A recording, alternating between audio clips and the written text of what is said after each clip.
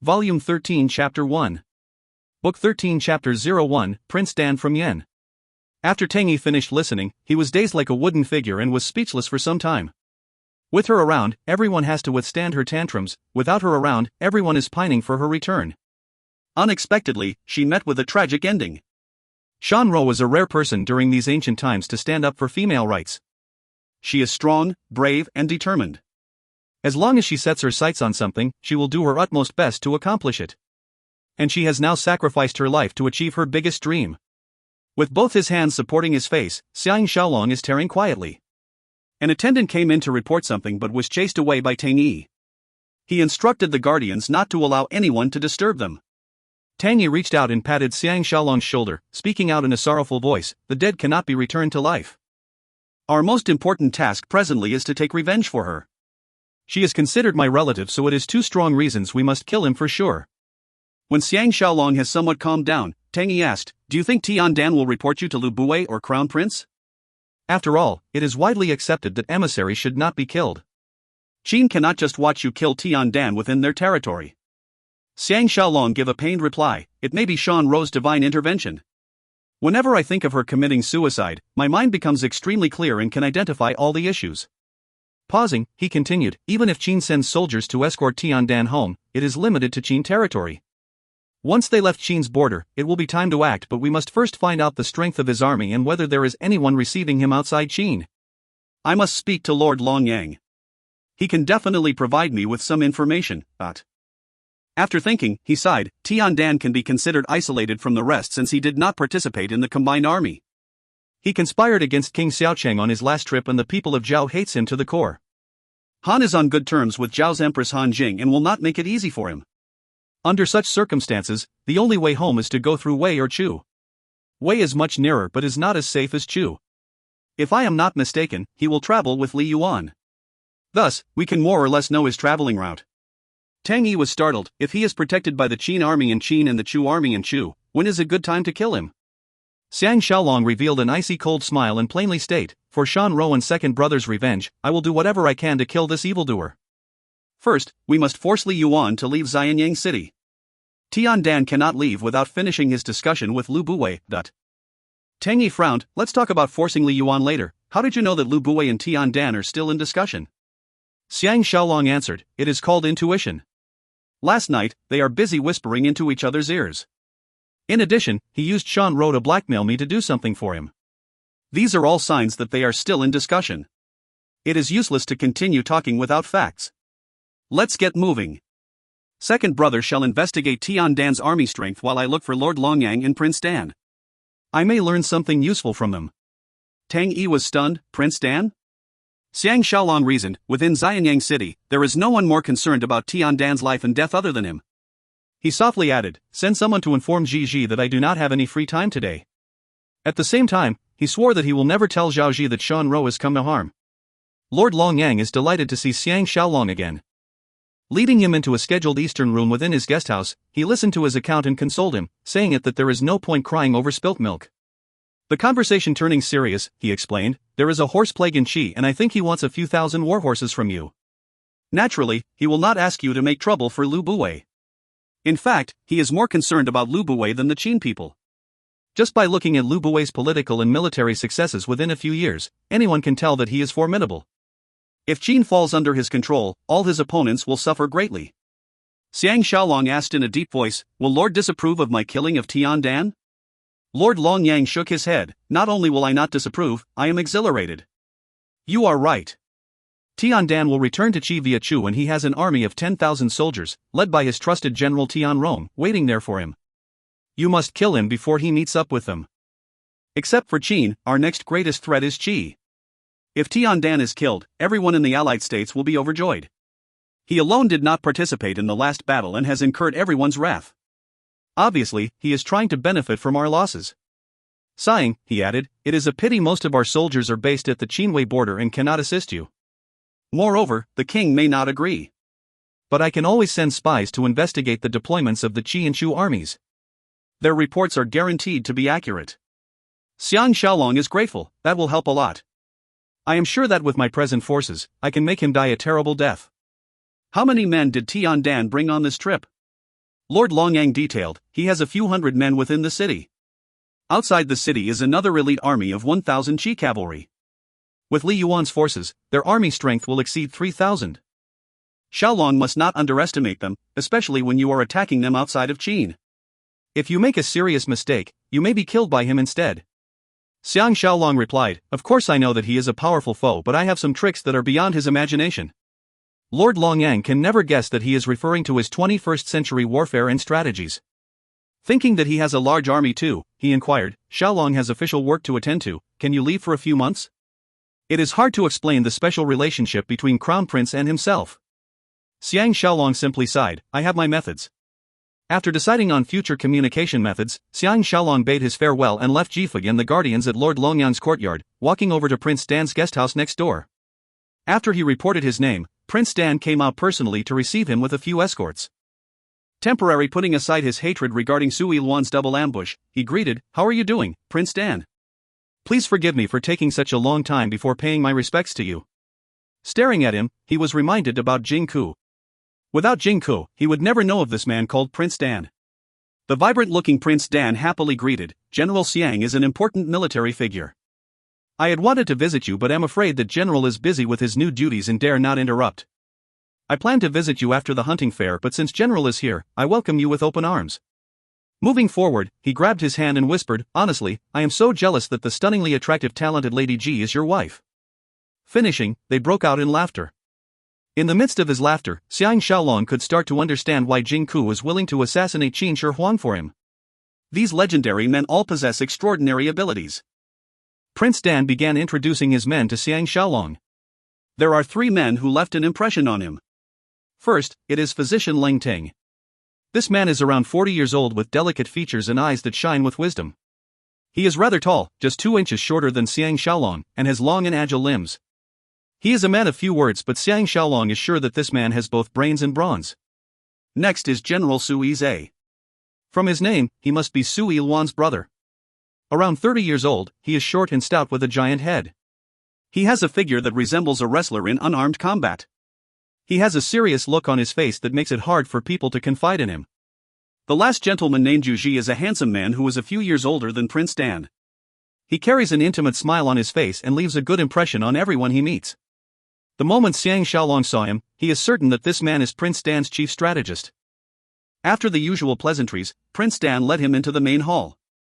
After everyone got seated, 2 ladies even prettier than Lu Buwei's courtesans came forward and served tea.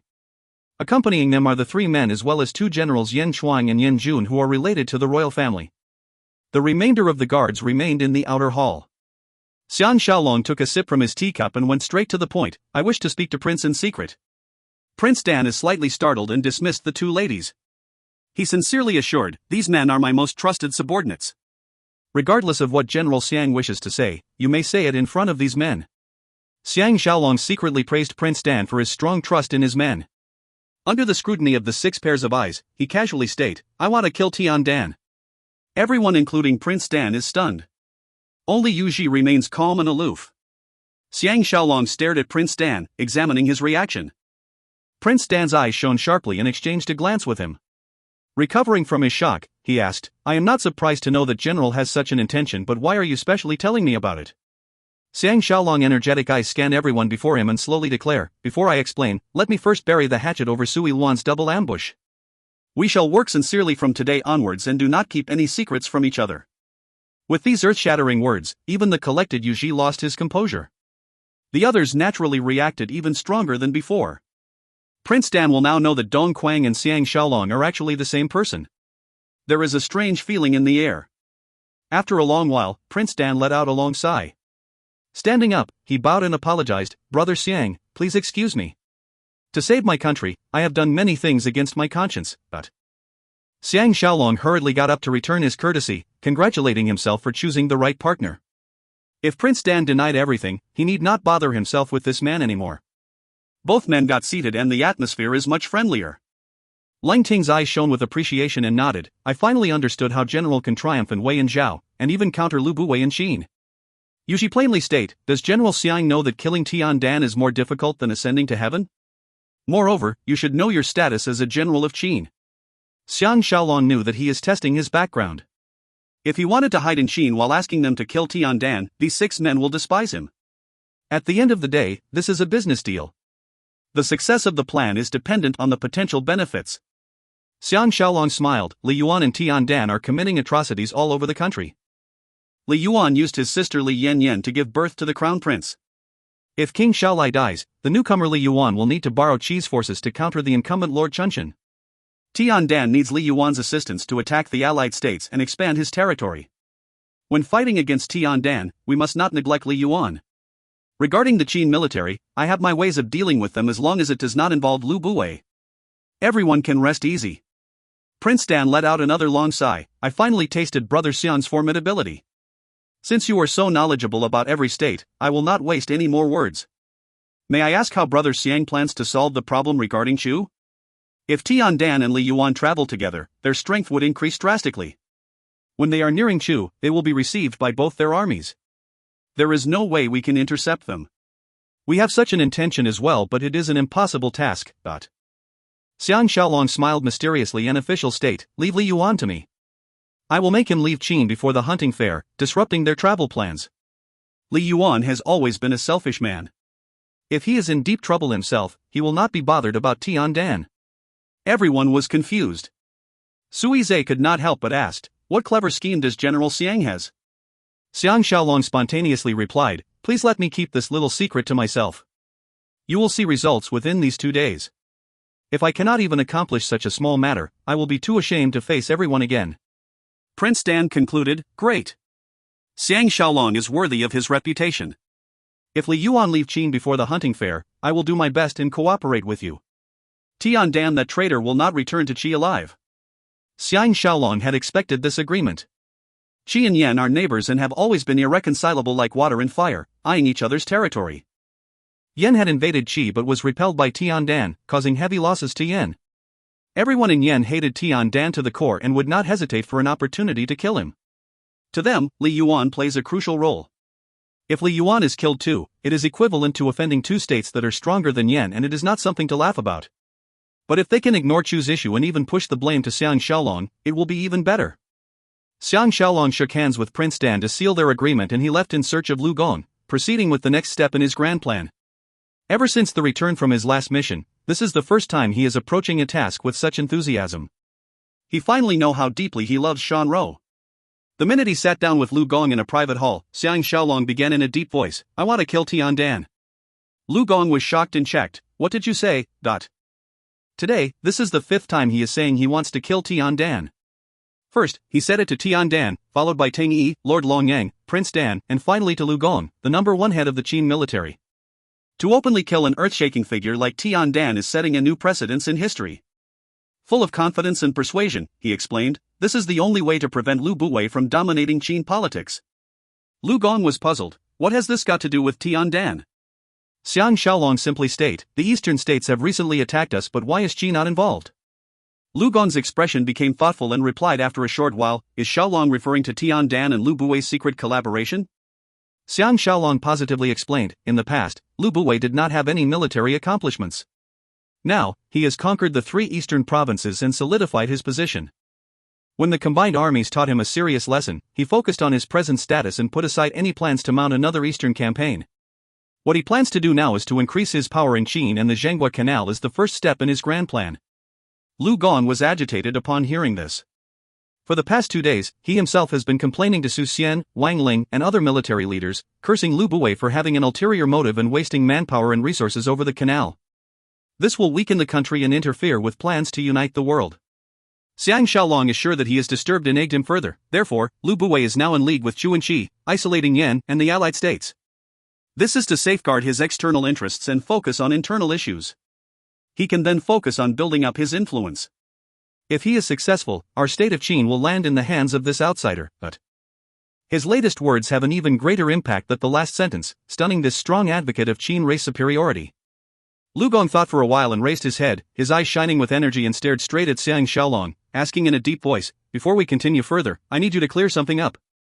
Why are you so certain that the crown prince is not Lu Buwei's illegitimate child? Xiang Shaolong was secretly glad that Lu Gong is moved and therefore asked such a question. If he can assure him, the discussion can continue smoothly. He sincerely looked back at him and revealed, "It is very simple. I have my own suspicions as well and questioned Lu Buwei's confidant Xiao Yueten about this. He swore that Crown Prince is indeed the late king's flesh and blood because when Zhu Ji became pregnant, the only man she is sleeping with is King Zhuangxiang." Lu Gong frowned. "I know this man Xiao Yueten and he is someone who should know the truth. But since he is Lu Buwei's trusted subordinate, he may continue to conceal this secret for Lu Buwei despite his own death." Xiang Shaolong's eyes reddened and intimately disclosed, when Xiao Yueten died, not only does he declare himself free from Lu Buwei's control, he even hated Lu Buwei to the core. It is all because the man who killed him is Lu Buwei. Lu Gong was not horrific at this news. Stretching out his hand, he grabbed Xiang Shaolong's shoulder and nervously asked, "Do you have any proof of this?" Xiang Shaolong shook his head in grief.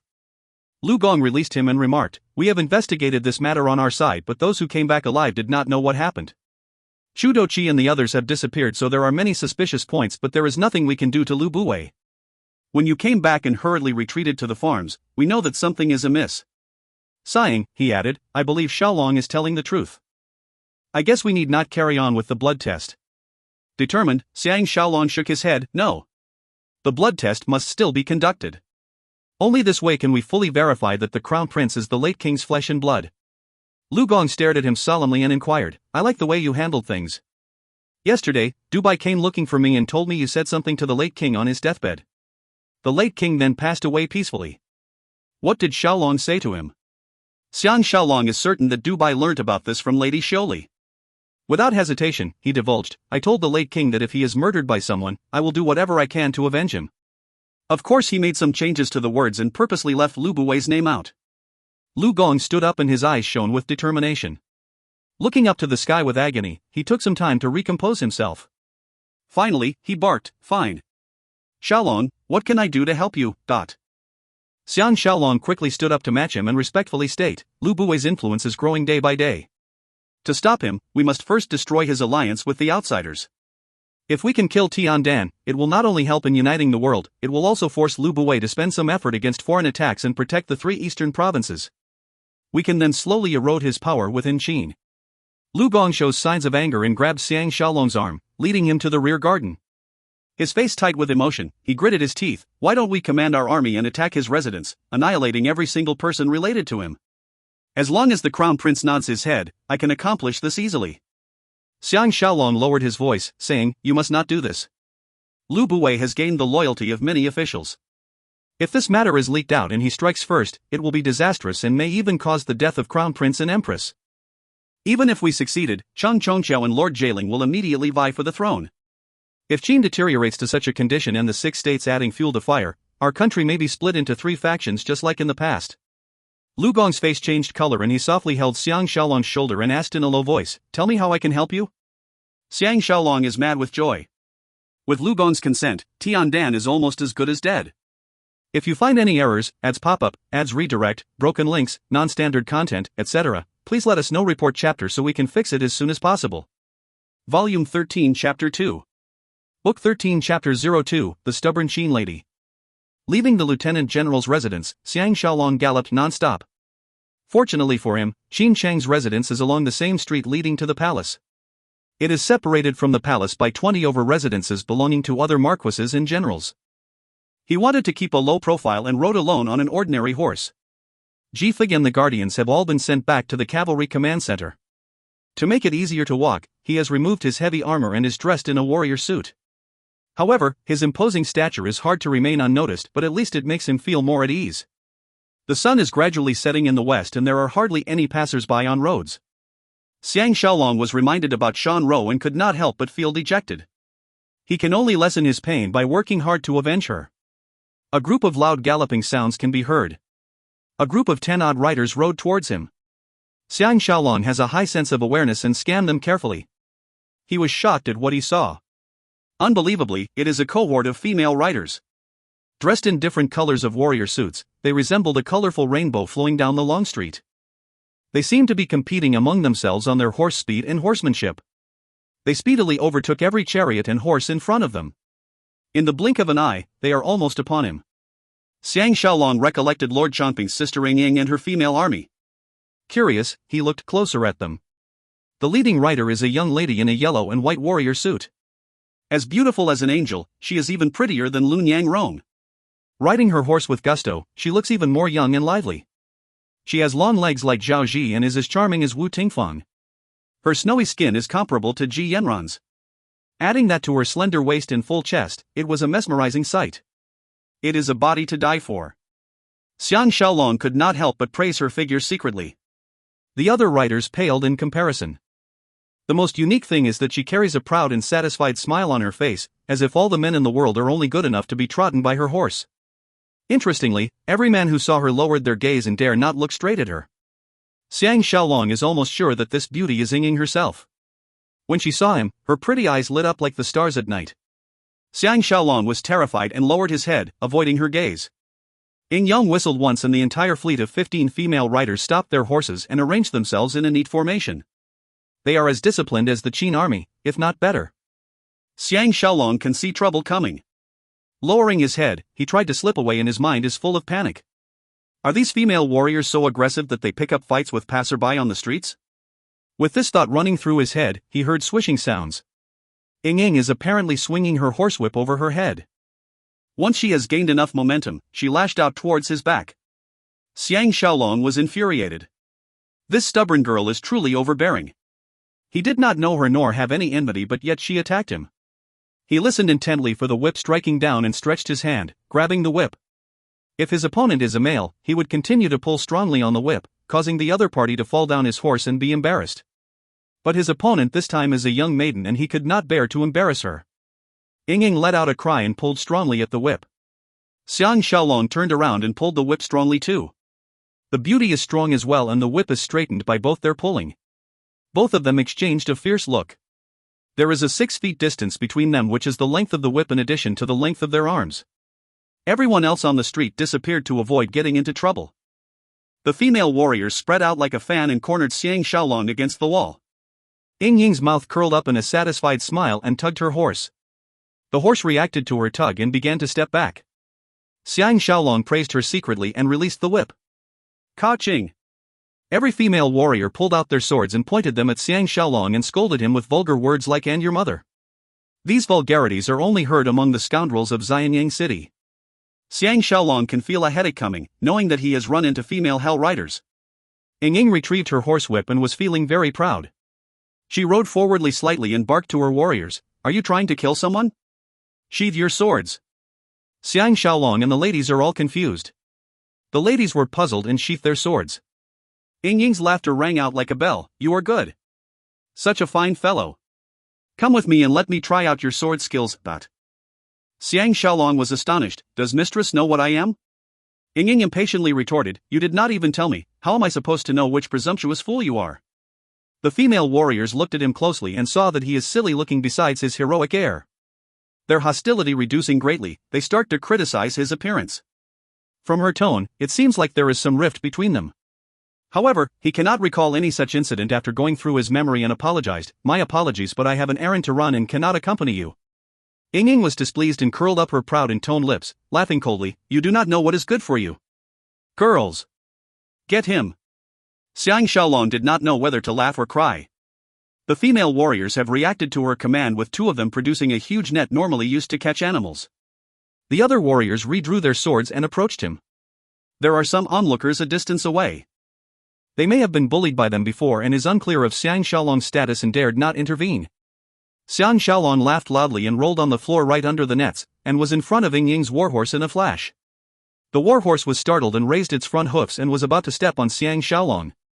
Xiang Shaolong somersaulted and was beside the horse in a split second. Ying reacted quickly and her whip is swishing through the air towards Xiang Shaolong. Xiang Shaolong roared loudly and leapt up, landing behind the horse and avoiding the whip. Unexpectedly, Ying's long boots kicked to the back towards Xiang Shaolong's chest. Xiang Shaolong could not imagine her fighting prowess has reached such a level and had underestimated her. He was forced to retreat a few steps, but his left shoulder has been grazed by her boot, leaving a small mark. The other warriors cried out in joy and chased after him. Xiang Shaolong could see that the situation is becoming disadvantageous. He sped along the chariot lane and squeezed into the crowd of onlookers. The situation became chaotic and he slipped away in the confusion. Arriving at Qin Sheng's residence, Xiang Shaolong was greatly amused and began to understand the suffering of the 2 Chongping brothers. Housekeeper Uncle Fong received him in the main hall and brought him into the inner hall. Qin Sheng and Ji Yanran were happily playing a tune on their musical instruments. Wu Tingfang, Zhaoji, Tianjin, Tianfeng and the maids of Qin Sheng are gathered at a large garden outside the building. Under the evening sunshine, they take turns playing with Xiang Bauer, who has learned how to walk a few steps. The air is filled with their cheerful laughter.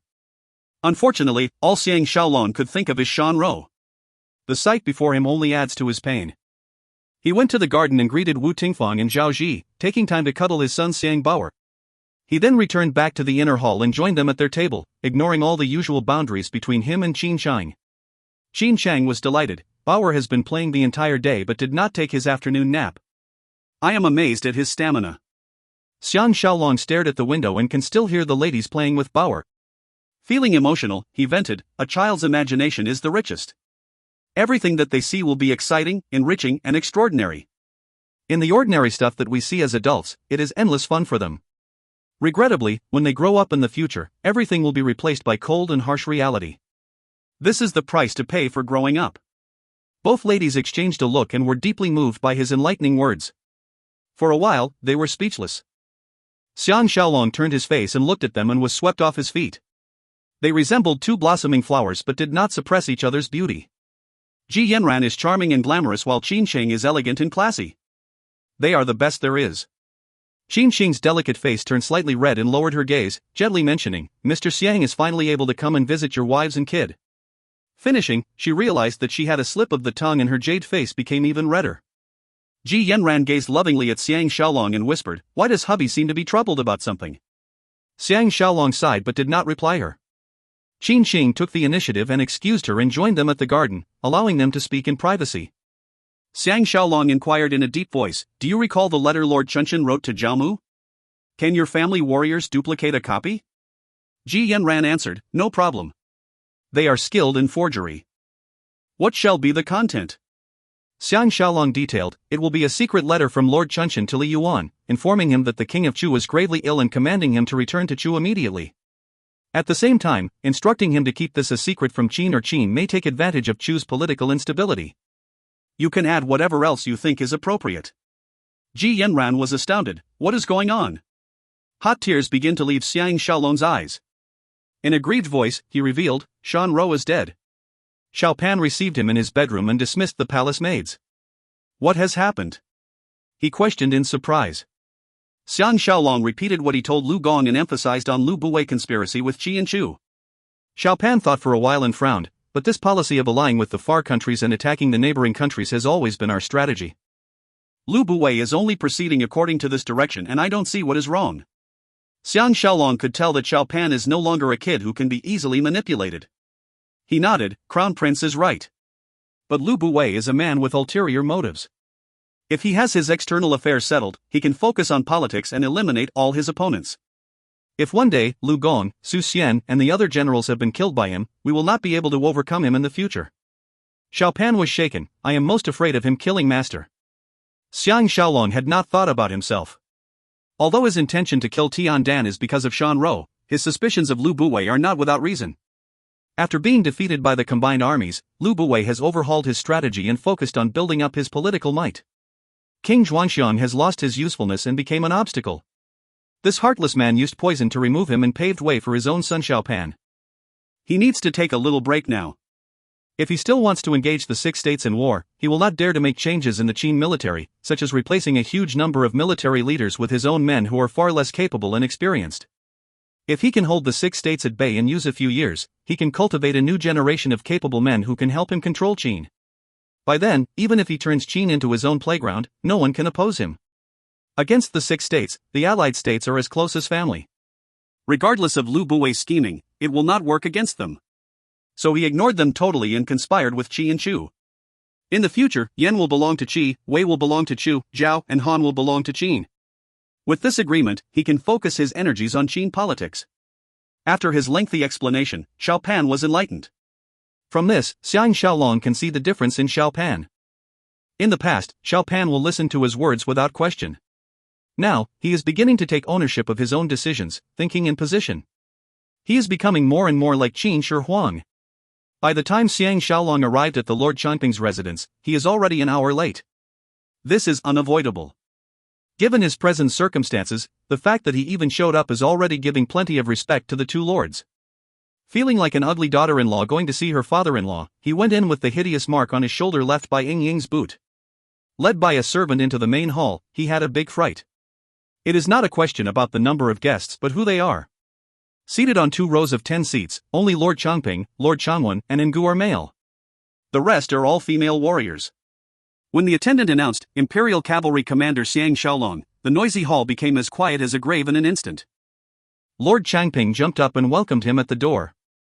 Holding him, he frowned. I did not anticipate my sister to bring her female warriors and scared all the guests away. Only Ngu is a true friend. AI. But if he wasn't the special guest tonight, he may have slipped off too. Luckily you came to join us, otherwise, AI. Come. Let's talk more when we settled down. It is now Xiang Shaolong's turn to hold him and questioned, why are they here? Lord Changping replied, to see the famous Xiang Shaolong. Xiang Shaolong whispered, who are they? Lord Changping whispered back, they are all unmarried virgins and are all younger than 18 years old. The best fighters are Sister Ying Ying and Lu Gong's granddaughter Lu Danner. If you cannot please them, you wouldn't be able to leave tonight. Xiang Shaolong was about to ask how he can please them when Ying Ying's shrill voice rang out behind Lord Changping, Big brother. Are you trying to help Xiang Shaolong escape? Her view has been blocked by Lord Changping and did not see Xiang Shaolong. After she finished speaking, she saw him and her eyes lit up, calling, so it is you. Xiang Shaolong smiled, that's right. Lord Changping is astonished, have you two met before? Ying Ying stomped her feet, he is the Ashawani who saved the young man at the market and left without saying his name.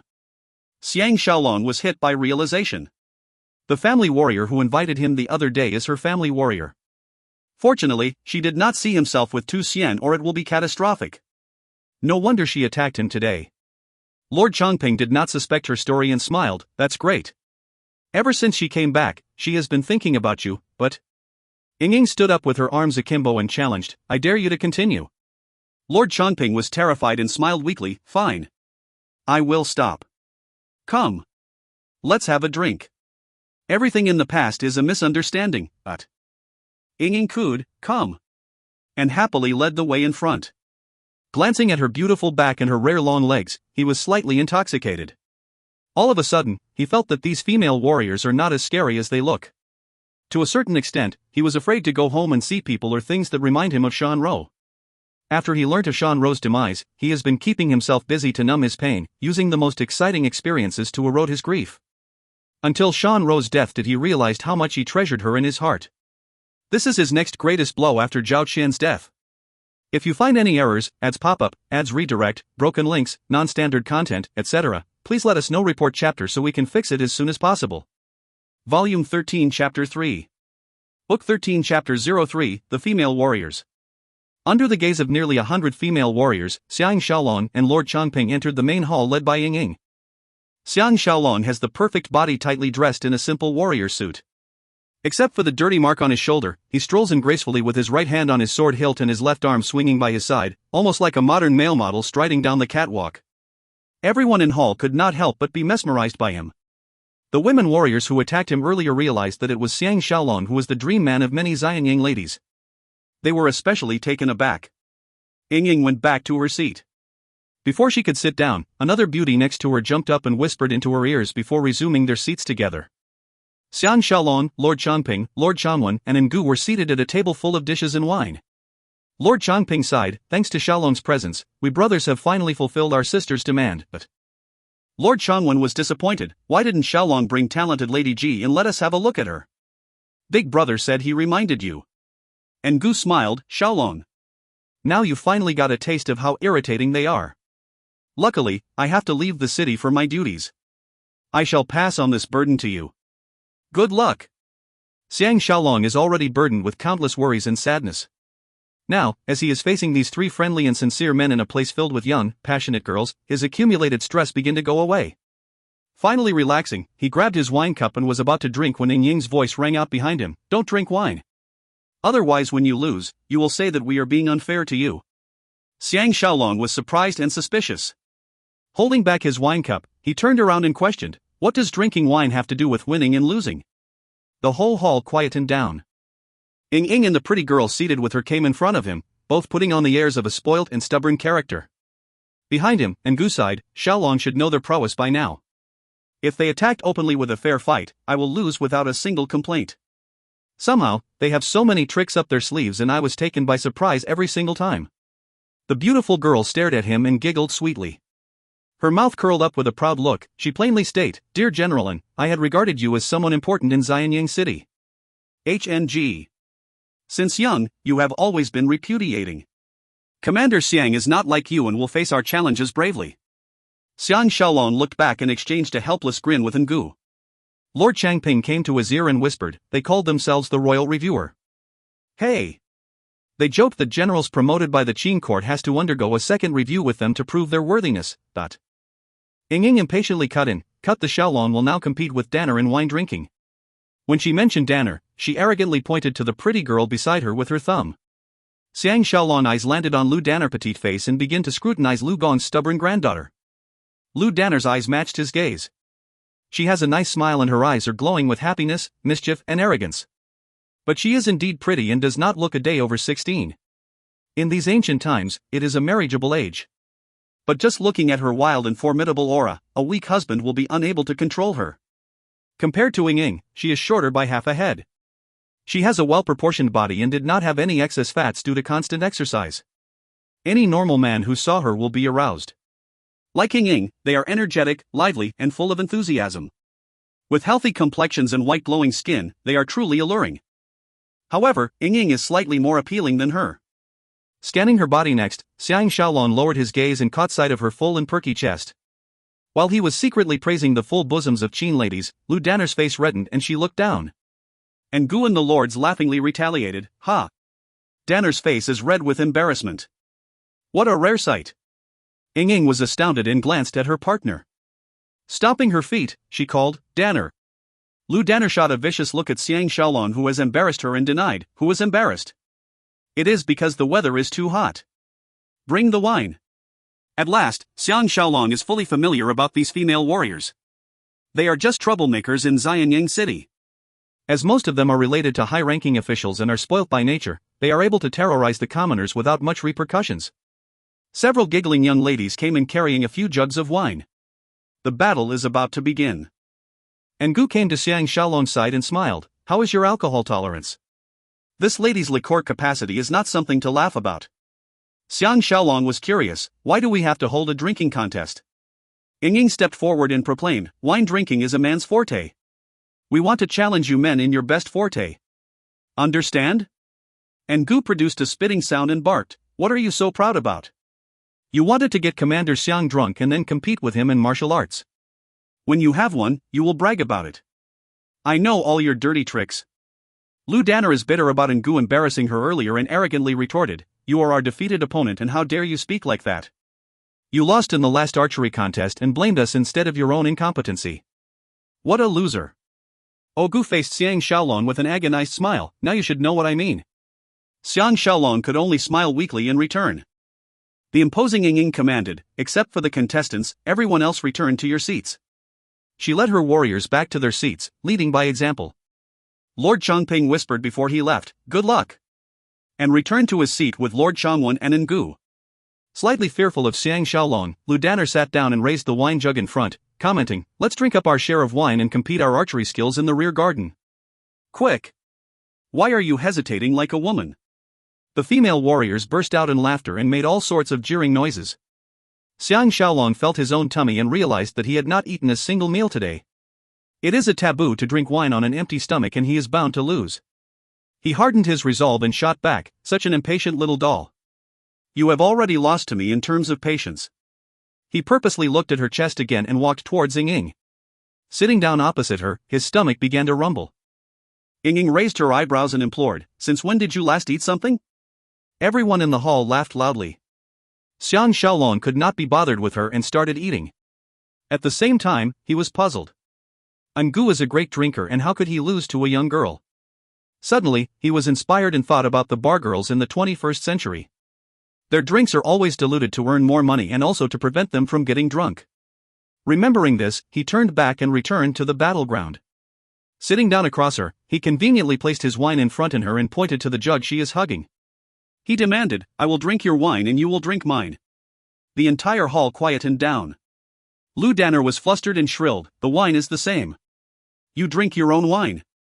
And Gu laughed loudly and jumped up, exclaiming, I see. I see. No wonder I lost the last time. Lu Danner is so furious her face became red again. She shot an angry look at Xiang Shaolong before giggling out loudly.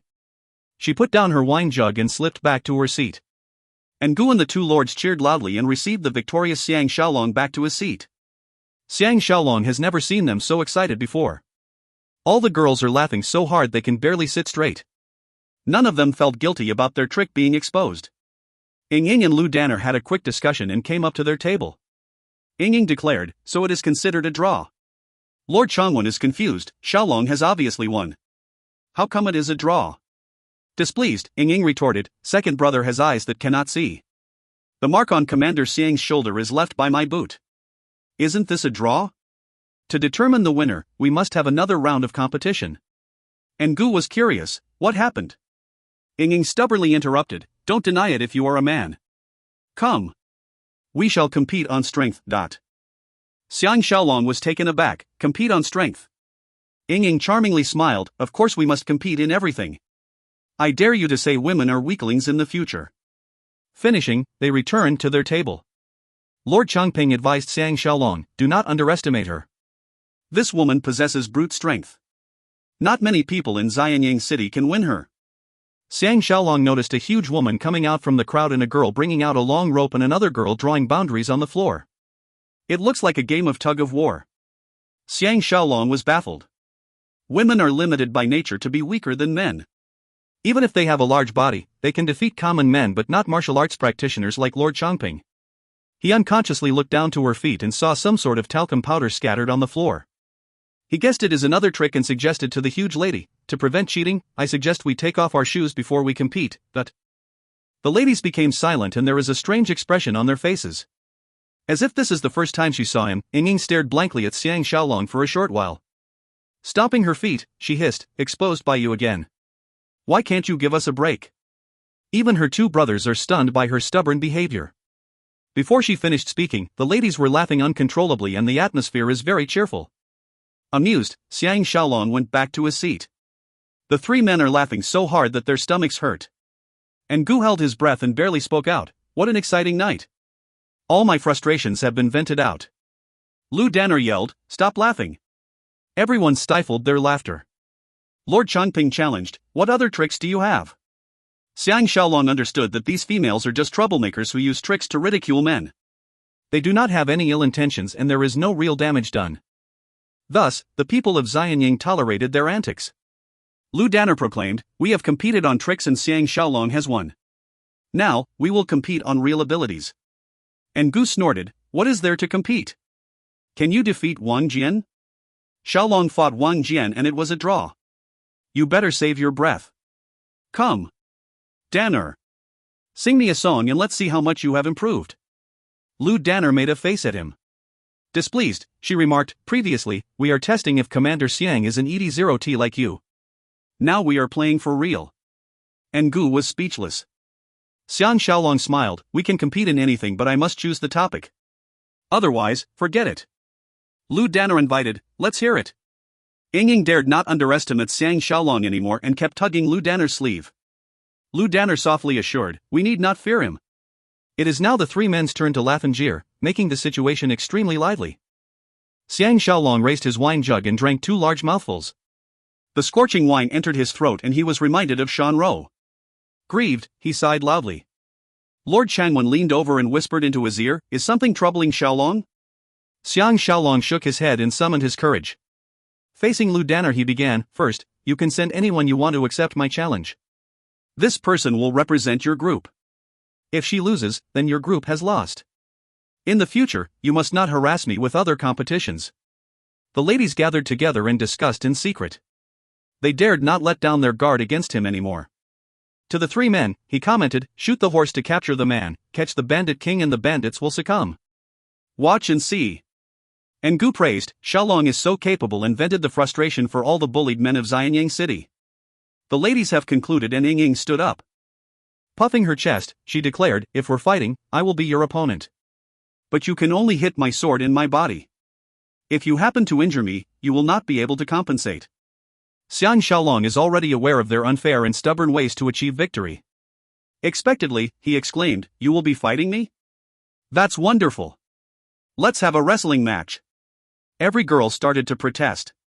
Ying is so angry her face turned red and furiously state, "You are so demanding." The three men clapped loudly and cheered in approval. And Gu seems to have plenty of deep grievances. He chortled, "After the wrestling, Sister Ring has to leave the female army and marry into the Xiang family as Shaolong has touched every part of your body. If he does not marry you, then it will really be hard for him to compensate you." Xiang Shaolong began to recognize how open the people of Qin are when talking about such matters and was slightly regretful. If he made Ying fall in love with himself, he will have plenty of headaches in the future. On the other hand, he felt very excited and it was like he is flirting with girls back in the 21st century. Lu Danner righteously spoke, "If this is the battlefield, weapons will be used to fight for survival. This is just a banquet-friendly match. Must we watch them wrestle like that? Obviously not." The girls begin to protest to helping in and they are noisier than the marketplace. For a while, it was chaos. Xiang Shaolong let out a long laugh and gathered everyone's attention. He solemnly mentioned, "When fighting a battle, every method has to be used. When you want to capture an enemy, you may have to use some tricks. Are you going to tell the enemy that no wrestling is allowed during the fight?" Everyone was humored and broke out into laughter, forgetting their differences. Infuriated, Lu Danner stomped her feet and screamed, stopping the laughter. However, some girls continued to chuckle in the background. Xiang Shaolong kept forcing his way, "Bring me a mat. You girls mentioned that whatever men can do, you can do better. Stop your whining and stop embarrassing yourself." Ying held back her own laughter. Shooting him a dirty look, she swore, "You are good, but this is not over yet. We will temporarily retreat and show you the might of our Qin female army at a later date. Dismiss." The four men stared in amazement as all the girls left the hall simultaneously. They did not look angry but were still giggling, showing that they have a good impression of Xiang Shaolong. The four men were elated and drank to their heart's content. It was 4 am when they reluctantly concluded the banquet. Xiang Shaolong left with Ngu. As they traveled down the street, Xiang Shaolong recomposed himself and officially asked, "There is something I need to bother brother in, but..." Riding beside him on this quiet street at night, Ngu smiled, "I get along with Shaolong very well. Just call me Gu. Tell me about it. As long as it is within my abilities, I will do my best." Xiang Shaolong noticed their escorts are not too far away from them. He lowered his voice, "I want Gu to help me seal the border leading to Chu and arrest every messenger from Qi." And Gu was slightly shaken. "Shaolong wants to attack Tiandan?" From his quick thinking and intellect, Xiang Shaolong is certain that Ngu did not take any shortcuts to earn his former rank as the head of the palace guards. Xiang Shaolong continued in a low voice, "That's right. The real person I am attacking is Lu Buwei. The Crown Prince and Lu Gong knew about this too, but this is a huge secret. Brother Ren may verify with them on this." And Gu assured, "Why bother? Will Shaolong want to harm me? Leave this to me." After a short contemplation, he offered, "I have a plan that can cause the two armies of Qi and Shu waiting at the border to retreat by more than 10 miles. I wonder if it would help." Xiang Shaolong was mystified, "How can Gu accomplish this?" And Gu confidently revealed, "The Qin-Shu border is an uninhabited, mountainous area. No one knows where the borderline is and we assume the river from Sanchuan is the dividing line. We can pretend to clash with their armies and I will meet the generals from Qi and Shu for a truce. To show goodwill, everyone has to retreat by 10 miles. This way, when Tiandan leaves our border, he must still travel some distance before he meets up with his own army.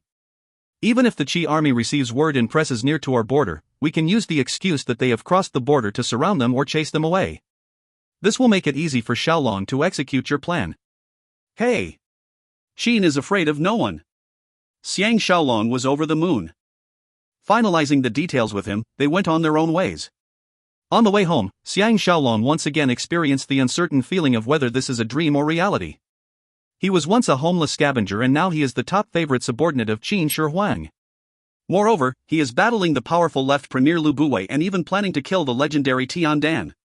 What a feeling! Like an invisible hand, fate is guiding him flawlessly to create history based on the history he learned. But history did not mention anything about a man named Xiang Shaolong. Why? What is his ending? He could not help but feel muddle-headed. If you find any errors, ads pop up, ads redirect, broken links, non-standard content, etc., please let us know. Report chapter so we can fix it as soon as possible. Volume 13 Chapter 4. Book 13 Chapter 04, Feelings. Back at the Wu residence, Tang Yi is still awake and is drinking alone in the dark. Xiang Shaolong is sure that he is agonizing over Shan Ro's death and sat beside him without saying a single word. Tang Yi passed him some wine and disclosed, Tian Dan went to find Lu Buwei after he met you and left after a long time. He must have been complaining to Lu Buwei about you. After that, he went to find Li Yuan. A single sentence from third brother has terrified him so much. Xiang Shaolong swallowed a gulp of wine and his tears began to fall uncontrollably from his face. In a deep voice, he commented, "This is better than I expect." To comfort him, Lu Buwei will swear to kill me during the hunting festival. They will allow Li Yuan to return to Chu first and leave Tian Dan behind. After all, he wanted to see me dead before he can return to Qi with peace of mind. Smelling strongly of alcohol, Tang Yi remarked, "I did not think about that. It must be Ro assisting us from heaven to take his miserable life." Xiang Shaolong inquired, "Has Yanran started work on the fake letter?" Tang Yi nodded, "Yes. I got a pigeon messenger to send it back to the farm immediately." According to Yanran, Uncle Chang and his men just need one night to forge a fake letter based on the letter from Lord Chunchen to Jiaomu. It is guaranteed to be foolproof. The pigeon messenger is a new secret weapon Xiang Shaolong introduced to the Wu family elite warriors. This will speed up communication between the farms and Xianyang City and was implemented recently. Xiang Shaolong silently drank another 2 cups of wine and wiped away his tears. "Have you told Jing Jun?" he asked in a deep voice. Tang Yi sighed, "Tomorrow. He ought to know. He was overjoyed with his yen beauty and let's give him another day of happiness."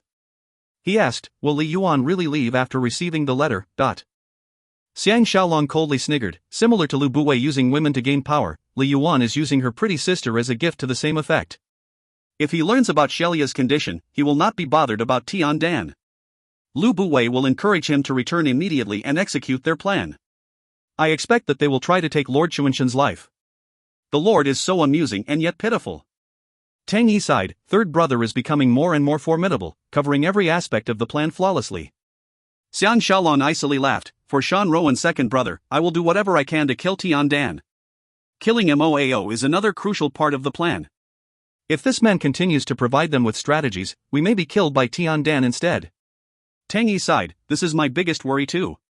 If Lu Buwei sent his own warriors and escort Tian Dan all the way until he meets his own army, it will be impossible for us to act." Xiang Shaolong confidently explained, "Remember the last time we spoke about Lord Jieling conspiring with Zhao General Pang Yuan?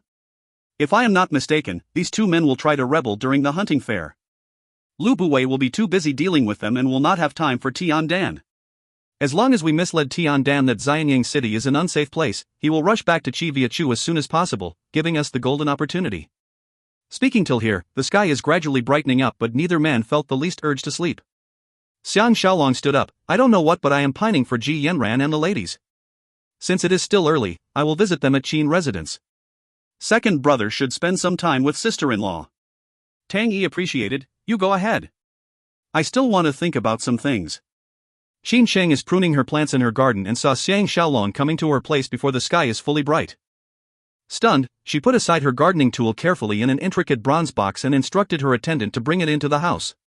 She simply stated, "They are still asleep. I heard that Commander Xiang has the habit of sleeping late and they have inherited your habit as well. Why don't we take a stroll?" How can Xiang Shaolong reject her? He walked beside her and enjoyed her fabulous garden with many unique plants and the fragrances of flowers filled the air. They traveled down a zigzag path that snakes through carefully pruned trees and bushes. Birds are chirping loudly, filling the garden with a sense of liveliness. With a solemn expression, Qin Sheng led him down the path. With a hint of blame in her tone, she asked, "Your hair is messy, your clothes are untidy and there is a dirty mark on your shoulder area. Both of your eyes are red and swollen and you smell strongly of alcohol. You must have stayed up the whole of last night?" Xiang Shaolong did not anticipate this and was astonished. "You only peeped once at me and you can deduce so many things?" Qin Sheng turned her head and shot him a look, scolding, "Your words are vulgar and rude. Who is peeping at you?" Xiang Shaolong can sense the happiness in her scolding and knew that she is not really blaming him. He bitterly laughed, "I am not fully conscious yet. I really look disgraceful compared to Grand Tutor Qin. My smelly alcohol fumes has polluted your fragrance scent." Qin Sheng abruptly stopped walking and turned around. Before she could say anything, an aimless Xiang Shaolong bumped right into her. Both of them shrieked out in fright and backed off instantly. Qin Sheng's face is burning red and a flustered Xiang Shaolong apologized, "AI. So sorry. I am so muddle-headed. Did I hurt you?" As he is saying this, the feeling of Qin Sheng's tender and bouncy breasts on his own chest has left an everlasting impression. Qin Sheng shot him a vicious look and resumed a blank face. She lightly mentioned, "We are both careless." "Forget it. But I must still reprimand you. As a gentleman, how can you pass such a comment about a lady's natural scent?" Xiang Shaolong shook his head, "I am not a gentleman and am not interested to be one. Honestly, I am quite afraid to talk to you. I may offend you without even knowing it." Qin Sheng's face darkened and coldly replied, "So you are afraid to see me and thus advise me to leave for Bashu so that I will not pose as a hindrance to you?" Xiang Shaolong was dumbfounded at this baseless accusation. He surrendered, "I only mentioned it by mistake. Grand Tutor Qin is still grudging me for this sentence? Let me kneel and kowtow to you for my mistake." Qin Sheng was startled and stopped him, "A man must not kneel down easily. HNG. You are playing a fool." Xiang Shaolong stretched out in a yawn and took a deep breath. He left the small path and cut through the flowers, arriving at a small stream near a bridge. He kneeled down and used his hand to scoop up the running water, happily washing his face. Qin Sheng came to his back and was frowning at his uncouth behavior. At the same time, her eyes twinkled with interest. Xiang Shaolong used more water to wet his hair and combed it with his fingers. Rejuvenated, he looked up at the blue sky and the white clouds. Raising his hands, he declared, "Today is the first day of the rest of my life. I will live my life to the fullest." Qin Sheng repeated his words twice before she grasped its meaning. She was slightly shaken and remarked, "No wonder Yanran often mentioned that you are a very intelligent person. Words casually sprouted by you have such deep meanings and philosophies." Xiang Shaolong blinked hard and gazed back at her, laughing. "Unexpectedly, I managed to hold a nice conversation with Grand Tutor Qin. Unfortunately, I have some matters to attend to, but I am very satisfied already." Qin Sheng revealed a sweet and intimate smile, gently correcting, "It is really my honor. Actually, there is something I wanted to discuss with Commander Xiang. Can you spare some additional time?" Actually, Xiang Shaolong did not have anything urgent to attend to, but he is afraid he may start flirting with her if he stayed any longer. Qin Sheng's charm is nothing to joke about. Unsure of her feelings towards him, he was tempted and teased her, "So there is something important. I thought Grand Tutor Qin treats me like a special person." Qin Sheng's jade face began to glow and her almond-shaped eyes stared at him as she exclaimed, "Commander Xiang, how can you use these flowery language on me?" A shy-looking Qin Sheng is even more enchanting. Xiang Shaolong slightly regretted his action but was highly excited at the same time. In the past, Qin Sheng will walk off and ignore him forever upon hearing these words. Her cheerful reply reminded him about his uncertain feeling about all these being a dream or reality. Luckily, he has some strand of sanity left in him and bitterly smiled, "Please do not be angry. I am not clear-minded and was just joking with you." Qin Sheng calmed and softly commented, "Yesterday, Empress Ji spoke to me about matchmaking the crown prince and asked for my opinion." Xiang Shaolong was immediately alerted and was slightly shocked. "What does the Empress think?" he asked. Qin Sheng stepped forward and came within an arm's length of Xiang Shaolong. Her eyes deep in thought, she divulged, "She told me Lu Buwei explained to her the benefits of Crown Prince marrying the Princess of Chu, saying that it will prevent the 6 states from working together against Qin. But she is hesitant due to the violent objections of Lu Gong, Su Xian, and the other high-ranking officials." Unconsciously, Xiang Shaolong inched towards her and observed her unparalleled beauty. He then asked in a deep voice, "What advice did Grand Tutor Qin give her?" Qin Sheng apparently cannot tolerate the proximity between them and retreated half a step. She lowered her head and softly replied, "I told her that the crown prince may be young but has his own mindset and thinking. She should ask him directly." Xiang Shaolong's nose is filled with her nice fragrance and was intoxicated. He took another small step towards her and lightly guessed, "She would reject your suggestion." Qin Sheng retreated again and was surprised, "How did you guess correctly?"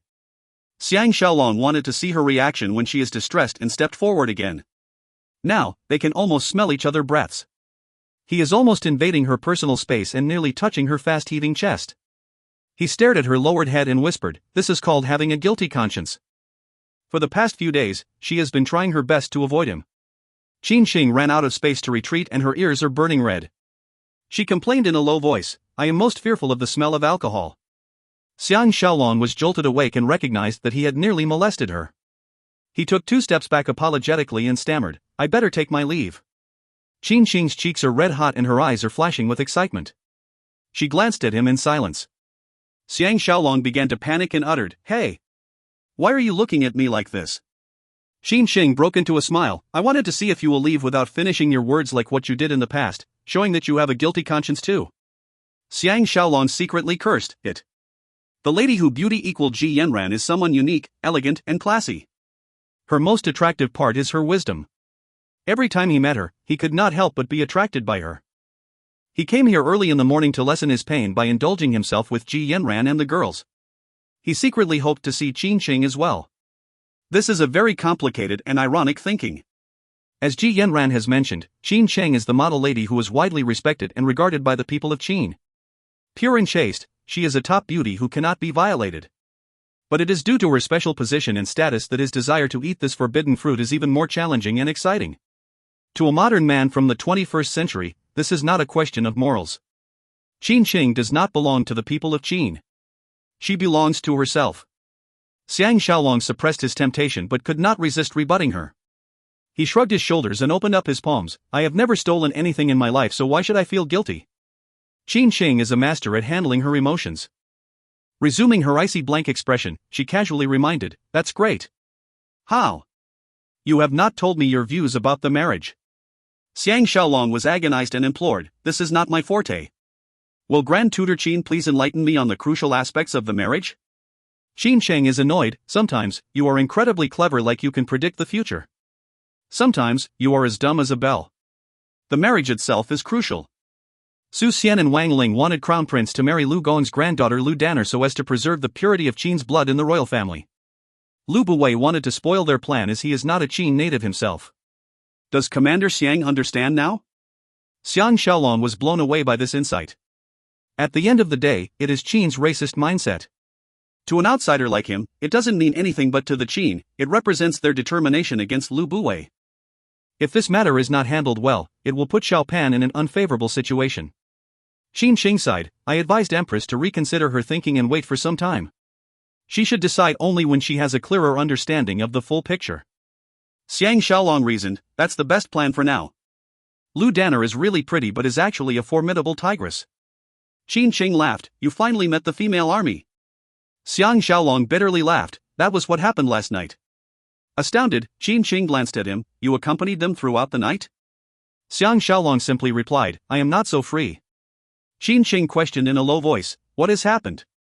"Last night, Yanran was playing the Qin alone in the garden and her music is full of sadness, making everyone feel like crying." "Are you treating me like an outsider? Why don't you share with me your sorrow?" Xiang Shaolong intimately revealed, "We received news about the death of someone close to us. But only Yanran knows this.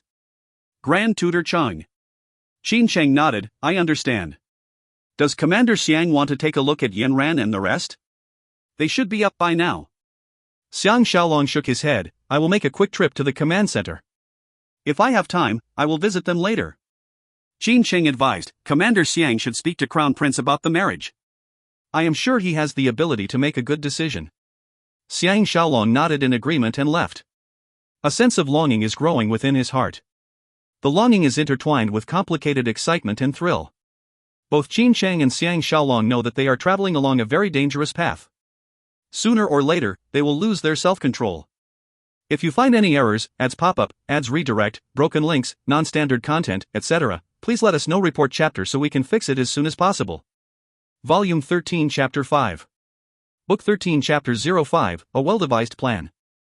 Back at the Cavalry Command Center, the sweet memory of Qin Qing is still lingering in Xiang Shaolong's mind.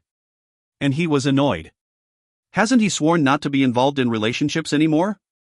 Due to Shan Ro's news, he was in a terrible mood and did not sleep at all last night. Coupled with his unclear mind from all the wine he drank, he became irrational and unconsciously flirted with Qin Qing. Humans are unpredictable. Even he cannot explain his own actions. If Qin Qing is her usual impenetrable self and censured him soundly, it may not be so bad. However, this chaste and pure beauty is warming up to him. Her retorts are filled with secret delight and her rejections filled with secret acceptance. The unique relationship between them is the most tempting factor. Lost in his daydreaming, he bumped into Jing Jun at the main gate. Jing Jun secretly whispered, "Third brother. We caught a big fish last night. Xiang Shaolong was puzzled. What big fish, that? Jing Jun proudly declared, have you heard of this man named Lu Bang? Xiang Shaolong sobered up and inquired in a low voice, is he one of Lu Bui's men? Jing Jun explained, not only is he one of the traders from Lu, he is the son of Lu Xiong. Somehow, this fellow was attracted to someone's wife and tried to harass her. Coincidentally, Su Xian was passing by and saved her. The couple has left the city quickly to avoid them, but this kid still harbors ill intention and did not give up. He led several family warriors out of the city in pursuit. They caught up with them, beat the husband up and were about to the wife when I caught up to them. They have all been arrested. Ha! Is this fish big enough? Xiang Shaolong was curious, how did you know they were up to no good? Jing Jun was on cloud 9 about his accomplishment. He laughed, it is all thanks to Tao Fan's intelligence unit. The moment they knew about this, they told me about it. I am familiar with Lu Bang's character. If he is onto something, he will go all out to achieve it. I therefore assigned someone to trail him and caught him red-handed. This is going to be exciting. Qin has strict laws regarding 5x criminals. If we send him to the law bureau, he will be heavily punished. It would be great if he is castrated. Lu Xiong would be devastated and we would have taken some revenge for Princess Qian. Xiang Shaolong pondered on this for a while and questioned, where is Lu Bang being held and do people from the premier residence know about this? Jing Jun led him past the main hall and towards the back hall. He happily reported, last night, I secretly brought everyone back here, including the young couple. Lu Xiong and his men are now in prison. AI. There is a problem here. That kid is denying everything and the couple are terrified to know that their attackers are from premier residence. They did not want to provide evidence of their crime and kept pleading me to release them, saying that they will never come back to Xianyang City in the future. Xiang Shaolong was agonized. Without witnesses, Lu Bang can instead accuse him power abuse and he will be in trouble. He asked, where is second brother? Jing Jun sighed, since morning, he has been in a horrible mood. He slapped Lu Bang heavily after the interrogation barely began. Now, he is interrogating the young couple. I am really afraid he will resort to violence. Xiang Shaolong understood Tang Yi's character well. He panicked, let's check on him first. They increased their pace towards the inner hall where the couple is being held. Before they stepped over the door ledge, Tang Yi's loud scolding can be heard. The men guarding the doors have a helpless look on their faces, signaling that the interrogation has been unfruitful. Xiang Shaolong entered the inner hall and was startled at the sight of the young couple in front of Tang Yi. The young couple exclaimed, benefactor. Xiang Shaolong was amazed at the coincidence. It is the young couple he helped when he was on his way to meet with Tu Xian. He saved them in the market when they were chased by thugs and even gave them a large sum of money. Tang Yi was stunned, you know official Xiang? Xiang Shaolong sincerely pleaded, let's talk about that later. Mr. and Madam have been assaulted by evildoers and why don't you testify against them? We must not let them remain free and cause more trouble to other people. This man named Zhou and his wife exchanged a glance and resolutely promised, we will do as benefactor advised without the slightest hesitation. Tang Yi cheered, both of you need not worry. I will get someone to bring you safely far away from here. Xiang Shaolong simply added, by tomorrow morning, both of you will be far away from danger. By now, he has a good plan to deal with Lu Xiong. Lu Xiong is one of the culprits behind Zhao Qian's death. He will surely take advantage of this golden opportunity to take revenge. After Xiao Pan finished hearing his story, he frowned, the only criminal is Lu Bang. Moreover, he did not violate the woman yet. At the most, we can give him a severe beating. Li Si smiled, I think Commander Xiang has thought of a special plan already. Xiang Shaolong smiled, nothing can hide from official Li's eyes. I plan to leak the news to Lu Xiong, deceiving him that his son has and killed a woman. If he panics and barges into the cavalry command center to save his son, I have a way to trick him. Xiao Pan thought it over and slowly asked, what kind of a man is this Lu Xiong? Xiang Shaolong and Li Si exchanged a glance of amazement. The Crown Prince Xiang is becoming more formidable and is developing his own thinking style and observations. Xiang Shaolong leisurely explained, this is a man who takes shortcuts to success and is an ED0T who good at claiming credit for himself. Since he came to Qin, he has been the second most important man among Lu Bui's clansmen. He is so arrogant that it is rumored that he does not pay respects to Guan Zhongxie despite being the assistant imperial infantry commander. Xiao Pan was stunned, why is subject Xiang so familiar with premier residence's developments?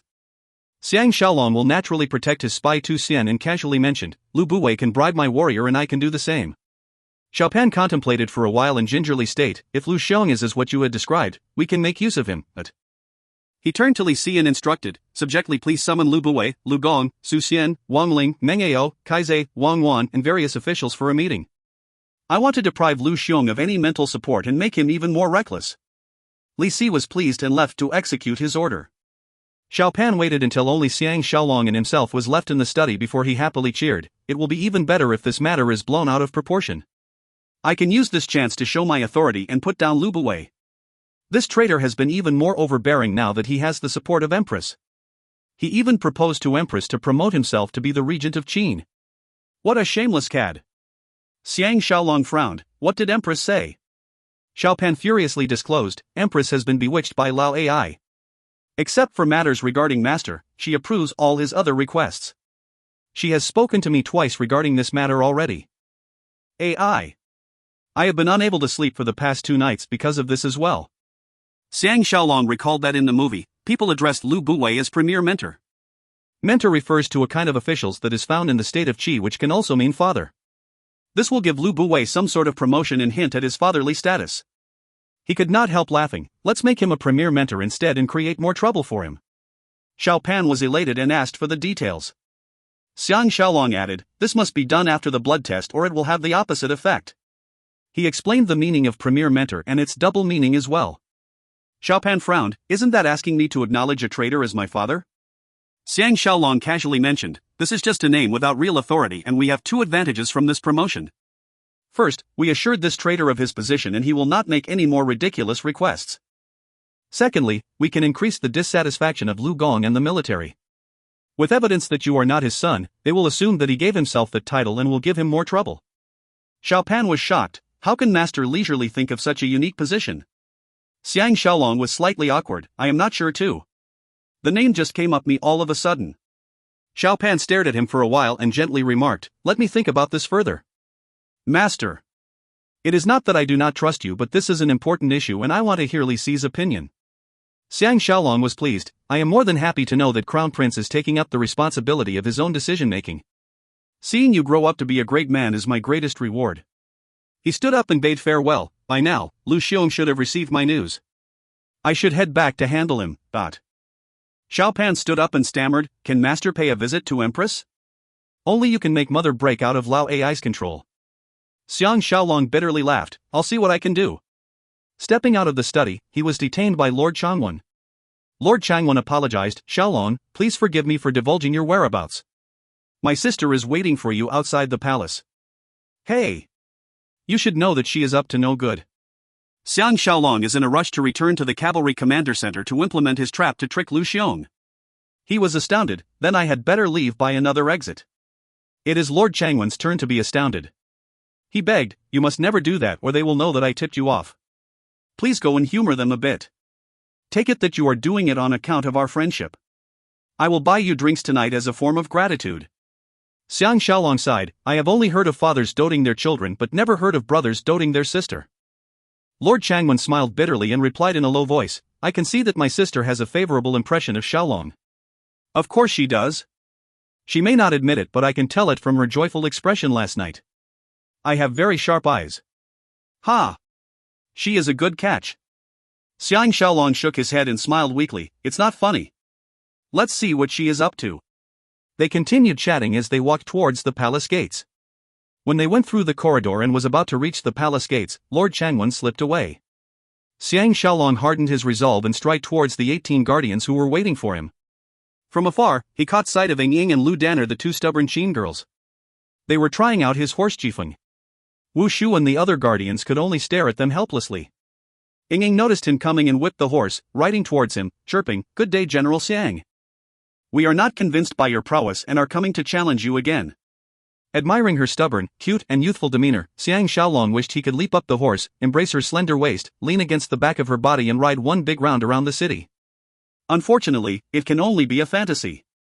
He bitterly smiled, when can this come to a conclusion? Jifeng stopped beside him and stretched its long neck, nuzzling him.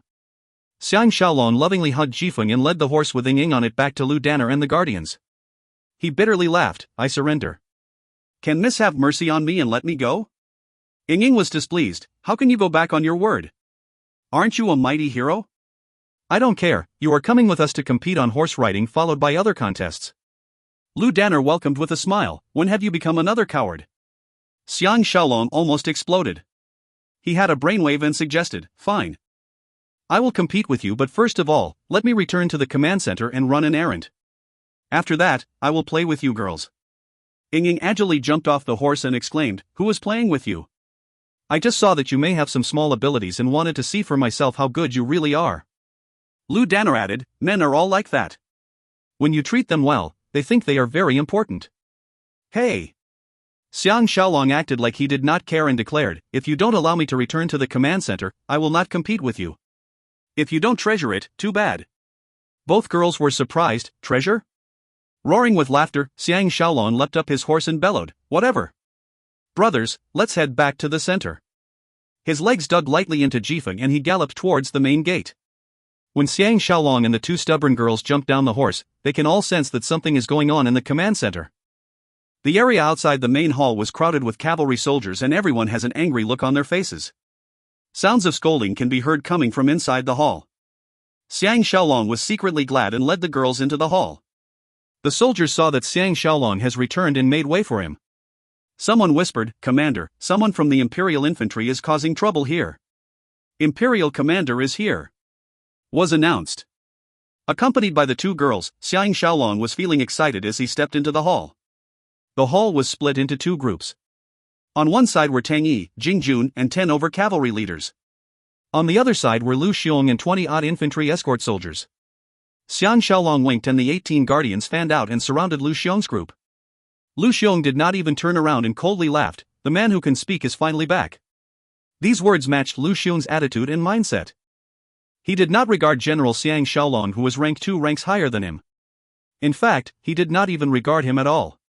Ying is naturally familiar with the Qin military. She leaned towards Xiang Shaolong's ear and whispered, aren't the infantry under your control? With her scent and breath on his ear, Xiang Shaolong was feeling ticklish and yet comfortable at the same time. He softly replied, the two of you stay here obediently. Do not let them know that you are here. I will need you to be my witnesses.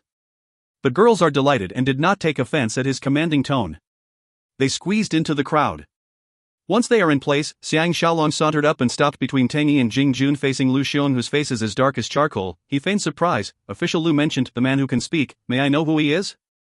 Tang Yi and Jing Jun wanted to aggravate him and purposely laughed in response. The other cavalry soldiers followed their example and laughed as well. His eyes flashing with murder and anger, Lu Xiong hissed, of course I am referring to Commander Xiang. Aren't you a man who can speak? Xiang Shaolong's eyes focused on him and harshly roared, how dare you? The entire hall became completely silent and the atmosphere became very tense. Lu Xiong can never imagine Xiang Shaolong to be rude to him as he is an important figure of the premier residence. His face changing color, he realized that he had said something wrong and undeserving of his military rank. He was lost for words.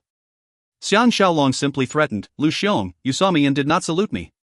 This is disrespectful. You even pass rude comments and disregard military subordination. Are you aware of your wrongdoing? The arrogant Lu Xiong has his own methods.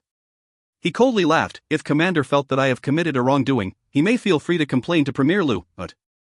Every cavalry soldier began to protest. Jing Jun cheekily asked, if you are sent to war, will you only report to Premier Lu and nobody else? Is he the only person who can command you? Are you going to send someone to Xianyang City to ask him regarding every single thing? The cavalry soldiers burst out laughing again. Even Ying and Lu Danner were giggling too. Lu Xiong was made into a joke and could not take it lying down. He barked, Jing Jun, who the he-11 do you think you are, how dare you? Tang Yi interrupted, if he is nobody, you are even worse off. Both of you are assistant generals but Jing Jun is still half a rank higher than you. Hearing his words, the hall broke out into laughter again. The two girls even clapped loudly in approval, and nobody is afraid of Lu Xiong anymore. Lu Xiong and his men have an ugly expression on their faces. Xiang Shaolong will not allow him to recompose himself. Lu Xiong, you are too much. Kneel down. He barked. Everyone present quietened down and waited for their reaction. Lu Xiong was shocked and he took a step back. He challenged, Xiang Shaolong, you better not force me. Tang Yi knew that the time is right. He ordered, men. Apprehend this criminal. The cavalry soldiers had expected this. Over 10 men stepped forward. Originally, all Lu Xiong wanted is to save his own son. Under the ridicule of Xiang Shaolong and his men, he fell into their trap. Moreover, he has been arrogant because he enjoyed the backing of Lu Buwei. With his status, he will not allow himself to be arrested like a common criminal. Jiang! He drew out his sword and like a fool, he wildly challenged, "Who dares to arrest me?" His men originated from the Lu family warriors and are arrogant men who enjoyed Lu Buwei's backing. Unafraid of a simple cavalry commander, they drew and brandished their weapons, surrounding and protecting Lu Xiong. Xiang Shaolong, Teng Yi and Jing Jun exchanged looks. First, they called back their cavalry soldiers who were waiting to attack. Xiang Shaolong then shook his head and sighed, "If Assistant Commander Lu is not going to drop your weapons and kneel down, acknowledging your mistakes, I will not be merciful." Lu Xiong grinned, "What can you do to me?" Xiang Shaolong smiled and gestured with his hand. The 18 guardians agilely armed themselves with their crossbows that were slanged on their backs. They loaded their crossbows and assumed fighting positions. They aimed their crossbows at the enemies and forced Lu Xiong and his men to a corner. When they could no longer retreat, Lu Xiong sobered up and stopped his men from withdrawing. He cried, "Xiang Shaolong! What do you mean by this?" Jing Jun laughed, "The meaning of your swords is the same meaning as our crossbows." "What meaning can there be?" As the atmosphere is very tense, no one dared to make any noise. Only Ying and Lu Danner cannot be bothered and giggled at Jing Jun's joke. Lu Xiong spotted them and questioned in a deep voice, "Who are the two girls?" A cavalry captain shouted, "You did not even know the famous Miss Ying and Miss Lu Danner. What kind of assistant commander are you?" Lu Xiong was flabbergasted and felt that he is at a serious disadvantage. If there were only cavalry soldiers around, he can deny everything regardless of his mistakes. With these outsiders, he is really in trouble. Xiang Shaolong saw his expression changing and knew that he is thinking of backing down. He will not give him any chance to apologize and roared, "If you are not throwing down your weapons and kneeling down, you will regret it." He insisted on Lu Xiong kneeling down to make things difficult for him. Lu Xiong was hesitating for a while. Before he had a chance to reply, Xiang Shaolong ordered, "Shoot their legs." The mechanism sounded and 18 arrows shot out. With this kind of distance and environment, there is no place to hide. 18 of Lu Xiong's followers fell down, all with an arrow wound on their thighs. The crossbows were reloaded immediately. Lu Xiong may not be injured but his fighting will is gone. Afraid that Xiang Shaolong may really kill him, he angrily threw down his long sword and cursed, "You are good. I want to see how you are going to account for this to Premier Lu." The remaining 7 of his uninjured followers threw down their swords and surrendered. Ying and Lu Danner did not anticipate that Xiang Shaolong will really attack them and were dazed. Xiang Shaolong gestured again. The cavalry soldiers crowded forward, tying Lu Xiong and his men up. Lu Xiong and his men were then forced to kneel down. Within Xianyang City, the cavalry are considered a prestigious force and will not tolerate these insults. They are impressed and happy with Xiang Shaolong's brave actions. Ignoring the injured men, Xiang Shaolong faced Lu Xiong and plainly asked, "Assistant Commander Lu, why are you doing all these? Your son only injured a few men and you resort to violence?" Lu Xiong raised his head in surprise. "What?" Xiang Shaolong gently reminded, "Didn't you hear what I said? Anyway, it doesn't matter now. We shall see Premier Lu now and see which one of us is disrespectful and insubordinate." Lu Xiong's face was drained of color. In the moment, he knew that he had been too reckless and was tricked by Xiang Shaolong's well-devised plan. If you find any errors, ads pop-up, ads redirect, broken links, non-standard content, etc., please let us know. Report chapter so we can fix it as soon as possible. Volume 13 Chapter 6. Book 13 Chapter 06, Shi Huang shows his might. There is a Qin court in the west of Xianyang Palace. Xiao Pan is seated on the dragon throne on a platform that was raised 3 steps above the ground. Li Si the imperial librarian is seated behind him. Empress Zhu Ji is seated 1 step below him. The high-ranking officials are seated on 2 rows on each side. On one side were Lu Buwei, Kaizhe, Wang Wan and Meng Ao, on the other side were Su Xian, Lu Gong and Wang Ling. While they were in discussion over the Zhangwei Canal, a serious-looking Lord Changping came in to report that Xiang Shaolong seeks an urgent audience. Everyone was caught by surprise. Xiao Pan had expected this and ordered Lord Changping to bring Xiang Shaolong in at once. Xiang Shaolong strode in and paid his respects to everyone. He detailed the entire situation and added, "Initially, this matter falls under my personal responsibility." However, Lu Xiong kept demanding he wanted Premier Lu to judge him. As this matter concerned Premier Lu's reputation, I dare not act rashly and reported this to Crown Prince, Empress and Premier Lu. Lu Buwei is so angry his face is almost green. He furiously scolded, "Where is that son of a B1TCH?" From this sentence, everyone can sense how domineering Lu Buwei is. Under such a situation, the Crown Prince Xiaopan should express his views first before others can comment. Apparently, Lu Buwei's comment is tantamount to insubordination. Moreover, he is scolding Lu Xiong like a parent and not like a high-ranking official. Xiaopan was prepared and started, "Right, Premier need not be angry first, we must first investigate and clarify all the details." He turned to Zhu Ji and inquired, "Empress, am I doing it correctly?" Zhu Ji looked down at the awe-inspiring Xiang Shaolong and her eyes are filled with mixed emotions. Noticing Lu Buwei also winking non-stop at her, she slowly sighed, "Yes. We shall let you decide." Under such circumstances, she can only support her beloved son. Lu Gong and Su Xian were stunned that this young crown prince is capable of handling such a complicated case. Everyone can tell that this is actually a clash between Lu Buwei and Xiang Shaolong. It can be an easy or complicated case. Xiaopan suppressed his delight and ignored Lu Buwei. To Xiang Shaolong, he calmly inquired, "Lu Bang did not successfully committed his act as he was stopped, but this attempted is still a serious crime. Does subject Xiang have any witnesses?" Xiang Shaolong responded, "The young couple are right outside the hall. We can summon them and Crown Prince can question them." Kaizai interrupted, "The Crown Prince's time is precious and need not fret over such a small matter. The Law Bureau can handle this case. I suggest that we must first clarify whether Assistant Commander Lu was misled and thus clashed with Commander Xiang. The Imperial Army are two important pillars of our city defenses. It is important to maintain good relationships between them and bury the hatchet." These words are obviously meant to help Lu Xiong. Kaizai is an ex-premier and is well respected. If this was another case, Xiaopan may relent, but in this case, he will push his way through. Su Xian and Lu Gong were about to say something but swallowed their words for the time being. Lu Buwei's expression relaxed. Just as everyone except Xiang Shaolong and Li Si expected Xiaopan to accept Kaizai's suggestion, this future Qin Shi Huang slammed his armrest and stood up. He stepped down to Zhu Ji's front and coldly retorted, "Subject Kai's words make no sense. Since Qin has undergone Xiangyang's reforms, we hold military law as our top priority. The strict chain of command and our obedient soldiers have made our Qin army invincible." He stepped down even lower to the lowest step and scanned the officials with his sharp eyes and officially state, "If someone violates the military law and is insubordinate but we did not handle this matter well, it will have further repercussions on the morale of our soldiers. I will judge this case personally. If it is proven that Assistant Commander Lu is guilty, we will punish him according to military law." Everyone present was dazed as nobody imagined a young teenager using such strong and domineering words.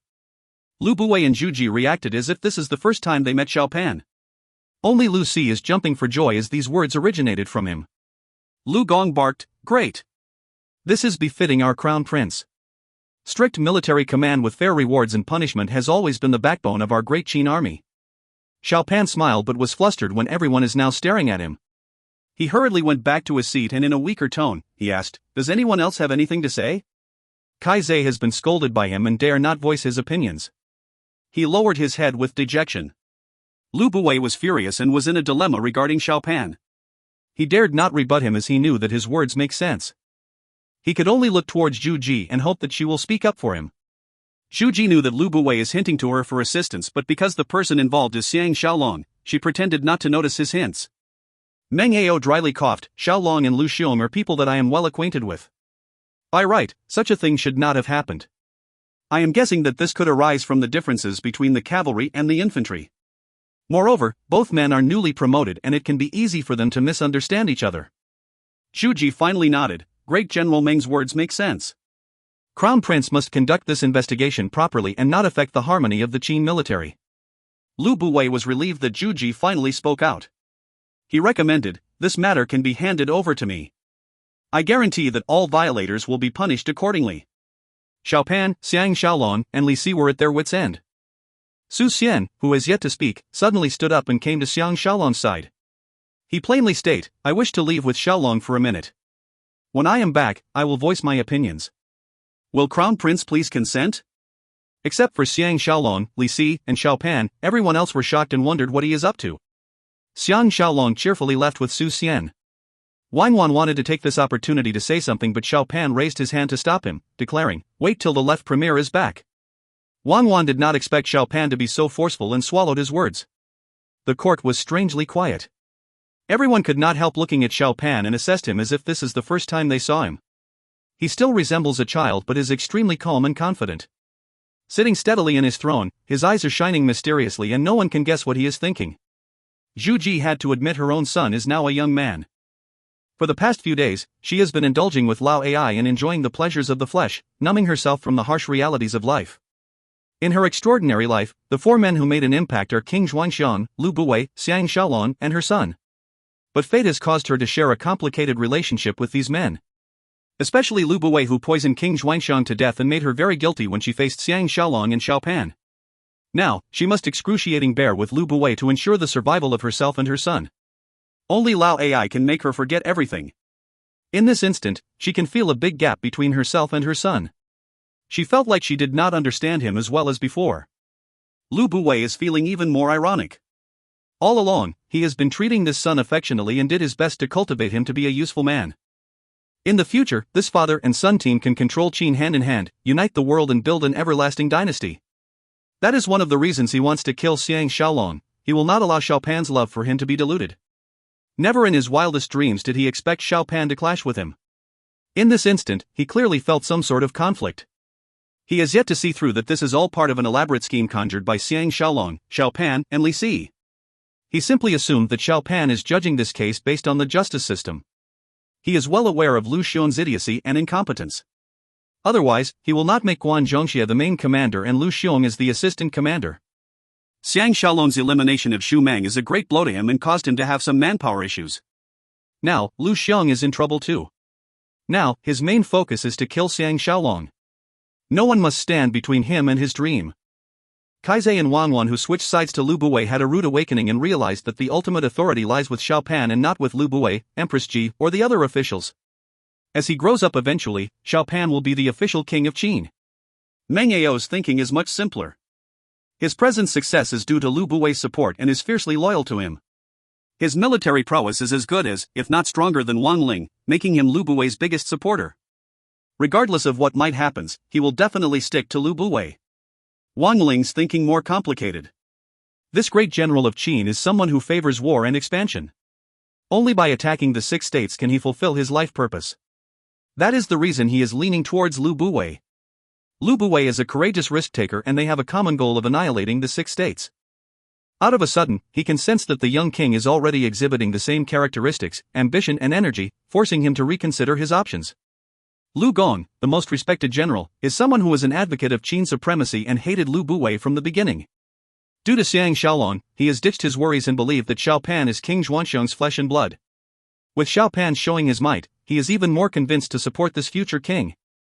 With everyone deep in their own thoughts, the room was strangely silent. In a short while, Su Xian and Xiang Shaolong returned to the room. Xiang Shaolong stood beside Wang Ling while Su Xian proceeded forward to face Xiaopan. Su Xian and Xiang Shaolong paid their respects and Su Xian started, "I wish to inform Crown Prince and Empress that I can guarantee that this matter is not caused by a misunderstanding between the cavalry and infantry." Lu Buwei is annoyed. How can Left Premier be so certain? In his usual affable manner, Su Xian disclosed, in the streets of Xianyang City, Lu Bang did harass the wife of a young man. I happened to pass by personally and stopped him. When I rebuke him, I can already sense that Lu Bang is dissatisfied. Just now, I went out to see if it was the same couple who was involved and it was them indeed. Therefore, it is definitely not the cavalry soldiers making a false accusation at Lu Bang. There are also credible witnesses who saw Lu Xiong barging into the cavalry command center to demand for his son. He was also the first one to draw a weapon and disobeyed his superior's orders. Finally, everyone understood his reason for leaving the room and even Meng Yao was speechless. Lu Buwei wished he can personally strangle Lu Bang. Despite Su Xian ticking him off, he still got the guts to carry out this foolish deed. Xiaopan coldly snorted. Lu Bang must have decided to kill the couple after his crime, thus, he wasn't concerned about Left Premier's advice. Everyone's heart turned cold, knowing that this young crown prince has a killing intention. This is the wondrous part of the plan. With Su Xian bearing witness, no one would guess that it was Jing Jun who masterminded Lu Bang's capture. Shuji frowned deeply. Lu Bang is guilty of his crime, but how does Left Premier know that Lu Xiong drew his weapon first and disobeyed his superior's orders? Su Xian plainly state, because Ying Ying and Lu Danner are present and can verify this. Lu Gong was stunned. Why is little Danner there? Lu Buwei coldly laughed. Can Shaolong please explain this strange occurrence? Everyone's eyes turned to Xiang Shaolong. Su Xian added, I have questioned Shaolong about this. We need to summon Lord Chanwen to give a proper explanation. Xiao Pan ordered, summon Lord Changwen. The palace guard at the door left to summon Lord Changwen. Receiving his order, Lord Changwen rushed over and paid his respects to everyone. He continued to reveal that Ying and Lu Danner detained Xiang Shaolong at the palace gates and wanted him to compete with them. Lu Buwei's expression became very ugly. He stepped out and kneeled down, pleading, Lu Xiong is my man and it is my fault that he is insubordinate. Please punish me instead. Even Xiang Shaolong is caught unaware by this turn of event. Lu Buwei has shouldered the blame on himself and Zhu Ji will not allow Xiao Pan to make things difficult for Lu Buwei. Zhu Ji expectedly interrupted, Premier please rise. Allow me to speak to the Crown Prince before we pass judgment. Lu Buwei knew that Zhu Ji will protect him from Xiao Pan. He continued kneeling and agonizingly exclaimed, Empress need not say more. I deserve to be punished. Zhu Ji secretly cursed him for putting on such an act but was helpless at the same time. She whispered to Xiao Pan, Right Premier has accumulated many merits and may not be able to control his large force as well. Crown Prince must be lenient. Xiao Pan was expressionless and silent for some time while everyone sat there anticipating his judgment. Ultimately, he declared, with Right Premier's intervention, father and son Lu Xiong may be spared from death. But this matter concerns our military morale and everyone including Lu Xiong will be sacked from their military positions and can never rejoin the army. Lu Bang will be sentenced to 50 strokes of the pole for his attempted crime. As Lu Xiong's direct supervisor, Guan Zhongxie did not set a good example and will be demoted by 1 rank. The Imperial Infantry Commander will be assigned to Commander Xiang for the time being. Right Premier, please rise. Zhu Ji is completely blown away and Lu Buwei is completely swept off his feet. He unsteadily stood up and forgot to give his thanks. Xiang Shaolong went forward and kneeled down, accepting his assignment. He secretly thought that this multiple combo attack which gave him control over the Imperial Infantry must have come from Li Si. Xiao Pan fiercely stood up and coldly barked, This matter shall be decided then. Court dismissed. Everyone kneeled down immediately. Xiao Pan helped Zhu Ji up and they left with Li Si under the escorts of the palace guards. Xiang Shaolong was experiencing mixed emotions. He knew that he, like the other generals and officials, have finally felt the forceful and suffocating aura of the future Qin Shi Huang. And he is still a teenager. To avoid Ying and Lu Danner, he intentionally left with Lu Gong, Su Xian, and Wang Ling. The moment they stepped out of the hall, Lu Buwei and Meng Ao are waiting for them. When they saw Xiang Shaolong, Lu Buwei assured, Lu Xiong is the culprit behind this incident, the Crown Prince may have let him off lightly but I will censure him myself. Shaolong need not hold it against him anymore. Lu Gong and the other generals were surprised at Lu Buwei's forthcoming attitude. Only Xiang Shaolong knew that Lu Buwei is determined to kill him at the 3-day hunting fair that begins the day after tomorrow, which is why he is putting up a friendly demeanor. Moao and Guan Zhongxie's assassination plan must be a flawless one that will take his life for sure. Xiang Shaolong pretended to be embarrassed and apologized, I am no other choice and seek Premier Lu's forgiveness. Lu Buwei laughed loudly and chatted casually with Lu Gong and the rest. He then accompanied Xiang Shaolong out of the palace, leaving Ying and Lu Danner staring at him furiously and helplessly. Observing Lu Buwei's friendly manner as if nothing had happened, Xiang Shaolong was secretly in admiration. The most powerful strategy is to hide a knife behind your smile. If you find any errors, ads pop-up, ads redirect, broken links, non-standard content, etc., please let us know. Report chapter so we can fix it as soon as possible. Volume 13 Chapter 7. Book 13 Chapter 07, Hope at Death's Door. Lu Buwei insisted on sending Xiang Shaolong home. Resistance is futile and he joined him in his luxurious carriage. His carriage drove past the almost completed new premier residence. Lu Buwei proudly pointed, after the hunting fair, I will move to this place with the best feng shui in Xianyang City.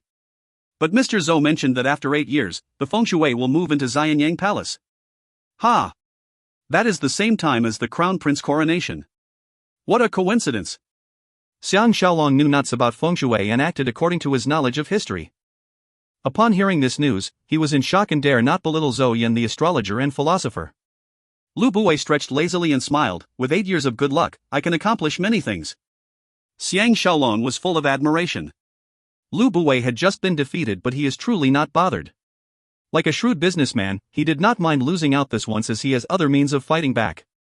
Lu Buwei suddenly hugged his shoulder intimately and smiled, the new premier residence has everything except a good son-in-law.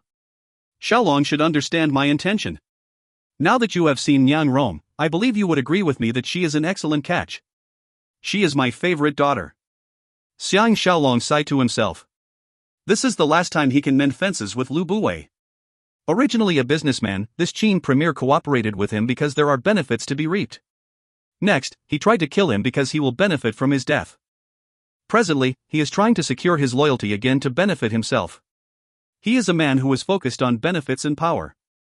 Everything else is unimportant. If it was anybody else, that person would bear some grudges after being defeated. Lu Buwei did not bear any grudges at all but treated Xiang Shaolong even better than before. From these, he concluded that even if he became his son-in-law, he can still be a sacrificial pawn in the political game.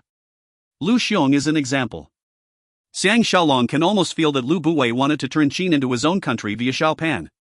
He may even want to be the king of Qin one day. Lu Buwei saw that he did not reject outright and thought that he was tempted. Patting his shoulder, he added, "Think about it.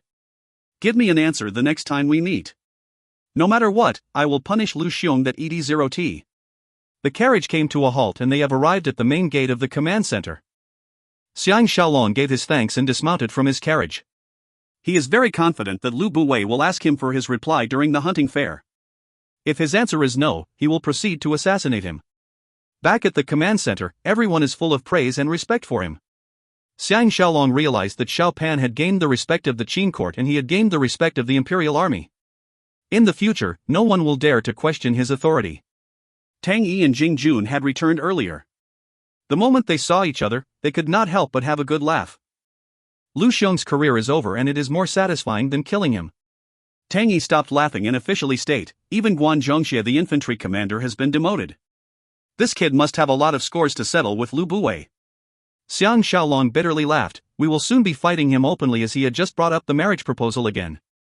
He must have an answer by the next time we meet. Jing Jun blinked, "That Lu Niangrong is quite attractive. Why don't you marry her first for fun and take revenge at the same time?" Tang Yi furiously barked, "What kind of person do you think third brother is?" Jing Jun shut up at once. Xiang Shaolong sighed, "This is a troublesome issue. If we reject him, Lu Buwei will attack us, but I cannot be bothered anymore." Tang Yi was about to say something when an attendant reported that Ying Ying and Lu Danner are here to harass him again. Xiang Shaolong and the two girls rode out of the city along the official roads. Riding down a slope, they came to a piece of flat grassland. It is the middle of spring and the grass is jade green. With these two stubborn but beautiful girls accompanying him, all his worries disappeared and he was in high spirits. Ying Ying rode cheerfully to his side and pointed to a hill nearby, stating, "That is horse resting hill. On the hill is a tall and ancient cypress tree with a spring beside it. That shall be our finishing line and whoever reaches first shall be the winner. For the next 3 months, the loser must pay obeisance to the winner every time they meet." On his other side, Lu Danner giggled, "Of course it is not a simple horse race. You can use any method to prevent your opponent from winning, but the rider and horse must not be injured. Do you understand?" Xiang Shaolong was astounded. The horse will sprint very quickly and how can there be any time to attack the opponent?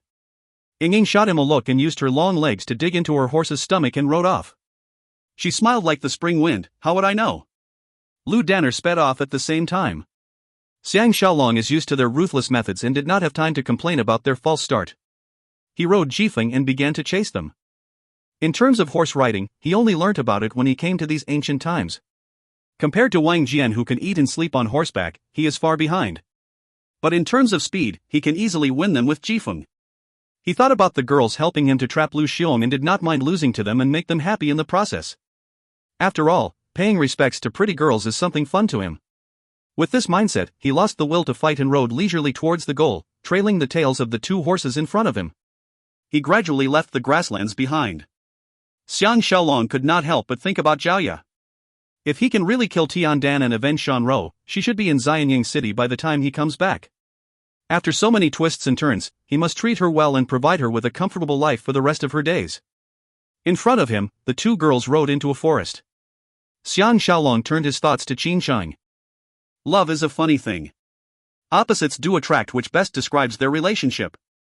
They need not be in an official relationship, all they need is the special feeling whenever they meet and the excitement of eating the forbidden fruit. If they can stay like this forever, it would be perfect. The problem is one day, they may cross the line and it will be too late for regrets. In the 21st century, he would never stutter in front of a beautiful girl. But the inevitable has happened, showing how much he has changed. Deep in his thoughts, he came to the forest and entered it. Occasionally, he caught sight of the back of the two girls. Ladies of these historical times mature very early. It may be due to them getting married at 14 years old, which is very normal. Ying and Lu Danner are barely 15 or 16 but are like flowers in full blossom. Moreover, they have picked up horse riding, sword fighting, and archery skills. With a good figure, they are more enticing compared to girls from the 6 states.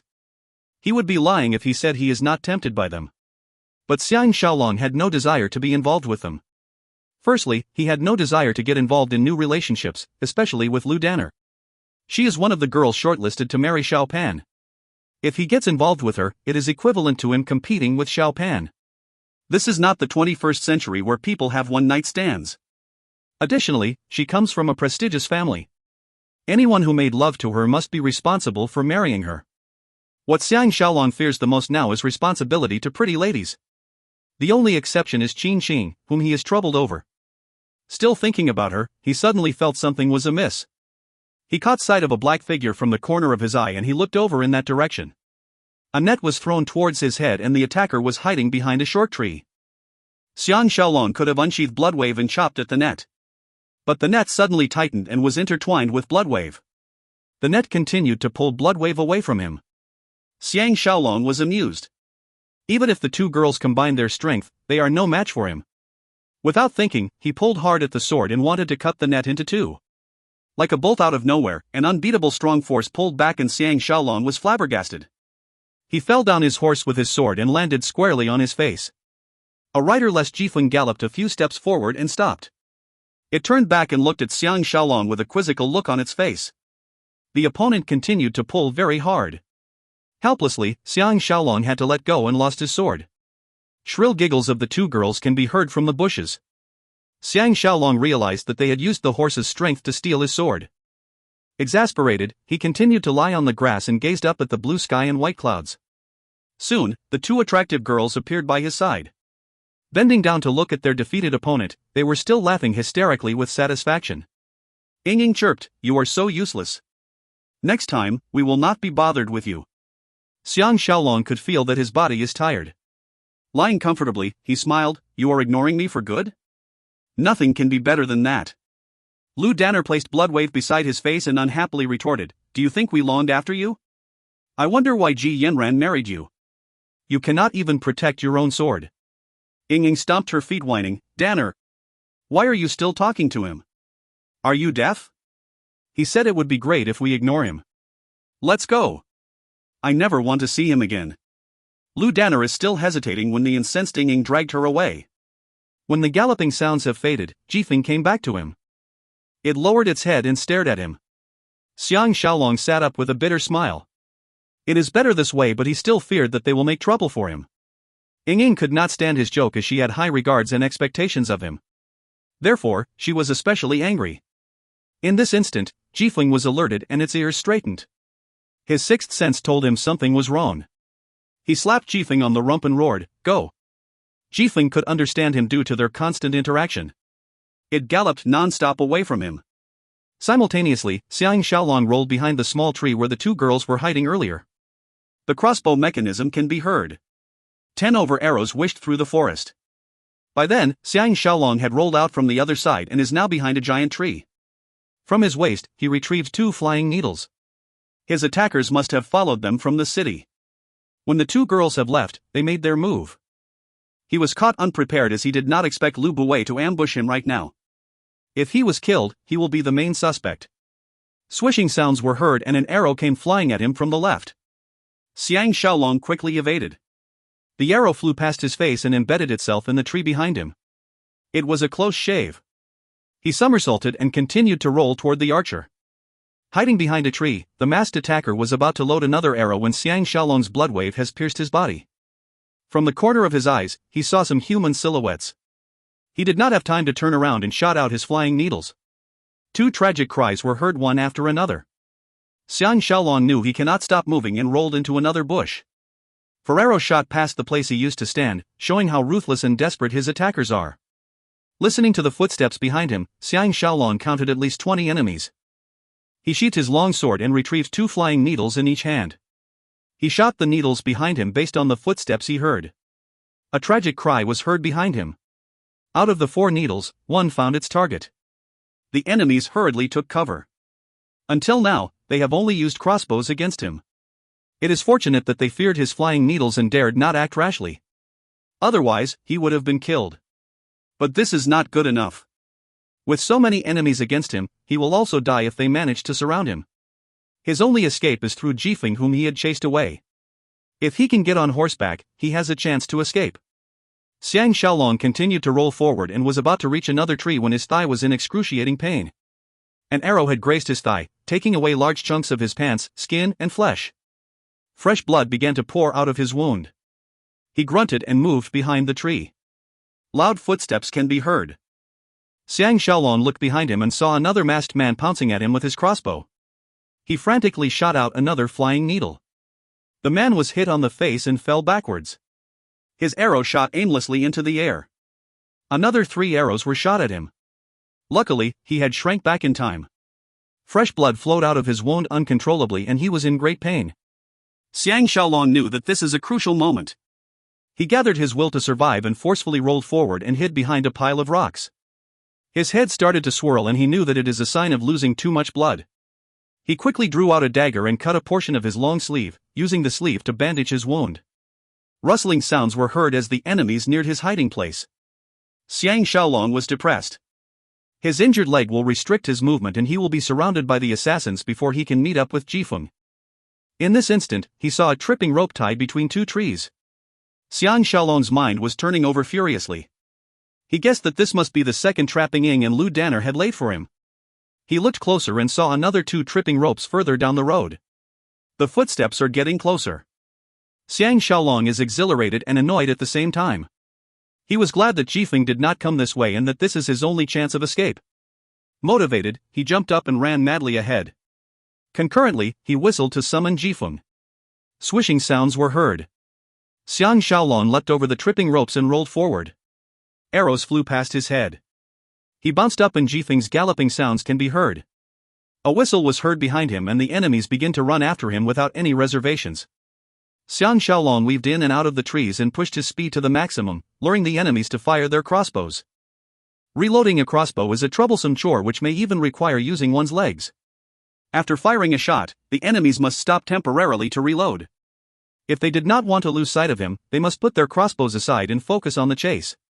Without the threat of the crossbows, it is now a running competition. Jifeng suddenly appeared 100 yards ahead on his left and galloped towards him. Due to his thigh injury, Xiang Shaolong was limping and his speed is dropping. Fortunately, the crossbows have stopped firing and only running sounds can be heard. It was followed by cries of surprise. Obviously, they have been tripped by the ropes. Xiang Shaolong took this opportunity to shout, "The enemies have been trapped. Attack!" Behind him, the enemies are in chaos. By now, Jifeng has reached his side. Xiang Shaolong leapt up his horse and galloped away horizontally. He turned around for a quick glance and saw several masked men who had tripped down. Among those who were still standing, he saw a familiar figure.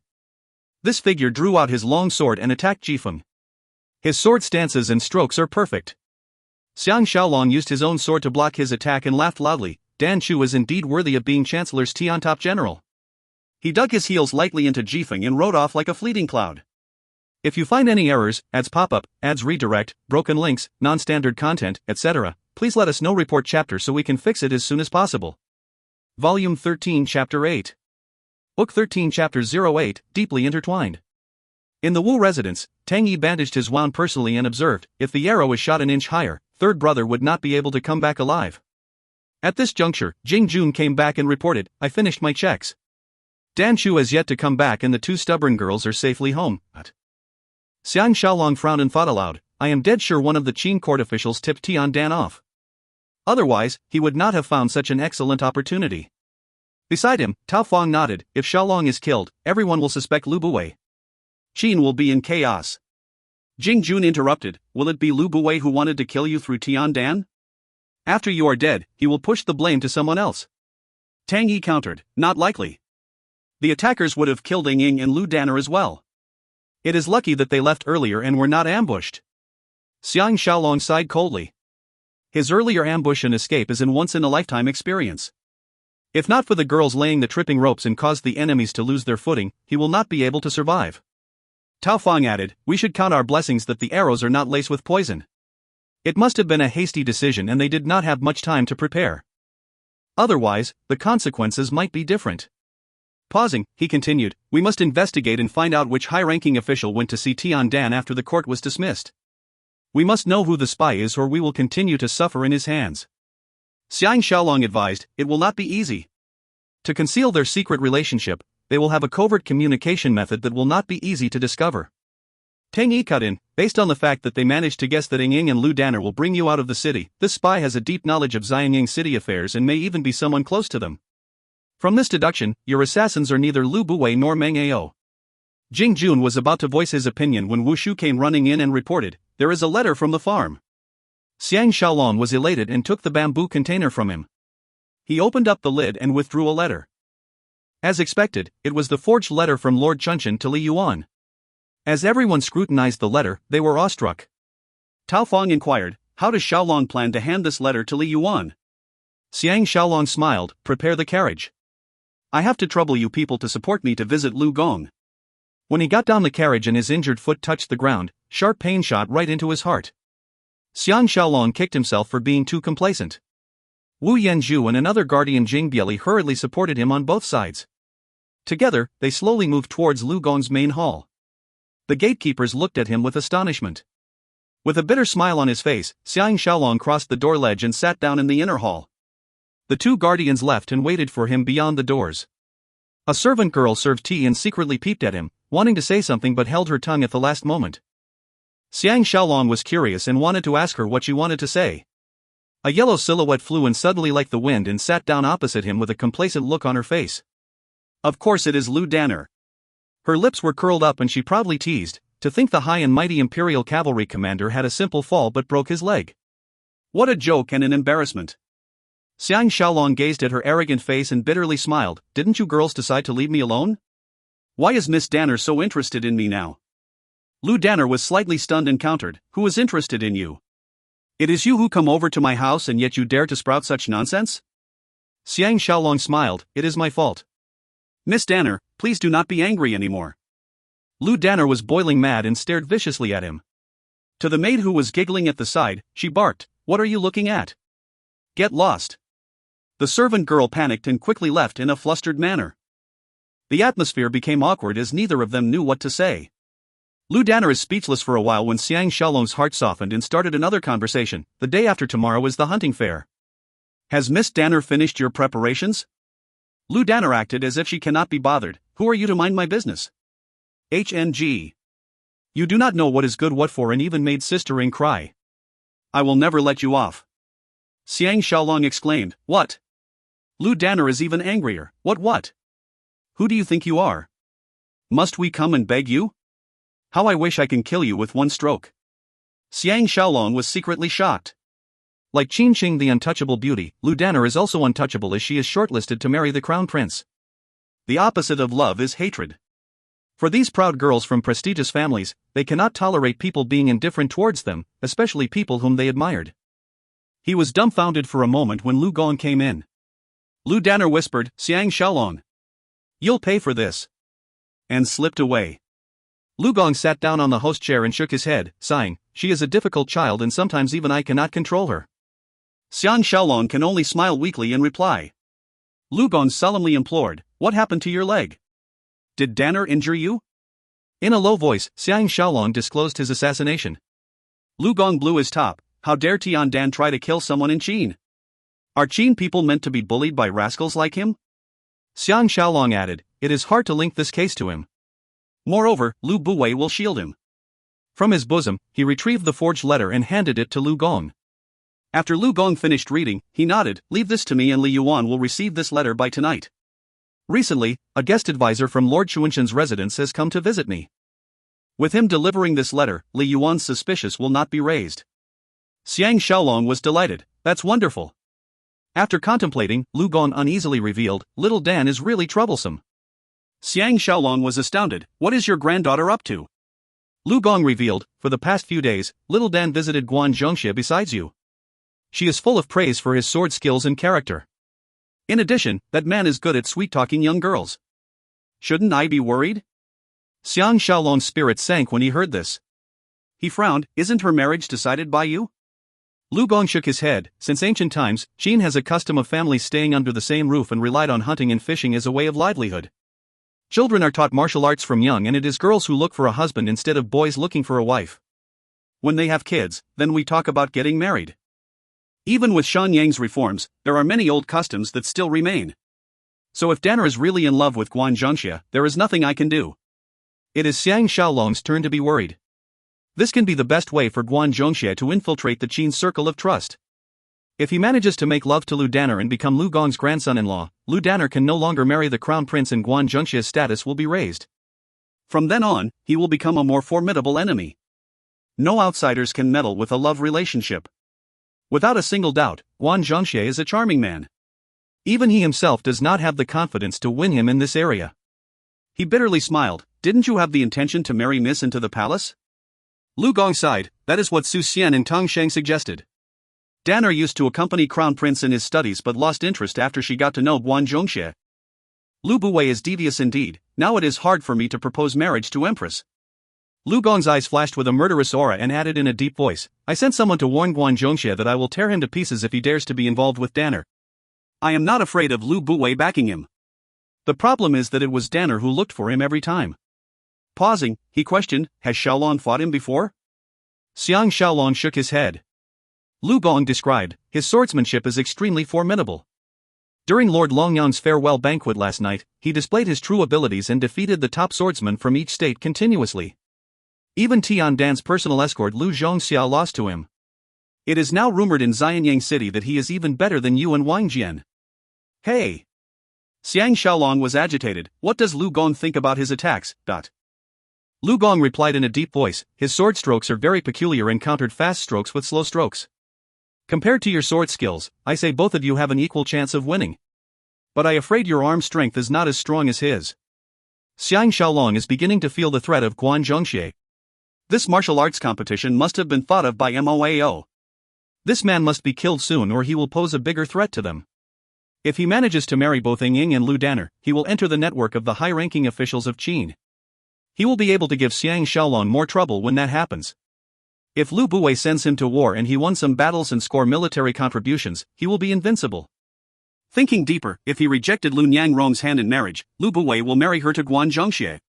He will then rise to become the second in command in the premier residence. Should he get rid of him? This will be a difficult and dangerous task. Or should he have duel with him? But remembering his godly strength and amazing sword skills, Xiang Shaolong was troubled and was in a dilemma. Leaving Lu Gong's residence, he misses his wives, maids and son but was afraid that they may be worried about his injury and resisted visiting them. Deep in his heart, he knows that he misses Qin Qing too. Even without bodily contact, he is very satisfied just to see her pretty face, smile and alluring figure. Back at the Wu residence, Xiang Shaolong updated Tang Yi and Jing Jun about what happened at Lu Gong's residence. When he was talking about Lu Danner and Guan Zhengxie, he sighed, this scheme is unbeatable. Nobody can interfere in a love relationship. Worse still, Qin ladies are open-minded and are free to choose their husband. Their parents have no say in their marriages. Jing Jun was tempted. Lu Danner and Ying are top beauties. If Guan Zhengxie marries them, many men including me will be dissatisfied. AI. After all, I am also a prestigious assistant general, why don't I see them coming to look for me? Tang Yi seriously commented, let's stop all these idle chatter. Presently, we do not have time to attend to these affairs. There is one more day left till the hunting fair. We must plan how to kill Moao and at the same time defend ourselves against Lu Buwei's scheming. Xiang Shaolong inquired, has little June investigated the hunting grounds? Jing Jun happily stood up and took out a cloth map, spreading it on the table. Tao Feng happened to enter the room and joined their secret discussion. Jing Jun explained, the hunting area is about 100 square miles situated between Xianyang City and Mount Liang. Half of the area is grasslands and rivers. The rest are mountainous forests. The camping grounds are based on a small hill east of the hunting grounds nearest to Xianyang City. River Jing flows here from the east to the west. The inspection square is this piece of large grassland below the camps. We have the day hunt and the night hunt. If we want to kill Moao, naturally the night hunt will provide us with more opportunities. Tao Feng was worried, Shaolong's leg injury may pose some problems. Xiang Shaolong remarked, this is a battle of wits, not strength. If I am on horseback, my injury will not affect me at all. Tang Yi detailed, there are hunting rules to be observed. No crossbows are allowed and no infighting is tolerated. There are also limits to the number of hunters. The highlight would be the night hunt on the third day. Every unit will send their best hunters to compete their hunting skills in the West Hunting Mountain. Tigers, leopards, and other ferocious animals prowled that area. Whoever can come back with the most number of animal ears will be declared the victor. Each unit is referring to each army unit. The palace guards, cavalry guards, infantry guards are 3 individual units. The lieutenant general residence, left and right premier residences are all considered as units. The aim of this fair is to promote hunting skills just like an archery competition is used to promote archery skills. To show their might and prowess, outsiders like Tian Dan will be invited to join and compete. Jing Jun whined, laying the trap is easy, baiting Moao is hard. This man is a genius and it may be hard to trick him. Xiang Shaolong asked, can you tell me more about the traps? Jing Jun excitedly divulged, one of them is to apply some liquid from the queen bee on Moao's body. If he goes near a beehive, he will be stunned to death. Tao Fong frowned, but if he is dressed in armor, only his face and hands will be stung. That may not be enough to kill him. Tang Yi added, there are some things Master Tao does not know about. In the West Hunting Mountain, there are 10 hives with poisonous bees. After 10 stings, a normal human will faint. After a few more stings, even an immortal cannot save him. The question is how to get him there. He is considered an academic official and need not take part in the hunt.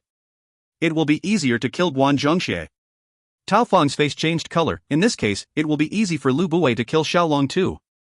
Xiang Shaolong bitterly smiled, just thinking that Moao is the brains behind my assassination plan, I think it will be hard for me to escape alive.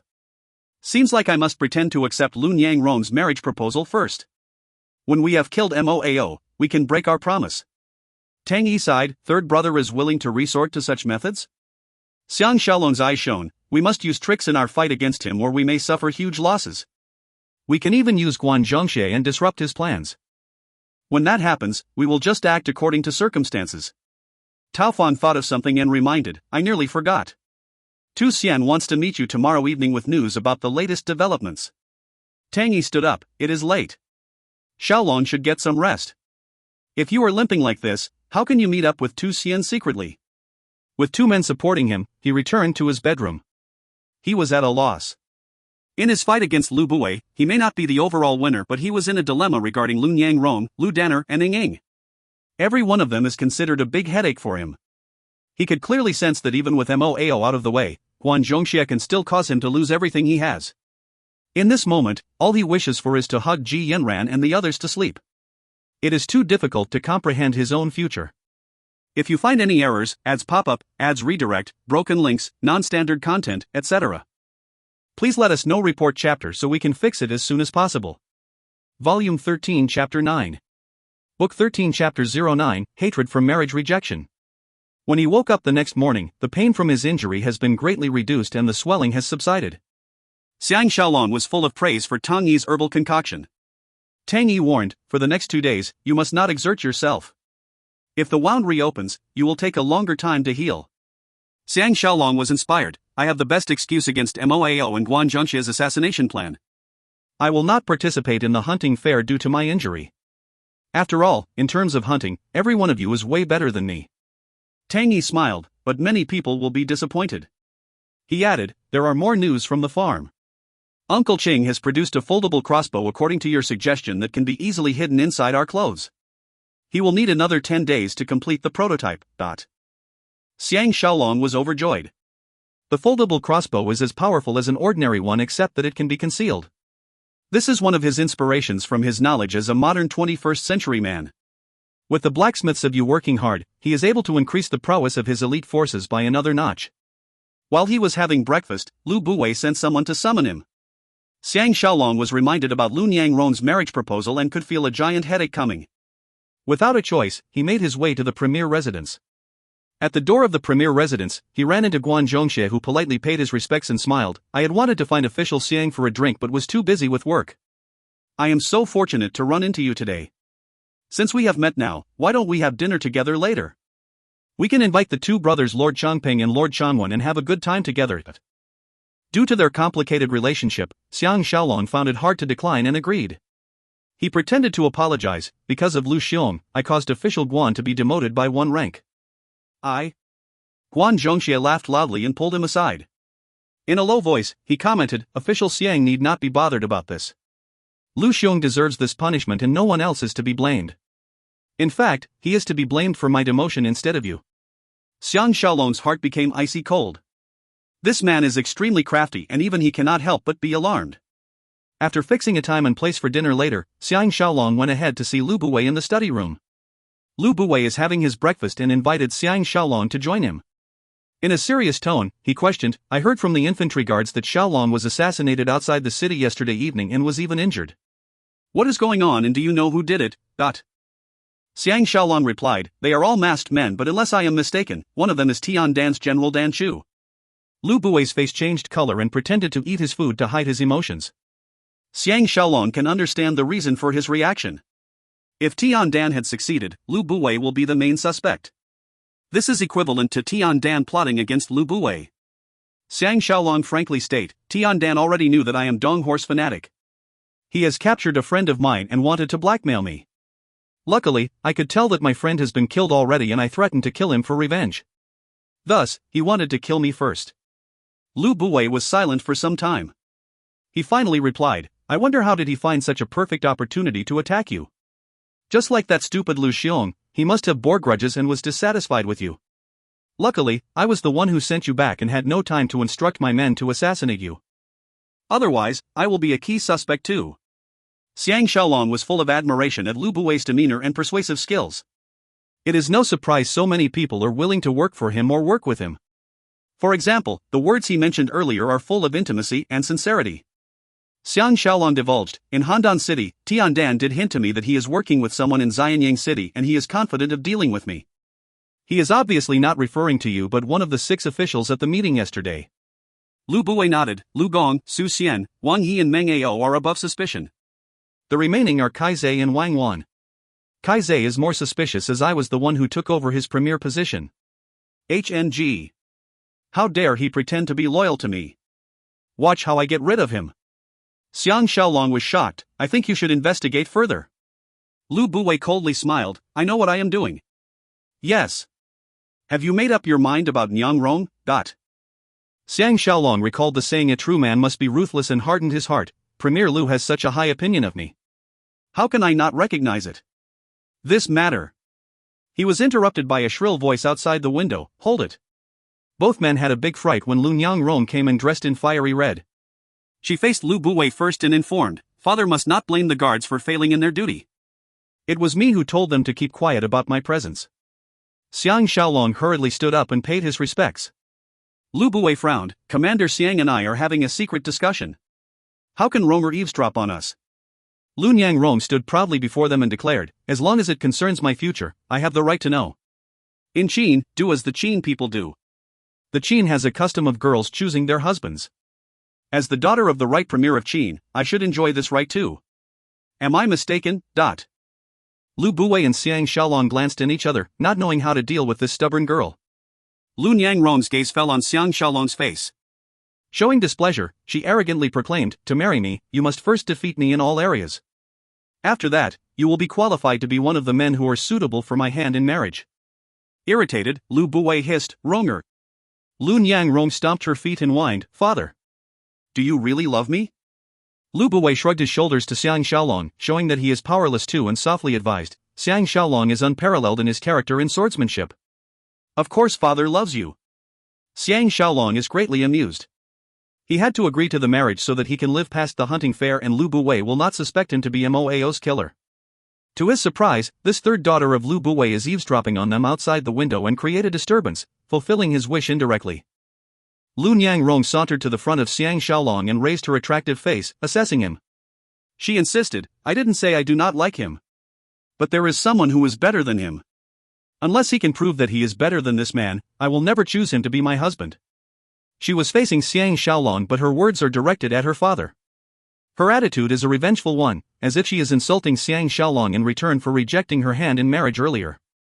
She may be very enticing, but because Lu Buwei is his sworn enemy, Xiang Shaolong has no feelings for her. He smiled, "Who is this gentleman third mistress is attracted to?" Lu Nyang Rong's lips curled up and shot him a look, challenging, "It is none of your business. Let's see how you fare at the hunting fair." Xiang Shaolong bitterly smiled at Lu Buwei. I am afraid Miss will be disappointed. Lu Buwei frowned. Ronger, watch your words. Xiaolong has just been ambushed and his leg was injured. Tomorrow. Lu Niangrong was annoyed. He cannot even protect himself, and how can he qualify to be my husband? Father. You must not speak about the marriage anymore. I will rather die than to marry him. With a loud humph, she left quickly. Xiang Shaolong was secretly overjoyed but pretended to be dejected. Lu Buwei sat down and sighed. I have spoiled her. Shaolong need not worry about it. I will speak to her over the next few days. Xiang Shaolong hurriedly replied, as you decide. In his mind, he must somehow let Guan Zhongxia know about this so that Lu Niangrong will not change her mind. If he made love to Lu Niangrong, Lu Buwei will be unable to proceed with this marriage proposal anymore. Lu Buwei thought for some time and softly asked, does Shaolong really want to kill Tian Dan? Xiang Shaolong bitterly smiled, of course I do, but it is very difficult. I am angry and not thinking clearly when I said that. After I left, I realized that I have been too reckless. Lu Buwei nodded his head and began to think again. When he wanted to say something, an attendant reported that Li Yuan is here with an urgent matter. Lu Buwei was taken by surprise and stood up. Let me think about this further and we shall discuss more in the future. Let me first see what Li Yuan is up to. Xiang Shaolong almost could not hide his happiness and stood up. Li Yuan has been tricked. Leaving the premier residence, he went straight to the palace and seek an audience with the crown prince. Xiao Pan received him in the hall of his bedroom. The palace girls serving him were pretty and enchanting. A few of them are even younger than him. After they got seated, Xiao Pan noticed him paying attention to the girls and smiled. These are all top-grade virgin beauties presented to me by each of the 6 states. If you are keen, I can give you some of them. Xiang Shaolong remembered the day he stopped him from molesting Lady Ni's maid and was feeling emotional. He shook his head. Crown Prince is mistaken. I am afraid that you may indulge in women and damage your health. Xiao Pan replied with determination. Commander can put your mind at ease. He gestured and dismissed the palace girls and intimately revealed, since mother was and died a tragic death, I have sworn to focus all my energy on vengeance and will not waste any of my precious time on women. Xiang Shaolong thought that this must be one of the reasons why Xiao Pan can unite the world in the future. The other princes of the 6 states are all indulging in wine and women. Only with his mother's death can Xiao Pan focus absolutely on his revenge and ignored all the beautiful women beside him. He nodded. Women can help to balance your physical and mental health as long as it is kept in control. Xiao Pan added, you are right. Grand Tutor Qin gave me the same advice too. Pausing, he continued, I heard from Lord Changwen that you have an arrow injury. When I tried to visit you, you were asleep already and I was worried sick. What actually happened? Xiang Shaolong told him the whole story and Xiao Pan had the same conclusion as Lu Buwei.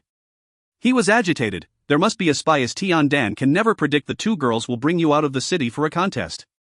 Xiang Shaolong interjected, let Lu Buwei worry about this. Right.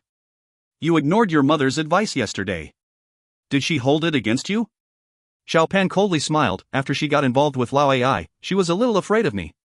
She did lecture me lightly and insisted that I promote Guan Zhongxia back to his post during the hunting fair. I agreed as I did not want to fall out with her over such insignificant matters. Speaking about Guan Zhongxia, Xiang Shaolong was reminded about Lu Danner and told Xiao Pan about their meetings. Xiao Pan's eyes were glowing with murderous intent and coldly hissed, how dare Lu Buwei send someone to seduce my woman? In the future, I will make him die a horrible death. Xiang Shaolong can easily guess that he will force Lu Buwei to his death. He took the chance to ask, do you really like Lu Danner? Xiao Pan smiled, she is a demanding girl and in terms of beauty, there are many girls around me who can win her. She is only Lu Gon's granddaughter. HNG. I do not like someone to arrange my marriage for me. I should be the one who decides my marriage. Xiang Shaolong frowned, I don't think the Empress will allow you to make your own decision. Xiao Pan proudly state, I have my own ways of dealing with this.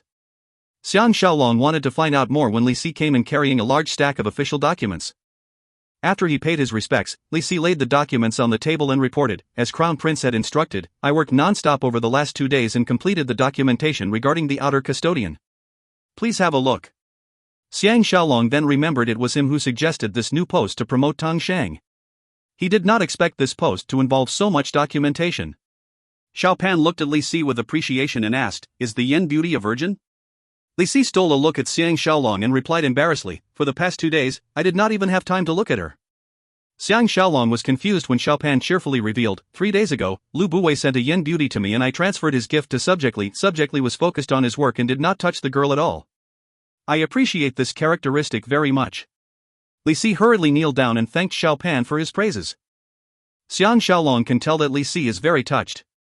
Xiang Shaolong finally understood that a good king will have good ministers serving him. If it was someone else, they would not notice Li Si's dedication and diligence.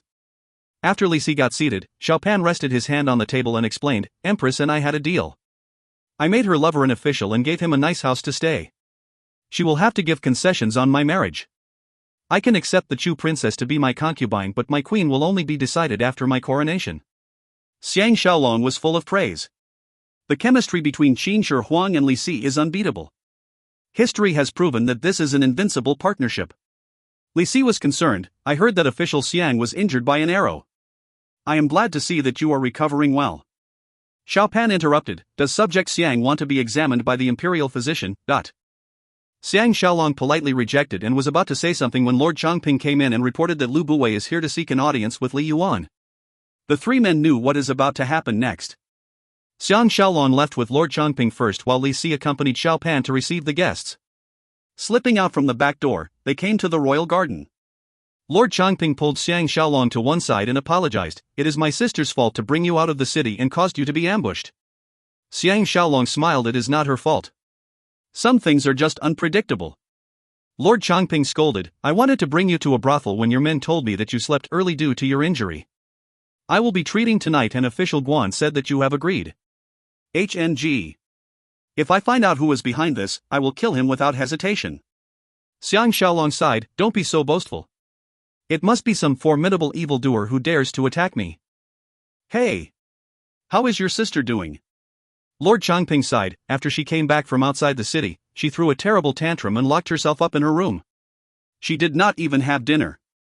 You should know that we brothers are busy with work and our parents have passed away. We simply do not have any time to humor her. He uneasily asked, what happened? Xiang Shaolong bitterly smiled, I admitted that I have lost and pleaded with them to stop pestering me. Your sister was infuriated and dragged Lu Danner away. Lord Chongping was delighted, I can see that she is in love with you. Hey! Are you interested in her? Xiang Shaolong sighed, since the tragic death of Princess Qian, I am devoid of emotions and focused my time on my duties. I am not interested in love or romance anymore. Lord Chongping sympathetically comforted, I can understand your feelings. 3 years ago, one of my concubines passed away due to illness. But men will always be men. Given enough time, you will get over it. As long as you do not hate her, it will be fine. But I understand Ying Ying's character. She is a revengeful person and will make things difficult for you. I do not know what to say. Now, it is Xiang Shaolong's turn to comfort him. Lord Chongping sent Xiang Shaolong to the palace gates before they split up. When Xiang Shaolong returned to the command center, Tang Yi, Jing Jun had left with Lord Changwen to the western suburbs to prepare for the hunting fair tomorrow. He was doing some administrative work when an attendant reported that the Zhou couple is here to see him. Xiang Shaolong had assumed that they had left Xianyang City long ago. He only realized now that they are still in the command center and hurriedly invited them in. After they got seated, Xiang Shaolong asked curiously, why didn't you leave? Mr. Zhou shyly explained, I have spoken with my wife and we are interested to follow Master Xiang. For 3 generations, my family runs a shipbuilding business. Is there any way I can be of use? Xiang Shaolong suspiciously assessed them and saw that they have a fine bearing and were unlike common folks. He could not help but ask, why did both of you come to Xianyang City? Mr. Zhou revealed, actually, we are from the royal family of Song. When our state was annihilated, we became wanderers. He looked at his wife and solemnly stated, she is not my wife but my sister. We pretended to be a couple to make our traveling easier. We came to Xianyang City to try our luck, hoping to be a permanent resident here, get a job and stay here for good. Xiang Shaolong was taken aback. His sister lowered her head and explained, my name is Zhou Wei and my brother here is Zhou Liang. We are willing to accept any positions you may have. Xiang Shaolong scanned her delicate face and noticed that she is indeed very attractive despite her simple clothes and lack of makeup. Now he understood why Lu Bang is besotted with her. Feeling sorry for them, he nodded, I will do my best and help both of you. AI. Get up. You are making me feel bad. Both of them had kneeled on the floor and kowtowed with thanks. Xiang Shaolong, the 21st century man, is most uncomfortable with this gesture and hurriedly helped them up. After some discussion with them, an attendant reported that Prince Dan is here. Xiang Shaolong got someone to send them both to the Wu residence and instructed Tao Feng to help them to settle down. He then went to the main hall to see Prince Dan. With Prince Dan are physician Ling Ting, General Sui Zhe and the flamboyant advisor Yu Ji. After the guards have all been dismissed, Xiang Shaolong smiled. The prince has received news about Li Yuan's departure? Prince Dan admiringly praised, Commander Xiang is amazingly talented. Li Yuan is really returning back to Chu at once. What did you tell him? Xiang Shaolong evaded his question. It is nothing much. Has Prince decided to cooperate with me? Prince Dan did not ask any further and put his hand out. Xiang Shaolong stretched his own hand and they shared a tight handshake and broke out into laughter. Their eyes are staring at each other and no words are needed between them. To Prince Dan, his biggest threat is not Qin but the ambitious and powerful Tian Dan. After they released each other's hands, Prince Dan asked, It is improper for me to participate personally, but would it be sufficient if I hand Sui Luan and his army of 5,000 cavalry army under your full control? Yu Ji added, I will assist you to ensure that they will follow your orders. Xiang Shaolong was on cloud 9 as he did not anticipate Prince Dan to be so easygoing and trusting of himself. Pleased, he replied, if this is the case, Tian Dan's death is guaranteed. But they discussed further on the details of their attack before Prince Dan left with his men. Xiang Shaolong was simply thrilled and suddenly longed for his wives, son, and the Tian sisters. He left the command center and head towards Qin Qing's residence. If you find any errors, ads pop up, ads redirect, broken links, non-standard content, etc., please let us know. Report chapter so we can fix it as soon as possible. Volume 13 Chapter 10. Book 13 Chapter 10, Eastern Province Rebellion. When he arrived at Qin Qing's residence, she received him in the main hall, mentioning, Sister Yan Ran and the rest have left the city to try their horses, preparing to show their true abilities during the hunting fair tomorrow. I am not feeling well, so I did not accompany them. Xiang Shaolong was concerned, How are you feeling? She did look slightly tired. Qin Qing lowered and shook her head lightly, I am fine. I just did not sleep well last night. Raising her head, her clear and pretty eyes looked straight ahead at him and explained, I am slightly worried. When I came back from the palace yesterday evening, I ran into Lord Jailing and said hi to him. He was very energetic and I am concerned that he might cause some trouble. Lord Jailing is the man who was substituted by King Zhuangxiang to be the new king of Qin. Xiang Shaolong was alarmed as he was too focused on Tian Dan and neglected this man. Lord Longyang did alert him that Lord Jailing and Zhao's general Pang Yuan are in secret contact, but he did not pay much attention to it as he did not have a high opinion of Pang Yuan. With Qin Qing's reminder, he could not help but feel worried about it. Qin Qing dismissed, I must have been oversensitive. With you protecting Crown Prince, I can set my mind at ease. Xiang Shaolong thought that if the military is involved, he will be prepared, but if it was some dark conspiracy, he may be taken by surprise. Oh. He should inform Lu Buwei about this and distract him and benefiting himself at the same time. Lu Buwei should be more concerned about Xiao Pan's safety than him. Qin Qing saw that he was deep in thought and slowly sighed, I was having a meal with Empress yesterday and that irritating Lao Ai is always by her side. Why is she so obsessed with such a disgusting man? Xiang Shaolong bitterly laughed, he is truly someone who looks good on the outside but has no substance all. Unfortunately, there are not many people like Grand Tutor Qin who can see that. Qin Qing trembled slightly and her pretty eyes shone with surprise, no wonder Sister Yan Ran always say talking with you is the most refreshing and entertaining thing in the world and your conversations are never boring, but... Xiang Shaolong was aroused and had to ask, does Grand Tutor Qin feel the same? Qin Qing's face turned red and she shot him a look. Lowering her head, she nodded slightly. She looked absolutely enthralling. Xiang Shaolong was bewitched by her charm but felt some regrets.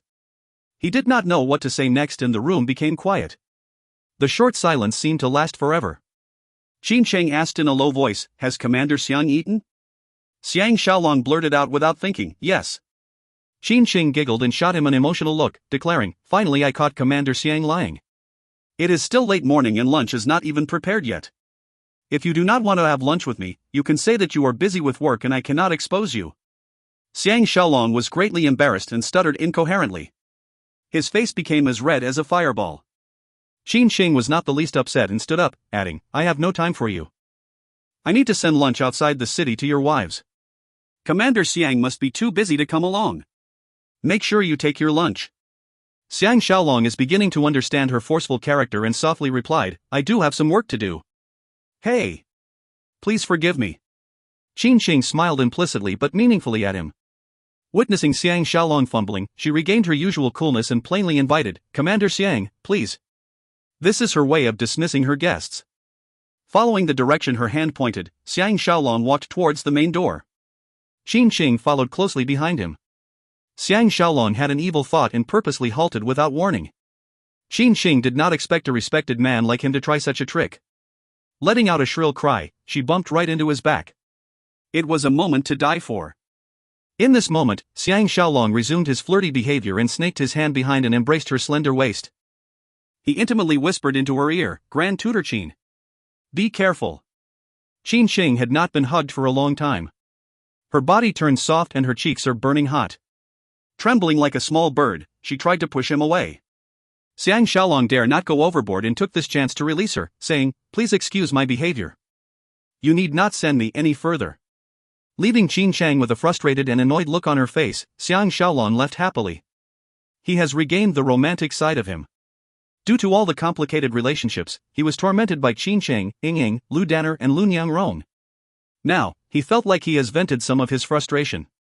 Recollecting the feeling of embracing her, his heart leapt for joy. This is probably called uncontrollable love. He was filled with this uncontrollable love and desire. When Xiang Shaolong arrived at the premier residence, Tu Xian came to welcome him and revealed, "There is a rebellion in Pingyuan province." When Premier Lu received the news, he hurriedly left to seek an audience with Empress and Crown Prince. Xiang Shaolong was alarmed. Pingyuan province is made up of land that were seized from Zhao. The rebellion must be started by Pang Yuan, but why? Lu Buwei's natural reaction is to send the Qin army to protect the new province he had fought for. Otherwise, if Shandong province and Sanchuan province followed their example and rebelled, with the intervention of Zhao and Han armies, it will be disastrous. The strategic eastern provinces will be lost and Lu Buwei's earlier efforts would be annulled. To counter such a situation, Lu Buwei will send every available soldier to Pingyuan province to crush the rebels. When that happens, Xianyang City will only be left with the palace guards, the imperial cavalry and the imperial infantry. Under normal conditions, these three armies are sufficient to protect Xianyang City. But during the hunting fair, Zhu Ji and Xiao Pan will be in the open wilderness of the western suburbs. If Lord Jailing has an army of over 10,000 soldiers and know about the Xianyang's army strength as well as Xiao Pan's location, he may succeed with a well-planned ambush.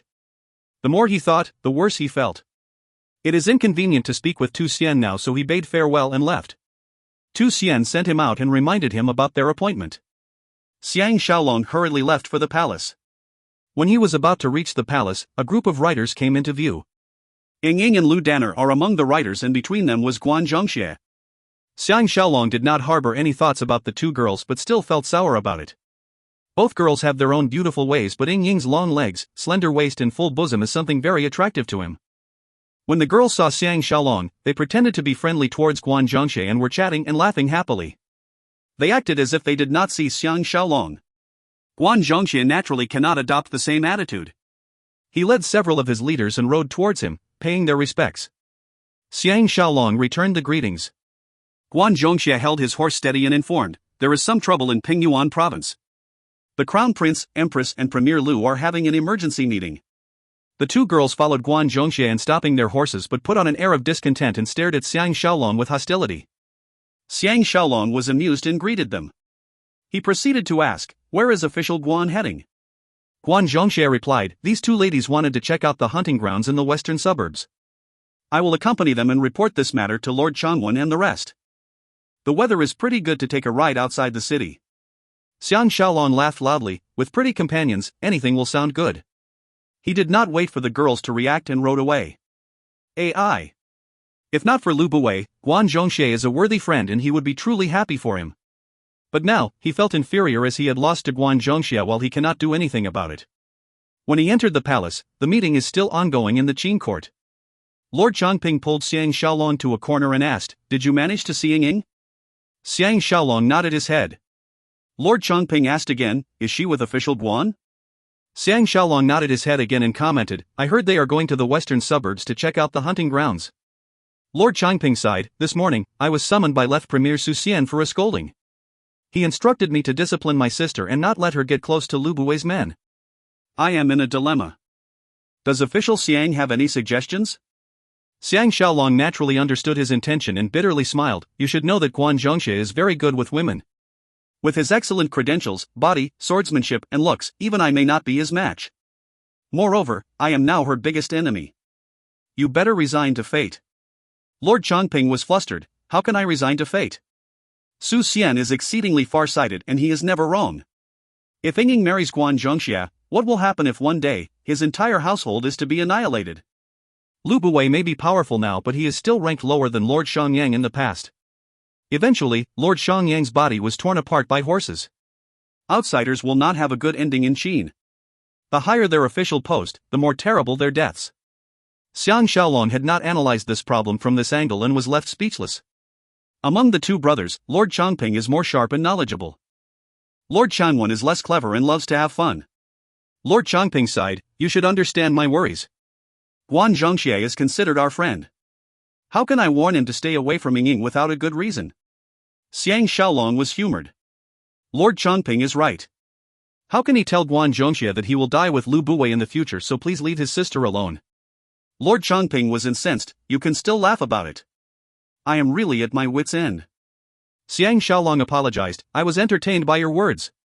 Her marriage has to be approved by you two elder brothers. Guan Zhongxie should not be that daring. Lord Chongping was annoyed. It would be good if it was that simple. But if Lu Buwei proposed marriage on his behalf and even got the empress involved, what can we say? Xiang Shaolong thought that sounded reasonable and helplessly advised, at the end of the day, all you wanted was for me to woo your sister. Why don't you try to send a warning to Guan Zhongxie? Lu Gong warned him already. Lord Chongping bitterly laughed. Lu Gong is very senior and does whatever he wants. 40 years later, we can be like him, but definitely not now. Hey!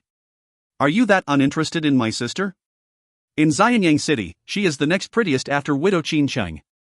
Of course there is still the talented Lady Ji whom we have not met. Xiang Shaolong smiled, you know your women well. Lord Chongping reached out and grabbed his arm, begging, stop hesitating. How about it? Looking at his arm, he added, Shaolong, you are very muscular. Xiang Shaolong adored this friend and without a choice, he promised, let me have a go. But I do not guarantee that I will be successful. Lord Chongping was overjoyed. The meeting happened to end at the same time and Lu Buwei stepped out with Meng Ao with serious expressions on their faces. They were still talking as they were walking. Lu Buwei noticed Xiang Shaolong and waved him over. When Xiang Shaolong began to walk over, Meng Ao had left Lu Buwei already. Lu Buwei received him and they walked to the rear garden together. Lu Buwei explained in a low voice, Shaolong should know what has happened. After our discussion, Meng Ao has been selected to lead an army to Pingyuan province to crush the rebellion. Wang He will lead another army and be stationed at the eastern passes. This will serve as a warning to Shandong and Sanchuan province not to make any foolish moves. In case they rebelled too, he will move in and crush them. Pausing, he added, what a coincidence. In a short space of time, all the ex-soldiers in Xianyang City have all been used up and now it is our hunting fair. What does Shaolong think? Xiang Shaolong plainly state, Lord Jailing is planning a rebellion. Lu Buwei was startled, what? Xiang Shaolong repeated his statement. Lu Buwei composed himself and thought it over. They arrived at a small bridge and he sat down on one of the stone railings and hinted Xiang Shaolong to sit on the opposite side. He frowned. How did Lord Jailing motivate the Pingyuan residents to rebel? Xiang Shaolong sat on the opposite railing and looked down at the running water. Noticing some swimming fishes, he calmly replied, Lord Jailing did not have this ability but he can conspire with Zhao General Pangmuan to achieve this. Lu Buwei slapped his thigh. No wonder he left in such a hurry after the funeral. It is all because of this. His eyes shining with a killing aura, he slowly stated, Lord Jailing. You must be tired of living. Turning to Xiang Shaolong, he instructed, if he wants to rebel, the hunting fair is a golden opportunity. I shall put you in charge of this. If I am not wrong, Lord Jailing's men will try to hide in the vicinity of Xianyang City today and tomorrow. With all the chaotic preparations, they can move undetected. We must also guard against Lord Jailing's family warriors within the city. I will get Zhongxie to take care of this. Xiang Shaolong was secretly pleased. Indirectly, Lord Jailing has helped him to distract Lu Buwei from assassinating himself. Moreover, he had agreed to Lu Niangrong's hand in marriage. Lu Buwei stood up, declaring, I must see the crown prince and empress. Shaolong must report everything to me so that I have a clear picture of what is going on. Xiang Shaolong put on a respectful look until he left. He then rode his horse out of the city and towards the western suburbs. If you find any errors, ads pop-up, ads redirect, broken links, non-standard content, etc., please let us know report chapter so we can fix it as soon as possible. Volume 13 Chapter 11. Book 13 Chapter 11, Exposing the Scheme. When Xiang Shaolong and the 18 guardians arrived at the west gate, they ran into Ji Yanran and the rest who were about to return to the city. The carriages stopped along the wide road leading to the west gate. Xiang Shaolong let down his horse and went to say hi to the ladies. Everybody have red and healthy-looking faces, showing that they had a generous amount of exercise. Xiang Baoer saw Xiang Shaolong and waved his little hand calling him father. Zhao Ji was annoyed. Are you so busy that you cannot visit us? Xiang Shaolong laughed along. After the hunting fair, I will spend more time with all of you. Wu Tingfang proudly state, ignore him Sister Ji. We will have a good time with Sister Chung. Xiang Shaolong reached out through the window and pinched the cute face of his son. He spoke briefly with the Tian sisters before he went to the second carriage. When the blind was lifted, it revealed Ji Yanran and Qin Xing seated inside. Qin Xing's face was slightly red and was staring viciously at him. Xiang Shaolong's heart began to thump harder. Ji Yanran smiled sweetly and gently asked, hubby is going to the western suburbs? Xiang Shaolong nodded and take this opportunity to inform Qin Xing, the residents of Pingyuan province are rebelling. This rebellion is likely to be linked to Lord Jialing. Lu Buwei has been notified and I am fully in charge of this matter. Grand Tutor Qin can set your mind at ease.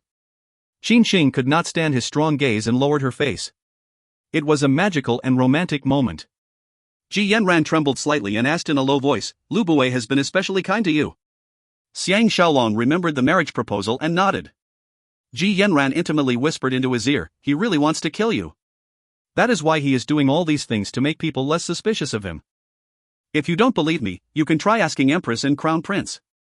You will discover that Lu Buwei has given them a misleading impression of the hostility between you and him. AI. Hubby is too trusting. Xiang Shaolong was shocked but still have some doubts about it.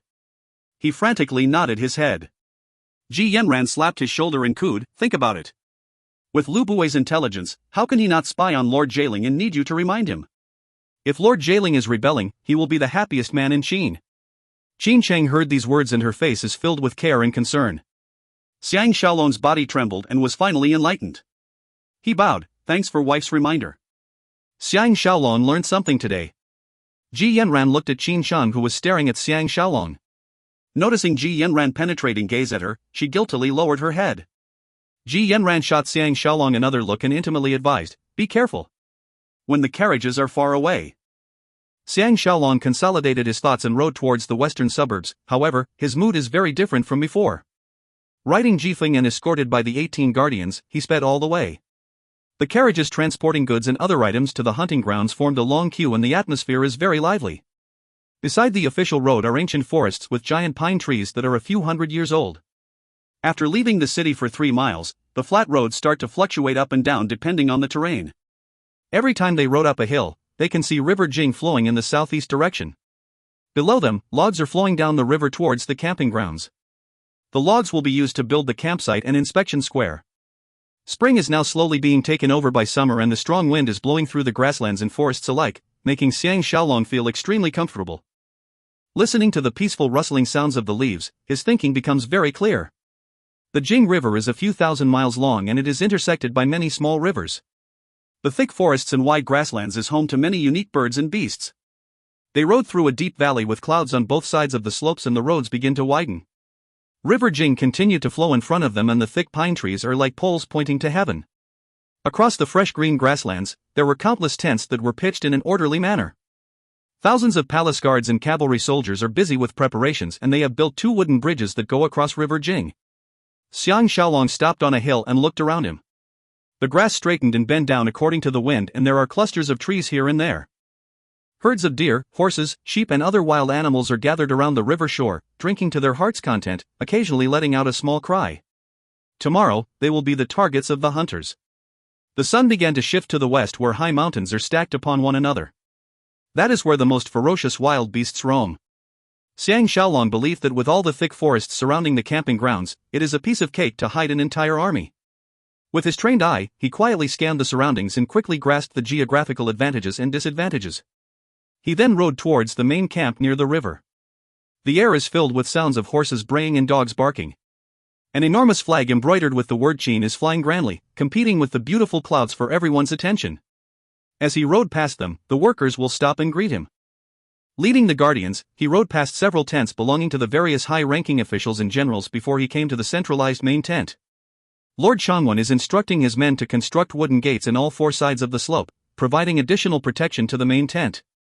There are 10 odd tents on this flat hilltop. Except for Xiao Pan and Zhu Ji, the rest of the tents belong to the other members of the royal family. Xiang Shaolong jumped down his horse and questioned, "Why are you building the gates now? Isn't it too hasty?" Lord Changwon replied, "It is Premier Lu's idea. He received news about the Pingyuan province rebellion and insisted that I build the gates by tomorrow morning." Xiang Shaolong thought to himself that it was a narrow escape. Ji Yanran is right. Lu Buwei knew about Lord Jieling's rebellion a long time ago and acted ignorant to deceive him, causing him to let down his guard and even mistook Lu Buwei for really forgiving him. Lord Changwon pointed to a group of men beside the river and commented, "Both assistant generals are there playing with the hunting dogs. My stubborn sister is there as well. She is the one dressed in a white and green warrior suit, the one dressed in yellow and purple is Lu Danner." He added in a low voice, "Has Big Brother spoken to you?" Xiang Shaolong nodded his head slightly. "Is there no one your sister likes among all the young men in Xianyang City? For example, Ngu is even a better catch than myself." Lord Changwon sighed. Ngu is a talented man who is comparable to Shaolong. However, they grew up together and treat each other like siblings, so it is impossible for them to fall in love. Pausing, he added, "Jin is unlike the 6 states and it is very common for people to have premarital 5x. Ying has dated several guys before but none of them lasted long enough. She became serious only after she met you, but..." Xiang Shaolong countered, "She is only serious about Guan Zhongxie. The 2 of you are forcing me to join this disadvantageous competition." Lord Changwon laughed along, "It is because we admired you. Hey! We dote on our sister dearly. Actually Zhongxie is not bad and he is a good fighter. Unfortunately, he is Lu Buwei's man." Cheers can be heard from the crowd. Guan Zhongxie had put on his armor and was playing with one of the hunting dogs. Xiang Shaolong climbed onto Jifeng and remarked, "Here I go." Lord Changwon hurriedly asked for a horse and rode with him towards the crowd. Escorted by a large body of men, both men came to the edge of the crowd and dismounted. Tang Yi was focused on observing Guan Zhongxie's intricate footsteps. When he saw Xiang Shaolong, he had a serious expression on his face. After he waved to Lord Changwon, he hinted at Xiang Shaolong to accompany him to one side. Arriving at a cluster of rocks near the river, he reported, "This man is extraordinarily shrewd. Even under such circumstances, he is still hiding his true abilities. What a frightening character." Xiang Shaolong glanced back at them and nodded in agreement. "He is the most dangerous swordsman we have ever come across. This man had reached a very high level of swordsmanship and I have never seen any more who can breathe so calmly. I admit that I have not reached his level of cultivation." Tang Yi smiled, "But you are someone who never underestimate your enemy. If it was Jing Jun, he would never believe that someone can be better than him." Xiang Shaolong laughed, "Right. Where is that kid?" Tang Yi replied, "He is out surveying. The more we know about the hunting grounds, the better chance we have at killing him. OAO. How is your leg injury?" Xiang Shaolong replied, "Much better, but I still cannot run or the wound will reopen for sure." But Tang Yi advised, "When I changed your dressing this morning, the swelling has subsided. Based on your physique, you should recover fully after 2 days." Xiang Shaolong happily stated, "Now, I must thank Tian Dan for injuring me. It will be harder for Lu Buwei to kill me now." Tang Yi was stunned. "Didn't third brother say Lu Buwei is patching up with you?" Xiang Shaolong heaved a sigh and repeated Ji Yanran's words. He also told him about the Pingyuan province rebellion and Lord Jieling's scheme. Tang Yi thought carefully and affirmed, "I will handle Lord Jieling. If necessary, we will use our elite army. We must not let Guan Zhongxie gain this honor." As he spoke, they noticed Guan Zhongxie, Lord Changwon, Lu Danner and Ying walking towards them. Tang Yi winked at him and whispered, "I will go and join little June." And slipped away. From afar, Lord Changwon winked and shouted, "Official Xiang, let's test the target boards at the archery grounds." Official Guan has an iron bow that only he is able to pull apart. Xiang Shaolong was agonized. Lord Changwon is trying to create an opportunity for him to put down Guan Zhongxie in front of the 2 girls. Xiang Shaolong knew himself too well. He may be considered an expert archer, but he is still inferior to Wang Jian, Tang Yi, and even the dead Lian Jin. As long as Guan Zhongxie is a better archer than Lian Jin, he will be humiliated. Guan Zhongxie raised his hands to show his innocence. "I am not harboring any intention of winning. It is Lord Changwon and the 2 misses who wanted Brother Xiang to show us your skills." Xiang Shaolong cursed secretly and acted apologetic. "I am afraid I have to disappoint official Guan. My leg injury has yet to fully recover and it is not advisable for me to exert any strength. I think we can just watch official Guan perform. Guan Zhongxie was startled. Forgive my impertinence. I noticed that official is walking normally and thought that you have recovered. Ying Ying's face turned cold. Is official Xiang making excuses? Lu Danner spat, coward. Dragging Ying Ying, she unhappily turned around and shouted to Guan Zhongxie, official Guan. Let's find something else to do. Guan Zhongxie humbly paid his respects and left with the two girls. They left Xiang Shaolong and Lord Chanwen smiling bitterly at each other. Xiang Shaolong thought of Tu Xian's appointment and bade farewell, returning back to Xianyang City. On the way back, he thought of the girl's cynical expressions but did not feel bad at all. He was amazed at his own change. In his wild days in the 21st century, he must win every fight and every drinking contest. He has lost his eagerness to be the victor in everything.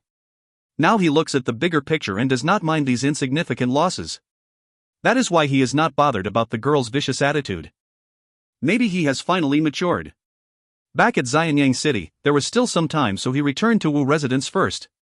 He checked with Tao Feng about the Zhou siblings and went to visit them. Tao Feng has given them a nice accommodation in the East Garden near where the guardians are sleeping. It is quite a comfortable place to stay. When Xiang Shaolong stepped into the small hall, the pretty Zhou Wei is busy sewing in one corner while Zhou Liang was fiddling with a small metal mechanism on the table. When they saw him coming in, they hurriedly got up to greet him. It may be due to sympathy that Xiang Shaolong is especially caring towards them. He smiled at Zhou Wei. Is Miss Zhou making new clothes? Zhou Wei's face reddened and she lowered her head, replying, "Gen." Xiang Shaolong was feeling strange at her shyness and sat down on the other side of the table. Gesturing for them to sit down too, he asked Zhou Liang, "What is that toy you are playing with, Nut?" Zhou Liang handed him the metal piece and replied, "This is a wrist guard for a hunting eagle to perch on. Watch." He lifted his sleeve and showed Xiang Shaolong his left wrist. There were over 10 scars on his wrist. Xiang Shaolong was interested and asked, "So Brother Zhou is an expert in shipbuilding and eagle rearing? Since there is a wrist guard, why are you still injured by the eagle claws?" Zhou Liang answered, "The wrist guard is meant for new eagles. An expert can train the eagle to vary its clawing strength. These scars are accumulated before I was 15. Since then, I have no accidents with them anymore." Xiang Shaolong reasoned, "In this case, Brother Zhou must be an expert eagle handler." Zhou Liang humbly replied, "That was in the past. Now, I felt guilty towards them. Under their fierce stares, I dare not rear them anymore." Xiang Shaolong thought for a while and instructed, "From today onwards, Brother Zhou need not worry about his next meal or being bullied. Just focus on developing this and it may help me in the future." Zhou Liang was delighted and his eyes were shining. "I dare not disobey Master Xian's orders." "Hey! You can call me Little Liang. I dare not be addressed as Brother Zhou." Xiang Shaolong officially state, "I have never regarded Brother Zhou as an outsider." You should not call me Master Xian too. Can I ask you what is the secret of rearing eagles? How long does it take to train one and what are they capable of?" Zhou Liang brightened up and proudly revealed, "First, you must know which eagles are trainable. The easiest to train are king eagles who share human instincts. After that, you need plenty of patience and hard work. The eagle must be reared from young and need about a year to be fully trained." "Hey! Hunting is nothing to them. The pinnacle of rearing eagles is to train warrior eagles. They can chase the enemy from the sky, spy on surroundings and assassinate someone. They can be a formidable weapon." It is now Xiang Shaolong's turn to brighten up. He excitedly instructed, "We must not delay any further. Brother Zhou shall look for your king eagle tomorrow. I will send some men to accompany you and make it easier for you." Zhou Liang received his order gratefully. Xiang Shaolong noticed that it is about time to go and he bade farewell. Stepping out of the door, Zhou Wei's voice rang out, "Official Xiang." Xiang Shaolong turned around and smiled, "What can I do for Miss Zhou?" Zhou Wei came to him and shyly asked, "Big brother has an assignment on hand." "What about me?"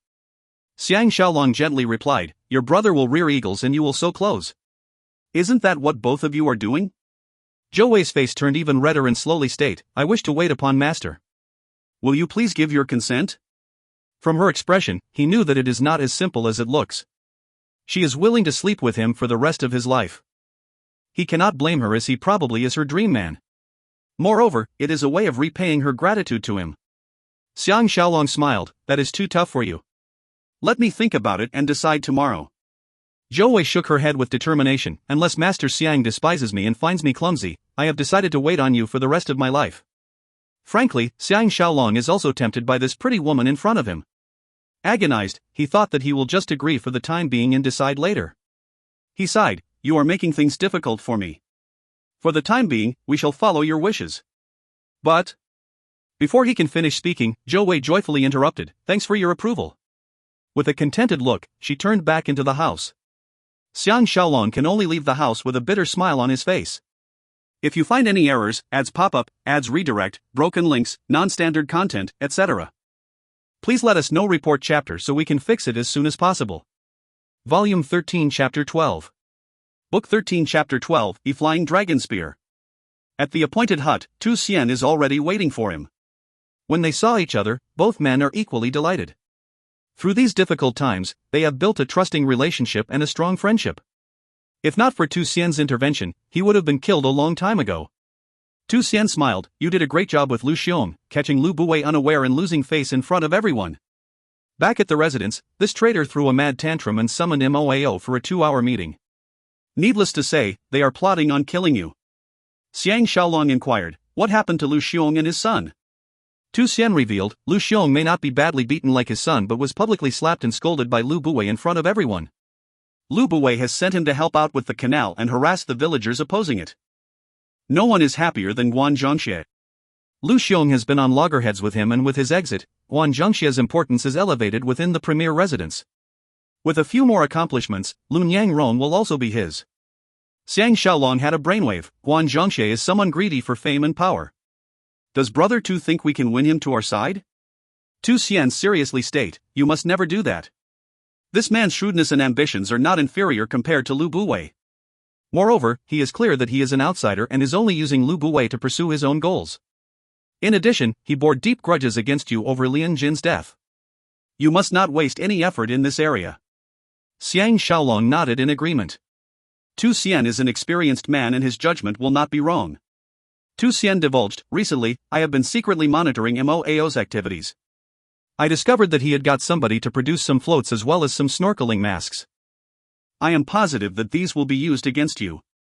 Xiang Shaolong was alarmed as this is something he did not consider at all. Rivers and lakes are part of the hunting grounds. Except for the 2 bridges across the Jing River, they will require rafts or even wade through the water. If someone attacks them underwater, such as shooting a poisonous needle, the victim will be caught with his pants down. He took a deep breath and sighed, "I am lucky that my leg is injured and I cannot go anywhere." Tu Xian smiled weakly, "That's the best plan so far. But you must still be careful. He will try to kill Brother Tong and Little Jun too. If they are killed, your strength will be drastically affected." Pausing, he added, "I may not know what they are doing exactly, but based on Moao's intelligence, he will create a situation where they can attack you when you least expect it." Xiang Shaolong is perspiring with cold sweat. He did not anticipate Lu Buwei to target Teng Yi and Jing Jun too. With Tu Xian's reminder, he realized how careless he is. Tu Xian described in a deep voice, "The most frightening thing about Moao is that he is the silent killer in the background. He knows how to protect himself and cannot be bothered with fame and official posts. He is a man who goes for the big kill." Xiang Shaolong questioned, "Doesn't he have any flaws?" Tu Xian answered, "His only flaw is that he lusts after women. When he first saw widow Qin Qin, he lost his bearings. Lu Buwei cannot do anything about her or she would have long entered his bedroom. I forgot to tell you. Lu Buwei is very jealous about talented Lady Ji marrying you. On more than one occasion, he had mentioned that she is too good for you." He added, comparing both of them, "Guan Zhongxie has better self-control. He has never touched any of Lu Buwei's courtesans or maids. He spends most of his time practicing his horse riding, archery, swordplay and even reads military classics. He repeats this schedule every day and his willpower is amazing. Moreover, no one knows what he wants or what he is thinking about. He will be a more difficult opponent to kill compared to Moao. If an opportunity presents itself, you must kill him too so that we can all sleep better at night." Xiang Shaolong was totally frightened by these words. Compared to himself, he is much more lecherous and lazy. Emotionless people like Guan Zhongxie are the most frightening opponents. Moao has a weakness, which is Qin Chang. This weakness will cost him his life. Tu Xian sighed again, Lu Buwei's influence is growing drastically. Every day, there are countless officials coming to flatter him or present gifts. Additionally, he controlled Empress through Lao AI.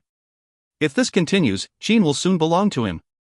If not for his strict security, I will present him with a cup of poison wine just like how he poisoned others, but. Xiang Shaolong laughed. Lao Ai may not be as beneficial to him as it looks. He told Tu Xian about supporting Lao Ai to oppose Lu Buwei. Tu Xian was stunned inside after some time. Xiaolong may be better than Moao in terms of scheming. Lao Ai is indeed a selfish and ungrateful man. Xiang Shaolong was feeling guilty about this praise and asked about Lunyang Rong. Tu Xian responded, she is the only person I do not detest within the premier residence. Lu Buwei's 3 sons are useless bums who indulges in wine and women.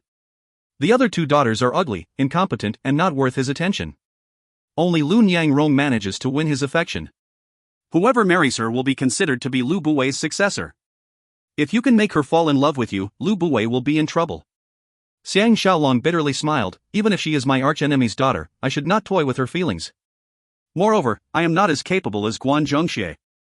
Even I can feel that he is a very charming man. Tu Xian disclosed, Guan Zhongxie has his own way of getting anything or anyone he desires. Additionally, he is humble, polite and never put on any airs and is not as inaccessible as Moao. He knows how to win your respect and he has bribed everyone around Lunyang Rong. Needless to say, Lunyang Rong is deeply infatuated with him. You honestly do not have the slightest chance of marrying her. He thought hard and frowned, but things are not as simple as it looks. Since you rejected the marriage, she was annoyed but her interest in you grew. She loves people with extraordinary sword skills. If you can beat Guan Zhongxie, she may be moved. Xiang Shaolong sighed, that is even more difficult than winning her affections openly. Do you know if they had made love already? Tu Xian affirmed, Guan Zhongxie will never do such silly things that will anger Lu Buwei. Glancing out of the window at the darkening skies, he added, in the 3 days of the hunting fair, Shaolong must be fully alert and protect yourself. Do not give Lu Buwei any chance to assassinate you. You are his biggest obstacle and you must not be complacent when dealing with him. Xiang Shaolong nodded his head in agreement and they parted. As Xiang Shaolong strode down the road, the street lamps are being lighted up. Xianyang City's nightlife is not as lively as Handan City or Daliang City, but there are still people walking on the roads. This is even more true on the main roads where the brothels are located. In fact, there are more people on those roads at night than in the daytime. They have decided to meet at Xianyang City's biggest brothel, Drunken Wind Brothel. Drunken Wind Brothel is a privately owned high-class brothel and Xiang Shaolong do not know who the owner is, but he is sure that he is a very popular man. Xiang Shaolong used to frequent pubs and nightclubs in the past. In this ancient period, this is the first time he is visiting a private brothel and he could not help but feel refreshing. Wearing a normal warrior suit and walking down a busy ancient street, he reminisced about his life and was intoxicated. For years has come and gone. Xiaopan, the future Qin Shi Huang, has transformed from a playful and innocent child into a determined and capable crown prince. Nobody among the 6 states could be bothered with him but are more concerned about Lu Buwei or himself. 10 years later, they will realize how wrong they are.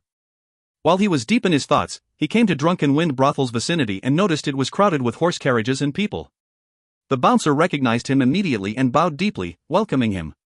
Before he could move another step, a familiar voice called him from behind, Official Xiang, please hold your step. Xiang Shaolong recognized that it was Han Shuang's voice and turned around with astonishment.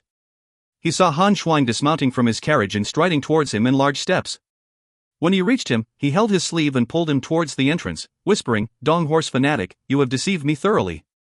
Xiang Shaolong could not be bothered to deny, thinking that the whole world should know about his impersonation by now. He bitterly laughed, who told you? Han Shuang was about to say something when a well-dressed middle-aged man accompanied by 2 attractive ladies with thick makeup welcomed, welcome to your first visit, Official Xiang, and welcome back, Marquis Han. I, Wu Fu, am deeply honored by your presence. On his right, the beauty giggled, I am Gu Yan. When our girls heard that Official Xiang is coming, everyone is putting on their best makeup, hoping to be chosen by you. Han Shuang chided, so no one is bothered about me. The other beauties seemed to be familiar with Han Shuang. Batting her long eyelashes at him, she smiled, Marquis Han is so jealous, shall I accompany you myself? She then faced Xiang Shaolong and informed, I am Bailei, please make yourself at home. Han Shuang is an experienced brothel man and will not take it easy on them. He clapped Xiang Shaolong's shoulder and exclaimed, Bailei actually wants you to make yourself easy in her home. The 2 girls incidentally burst out in giggles. Wu Fu was still laughing as he led them through the main hall and into an inner chamber. A pretty maid served tea and the 2 girls sat beside both of them. Xiang Shaolong was feeling puzzled over why they are seated there when Wu Fu clapped once and smiled, this is Official Xiang's first visit and we have prepared a little surprise for you. It is a just little gift and we hope you do not take it to heart. Xiang Shaolong was highly amused. Corruption and bribery is the same in these ancient times. As the Imperial Cavalry commander, he is as good as Xianying City's chief protector. These brothel owners must naturally treat him well so as to enjoy certain benefits in the future. Han Shuang smiled. Boss Wu is a knowledgeable man. Official Xiang will surely appreciate your friendship. Half of Bai Lei's body is already leaning on Han Shuang's back and she teased, Marquis Han is the knowledgeable man. Our boss pale in comparison. On the other side, Gui Yan leaned into Xiang Shaolong's bosom and cooed, Official Xiang must come here more often or the girls and myself will not let you off. Xiang Shaolong finally realized the meaning of a brothel is a hero's home. For the past 2 years, he has been avoiding all females except his own wives and maids. On one hand, he is satisfied with them already. The real reason is he wants to avoid the responsibility linked to relationships. The plus point of these women is the way 5X is conducted. Everybody can fulfill their fantasies and simply leave without any repercussions. This is also a way to balance the human needs as long as it is not done excessively. When Xiang Shaolong first arrived in Handan City, someone brought him to the official brothel and he was faced with Sunu's tragic ending. This tragedy has left a scar in his mind, making him fearful of brothels and even more fearful of the tragic stories of the brothel girls. But he can tell that private brothels and official brothels was very different. Private brothels girls are women who are willing to enter flesh trade and are very open about their occupations. Remembering the days when he was down and out, he was lucky to be retained by Tao Feng. Otherwise, he may have to be a paid assassin or a Gaigo 1-0. Gui Yan intimately whispered into his ear, why is official Xiang so listless? Let me get Mimi to accompany you. Every guy who sees her will be mesmerized. Xiang Shaolong thought that this name sounded familiar. His mind raced furiously and he recalled that it is Lao Ai's old flame Dan Mimi who bewitched Wu Tingwei into betraying his family and eventually dying a tragic death. He was annoyed and barked, this beautiful Gui Yan accompanying me is good enough, who cares about the ugly Mimi? Bai Lei sniggered, official Xiang is a lecherous man too. You are even better than Marquis Han is making girls happy. Han Shuang laughed, official Xiang's real abilities will scare both of you to death if you ever come to know about it. He is not only good at humoring girls. His remarks were followed by a flurry of laughing and teasing. Wu Fu was curious, so Marquis Han and official Xiang know each other very well.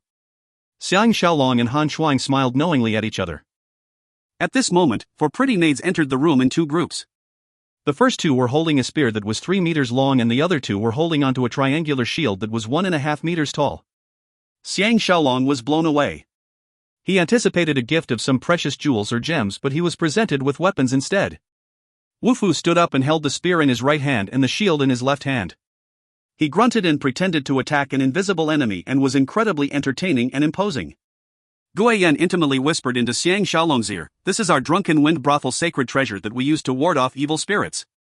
3 years ago, a guest presented this gift to us. When Boss Wu heard that official Xiang is coming, he thought for a long time before he decided to give this to you. Xiang Shaolong believed that this guest must have run out of money so he had to leave his weapons behind. In these times, top-grade weapons can be used as currency but they are not easily available. Han Shuang received the spear and shield from Wu Fu and tested its weight. He was agitated, these 2 weapons can fetch at least 100 taels of gold. I cannot believe that Boss Wu have such a precious pair of weapons. Xiang Shaolong secretly praised Wu Fu. With his gift of weapons, it is hard for him to reject and it is also hard to trace as a bribe. He stood up joyfully and received the spear. The body of the spear was straight, shimmering and engraved with motifs.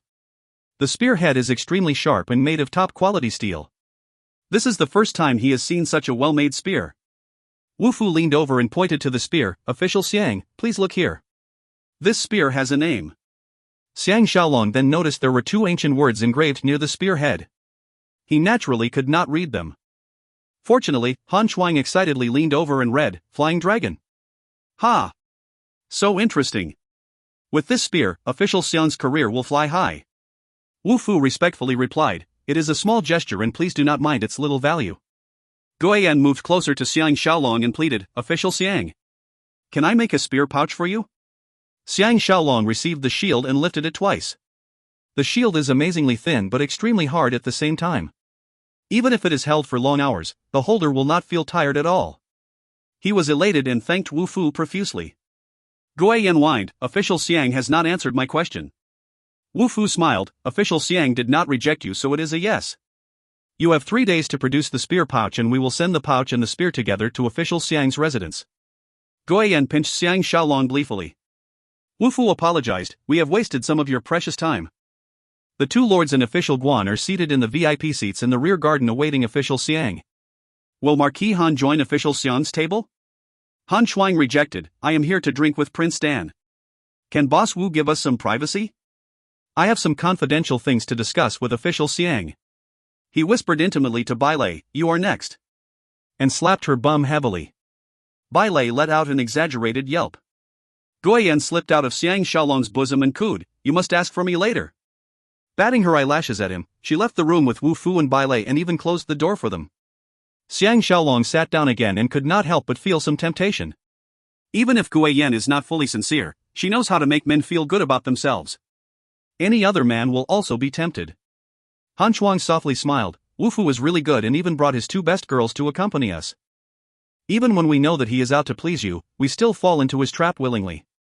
Xiang Shaolong felt the same and believed that with such men around, it is hard to be an uncorrupted official. He nodded, Brother Han still did not tell me how you found out that I am Dong Horse fanatic. Han Shuang revealed, someone saw you going to see Tian Dan and my suspicions are raised. I heard that you came out with an ugly expression on your face and Tian Dan rushed to see Lu Buwei immediately. Did something happen? Xiang Shaolong do not trust Han Shuang as much as he trusts Lord Long Yang. He plainly state, we have some slight disagreements. It is nothing serious. Han Shuang sincerely commented, if Brother Xiang wants to deal with Tian Dan or Li Yuan, you must not leave me out. Xiang Shaolong responded, if there is a need, I will definitely ask for your assistance. Han Shuang's expression suddenly turned vicious and asked, has Brother Xiang heard of this man named Lao Ai? Xiang Shaolong recalled that Lao Ai seduced his concubine and was forced to escape to Xianying City.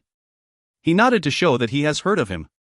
Han Shuang gritted his teeth, this is an ungrateful man who is worse than a beast. I treated him well and yet he eloped with my concubine. He even strangled her to death when she became a burden to him. Such a heartless fellow, I cannot wait to tear him to pieces. Unfortunately, he is hiding in the premier residence and I cannot do anything about it. Xiang Shaolong guessed that he does not know that Lao Ai is now Zhu Ji's beloved. His constant patronage to this drunken wind brothel must be due to Lao Ai and not because he likes to drink or womanize. He sighed, Marquis must give up all hope. Lao Ai has entered the palace and is adored by Empress Ji. If you try to kill him, you will not return to Han alive. Han Shuang trembled strongly and his eyes reddened, glowing with pain and agony. After some time, he dejectedly sighed, I understand. In this case, I will return to Han tomorrow. If Brother Xiang needs my assistance in any way, I will do my best as long as it is within my power. He softly added, I still remembered and am grateful for your assistance in Handan City. Xiang Shaolong can never imagine that Han Shuang can be such a thankful person. He could not hold back and promised, Brother Han can rest easy. I guarantee with my head that Lao Ai will die a horrible death within 7 years. I will avenge Brother Han's injustice. Han Shuang stared at him with disbelief for a while and finally nodded, if these words come from anyone else, I will take it as a bad joke. But if they came from the mouth of Dong Horse fanatic, I have absolutely no doubts about it. Both men stood up and Han Shuang finished, Sister Jing may be with Pang Muan now but the man she truly loves is the dead Dong Horse fanatic. I have decided not to tell her the truth. Xiang Shaolong was stunned and an image of the pretty Zhao Empress appeared in his mind. If you find any errors, ads pop up, ads redirect, broken links, non-standard content, etc., please let us know. Report chapter so we can fix it as soon as possible. Volume 13 Chapter 13. Book 13 Chapter 13, An Evil Beauty. With two pretty maids leading the way, Xiang Shaolong walked through a long corridor and stepped into a garden. The garden is filled with sounds of laughter and idle chatter. Under the illumination of the lamps, Xiang Shaolong noticed that there are many different kinds of flowers planted in the garden. They are neatly arranged to give a sense of peace and tranquility, soothing the minds of those who see them. In the center of the garden, there is a fake mountain and a fish pond. With the fresh green grass and insects chirping, it is hard to imagine that this is the garden of a brothel. Xiang Shaolong was so comfortable that he thought that he had returned home. The two maids leading the road are whispering and giggling to each other. They turned back occasionally to look and smile at him, trying to entice him. Xiang Shaolong knew that women are naturally attracted to him. Moreover, he is the mighty imperial cavalry commander. These girls will feel honored if they are linked to him. Ever since his promotion to this highly sought-after post, he has been busy with work and family and did not have much time to know the common folks. Instead, all these work has been delegated to his men. Today, he finally get to know these commoners and felt the glory and intangible benefits of being the imperial cavalry commander. No wonder so many people are interested to be officials. His men like Pu Bu and Lu Chao have benefited from his glory too. Going around the fake mountain, a 2-story building came into view. The entrance was guarded by dozens of palace guards and infantry soldiers who are the escorts of the lords in Guanzhongxie. Xiang Shaolong is familiar with them as he saw them quite often. They may be standing guard outside the door but were not lonely at all as a group of maids are flirting with them, creating a lively atmosphere. When they saw Xiang Shaolong coming alone, they stood at attention and paid their respects but could not hide the look of surprise on their faces.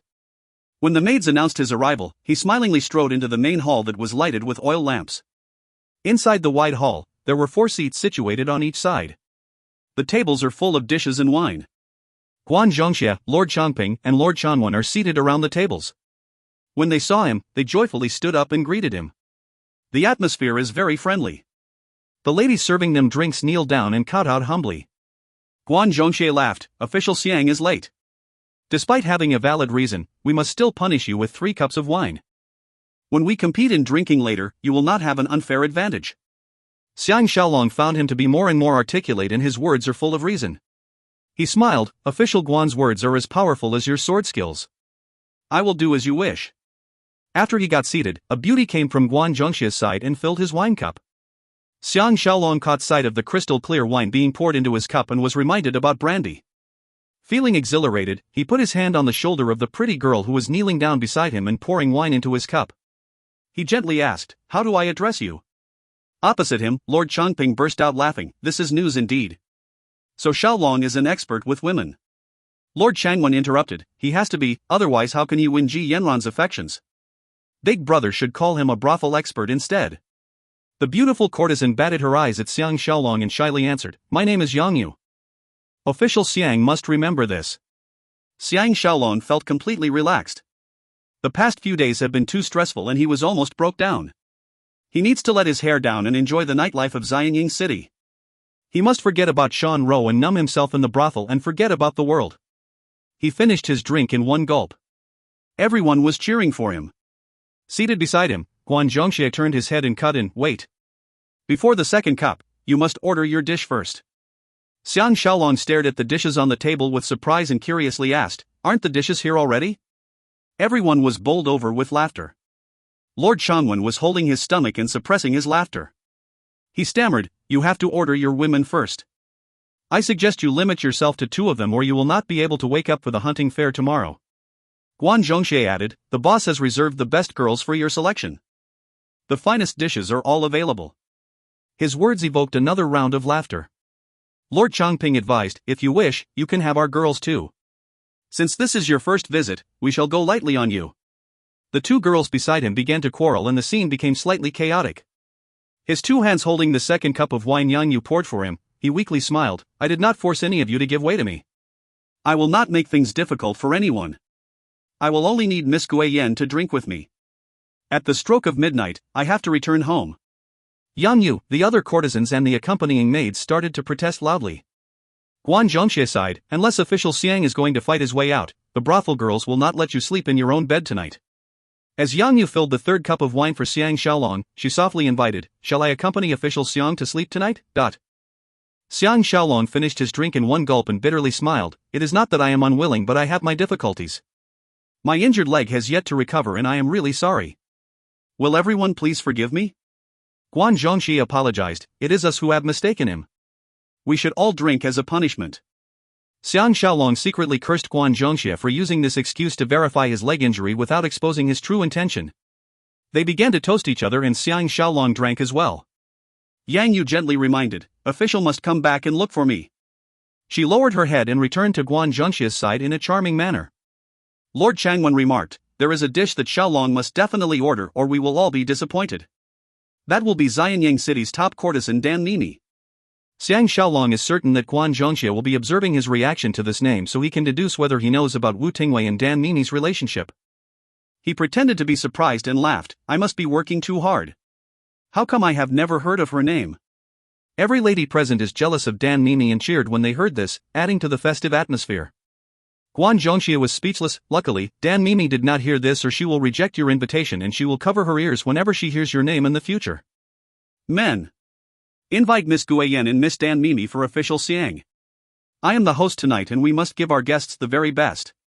His words are slightly overbearing, but it still sounds comfortable and acceptable. The maids received his order and left. Guan Zhongxie clapped loudly 3 times and the hall quietened down instantly. The female musicians seated near the door may be slightly older but still retain some charm and elegance. It is not surprising Drunken Wind Brothel has been named Xianyang City's top brothel. If not for their official ranks, they are not fit to be seated where they are. The female musicians begin to play a melody. The 2 doors of the main hall were thrown open and a large group of courtesans ran in like a bunch of butterflies flying in. The spring in their steps signifies youth and liveliness, and they were a pleasing sight. Xiang Shaolong scrutinized them carefully and could tell that they are around the age of 18 and 19. Every one of them has an excellent complexion and nice skin. In these warring times, men are more highly regarded than women. As a result, many poor families resort to selling their daughters. When Xiang Shaolong first ran into Taofeng, he was acquiring beauties from all over the world. The courtesans in front of him are possibly acquired in the same manner. Thinking about this, he could not help but recall the pitiful Ting Fengshe. Agonized, he wished he could leave immediately. He was still feeling sad as the music gradually stopped and the courtesans bade farewell and left. Their beautiful companions began to fill up their wine cups. An attendant announced, "Miss Guiyan has arrived." Xiang Shaolong composed himself and gazed at Guiyan sashaying in. He thought about her name and the possible meaning behind it. He guessed that Guiyan is not a Qin native but gave herself this name to remind her of her hometown. Translator note, Gui equals belong. Guiyan equals belonging to Yen. Guiyan paid her respects to everyone and joyfully sat down beside Xiang Shaolong. All the other girls present have an envious look on their faces. Xiang Shaolong did not have a chance to say anything yet when Guiyan leaned on him and poured another cup of wine. Smiling brightly, she toasted, "I am grateful for your appreciation. Let me drink a toast to you." Guan Zhongxie and the 2 lords burst out laughing. Lord Changwen explained, "This is called intoxication with both women and wine. Shaolong may eventually risk his injury and stay overnight at Drunken Wind Brothel." Guiyan was shocked. "Official Xiang is injured?" Xiang Shaolong sniffed at her fragrance and was slightly uneasy. Guiyan is a very charming lady, especially when she is trying her best to seduce you. In the past, Jiamu used Jiaoyet and a strong aphrodisiac to try to harm him. The best trick in the book is the beauty trap. Thinking about this, he recalled Guan Zhongxie's sharp eyes staring at him when Dan Nini's name is mentioned. It was a really close shave. He was really complacent. If the wine he drank earlier was poisoned, he will be dead in no time. Moao is a poisons expert. He may even create a poison that will only react a few days later. If that happens, no one will suspect Guan Zhongxie as his murderer. Guiyan noticed his expression changing and thought that his leg was in pain. She swallowed some wine herself from a cup and passed the same cup of wine to him, advising, "Wine can lessen your pain. Please have a drink." Xiang Shaolong was relieved that she had drunk from the same cup and finished the cup of wine. His mind began to think furiously. To bribe a courtesan to harm him, the Imperial Cavalry commander, is not an easy task. The entire brothel may be forced to close down and it will have huge repercussions. Moreover, Guan Zhongxie will not take such a risk. If he wants someone to kill Xiang Shaolong on his behalf, the only possibility is Dan Nini. She has been bewitched by Lao Ai and will obey his orders without question. Lord Changwen smiled. Guiyan is so sweet, Shaolong should reward her with a kiss. Guiyan pretended to whine and collapsed into Xiang Shaolong's bosom. Her left hand hugging his solid waist and her right hand hugging his thick neck, she raised her pretty face and closed her eyes, breathing heavily with anticipation. With her large breasts pressing against his body and witnessing her H0RNY face, Xiang Shaolong was aroused and kissed her once on the lips. Everyone clapped and cheered loudly. Guiyan released him reluctantly and whined, "Official is so stingy." She lowered her head and added, "Official is even more muscular than lions and tigers." The attendant announced, "Miss Dan Mimi has arrived." The entire hall quietened down and every single pair of eyes turned towards the main door. Accompanied by the sounds of her accessories tinkling, a tall woman sauntered towards them. Xiang Shaolong took a look at her and was taken aback. Dan Mimi is around the age of 20 with chiseled good looks, the sweetest smile and the most loving lips. She has an innocent aura that makes all men feel like protecting her from harm. Now that she is here, she has become the glowing moon while every other girl is just a shimmering star. The music started to play. Dan Mimi twisted and turned her body around and began dancing. Under the lamp's illumination, the golden birds embroidered on her clothes seem to have a life on their own and are flying around the room, making her resemble an angel from heaven. Dan Mimi, the most popular courtesan of Xianyang City, began to strike certain seductive postures. Out of a sudden, she started singing. Her voice is pure and refreshing, adding to her sensuality. Xiang Shaolong could catch some parts of the lyrics. The song is about a young lady bathing in the river and thinking about her beloved.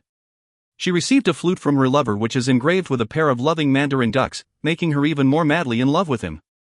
Coupled with her dance gestures and her enchanting expression, Dan Mimi was absolutely mesmerizing, and even Xiang Shaolong is captivated by her.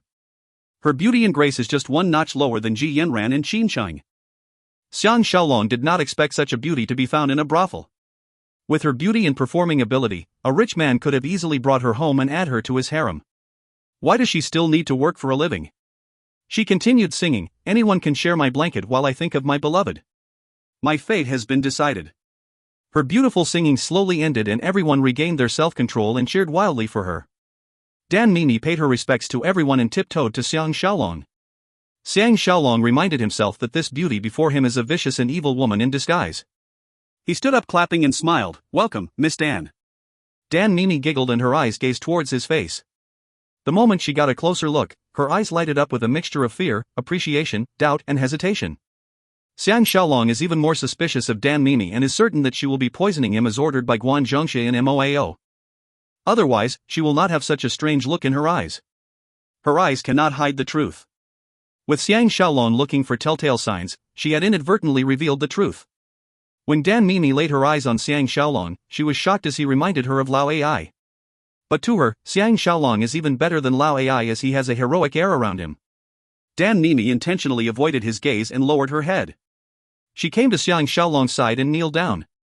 Xiang Shaolong peeped quickly at Guan Zhongxie and saw him staring at Dan Mimi with a nervous look in his eyes. He must have suspected that Dan Mimi is attracted to Xiang Shaolong. Xiang Shaolong bended down and reached out, holding onto her firm shoulders and helped her up. Dan Mimi raised her head and politely greeted, "Dan Mimi pays her respects to official Xiang." She lowered her head again gently but in a pitiful manner. But Xiang Shaolong knew that she has a guilty conscience and could not stand his righteous staring. Lord Changping smiled, "Dan Mimi must have been moved by official Xiang to be so shy and quiet." Lord Changwen added, "Has official Xiang's leg undergone a miracle healing?" Everyone laughed at his sentence. As Xiang Shaolong supported her to sit down, Guan Zhongxie suggested, "A beauty should match a hero. Mimi should offer official Xiang a welcome toast." Xiang Shaolong continued to observe Dan Mimi every little move. Her body trembled slightly when she heard Guan Zhongxie's suggestion and was agitated. He was amused that Guan Zhongxie was afraid of her backing out and was forcing her to poison Xiang Shaolong at once. Moao is truly brilliant. If Xiang Shaolong did not know that Dan Mimi is Lao Ai's mistress, he would die a wrongful death. Dan Mimi hesitated for a while and finally her pair of jade hands appeared from her long sleeves and went ahead to pour some wine for Xiang Shaolong. Observing a delicate hairpin inserted into a bun of her shiny black hair and smelling her womanly scent, Xiang Shaolong is beginning to detest Guan Zhongxie for forcing this beauty to commit such an atrocious act. Dan Mimi's jade hands trembled slightly. On his other side, Guiyan whispered intimately into Xiang Shaolong's ear, "Official has forgotten all about me." Xiang Shaolong's chain of thoughts was disrupted by her. When she finished speaking, his hand snaked over, embracing her slender waist while he kissed her on her neck. At this point, Dan Mimi raised a cup of wine and cooed, "Mimi will first drink half a cup to represent my respect for you. Official Xiang shall finish the rest." She raised the cup with one hand and put the other hand into her sleeve. With a magnificent posture, she lifted the cup and drank from it without making any noise. Xiang Shaolong focused hard and saw the other hand fiddling in the sleeve. He is certain that she is taking this chance to add poison to the wine. She lowered her sleeve and now held the cup with both hands, sending the cup to Xiang Shaolong's lips, but she looked down away from him. Lord Changping clapped and cheered loudly. Xiang Shaolong peered down at the cup half filled with wine and had a sudden brainwave. Should he expose the truth about the poisoned wine? This will be the best chance to destroy Guan Zhongxie. If you find any errors, ads pop up, ads redirect, broken links, non-standard content, etc., please let us know. Report chapter so we can fix it as soon as possible. Volume 14 Chapter 1. Book 14 Chapter 01 Xianyang Happenings. Xiang Shaolong took a closer look at the cup of wine Dan Mimi presented to him but could not see anything unusual. He did not believe that the poison will dissolve into the wine immediately. However, all he can rely on is the illumination of the oil lamp, which makes it more difficult for him to scrutinize the wine. He gave up the idea of exposing Guan Zhongxie. He wasn't intimidated by him as he is confident that he can make Dan Mimi confess that Guan Zhongxie to be the mastermind behind the poisoning. The problem is by doing so, it is equivalent to openly opposing Lu Buwei. Their underground battle will come to light. Remembering that Lu Buwei has another several years of ultimate power, he decided to play safe for the time being. Moreover, this issue may become even more complicated and even affect Lao AI indirectly. At the same time, he wonders if he can pretend to drink the poisonous wine. This will make Guan Zhongxie and Moao leave him alone for time being. When the matter has passed, it will cause confusion among them. They may be misled into thinking that Xiang Shaolong is immune to poison or that Dan Mimi did not poison him in the first place. Their infighting will only benefit him. These thoughts flashed through his mind very quickly and he reached a decision in a split second. Xiang Shaolong held the poisonous wine with one hand and embraced Dan Mimi's waist with the other and laughed. Miss Mimi needs to drink another mouthful of wine to make it exactly half a cup.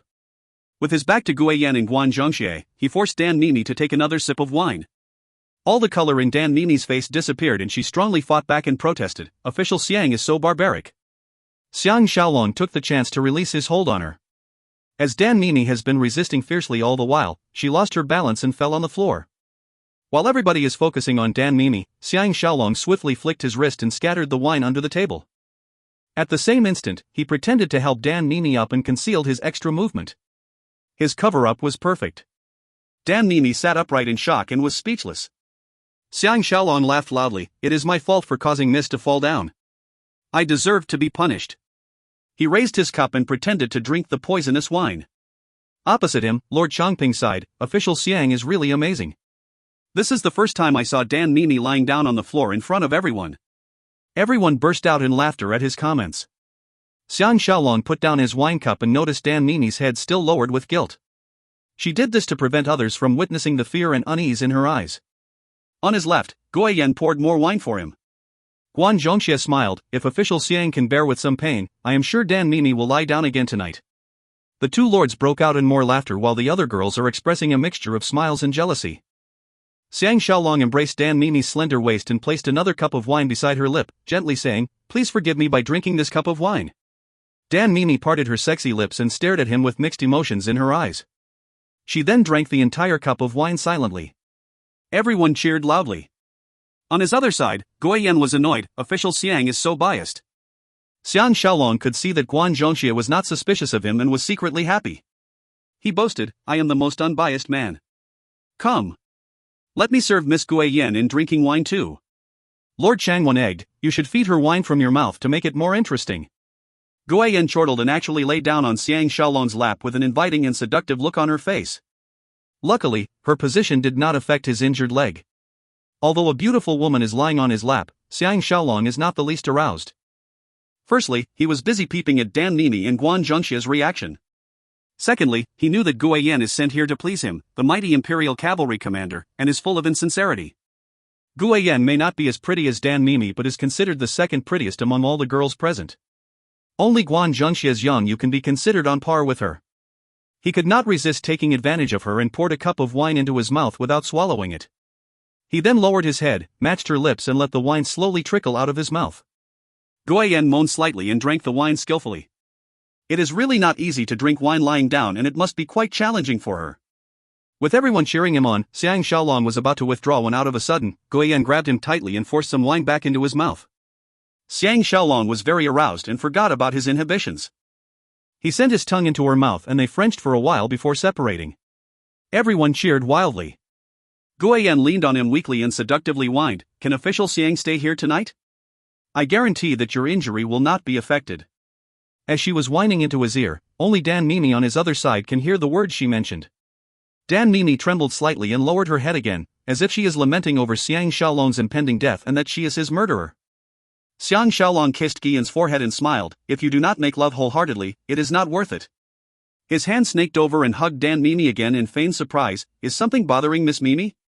Dan Mimi was stunned and sadly replied, Official Xiang only has eyes for Sister Guiyan so I am naturally upset. Guan Zhongxie hurriedly spoke up for her, Official Xiang is truly impressive and can even make Dan Mimi jealous. We brothers are all in awe of your talents. Xiang Shaolong secretly cursed him for calling himself his brother. Lord Changwen smiled, looks like Official Xiang has to feed her a cup of wine too. Xiang Shaolong thought that he might as well go all the way and tempt this female murderess. He prepared and held another cup of wine in his mouth and leaned over to match Dan Mimi's lips. After he finished feeding her the wine in his mouth, he refused to let her go and Frenched her deeply. Using all his kissing technique and tricks he learnt in the 21st century, he did his best to tempt and arouse her. Damn Mimi's cold demeanor melted and starting burning with passion. Xiang Shaolong knew that with his kissing skills and his impending death, Dan Mimi will feel even more remorseful and may even really fall in love with him. After some time, tears can be seen in the corner of her eyes, affirming that she was forced to poison him. Xiang Shaolong did not want to leave yet as he is concerned that the spilt wine under the table has not evaporated yet. Guo Yan came over to fondle him too. Inspired, Xiang Shaolong spilled another cup of wine under the table to hide the earlier spill. After a series of caressing, Dan Mimi surprising excused herself and took her leave. Without this popular babe, the lords were less enthusiastic compared to before. Xiang Shaolong took the chance to take his leave too. Whether she is sincere or putting up an act, Guo Yan actually sent him all the way to the front courtyard. She made him promise to come back for her before she allowed him to board Lord Changwen's carriage. Suddenly, Xiang Shaolong finds himself more and more interested in this ancient Black Leopard bar.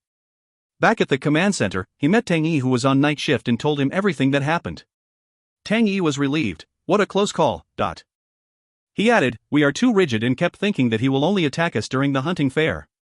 To think that he will use the beauty trap tonight. If we know more about the poison, we can trick them instead. Xiang Shaolong affirmed, "The poison will take effect after the fair." Tang Yi was stunned. What makes you so sure? Xiang Shaolong explained, Tu Xian informed me that Moao has constructed a kind of tool that can kill underwater. It is meant for you and Jing Jun. When I die of poisoning later, there will be no one in Wu family to counter them in the future. Tang Yi was incensed. If Moao survives the hunting fair, I will change my surname to his. Xiang Shaolong's expression darkened. We have always been thinking about ourselves. If they plan to assassinate Lu Gong and Su Xian too, it will be disastrous. Tang Yi breathed out in shock. Will Lu Buwei be so daring? Xiang Shaolong remarked, normally, he always plays safe. But with the chaos caused by Lord Jailing's rebellion, he can easily push the blame to him. With his devious scheming, this is an opportunity he will not bypass. Thinking about this, he became impatient and stood up, declaring, I need to see Lu Gong now and warn him. Tang Yi suggested, I think you should see Su Xian instead. In terms of intelligence, Lu Gong is way behind him. If he believes us, they will take the appropriate countermeasures. Xiang Shaolong found it reasonable and left the command center under the escorts of the 18 guardians and a few hundred cavalry soldiers. Pretending to patrol the city, he rode towards Su Xian's left premier residence. As the Imperial Cavalry commander, he is responsible for all security matters in the city except for the palace. As the dinner appointment ended early, it is only 12 plus now. Except for the brothel areas, the remaining streets are deserted except for the occasional horse carriage. At the left premier residence, Su Xian met him in the inner hall. This famous great general of Qin smiled, I knew Shaolong would look for me before the hunting fair. Xiang Shaolong was taken aback. Why is Premier Su so certain? Su Xian sighed, since Mu Gong ruled Qin, we become a serious contender for power. Unfortunately, the roads to the east were heavily fortified by Jing, so we focused on attacking the western lands. Finally, we conquered the other 12 states and gained plenty of territory. By the time Mu Gong passed away, we have amassed almost every piece of land on both sides of the Wei River. Since then, we did not conquer any new territories for over 200 years. We can blame the enemy, but it is actually our inability to overcome them. If you are powerful, who dare not succumb to you? It is as simple as that. Xiang Shaolong had no idea about history during those times and kept nodding his head. Su Xian became more enthusiastic and lectured, when the eastern lands are divided, we should take the chance to attack them. It is a pity that the Qin court is in trouble and power was in the hands of evil ministers. Within 40 years, we have a king who committed suicide, a crown prince denied of his succession, another king who was killed in the wilderness along with the Empress Dowager. Taking advantage of our internal strife, Wei invaded us and we lost all territories west of the river.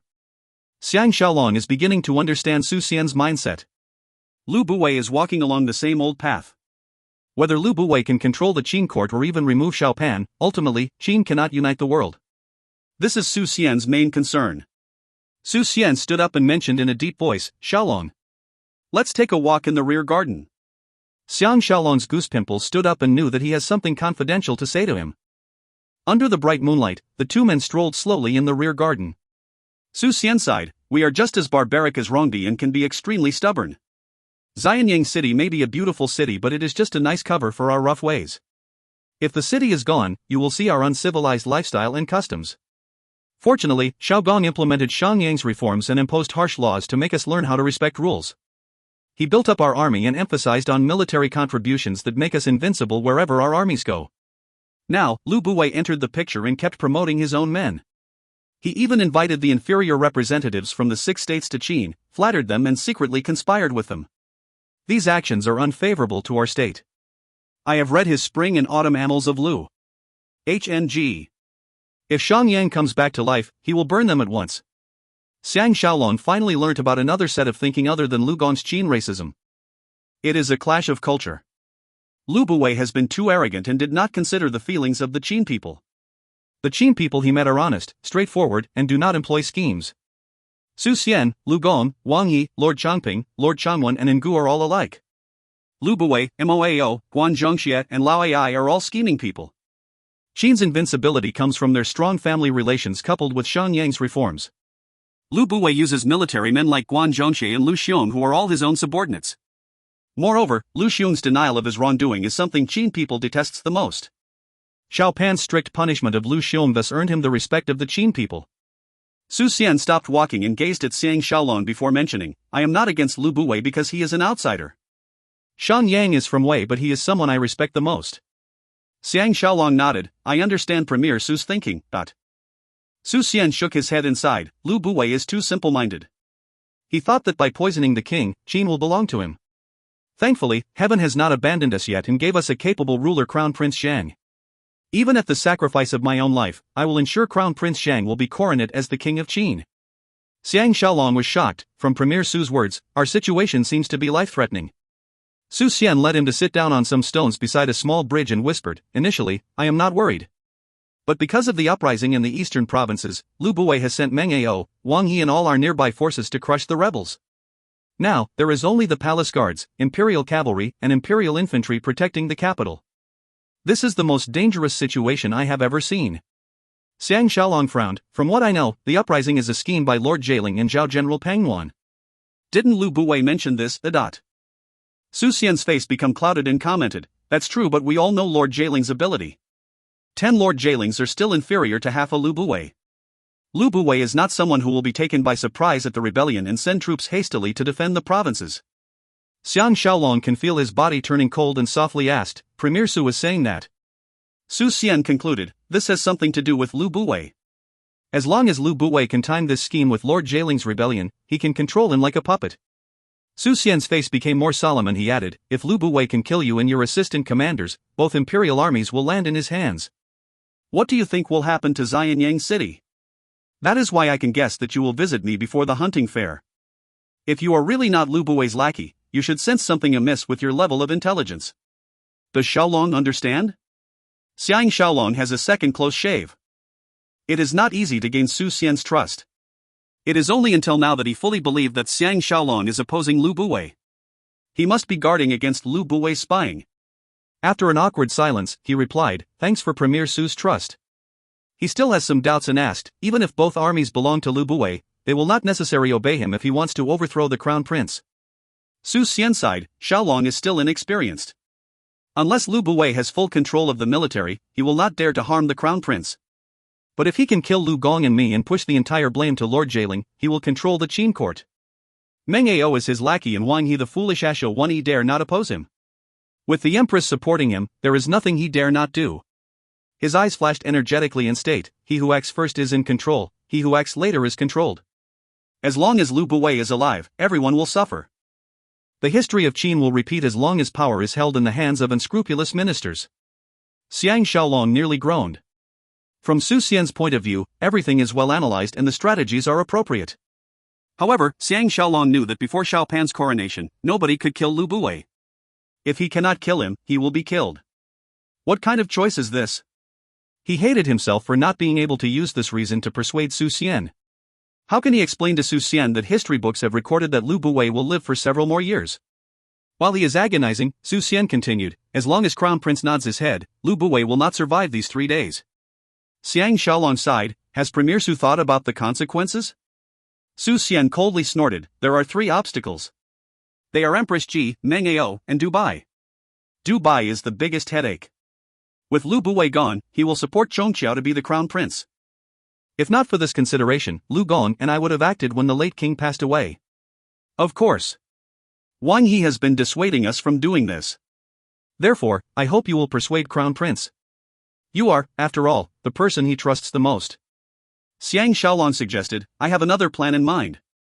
First, we must conduct the blood test and prove that Crown Prince and Lu Buwei are not related at all. Secondly, we must kill Lu Buwei's top advisor.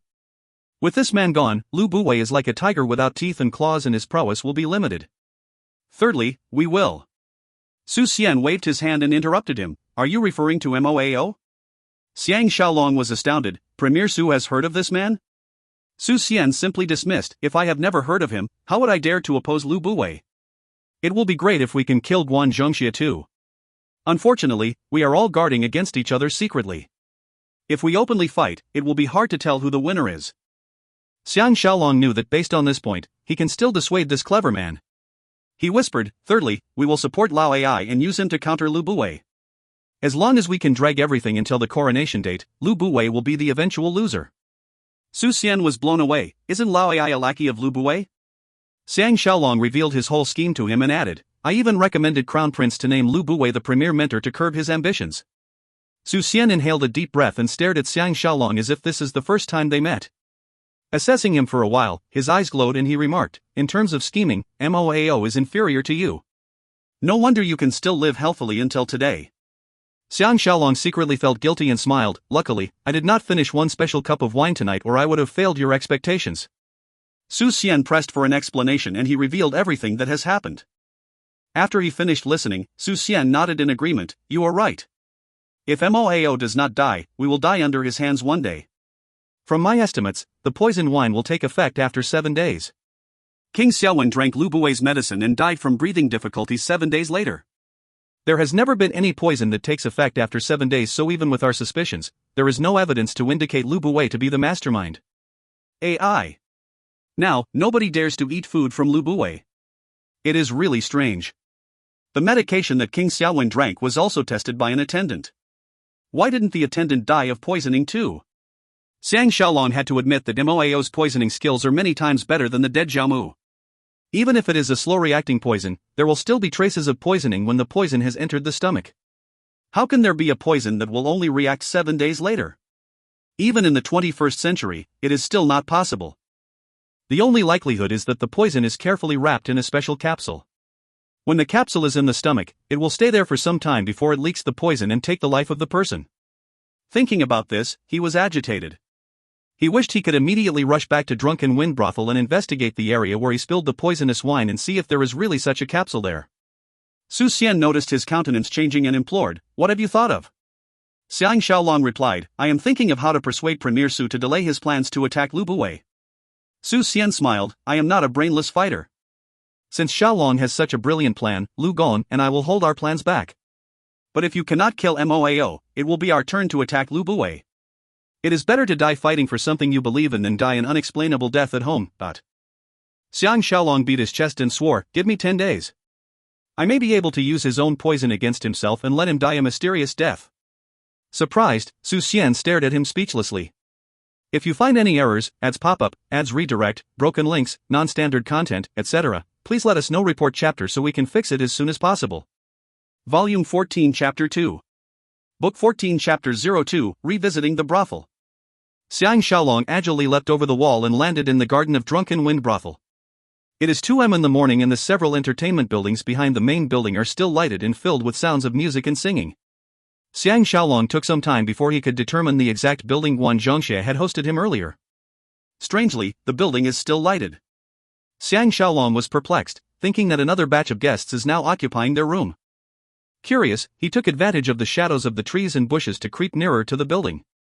As silent as a mouse, he finally reached the perimeter of the building and hurriedly prone down with his heart thumping wildly. He was taken by surprise by several strongmen guarding the main door and he could recognize some of them to be Lu Buwei's personal escorts. Is Lu Buwei here? He peered harder into the darkness and noticed that the building was securely guarded by men in all 4 corners.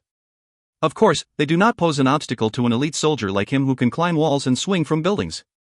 He scrutinized his surroundings and chose a tall tree besides the building. He stealthily shimmied up the tree and shot his grappling hook onto a roof tile. Once the rope is tightened, he carefully glided onto the roof and peeped into the building through one of the ventilation gaps. He was so completely overwhelmed by what he saw that his body turned cold immediately and he nearly fell off the roof. Under the illumination of the bright oil lamps, he saw Guan Zhongxie, Moao, brothel owner Wu Fu, Guoyan, and Dan Mimi analyzing the spilled wine under the table. Wu Fu sighed, Mr. Mo is truly a genius. First, you advised me to use precious gifts to lower his guard, then we misled him that Mimi is going to poison him when the real culprit is Guoyan.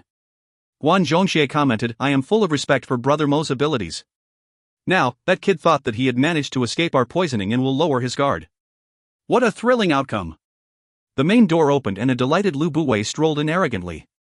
As Xiang Shaolong was totally flabbergasted at this revelation, Dan Mimi gracefully leaped into the arms of Lu Buwei and cooed, Mimi has scored a huge merit for Premier Lu. How do you plan to reward me? Lu Buwei hugged her slender waist before patting her hips and laughed fine. Then let me serve you in bed tonight. Moao's hand snaked out and embraced Guiyan, adding Premier must not forget our dear Guiyan. Without her skillful tongue, Xiang Shaolong will not be tricked. Above them, Xiang Shaolong was nearly fainting. How he wished he can jump straight down and slaughter all of them at once. Heaven! There is a poison pill in his stomach now. He had no knowledge of surgery and his death is imminent. Still embracing Dan Mimi, Lu Buwei walked over to the spilled wine and took a closer look. He chortled Xiang Shaolong, even with your intelligence, you are only good enough to be my puppet. You made a mistake when you thought you have discarded the poison wine. When the poison takes effect, you will die an unexplainable death. Xiang Shaolong had a brainwave and saw a ray of hope. If the pill is stuck in his throat, he can still survive. Guan Zhongxie remarked, Miss Mimi's performance is brilliant. I am almost convinced by your acting too. Lu Buwei leaned forward and kissed her tightly on the lips, making her squirm and aroused. Guan Zhongxie clapped Wu Fu's shoulder and smiled. When everything is over, Boss Wu will surely be promoted to a high official post. Wu Fu gave his thanks and worriedly asked, is there a chance that he may spit the pill out? Leaning on Moao, Guoyan assured Boss can put your mind at ease. The pill is very sticky and if not for his tongue entering my mouth, I will not be able to feed him the pill too. Moao revealed, the weakness of the pill is that it sticks to the bottom of the wine cup. Otherwise, little Yen need not feed him with your tongue and let him take advantage of you. Guan Zhongxie laughed. He only took a little advantage. The big advantage will be taken by you tonight. All the men laughed while the ladies protested. Xiang Shaolong was in a state of panic. He could not wait to leave and remove the pill from his throat. What an excellent plan!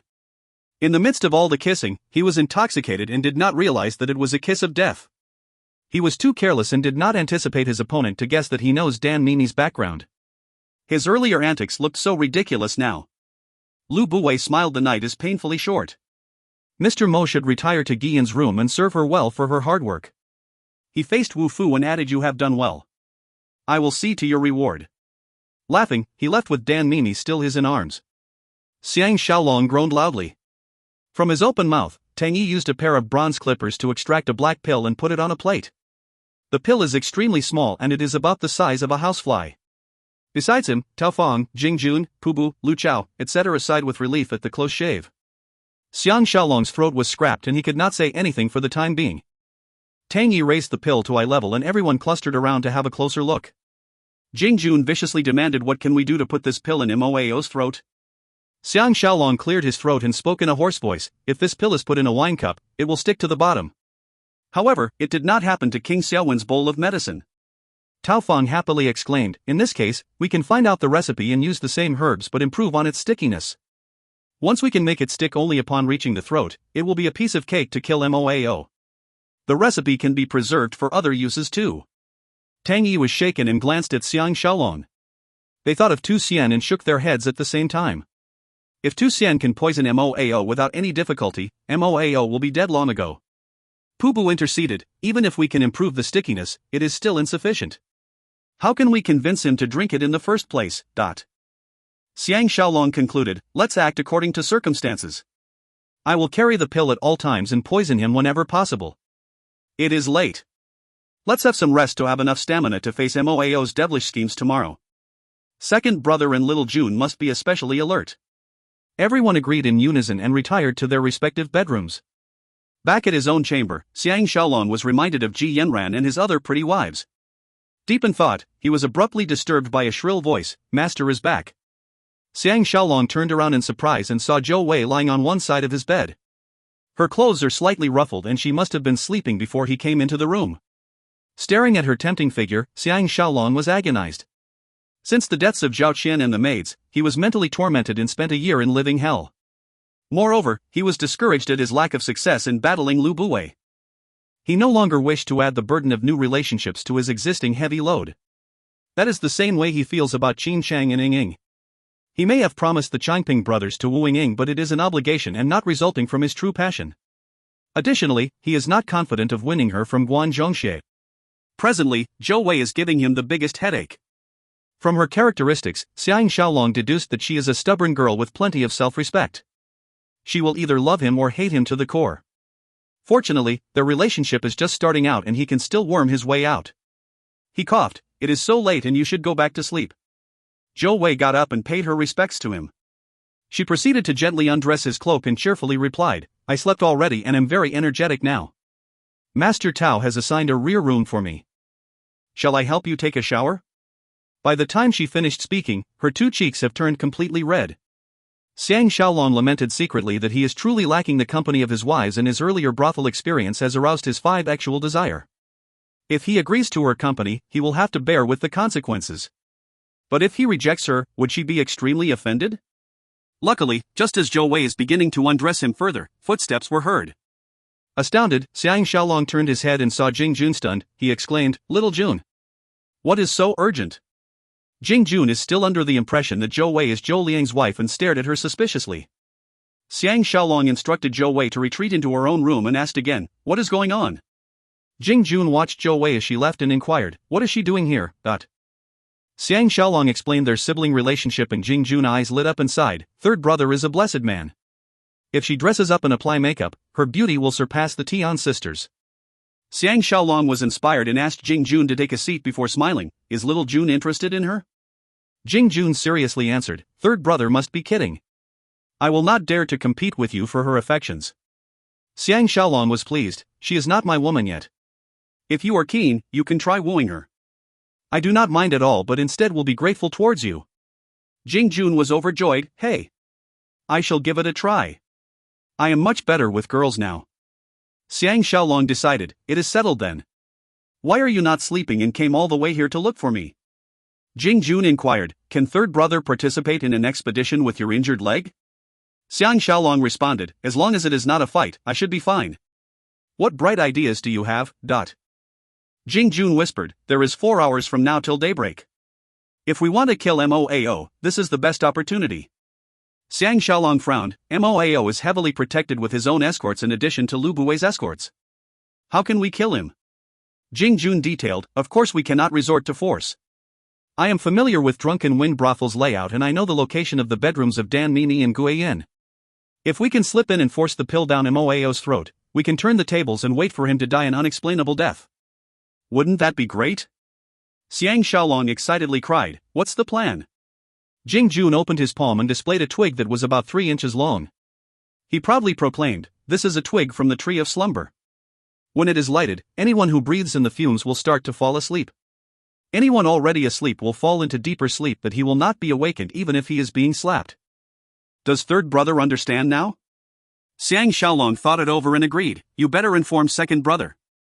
If we leave him out of this fun, he will give us a terrible scolding. With their climbing skills, the 3 brothers slipped into the Drunken Wind brothel noiselessly and hid within the vegetation.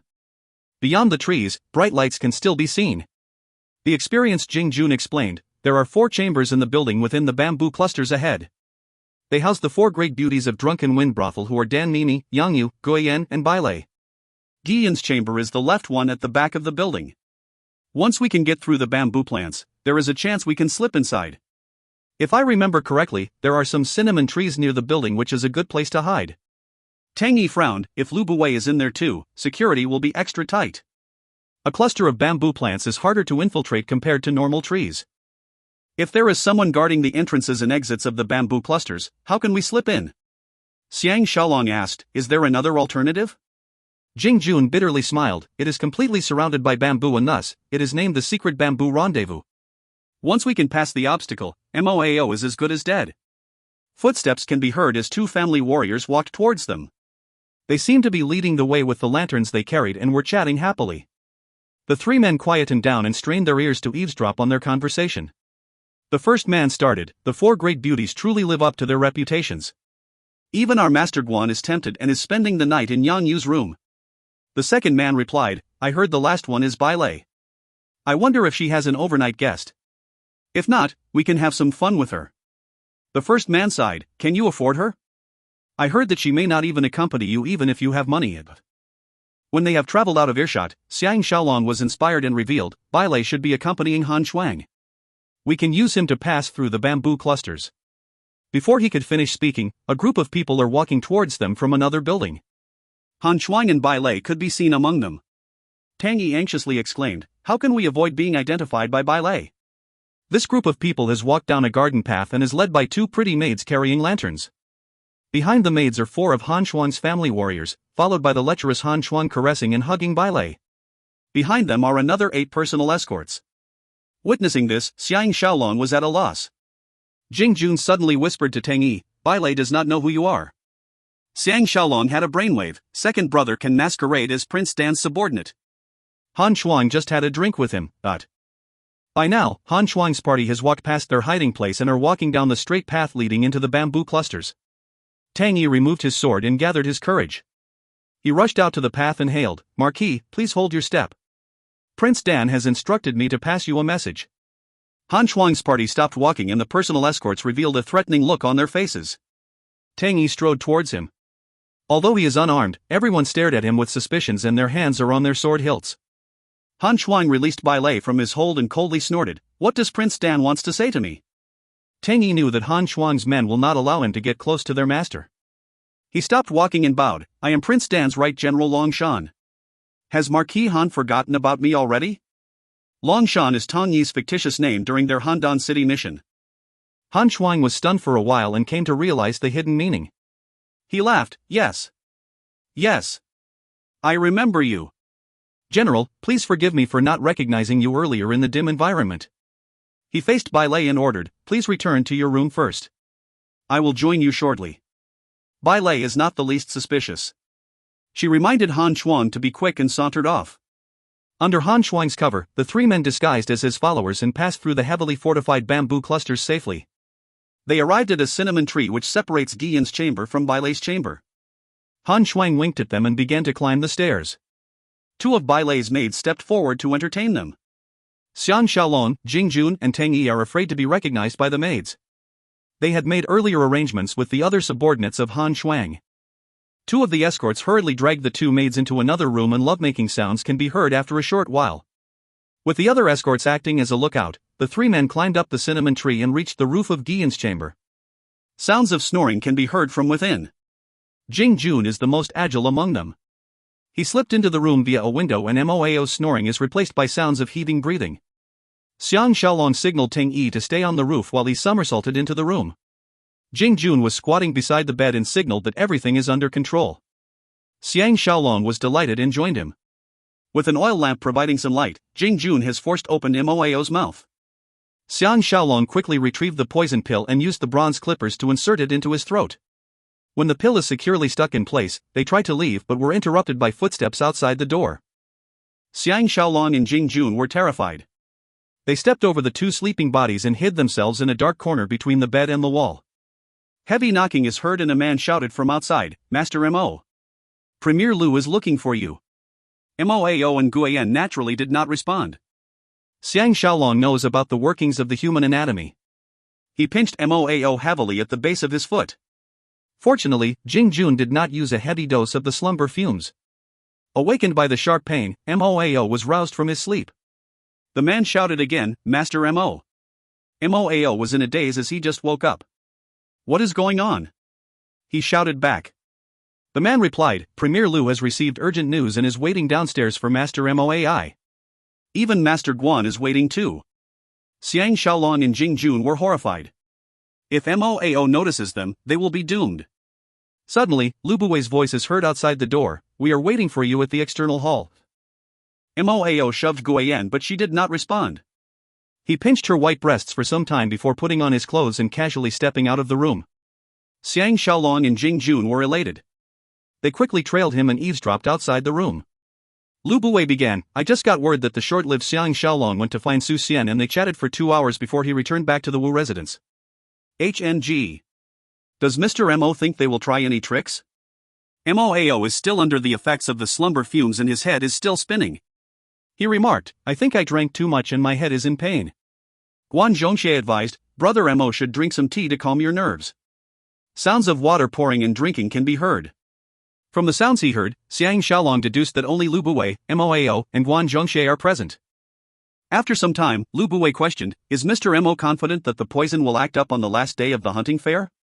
Without the rebellion of Lord Jailing, we will be the chief suspect if he dies. Moao took a deep breath and replied, Premier Lu can put your mind at ease. I have tried the same poison on several other men and I am confident of the timing. Guan Zhongxie smiled, without Xiang Shaolong, they will be in chaos. We are well prepared to send the Crown Prince and Empress over the river first. When it is Lu Gong and Su Xian's turn, we will make the bridge collapse and assassinate them underwater. It will be a clean job and no one will suspect us. Lu Buwei brought up, I am concerned that Xiang Shaolong and Su Xian will act first in the first 2 days. When that happens, we will be at a disadvantage. Moao confidently assured, relax. As long as they are not sure about Lord Jailing's ambush, they will not attack us and make it easy for Lord Jailing. I doubt they have the guts anyway. Lu Buwei sighed, the Crown Prince is another issue. He still does not know he is my own flesh and blood. AI. It is all because of that B1 TCH I have told her numerous times to clarify this with him but she flatly refuses. She is also unwilling to make me the regent of Qin. HNG. Lao AI is such a useless bum. Guan Zhongxie suggested, I think Xiang Shaolong is the main reason that Empress does not fully submit to Premier. Moao sniggered, I have a secret plan to make her happy and make you the regent at the same time. The two eavesdroppers Xiang Shaolong and Jing Jun were excited and curious to know about his plan. At the same time, they have to admire Moao's quick thinking. Lu Buwei was pleased and asked for the details. Moao smiled, you must let Empress feel that you and Xiang Shaolong are no longer enemies to make her submit fully to you. But Guan Zhongxie was slightly irritated, is Brother Mo suggesting that we let Lu Niangrong marry him? Moao smiled, don't tell me Brother Guan is jealous of a man with only 3 days left to live. Moao explained in a low voice, Premier Lu can invite Empress to announce the wedding plans for Third Mistress and Xiang Shaolong. At the same time, to promote Premier to Regent. When these two matters are carried out together, it indicates that if Empress allows Premier to be promoted, Premier will sacrifice his favorite daughter to guarantee the safety of Xiang Shaolong. In these circumstances, Empress will relent in order to protect Xiang Shaolong. Of course, Lao AI needs to put in some effort too. Xiang Shaolong has no idea what is the difference between a regent and a prime minister, but it should be a post of authority that will slowly diminish Xiao Pan's right of rule. Guan Zhongxie did not object any further. Lu Buwei cheered, this is a brilliant plan. Zhongxie. I have to bother you to persuade Niang Rong. She only listens to you. When she pretended to kick up a fuss as you instructed, even Xiang Shaolong was fooled. Xiang Shaolong realized that Lu Niangrong's tantrum and marriage rejection was all a ploy and could not help but feel extremely hateful. Since she is such a vicious woman, he need not show her any mercy or pity in the future. As Jing Jun suggested, he should toy with her and it is as good as delivering a blow to Lu Buwei and Guan Zhongxie. Lu Buwei concluded, so it shall be decided then. The sky is brightening soon. Xiang Shaolong and Jing Jun dared not loiter any further and slipped away in the blink of an eye. Under such unexpected circumstances, they actually managed to gather such crucial intelligence. Now, the game will be played differently. If you find any errors, ads pop up, ads redirect, broken links, non-standard content, etc., please let us know. Report chapter so we can fix it as soon as possible. Volume 14 Chapter 3. Book 14 Chapter 03, The Great Hunting Fair. Before dawn, an exhausted Han Shuang had to drag his tired body out of bed to escort Xiang Shaolong and his brothers to leave the brothel safely. When they reached the streets, they parted immediately to avoid suspicions. Back at the Wu residence, the sky is beginning to brighten. The three men hurriedly changed their clothes and while Tang Yi and Jing Jun set off to the command center to see to the hunting fair, Xiang Shaolong made his way to the palace. He ran into Su Xian's convoy and was invited to join him in the horse carriage. Lu Gong is in the carriage too and they were discussing on how to counter Lu Buwei's schemes. Although they are fully dressed in hunting clothes, they do not seem enthusiastic about the hunting fair at all. Lu Gong noticed that his eyes are red because he did not sleep a wink last night. He nodded, it must be hard on you. Xiang Shaolong was glad, my body may be tired but I am in a great mood. Su Xian was stunned. Xiaolong has such a confident expression. Have there been any new developments? Xiang Shaolong lowered his voice and revealed his 2 adventures to Drunken Wind Brothel, including the eavesdropping of Lu Buwei's secret meeting. Both listeners cheered at his accomplishment. Lu Gong slapped his thigh with delight and cried, "Even the poison pill can be extracted from Xiaolong's throat. This shows that heaven is on our side." Su Xian decided, since this is the case, we shall adhere to Xiaolong's suggestion and use Lao AI against Lu Buwei. Actually, Lu Buwei is quite a good administrator. Let's give him a few years of peace. When our crown prince is coronet, that will be the end of him. Lu Gong agreed. In the meantime, we will hold on to our military authority and cultivate good leaders. When it is time to act, we will be more than prepared. Xiang Shaolong suggested, "I have a good man to recommend and it is none other than Wang Jian." Su Xian laughed and interrupted him, "Thanks for your reminder, and in fact, we have noticed him as a potential leader as well. Let's give him more time to fine-tune his skills." AI. Wang Qi is getting senile and it will soon be time for his son to succeed him. Lu Gong is now in a good mood and laughed. Is Xiaolong ready to marry Lu Niangrong while annoying Lu Buwei and Guan Zhongxie? Xiang Shaolong smiled back. I think this will in return give them a big headache. Su Xian mused, but as the regent of Qin, his authority will be beyond question and he will be like the acting king. Without his approval, no royal order can be issued. Xiang Shaolong reminded, does Premier Su recall my suggestion about the premier mentor? We can use this official post to humor Lu Buwei first. When Moao dies 3 days later, he will be at a loss. By that time, Lao AI will be promoted to be the inner custodian and it will be too late for Lu Buwei to object. By now, the convoy is entering the palace and all the 3 men are in great spirits. They cannot wait for the 3 days to quickly pass and witness the retribution of these evil men. Xiang Shaolong's anxious mind has been replaced by a new relaxing mood. Amazing! In the next few days, he will amuse himself with these evil men and even Lu Danner and Ying will not be let off. After all, what is life without some fun? The palace courtyard is filled with men and horses assembled for the hunting fair. The participating hunters are either from the royal family, high-ranking officials or the representatives of various departments. Everyone is dressed in light hunting clothes and mounted on their horses under their respective banners. Altogether, it was an impressive display of 5,000 gallant men in stunning beauties. 10,000 palace guards are protecting the imperial convoy on both sides as they prepare to move to the hunting grounds. Lord Changping, Lord Changwen, and Guan Zhongxie are fully occupied with managing the deployment of their men as well as maintaining law and order. Xiang Shaolong left the carriage and mounted Jifeng. Leading his 18 guardians leisurely, he soaked himself in the festive atmosphere. One of the banners is embroidered with the word Qi, which reminded Xiang Shaolong of his old friend Tian Dan. He was amused as Lu Buwei would have told Tian Dan about his impending death. Thus, Tian Dan would be delighted and complacent, making it easier for Xiang Shaolong to assassinate him. Su Xian, Lu Buwei, Lu Gong, and the other high-ranking officials are lined up in 2 rows in front of the inspection platform. Guests like Tian Dan and Prince Dan are based further away. Han Shuang is apparently absent and he must have returned home to Han. The most outstanding are the female warriors led by Ying. Over 100 young ladies dressed elaborately in their hunting outfits stood out from the crowd of mostly men. They bantered noisily with the young men besides them and added some liveliness to the situation. However, the group that gained everyone's attention are his own wives and Qin Sheng. They did not have any banner but just stood on one side under the protection of their family warriors. Everyone near and far strained their eyes and their necks to catch a glimpse of their beauty. Ji Yanran and Qin Sheng are beyond comparison. Wu Tingfang and Zhao Ji are rare beauties themselves, and the loving twin sisters Tianjin and Tianfeng only cause everyone to be intoxicated with their charm and elegance. Xiang Shaolong could not resist and rode up to them, smiling. Which department do you girls represent? All the girls giggled with pleasure. Qin Sheng coldly stated, Empress has specially instructed us to accompany her for the next 3 days for the hunt. I think we belong to her department. From her cold expression, Xiang Shaolong deduced that she must be bearing grudges at him for taking advantage of her and is now viewing him with suspicions. Sighing secretly, he smiled weakly and did not reply. Facing Wu Tingfang and Zhao Ji, he questioned, Where is Bauer? Wu Tingfang is so excited that her face is totally red. She cooed, I wanted to bring him to the hunt but is concerned that he may catch a cold.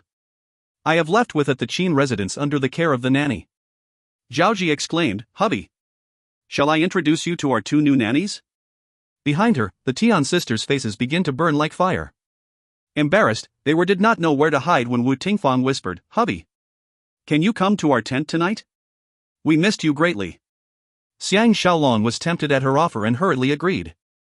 Sounds of drumbeats can be heard as Xiao Pan and Zhu Ji ascended the inspection platform under the escort of the palace guards. Everyone paid their respects and proclaimed their loyalty to them. The hunting fair has finally begun. The hunting team stretched out over 10 miles and it was a grand display of power. The cavalry army is standing guard at the boundaries of the hunting grounds and security is extremely tight.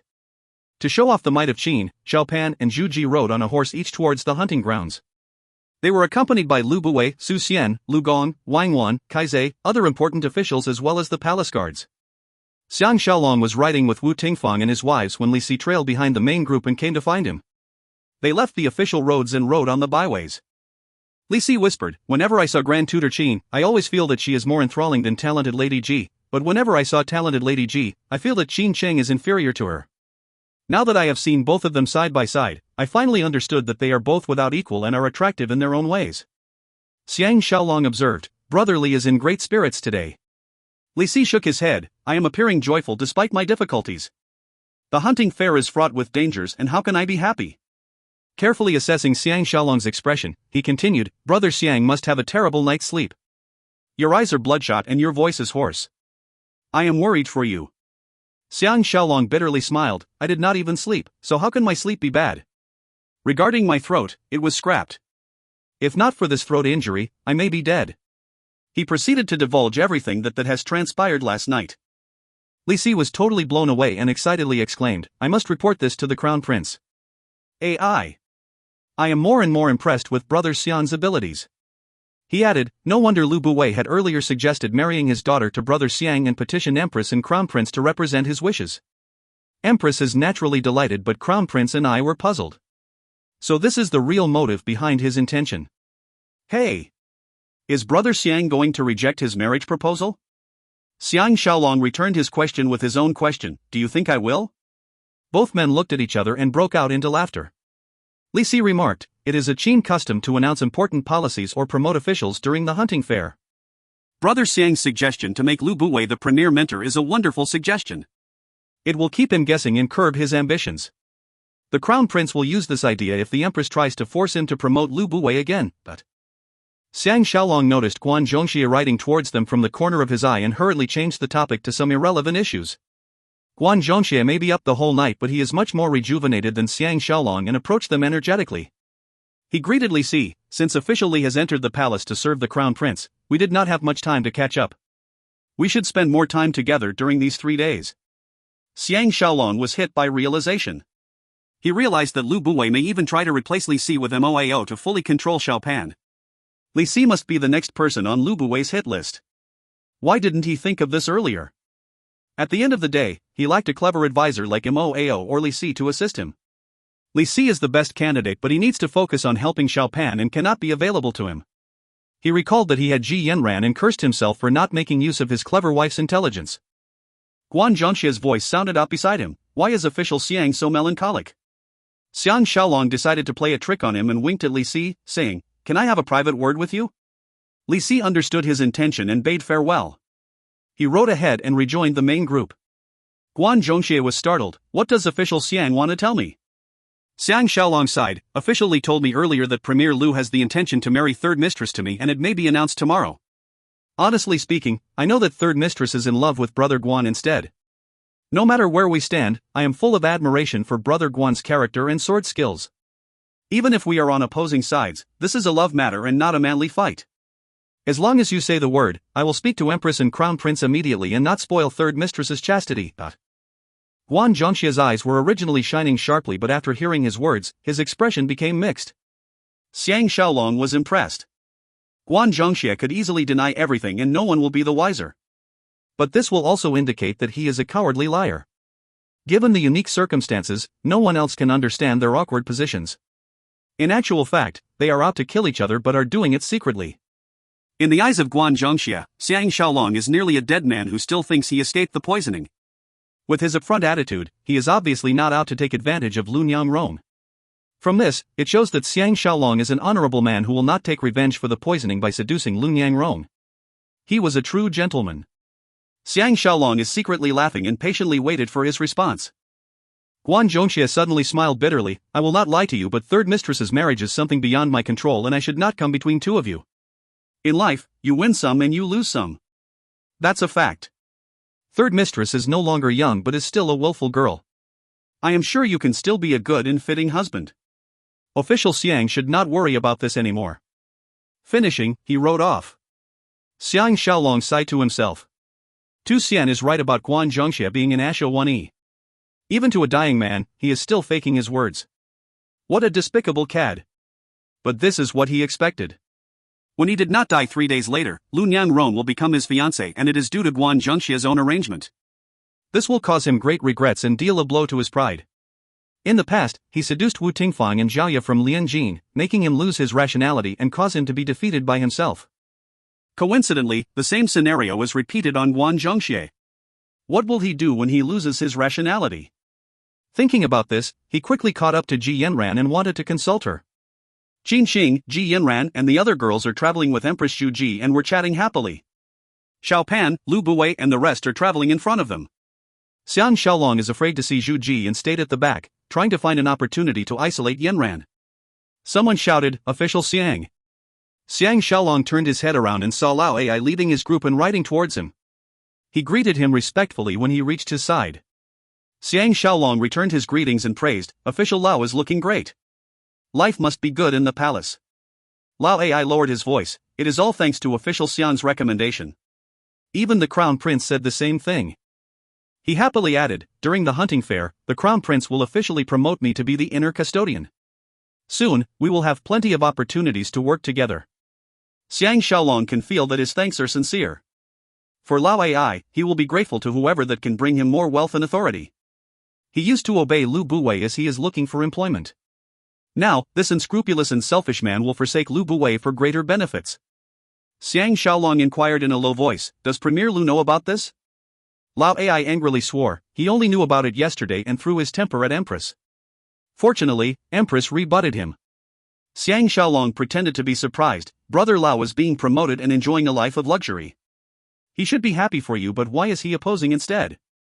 Lao Ai viciously hissed, "He naturally will not say that he opposes my promotion, but he insisted that I am a criminal and should not be promoted or tongues will wag. Hey! Ultimately, he wants to keep me as a lowly servant forever." Xiang Shaolong was secretly glad that Lao Ai and Lu Buwei are now openly on opposing sides. He officially stated, "Brother Lao can put your mind at ease. I have spoken to Premier Su and Lieutenant General Lu. They will support Brother Lao for sure." Lao Ai was flabbergasted, "Hey! This, he was speechless. Xiang Shaolong tried to control his laughter and strongly affirmed, "Lu Buwei is of the higher your rank, the more jealous he is of you. But Brother Lao can relax. As long as I am in his way, you will be safe." Lao Ai trembled and his expression grew serious. At this point, Tianjin noticed him and slowed down to join him. Xiang Shaolong patted Lao Ai's shoulder and rode ahead to join her. The battle of Lao Ai and Lu Buwei is about to begin. If you find any errors, ads pop up, ads redirect, broken links, non-standard content, etc., please let us know. Report chapter so we can fix it as soon as possible. Volume 14 Chapter 4. Book 14 Chapter 04, The Incredible Talented Lady Ji. An endless sea of tents and flags can be seen west of the river Jing. Xiang Shaolong, Ji Yanran, Wu Tingfang, Zhao Ji and the Tian sisters are situated on a little hill near the royal tent. They were observing all the excitement happening below them. It may not be a real battle, but the military movements are precise and according to the military law. Among the 7 states, Qin has the heaviest emphasis on military contributions. Every young child would have learned some form of martial arts and everyone is somewhat familiar with military formations. Since the terrain is wide grassland with no cover, a square campsite has been laid out. Xiao Pan's tent is situated in the center of the defending gates and is akin to a military command center. Within the gates are about 20 tents which belong to the royal family and others like Qin Sheng who share a special relationship with the rulers of Qin. On the 2 sides of the defending gates are 2 defending armies of palace guards led by Lord Chongping and Lord Chongwen respectively. Xiao Pan has direct control over the army to safeguard his own safety. The other soldiers are based in all 4 directions and act as defenders. Xiang Shaolong's cavalry army is based far away and is protecting the entire camp from their location. If necessary, they can act as a vanguard or a distraction to a potential enemy. Besides the main tents, the other tents are in groups of 10 and the space between them is wide enough for 8 horses to travel side by side.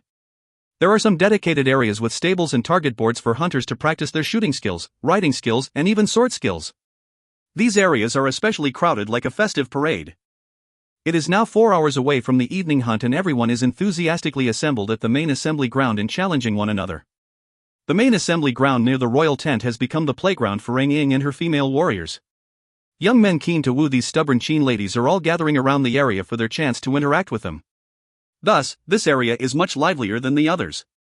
Sounds of horses braying and people talking filled the air. The strong wind began to blow and the flags unfurled majestically, adding to the grandeur of the hunting fair. Ji Yanran has been updated on everything that has happened and smiled. When Lord Jailing is about to attack, he will first set fire to the tents furthest away from the royal tents and the river. Since it is now blowing the southeast wind, the fire will spread towards us and we can only escape by crossing the river and hiding at the north shore of River Jing. But Xiang Shaolong and the ladies turned their attention to the 2 wooden bridges and were shocked. If the 2 bridges are destroyed, the consequences will be unimaginable. Even if the 2 bridges are intact, they cannot support so many people crossing. Those who are unable to cross the bridge will have to swim over. During the chaos, it will be an easy feat for Lu Buwei to carry out his assassination. He recalled that Guan Zhongxie will heroically escort Xu Ji and Xiao Pan across the river to safety while he will die of poisoning and Guan Zhongxie will score a huge merit. Moao's devious scheme is indeed a brilliant strategy. Rainfall is scarce and a fire attack is hard to prevent. Moreover, Lord Jailing is familiar with the tents and in fact, his own tent is located at the southeast part of the campsite. He can easily set fire as Ji Yanran predicted. In addition, during the night hunt, every hunter would be busy in the west forests and their defenses will be lacking. That would be the ideal time to ambush the Crown Prince and Zhu Ji. If the Lord Chongping brothers are killed in battle, it is possible that Lu Buwei can insert his own subordinates to replace them as head of the palace guards. Xiang Shaolong took a deep breath and remarked, Yanran is amazing and can predict Lord Jailing's ambush like a fortune teller. Therefore, we must pay close attention to the southeast tents. The moment Lord Jailing's men or Lu Buwei's men try to bring flammable materials to that area, we will know when they will strike. Ji Yanran was overjoyed at his praise and smiled sweetly back at him. Hoofbeats can be heard as Lord Changwen rode up to him and cried, "Let's ride our horses to the assembly ground to join in the fun." The ladies turned around to face him and he jealously stared at Ji Yanran and the girls with an intoxicated look on his face. He sighed, "Good evening ladies. I am so envious of Xiaolong's good fortune." Wu Tingfang chortled and smiled prettily, asking, "Has Lord Changwen finished his duties?" Lord Changwen put on a busy expression and reported, "Empress and Crown Prince have settled down and Grand Tutor Qin is chatting with the Empress now. I was ordered to inform you ladies about this." Xiang Shaolong yawned, "You go ahead and have fun. I wish to catch some sleep in my tent." Lord Changwen burst out laughing and rode ahead between Xiang Shaolong and Ji Yanran. As he rode past Xiang Shaolong, he grabbed onto his horse's reins and dragged him down the slope, shouting to the ladies, "We are going to have some fun." The ladies saw Xiang Shaolong helplessly being dragged down the hill and giggled with laughter. They then chased them down the slope. So, 3 arrows were shot out in succession and all 3 hit the bullseye of a target 300 feet away. The observers cheered and clapped loudly. The archer Ying proudly scanned her audience and cried, "Who else is next?" The various men may be itching to try, but with this beauty challenging them, they are afraid to lose face if they fail to better her record. For some time, no one dared to accept her challenge. Guan Zhongxie laughed, "Our best shooter among the female warriors is invincible." Of course no one dares to accept her challenge. Ying was delighted at his praise and shot him a lovely glance. The other men were jealous but still did not have the courage to give it a try. Xiang Shaolong dismounted from his horse and was stunned at Ying's archery skills. He can hit the bullseye with 1 arrow but definitely not with 3 arrows in succession. No wonder Ying is so arrogant. When the female warriors noticed Xiang Shaolong, every one of them had a look of displeasure on their faces, but when they saw Ji Yanran, their expressions became envious. Lu Danner stepped out from the crowd and jeered, "Has Commander Xiang recovered from his leg injury? I heard that you are unbeatable in parrying arrows with your sword, but I wonder how good are your archery skills." Nearly 1,000 pair of eyes looked at Xiang Shaolong before shifting over to Ji Yanran. Ji Yanran naturally knew the level her husband's archery skill and recognizes that the people of Qin values martial talent. If Xiang Shaolong refuses to participate because of his injury, he will be ridiculed by the people of Qin. Grinning, she took off her cloak and revealed a figure-hugging white suit. She gracefully stepped forward and asked in her sweet voice, "Can I give it a try?"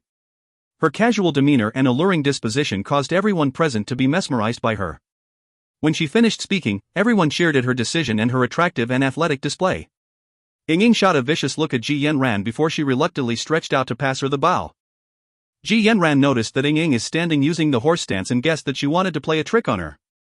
Out of a sudden, she grabbed onto the end of the bow and applied downward pressure. Before Ying could retaliate, the bow has been pried from her hands into the hands of the maiden who was even prettier than herself. Even Guan Zhongxia was taken aback. Standing beside Xiang Shaolong, Lord Chanwen whispered, "It is good to curb that arrogant sister of mine." Ying did not anticipate Ji Yanran to see through her trick and dejectedly returned to Lu Danner's side. 2 cavalry soldiers happily stepped forward and presented 3 arrows to Ji Yanran. Ji Yanran pretended that everything is the same and leisurely fitted the arrows to her bow while maintaining that sweet smile on her face. The crowd quietened down. In a whirl of actions, Ji Yanran fired 3 arrows one after another while the crowd stared with their mouths wide open. Her arrows shot forward like shooting stars. She fired her first arrow with her back to the target board and her second arrow with a backhand. It was only until the final arrow did she face the target board properly. ZNG. The first arrow hit the bullseye while the second arrow split the first arrow into 2 and the final arrow split the second arrow into 2. It was as if she is the goddess of archery. No one could believe their eyes. Without question, her archery skill is way above Ying's. The crowd burst out into wild cheering which lasted for some time. Ji Yanran is furious at Ying and Lu Danner for bullying her husband and did not even spare them a single glance. She curtsied to the crowd and left without a word. Xiang Shaolong can tell that their hatred is becoming more intense. An escort came to report that the crown prince is looking for him. As he crossed past the wooden defending gates, he noticed a group of female warriors are riding behind him. Taking a closer look, he realized that it is Lu Niangrong and her female escorts. When Lu Niangrong saw him, she has a mixed expression on her face. She curled up her mouth proudly and whipped her horse, cruising past Xiang Shaolong. Xiang Shaolong detests her. Knowing that he is poisoned, she did not show the slightest pity. Like father, like daughter. She is an evil woman just like her father Lu Buwei. HNG. She will get her just deserts later. The open space in front of the main royal tent is filled with loud cheering. It appears that Xiao Pan is practicing his archery while Lu Buwei, Su Xian, Lu Gong, Lord Changping and the other officials are cheering him on. Li Si caught sight of him and moved to welcome him. "It is time," he whispered. Xiang Shaolong knew that Li Si is referring to the blood test. From Li Si's anxious expression, Xiang Shaolong is certain that he is worried about the test results. If Xiao Pan is Lu Buwei's son, it would be disastrous. Xiang Shaolong squeezed to where Lu Gong and Su Xian were standing and took out the special needle while winking at them. Both men started to breathe heavily. Xiao Pan has shot 10 arrows with 4 hitting the bullseye and the remaining near the bull's eyes. This has surpassed his usual record and no wonder the officials are so happy for him. As long as he manages to hit the target board, it is enough to make the crowd go wild. As Wang Ben delivered another arrow to him, Xiao Pan detected Xiang Shaolong among the crowd. He turned over and raised his bow, exclaiming happily, "Grand Tutor! My archery skill has improved." Xiang Shaolong is certain that he is providing an opportunity for him to draw his blood. He greeted him and advised, "If Crown Prince uses less of his eyes and more of his hands, your results will improve dramatically." Xiao Pan was surprised. Archery is all about eyesight. What is the hand used for? Not. Everyone including Xiao Pan was puzzled at his words and he became the center of attention. Standing beside Lu Buwei, Lu Niangrong and Moao were staring viciously at him. Xiang Shaolong respectfully got Xiao Pan to turn around and while he is turning around, he lightly poked the special needle at his neck. As Xiao Pan is exercising, his blood circulation is very strong and the needle was filled immediately. Behind him, Su Xian, Lu Gong and Lord Changping witnessed everything but the act was hidden from the eyes of everyone else. Xiao Pan yelped, "AI!" He went to touch his neck and purposely cried, "There is a mosquito." Xiang Shaolong stuffed the needle into Su Xian's hands and advised, "The Crown Prince must focus on the synergy between the eyes and the hands when shooting an arrow. However, it is easier to aim with the hand than the eyes. When the eye sees the target, it informs the heart and the heart will instruct the hand to shoot. This is quite cumbersome. If the hand is used directly to aim at the target, you will not have this issue. Look!" He simply drew out 5 flying needles and shot them towards the 200 feet target board. Nobody expected that he would be shooting flying needles instead of arrows and were stunned. The 5 flying needles hit the target board neatly in a straight row and the center needle hit the center of the bull's eye. The distance between each needle is exactly 1 inch. It was a result that even Xiang Shaolong did not anticipate. His flying needles may be famous but no one has actually seen it in action. Witnessing his accuracy on a 200 feet target board, everyone agrees that he has a frightening and special way of throwing the needles with such deafening results. Lu Buwei, Lu Niangrong and Moao have a horrified expression on their faces. Everyone present clapped and cheered loudly at his excellent display of talent.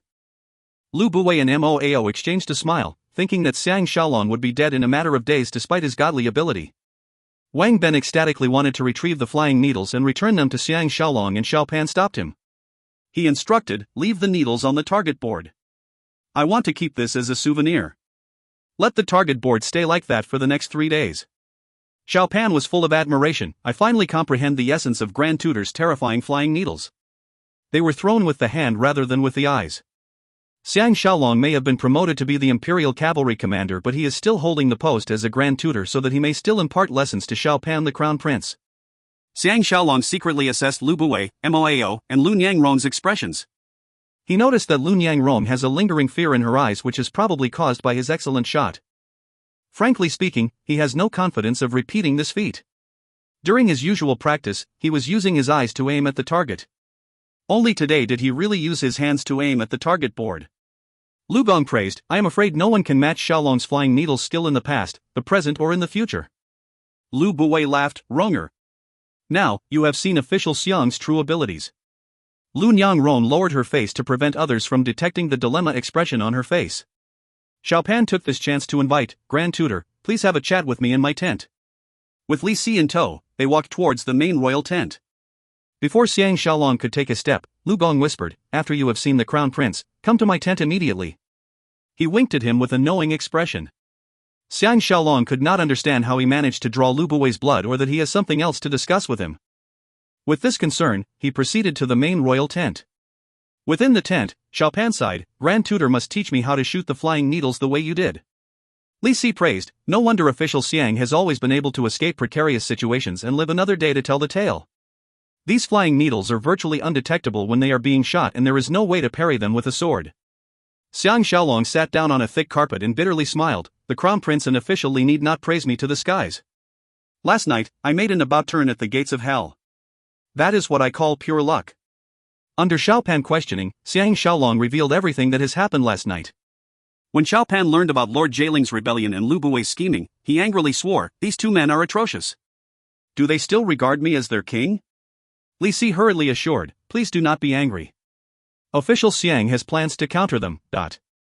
Xiao Pan looked over to Xiang Shaolong, and Xiang Shaolong nodded. "When we know the time that Lord Jieling is attacking the camp, we can use our army to wipe him out. Here, I wish that Crown Prince will lead the army personally.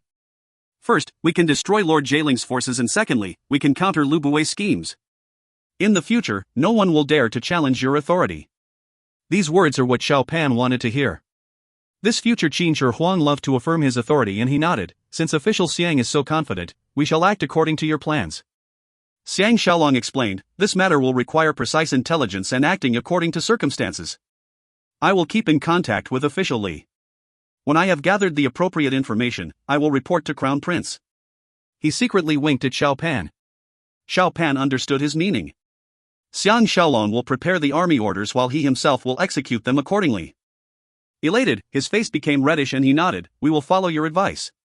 He continued, "Today, Empress told me that Lu Buwei wanted to marry his beloved third daughter to you. I thought Lu Buwei has a change of heart, but it is all part of a trick. Ha! Moao will die an unexplainable death.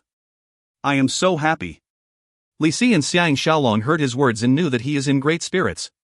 They did not hold back and joined him in laughter. An attendant came to report that Lao Ai is here to report something. The three men immediately stopped laughing. Lao Ai came in and kneeled down, requesting, "The Empress wishes to see Crown Prince."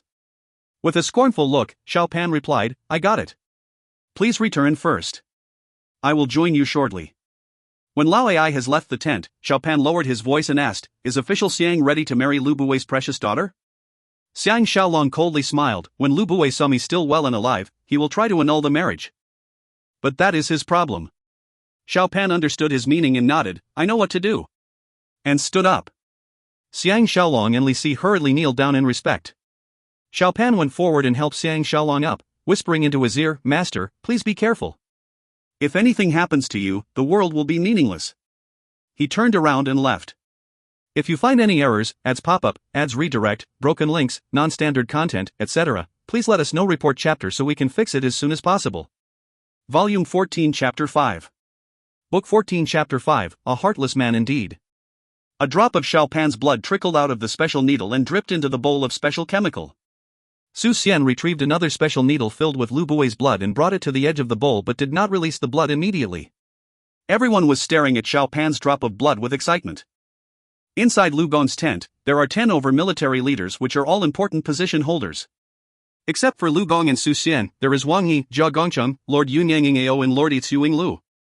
It appears that Xiao Pan's relationship with Lu Bui is of utmost importance to them. Xiang Shaolong was squeezed in the middle of all these generals and he inquired, "How did you manage to get Lu Bui's blood?" Lord Yunyanging Ao replied, "I dragged him off for archery while Lu Gong and Wang Yi were jostling with him. Thus, we took his blood without his knowledge." Lu Gong is not interested in their casual talk and called Su Xian.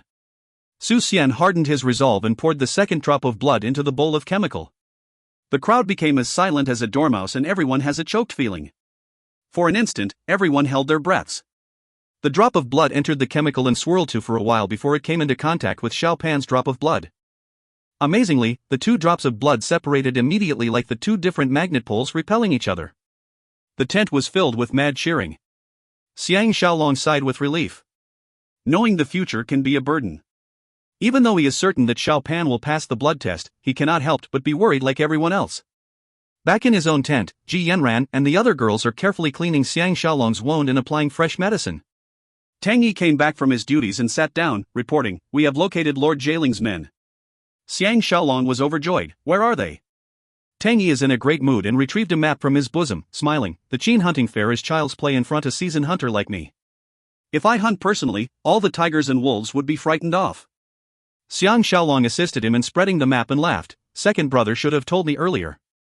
Then, I would prepare a large quantity of tiger ears for sale at 10 times the original price.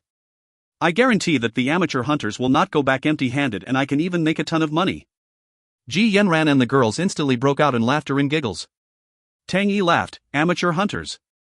That is a unique description." Xiang Shaolong inquired, "Where is the cave that Lord Jailing's men are hiding in?"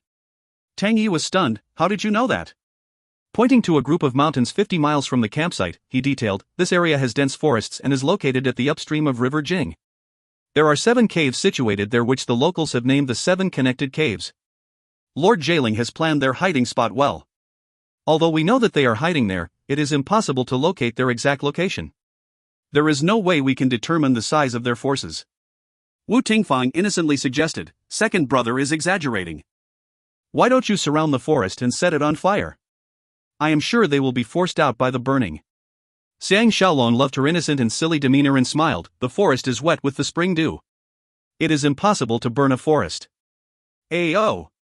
He caught hold of Wu Tingfang's incoming fist but did not relent, "Unless we use the super fire that comes from the mouth of Wu's first mistress." Ji Yanran mocked, "Since our hubby came back from the jaws of death, he has become cheekier." Zhao Ji clambered over to help Wu Tingfang withdraw her fist from Xiang Shaolong's grasp. As Tang Yi took a closer look at Xiang Shaolong's injury, he added, "But the moment they left the 7 caves, they will not escape the detection of our Jing village hunters. Hey! I think we should use our own men and allow them to gain more battle experience." Xiang Shaolong clapped Tang Yi's shoulder and agreed, "We shall do as second brother advised." Fortunately, Dubai is not in Xianyang City or things could be more complicated. In Lu Bui's eyes, I am someone due to die in 2 days. No matter what I do in these 2 days, he will just bear with me and even pretend to support me so as to allay the suspicions of others. Most crucially, he must put on a fine act in front of Zhu Ji. Thus, I must find some things to do so as to give justice to Moao's brilliant scheming. Zhao Ji is bandaging his wound with Ji Yanran. When she heard this, she whined, "Before your leg has recovered, we will not allow you to participate in any fighting." Xiang Shaolong feigned surprise. "Who said that I am going to fight with someone?" Ji Yanran smiled, "Sister Ji, he is teasing you. Attack him now and see if he will retaliate or not."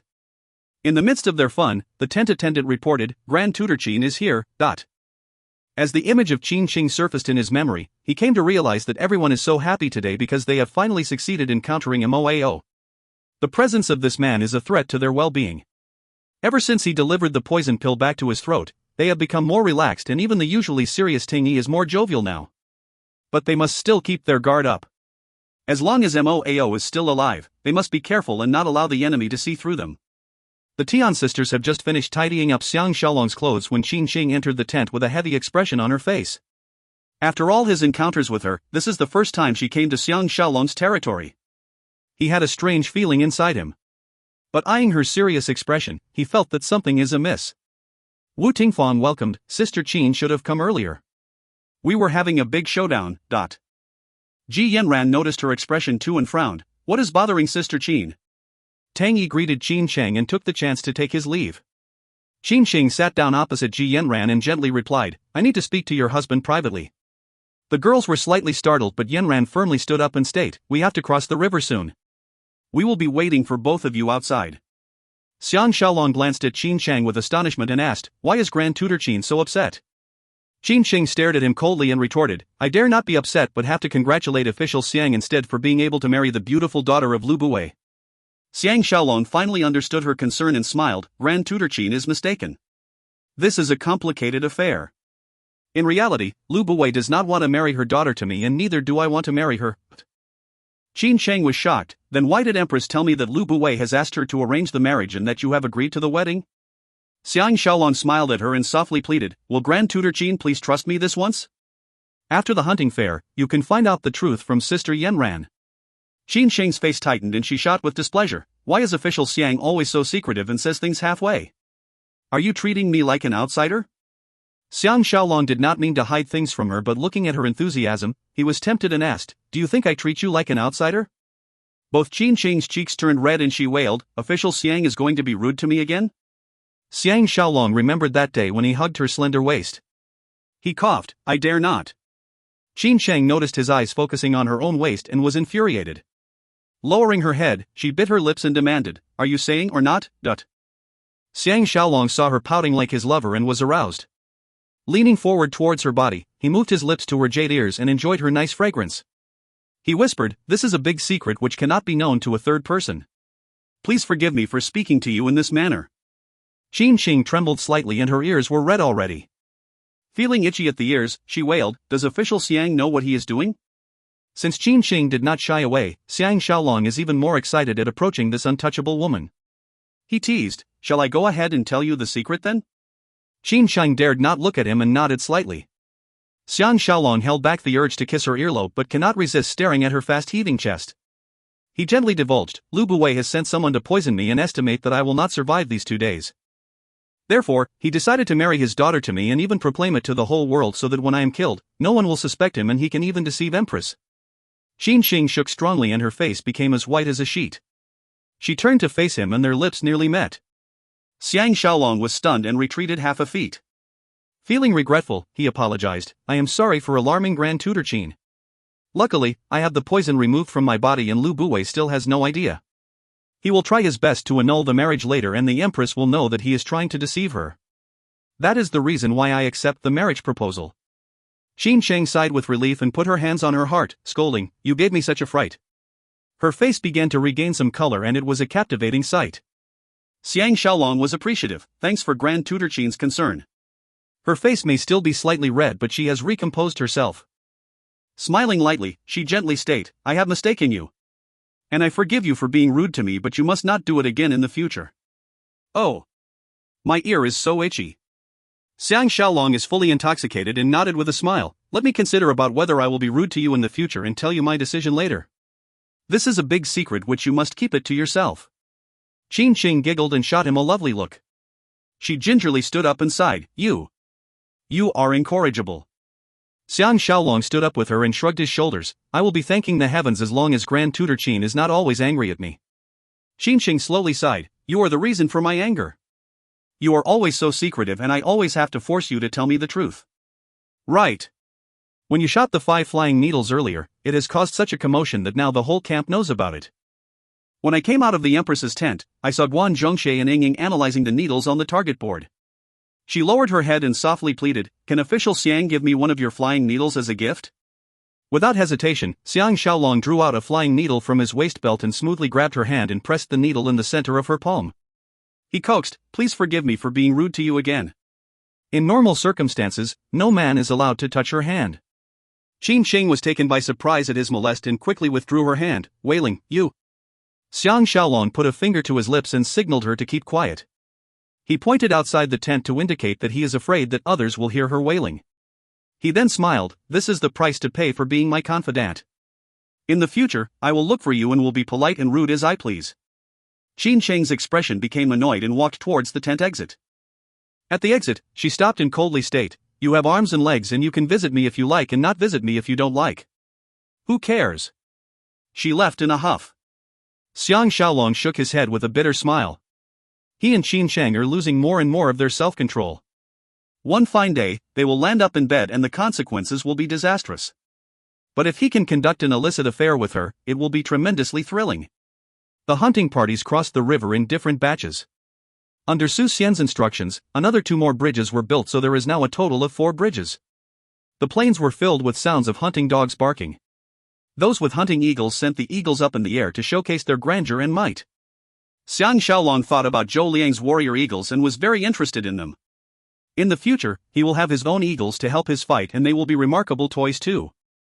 Ji Yanran, Qin Sheng and the girls joined Empress Ji's hunting party while he himself left to join Xiao Pan's party. It is better for him to avoid Zhu Ji so as to prevent any awkwardness, and it will also prevent Lao Ai from being jealous of him.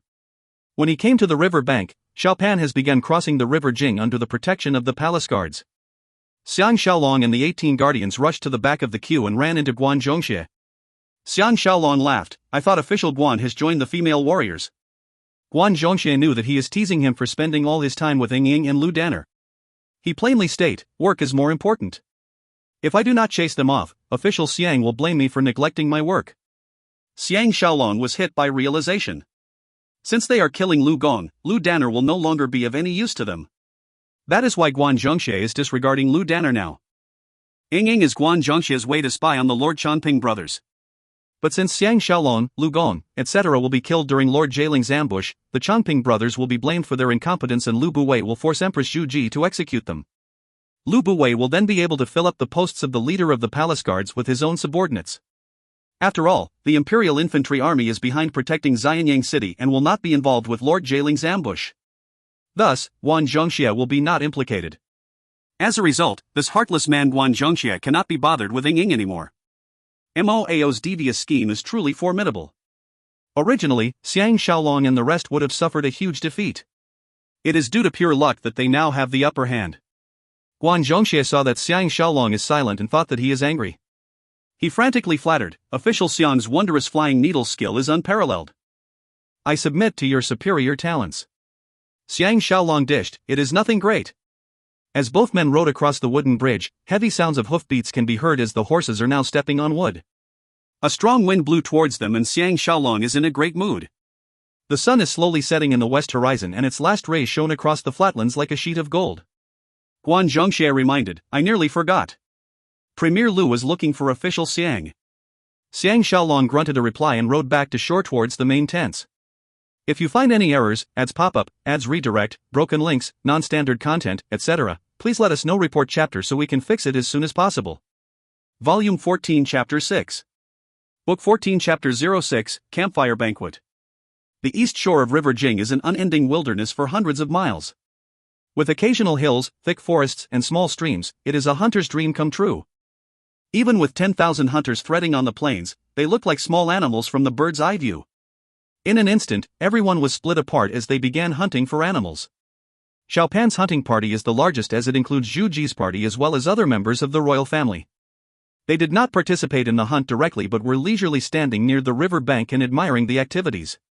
Lu Buwei led Xiang Shaolong up a small hill and they looked down at the hunting dogs chasing and barking at a prey while Xiao Pan, Wang Ben, the Changping brothers and a group of palace guards chasing behind them. He joyfully remarked, "I have spoken to Empress. During the campfire banquet later, she will personally announce the marriage of you and Yang Rong."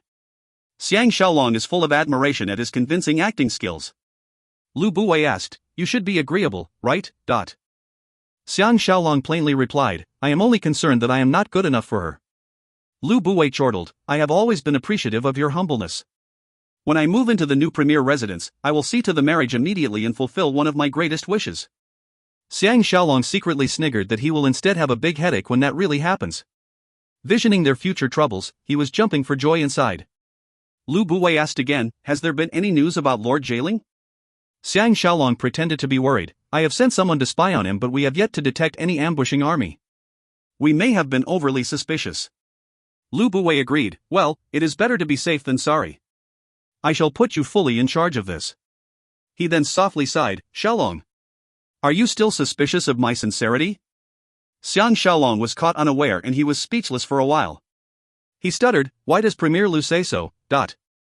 Lu Buwei bitterly smiled, Xiaolong need not deceive me. When Zhongxie invited you for drinks at Drunken Wind Brothel last night, he saw you discarding the wine Dan Mimi poured for you. AI. Do you think the wine is poisonous? Xiang Shaolong took his hat off him. He knew he must give a reply and smiled bitterly in return, as what Premier Lu says, it is better to be safe than sorry. They exchanged a glance and burst out laughing at the same time. Lu Buwei clapped Xiang Shaolong's shoulder and mentioned between his laughs, when Yang Rong marries you, you will be my son-in-law. By then, you can drink all the wine you want with peace of mind. Xiang Shaolong has to acknowledge his prowess. Lu Buwei's words is trying to convince him that he has been overly suspicious with Dan Mimi and gain his loyalty even at the last moment before his death. This brainwave must have come from Mo Ao to prevent Xiang Shaolong from working with Su Xian to attack them before the third hunting day. Thinking about this, he laughed happily. Under the shimmering stars and the bright moon, the camp is in a celebratory mood.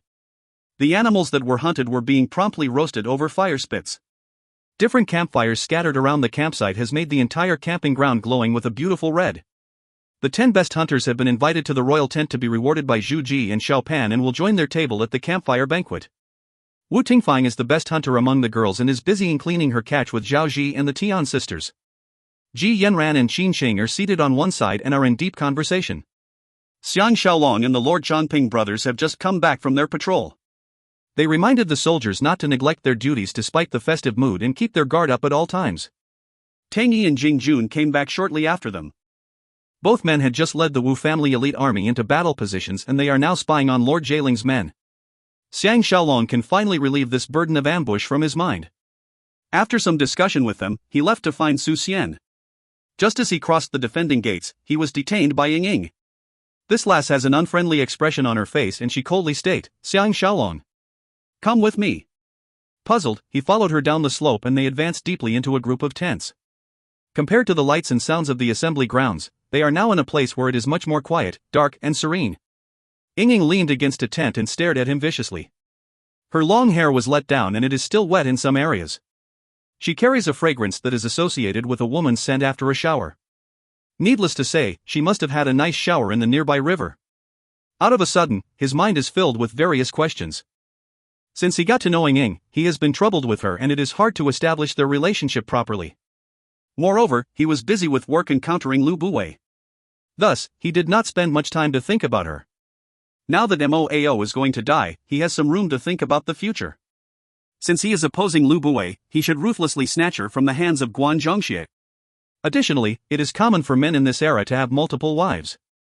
After all, she is a rare beauty too. When they are married, he will share a closer relationship with the Lord Chongping brothers. The Qin military and the royal family will see him as their own family. At the same time, it will deal a blow to Guan Zhongxie. If Lu Gong is not going to die, the Lord Chongping brothers will keep their jobs. Guan Zhongxie will then try to woo Ying Ying to secure his position in Xianyang City. For Lu Danner, Lu Gong has opposed their relationship and Guan Zhongxie cannot disregard this powerful general. Even if Zhu Ji interferes, Lu Gong will not budge. Ying Ying, on the other hand, does not have this issue. Whoever marries Ying Ying will only stand to benefit. Thinking about this, he cannot help but smile bitterly. There is a price to pay for marrying this stubborn girl.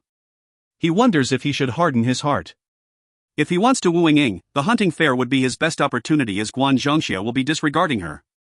After the hunting fair, he will have to contend with Guan Zhongxie for her attention. Frankly speaking, he could not be bothered about Guan Zhongxie's antics. As these thoughts ran through his mind like a shooting meteor, Ying Ying hatefully exclaimed, Xiang Shaolong. Do you hate me a lot? Whenever I look for you, you are always so apprehensive and even use your leg injury as an excuse. Now, you can even perform your flying needle stunt in front of the crown prince. Now, the whole camp thinks that you are out to annoy me. How are we going to settle this debt? Xiang Shaolong realized that she had seen his exceptional flying needles and is now full of admiration for him. She may be putting on an aggressive front but is actually trying to mend fences with him. Thus, she came to find him alone without the rest of the female warriors. Xiang Shaolong took 2 steps forward and reached an intimate distance with her. They are now so close he can hear her breathing. He smiled, fine. It is my fault. But my leg is really injured. If you don't believe me, I can take off my pants and show you. Ying Ying's face reddened immediately and she stomped her feet. Who wants to see you without your pants? I want you to throw the flying needles again. Xiang Shaolong was agonized and knew that he cannot match up to his earlier performance. He bitterly smiled. When I threw the flying needles earlier, my wound reopened. Can we find some other things to do instead? Ying Ying's attitude to him has indeed improved. She innocently asked, what shall we do? Xiang Shaolong was inspired as he recalled her brother saying that the people of Qin are uncivilized barbarians who are more open-minded. His eyes cannot help but stray to her full bosom. He asked, where is your tent? Ying Ying's face is burning red and she wailed, what are you looking at? She retreated half a step and her back is fully up against the tent. Xiang Shaolong mocked, every man loves to look at the figure of a beautiful woman and missing need not overreact. At dawn, I am going to your tent to seek your forgiveness and this should give you enough face already. Ying Ying was delighted and stretched out her pinky, smiling, you promise? Xiang Shaolong stretched out his own pinky and hooked onto hers. Admiring her large and attractive eyes, he cautioned, you must not ambush me in your tent. HNG. Ying Ying knows that this man is eyeing her chest and yet she props her chest up even more and hissed, who wants to ambush you? Remember. If you do not show up, I will hate you for the rest of my life. Using his pinky, Xiang Shaolong pulled Ying Ying towards him. Ying Ying let out a shrill cry and fell on him and her pert breasts pressed against his muscular chest without any reservations. She was shocked and moved away hastily out of his bosom but did not appear to be annoyed. She shot him a look and described, my tent is to the west of the royal tent with a purple flag. There is a purple flower sewn on the door of the tent door. Do not forget. Smiling sweetly, she skipped away like a child. Xiang Shaolong did not anticipate that their grievances can be so easily settled and was pleased. He guessed that the people of Qin love hunting fairs because it is also a good time to date as well. The main assembly ground is used for the campfire banquet. It is an outdoor dining concept with tents, defending gates, and defending walls surrounding it. Xiao Pan and Zhu Ji were the hosts of the banquet and took the northern seats. In front of them are 3 rows of 60-odd tables and each table can seat 4 to 6 men. Torches were placed between each table which adds to the atmosphere of the banquet. Wine was free-flowing and food is naturally their hunting prey. There are all kinds of barbecued and fragrant fowl meat and animal meat. Except for Lord Jieling and Tian Dan who excused themselves, everyone from the royal family is present. Besides some special guests like Lu Danner, Ying Ying, Ji Yanran, etc., the remaining participants are the 10 best hunters. Ji Yanran, Wu Tingfang, Zhao Ji and Qin Xing are sharing one table which caused Lu Gong to stare at their table occasionally. The younger men with less willpower are almost staring at them non-stop. Heading one of the rows is Prince Dan and Sui Zhe, who chatted with Zhu Ji once in a while. Ji Yanran and the ladies are adopting a carefree attitude and disregarded the fact that they are the center of attraction. This is the first time Xiao Pan is hosting such a grand and unique banquet. He was fidgeting in his seat and his expression looked unnatural. But the most nervous man is Lao Ai who is seated behind Zhu Ji. Zhu Ji had informed him that the crown prince will personally announce his promotion later. The most unfortunate man is Xiang Shaolong. He was allocated to Lu Bui's table and was squeezed between Lu Bui and the heartless Lun Yang Rong cum Guan Zhongxie. Moao is not invited as his status is not high enough and it also suits his low profile. Everyone toasted Xiao Pan first before Lu Bui gave a welcome speech. Following that, Xiao Pan took the stand and announced the start of the banquet. Lu Bui toasted Su Xian and Lu Gong first before he sat down and commented to Xiao Pan, I heard Crown Prince shot a condor earlier. This is a good omen. We shall enjoy a year of bountiful harvest and peace within the nation. Xiao Pan joyfully raised his cup, right Premier, let me toast you. Lu Bui quickly drank up. Besides them, Xiang Shaolong was cheering in his heart. Lu Bui's acting could have won him a Lifetime Achievement Award while Xiao Pan could have won the Best Male Actor Award. After all, he will be the main leader during this era. Guan Zhongxie spoke out, will official Xiang perform his flying needle stunt again to honor the banquet hosted by the Crown Prince? Xiang Shaolong cursed secretly and turned his head around. He could sense intense awkwardness from Lun Yang Rong and he weakly smiled at her before telling Guan Zhongxie, mine is a lousy skill not worth mentioning. I have yet to see official Guan with his iron bow. Will official Guan fulfill my wish? He laughed to himself. He is sure Guan Zhongxie will somehow display his talent and impress the people of Qin just like what he did with the flying needles.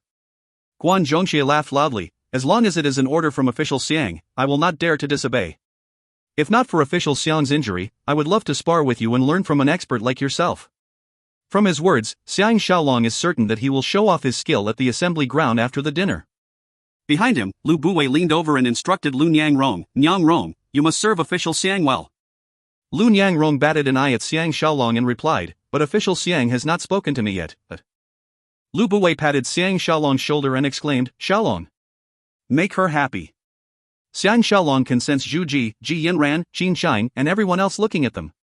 Totally uncomfortable, he bitterly smiled, I got it. Lu Buwei and Guan Zhongxie began to chat among themselves and provided an opportunity for them to interact. Xiang Shaolong looked at Lu Niangrong and she happened to look back. Xiang Shaolong forcefully smiled, what did third mistress catch today? Initially, Lu Niangrong managed to force out a smile, but her face darkened when she faced his penetrating eyes. She lowered her head and shook it, replying, I am not in the mood to hunt today. Xiang Shaolong thought that she is not so bad after all, as she is suffering from a guilty conscience. He wondered aloud, am I the one behind your bad mood? Lu Niangrong trembled slightly and raised her face, assessing him with a look of dilemma on her face. Under the illumination of the torch, Lu Niangrong looks youthful and charming. Her beauty can be compared to Ying Ying's, but her figure is not as good as hers. He sensed that something is amiss. Apparently, Lu Niangrong's eyes have turned red and she is crying. Even Lu Buwei saw her crying and frantically exclaimed, Niangrong. Do you want to go back to your tent and rest? As Lu Niangrong unsteadily stood up, she attracted the attention of Zhu Ji, Xiao Pan, Qin Xing, Ji Yanran, Wu Tingfang, Zhao Ji, Lu Gong, and Su Xian. As the tears began to fall from her face onto her clothes, she wailed, I am not marrying him. Despite Lu Buwei's coaxing, she ran off into the tents in the background after finishing her words. As the majority of the crowd is busy engaging in wine and revelry, not many people are aware of her outburst. The lively mood of the banquet is not affected by her disturbance. Lu Buwei and Guan Zhongxie watched helplessly as she ran off into the darkness. Xiang Shaolong is beginning to have a better opinion of her. She is not totally like her father, who can lie with his eyes wide open. At the same time, he concluded that she has some feelings for him. Lao Ai came over to invite Lu Buwei on Zhu Ji's instructions. Lu Buwei winked at Guan Zhongxie before he left. Guan Zhongxie is about to chase after Lu Niangrong when Xiang Shaolong grabbed him and reasoned, let her go. Love cannot be forced.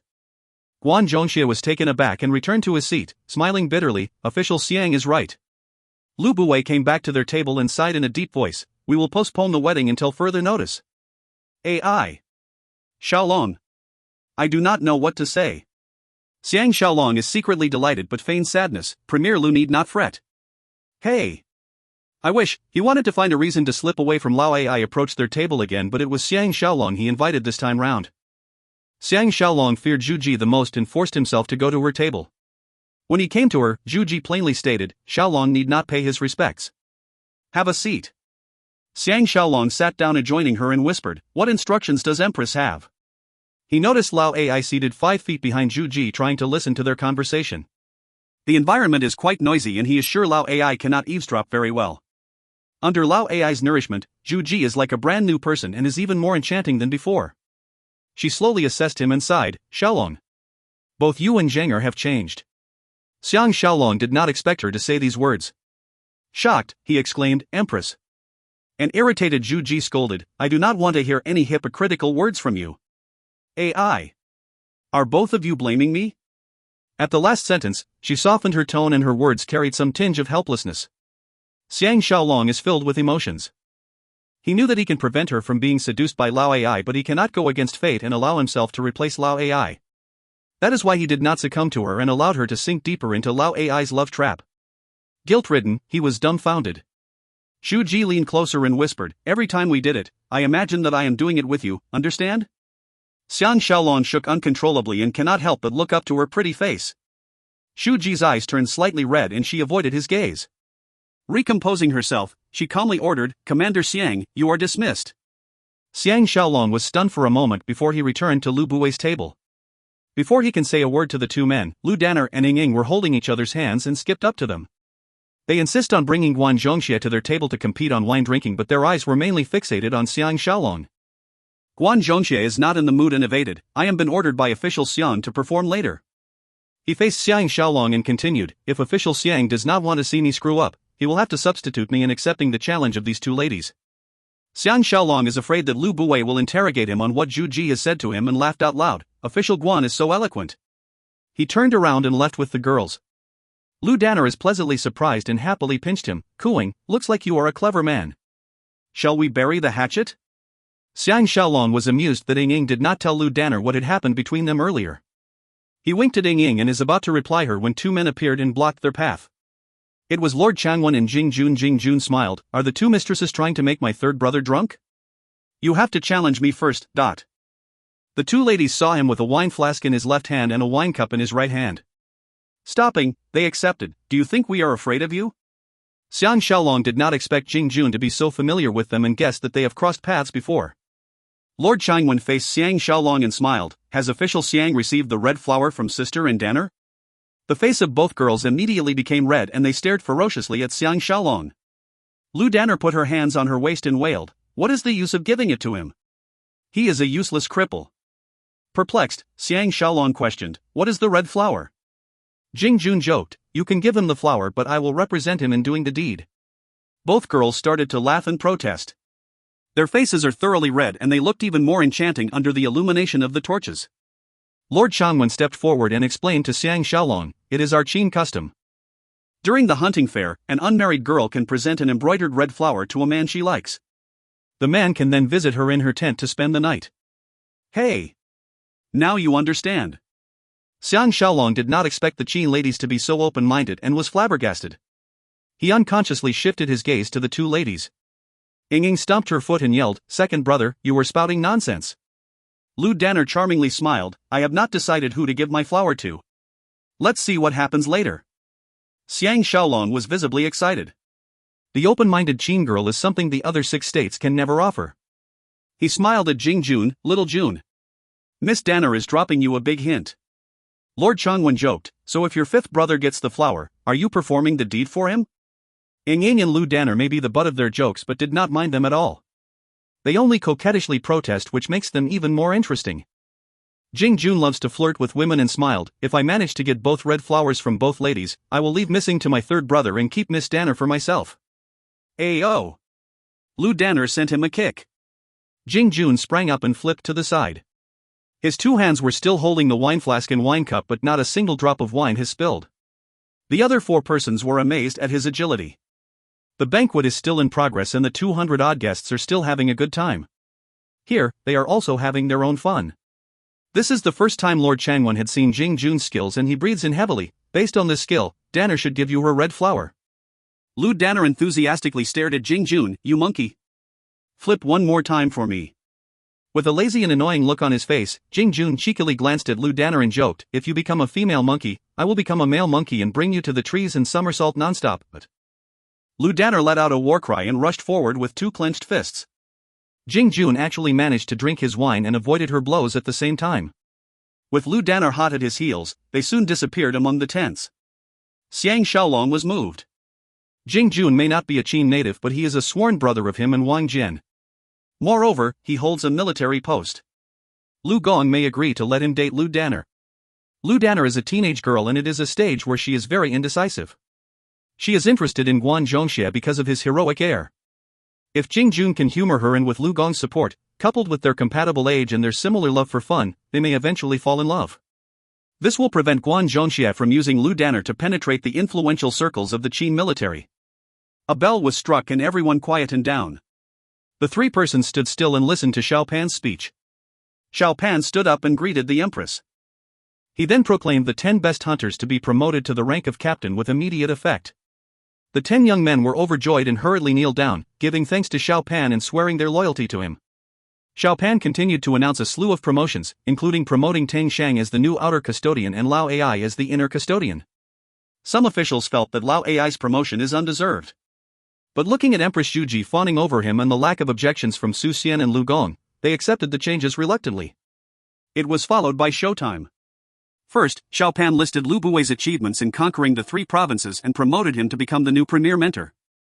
It is just a post without any authority. Needless to say, it was Li Si who prepared this speech for him. Although Lu Bui wields plenty of power in the Qin court, as long as the 2 influential men Su Xian and Lu Gong do not object, this promotion will be official.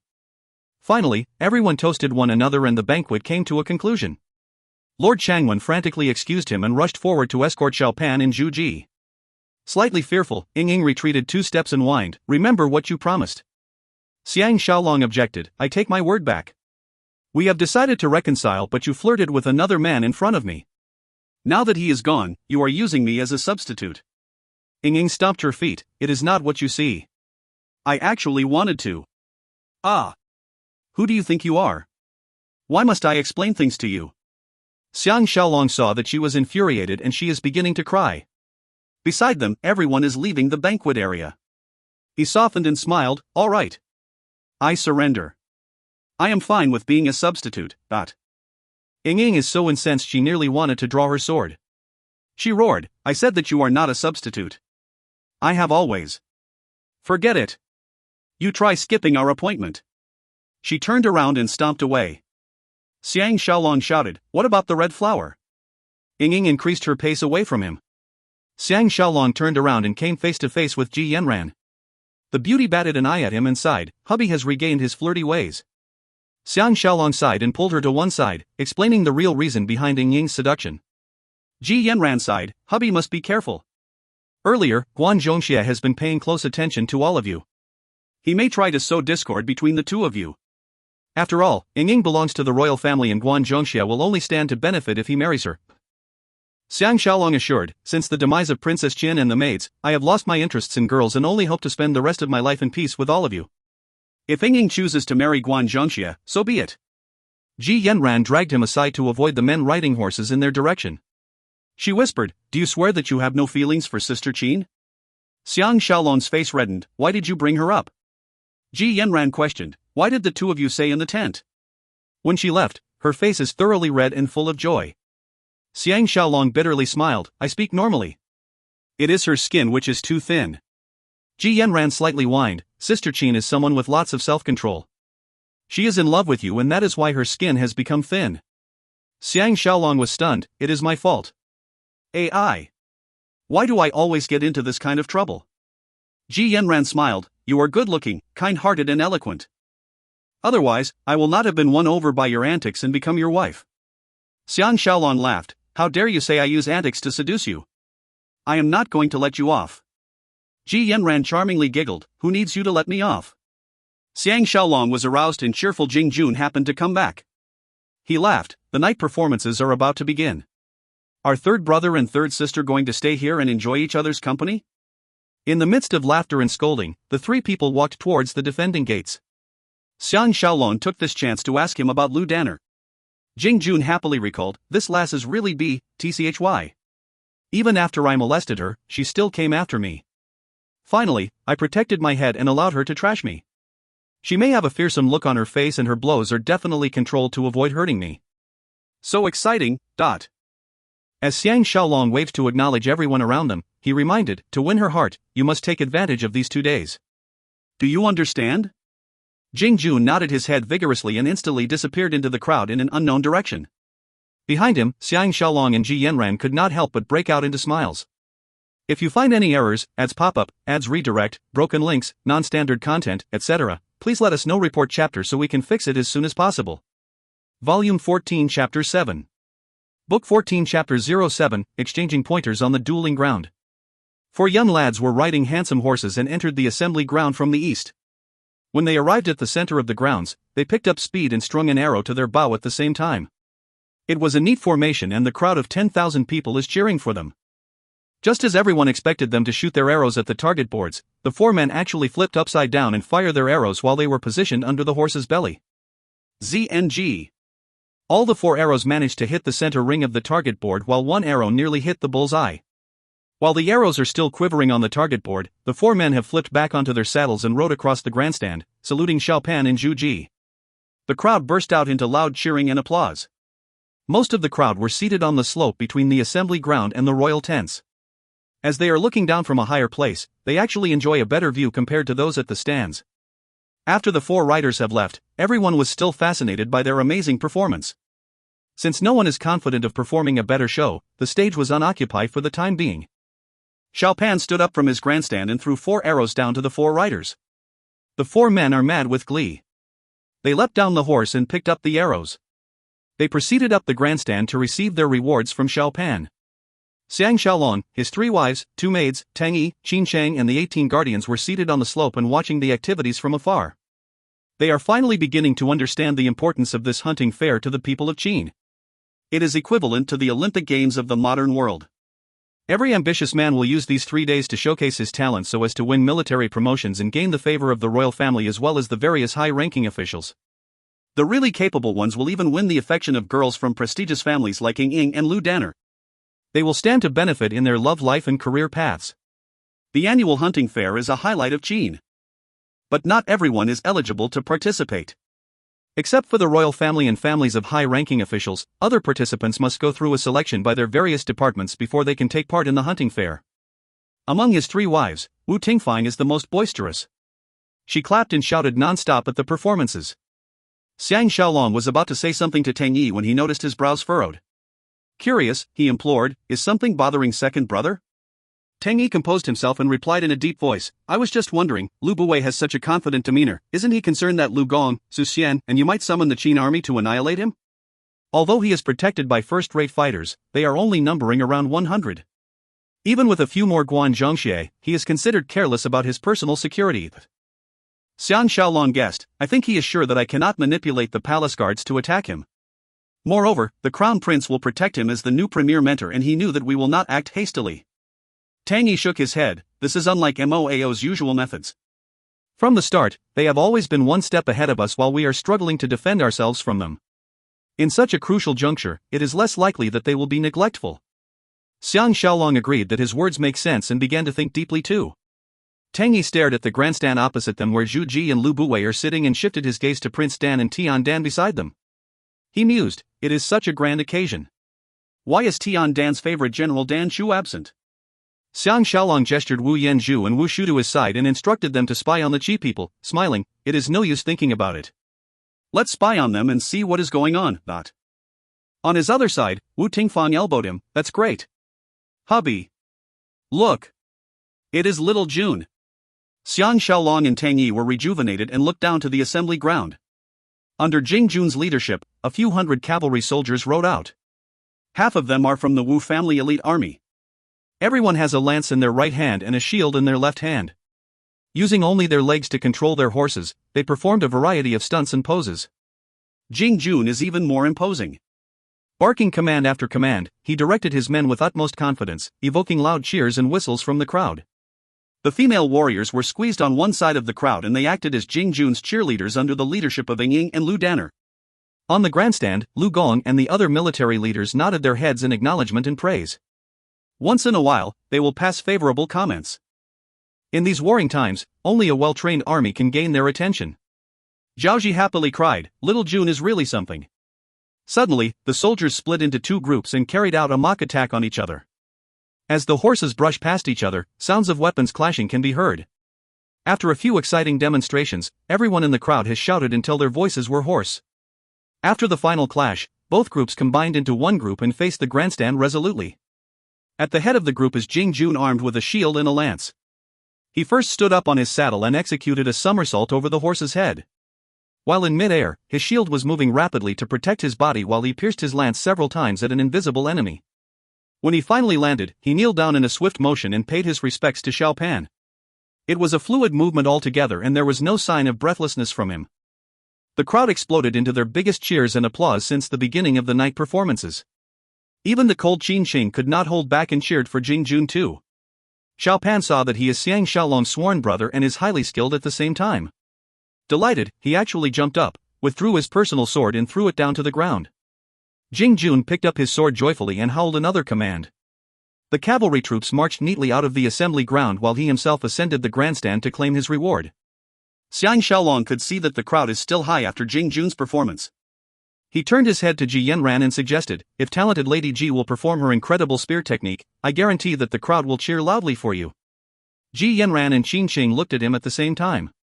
With 2 of the world's most beautiful faces looking at him simultaneously, Xiang Shaolong was aroused. Ji Yanran batted her eyes at him, Yanran only needs hubby's love and not the crowd's cheering. Xiang Shaolong shifted his gaze to Qin Sheng. She shot him a look and turned her face back to face the assembly ground. After a few performances by the palace infantry and the palace cavalry, Ying Ying's female warriors took to the stage. They may not be as well trained as Jing Jun's cavalry army, but the 200 young girls have their fair share of horse riding and archery experiences. Viewing their performance is also one of life's pleasures. Among the crowd, the girls are clapping nonstop and the guys are even more generous with their cheering. Naturally, the cheering is even louder than the cheering for Jing Jun. A gong was sounded. Lu Gong stood up and paid his respects to Empress and Crown Prince. He proceeded to announce the main event of tonight, the sword duel. As the crowd became serious, he solemnly barked, "Whoever can win 3 consecutive fights will be rewarded with 10 taels of gold from the Crown Prince. You may even win a promotion. Gentlemen, show us what you are made of." Under thunderous applause, 2 men scrambled out. Lord Changping and several palace guards stepped forward and helped both men put their armor on, and each man is given a wooden sword. After the 2 men bowed to each other, they began fighting. Within 3 strokes, one of the men was hit by his opponent. A gong was sounded and Su Xian, the referee, announced the winner. After 10 over fights, only a young man named Huan Qi managed to win 3 consecutive fights, and he earned loud cheers from the crowd. Xiang Shaolong is trying to locate Guan Zhongxie among the crowd. To Tang Yi, he checked, "Will second brother enter the fight later to test Guan Zhongxie's skills?" Tang Yi smiled, "Why not?" Both men exchanged a smile as another man entered the dueling ground. It is Lao Ai. There are not many people who recognized him, but they were impressed with his sturdy build, imposing air and alert expression. It was only until he announced his position and name did everyone realize that he is the Empress's pet inner custodian Lao Ai. In this instant, another man entered the dueling ground. Everyone is surprised at the challenger. Apparently, it is the expert swordsman Lu Chan. This man is one of the best fighters from Lu Buwei's group after Guan Zhongxie. Tang Yi observed, "This will be spectacular. Lu Buwei is purposely out to ruin his reputation and put him down." Xiang Shaolong focused on the grandstand and noticed the concerned expressions of Xiao Pan, Zhu Ji, Lu Gong, Su Xian, etc. He was glad that Lu Buwei is now officially opposing Lao Ai. If not for the body armor, Lu Buwei would have instructed Lu Chan to injure Lao Ai's groin and destroy his usefulness to Zhu Ji. Lu Chan has a rigid face, a fierce demeanor, and is dark-skinned. Whoever sees him would be frightened by his appearance. After they have put on their armor, both men circled the assembly ground once and are viewing each other with caution. Ji Yanran sighed, "Lu Buwei is familiar with Lao Ai's strengths and weaknesses. Since he sent Lu Chan, he must have a high chance of winning." Xiang Shaolong saw the Lu Chan is expressionless and hard to fathom. He nodded, "This man's strength should lie in forceful attacks.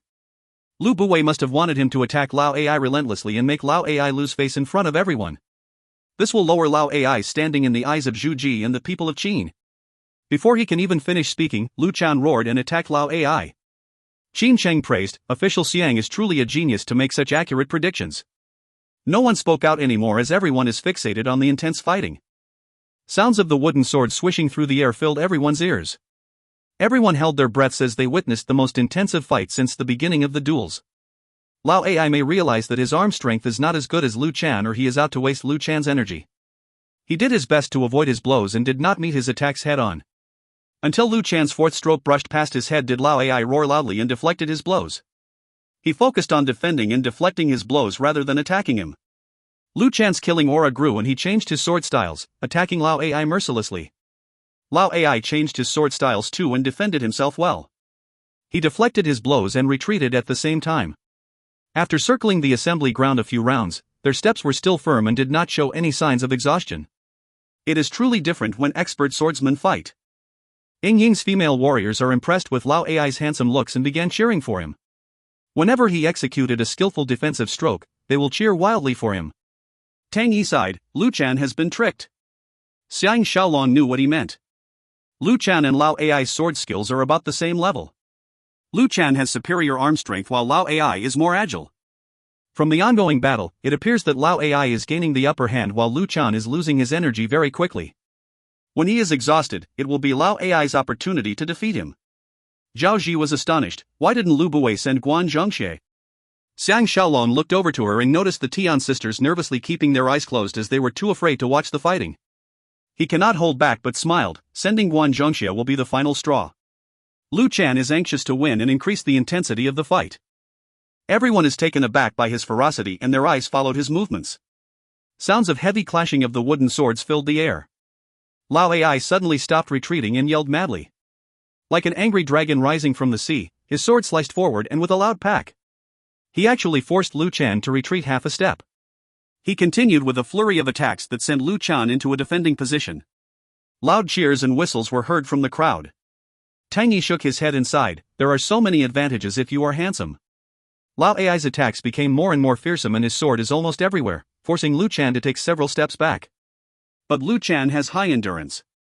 Despite being at a disadvantage, he did not panic, and everyone is also impressed with his resilience. Out of the blue, Lao Ai ceased his attacks and took a few steps back. He bowed. Brother Lu is highly skilled. I cannot hope to defeat you. The entire crowd quietened down. Lu Chan was stunned for a while before he returned his greetings. Both men then paid their respects to the grandstand. Xiang Shaolong and Tang Yi glanced at each other. They did not expect Lao Ai to end this beautifully.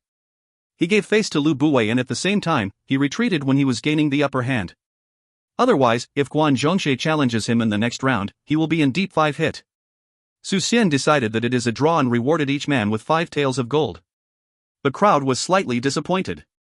Fortunately, the next fighters were all experts from the cavalry army and the palace guards. After several battles, the last fighter is Great General Wang He's Assistant General Bai Chong, who has beaten 2 challengers. If he can win one more round, he will win the 10 taels of gold. Xiang Shaolong felt that the present fighters are all men from prestigious backgrounds, causing all his cavalry soldiers to hold back from participating. He commented to Tang Yi, Guan Zhongxie should be fighting soon. Tang Yi reminded, not so fast. There is still Zhou Zihen. Before his sentence ended, a short and stout Zhou Zihen stepped out of the crowd and entered the dueling ground.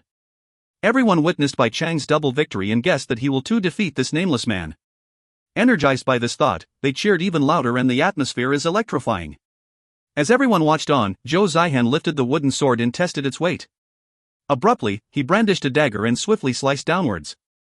The end of the long sword was severed off, leaving only 1.5 feet of sword length. Everyone was blown away by his way of shortening his sword. Moreover, he used a small dagger to sever the heavy wooden sword in one blow, and it takes a very sharp dagger to achieve that. Everyone was flabbergasted. Zhou Zihen begged Xiao Pan's pardon, please forgive me as I am used to using short swords. Xiao Pan's interest was piqued and he gestured his approval. Bai Chong has a suspicious look on his face as he brandished his sword and awaited his attack. With a serious expression, he was ready to counterattack any time. In his heart, Xiang Shaolong deemed him to be a coward. There is a saying, an inch shorter is an inch of danger. If Zhou Zihen is using such a short sword, his sword skills would be unorthodox and hard to defend against. With only these 2 fighters, Lu Buwei is already instilling fear in others. Moreover, he still has Guan Zhongxie, the champion swordsman. Zhou Zihen snorted and moved forward at lightning speed. His wooden sword has morphed into a flurry of quick sword stances, and his swords seem to be everywhere. Clashing head-on with Bai Chong, this is the first time anyone has seen such a queer move. Bai Chong was stunned and roared. He took half a step back before sweeping his sword horizontally across. Do! Zhou Zihen's short sword parried away Bai Chang's long sword while his entire body crashed squarely into Bai Chang's chest. Bai Chong was taken by surprise and suffered a heavy blow to his chest. He lost his grip on his long sword and he fell down in a sitting position. Nobody expected Bai Chong to lose in one blow, and everyone forgot to cheer. Wan He and Bai Chong were disgraced while Lu Gong and the other generals were embarrassed. It was an awkward moment. Finally, Lu Buwei took the lead in clapping and cheering for Zhou Zihen. Like a dishonored man, Bai Chong stood up and walked away. Xiang Shaolong sucked in some cold air. He deduced that Zhou Zihen is someone well-versed in fighting at close proximity, and he may have a hard time fighting him himself. The atmosphere was tensed as Zhou Zihen proudly stood at the center of the dueling ground, awaiting the next challenger. After some time, there were still no takers. Xiang Shaolong caught sight of Lu Buwei talking to Zhu Ji, and he must have been bragging about his skillful subordinate. He had a brainwave and inquired, "Where is little June?" Tang Yi had the same inspiration that only Jing Jun's agility can counter Zhou Zihen, and groaned, "I do not know where he has sneaked off to. Without our consent, he dared not fight." At this time, Su Xian announced from the grandstand, "If there are no more challengers, we will assume that Zhou Zihen from Premier Lu residence has won 3 consecutive fights." The crowd became so quiet you can hear a pin drop. Xiang Shaolong sighed to himself. If Zhou Zihen won 3 consecutive fights, the military would lose face, as they cannot even defeat someone from Lu Buwei's forces. At the instant, someone shouted, "Where is Commander Xiang?" The moment the shout ended, the crowd of 10,000 people were chanting his name. Ever since his duel with Wang Jian, he has been the #1 swordsman in the eyes of the people of Qin. Moreover, he is a Qin native. With this outsider arrogantly waiting for a challenger, everyone naturally hoped that he will take the stand and regain some glory. Cries of Xiang Shaolong filled the mountains and valleys. Xiang Shaolong saw that everyone around him was now staring at him. He was agonized. Even without his leg injury, it will be a difficult task to overcome Zhou Zihen. Now that his movement is limited, what should he do? If you find any errors, ads pop up, ads redirect, broken links, non-standard content, etc., please let us know. Report chapter so we can fix it as soon as possible. Volume 14 Chapter 8. Book 14 Chapter 08, The Mighty Jing Jun. On the grandstand, Lu Buwei and Tian Dan have unnatural expressions on their faces as they did not expect Xiang Shaolong to enjoy such high standing among the people of Qin. In addition, Lu Buwei can clearly feel the racism of the Qin people against him and his family warriors. He felt a tinge of regret for trying to eliminate Xiang Shaolong. If they had been on good terms, the people of Qin may eventually accept him and he need not use Lao AI to manipulate the empress. He suppressed this thought from his mind. After all, Xiang Shaolong has only 2 more days to live and it is a fact that cannot be changed. Xiao Pan saw that Xiang Shaolong enjoys a favorable reputation among the military forces and the younger generation of Qin and was delighted for him. At the same time, it indirectly lowers Lu Buwei's standing. However, he was concerned about his leg injury and that he will disappoint the crowd by being unable to battle. While everyone is shouting his name incessantly, a figure somersaulted from within the ranks of the female warriors. This person cartwheeled continuously over 10 rounds quickly and his face is a blur. No one can identify him, but everyone was flabbergasted at his agility. After a final mid-air somersault, the person landed in front of the grandstand, kneeled down and pleaded, "Assistant Cavalry Commander Jing Jun asks to fight on behalf of my commander. Will the Crown Prince please give your approval?" Xiao Pan was overjoyed. "I approve Assistant Commander Jing's request." Everyone saw that he was highly skilled and volunteered himself first. Moreover, he is Xiang Shaolong's assistant commander and rewarded him with thunderous applause. Everyone anticipates a good fight between him and Zhou Zihen. Jing Jun did not stand up yet. He loudly declared, "If I happen to win, all the glory of the victory belongs to Miss Danner." Xiao Pan was stunned and exchanged a glance with an equally shocked Lu Gong. He laughed, "Fine. I approve. The people of Qin are open-minded." Witnessing the public love declaration of Jing Jun, everyone's spirits rose greatly and cheered even louder. Their cheering sounds resonated throughout the plains. The female warriors are laughing uncontrollably. Ying Ying and the other ladies forcefully pushed an embarrassed but thrilled Lu Danner to the front of the crowd so that she will not miss any part of the action. Zhou Zihen still maintained his cool expression. He slowly glanced up at Lu Buwei, who nodded slightly, indicating that he wants him to deal a heavy blow to Jing Jun and tarnish his reputation. He smiled to acknowledge this silent command.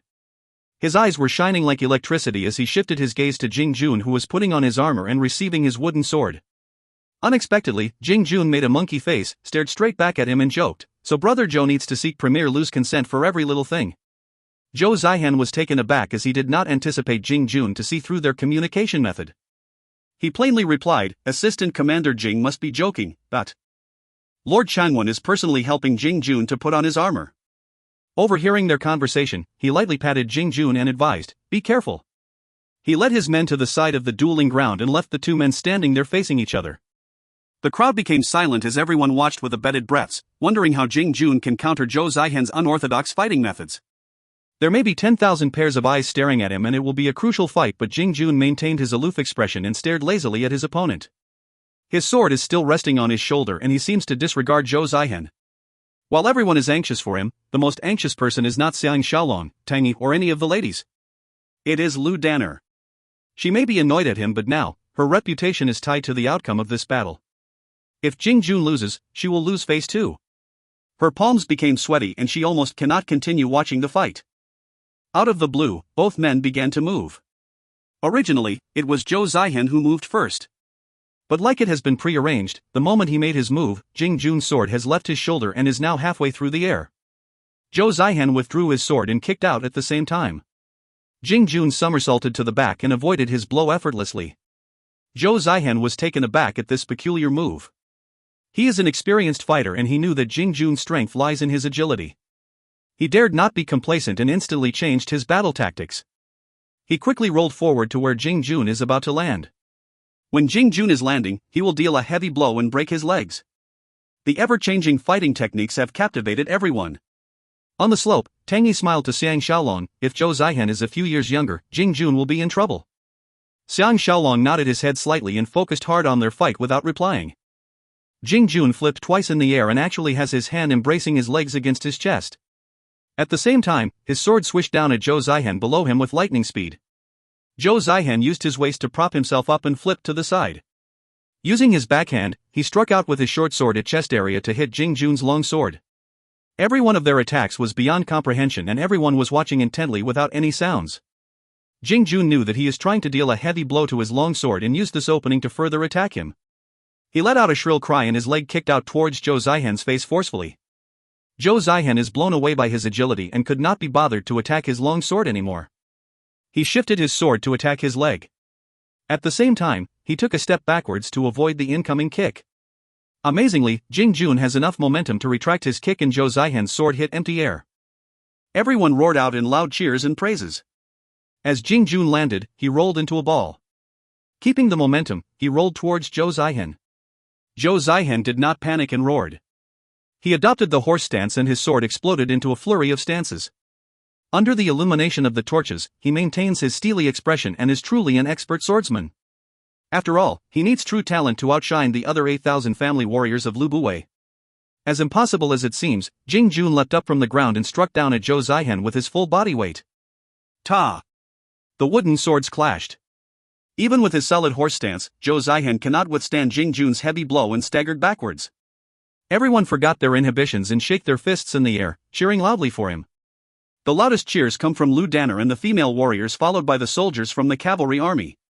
Lu Buwei and his men's cheering were drowned by their voices. Jing Jun fought ferociously. The moment he landed, he flipped forward with his long sword trailing and he followed up with another blow at Zhou Zihan. Zhou Zihan is forced to defend himself and kept retreating. He cannot keep up with Jing Jun's flexible attacks that sometimes come from the air and sometimes when he was rolling on the ground. He has finally met his nemesis. Under Jing Jun all-out combo attacks, Zhou Zihan was panting as he tried to defend himself without the slightest chance to counterattack. Like a flower that has withered, he cannot salvage the situation. Ta! Ta! Ta! Jing Jun made use of the advantage of his sword length to deliver 3 continuous blows to Zhou Zihan's short sword, causing him pain and numbness in his hands. Everyone is citing Jing Jun in their cheers, causing Zhou Zihan to be mad and disappointed. After another 10 successive clashes, Zhou Zihan finally lost his grip on his sword and his sword flew out of his hands after receiving another heavy blow.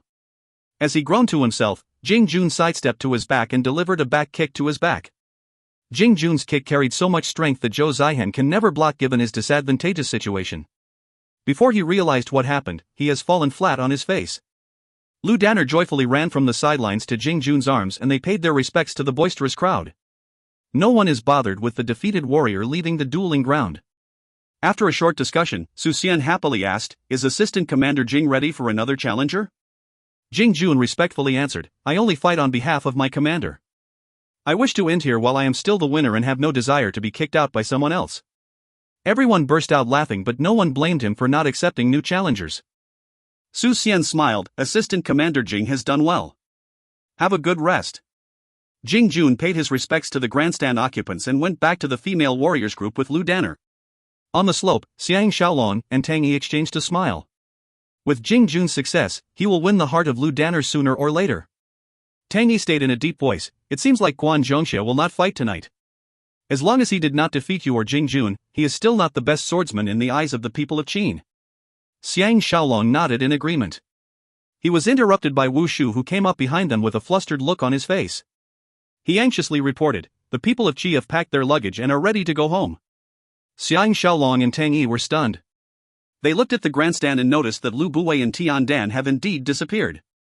All of a sudden, they realized that they have been tricked by Moao and Tian Dan. Tian Dan's decision to leave Xianyang City tonight is exploiting Xiang Shaolong's greatest weakness. Lu Buwei must have anticipated that he will chase after Tian Dan. This will ensure that the Wu family elite warriors leave Xianyang City together with him and when he dies of poisoning on the trip, Lu Buwei will not be implicated. After his death, he can even accuse him of neglecting his duties and take over the Wu family assets. Lu Buwei the heartless man will stand to benefit with this course of events. Ji Yanran and the other ladies will have to submit to him. What a devious plot. Without Xiang Shaolong here to counter him, he will have lesser obstacles in pursuing his ambitions.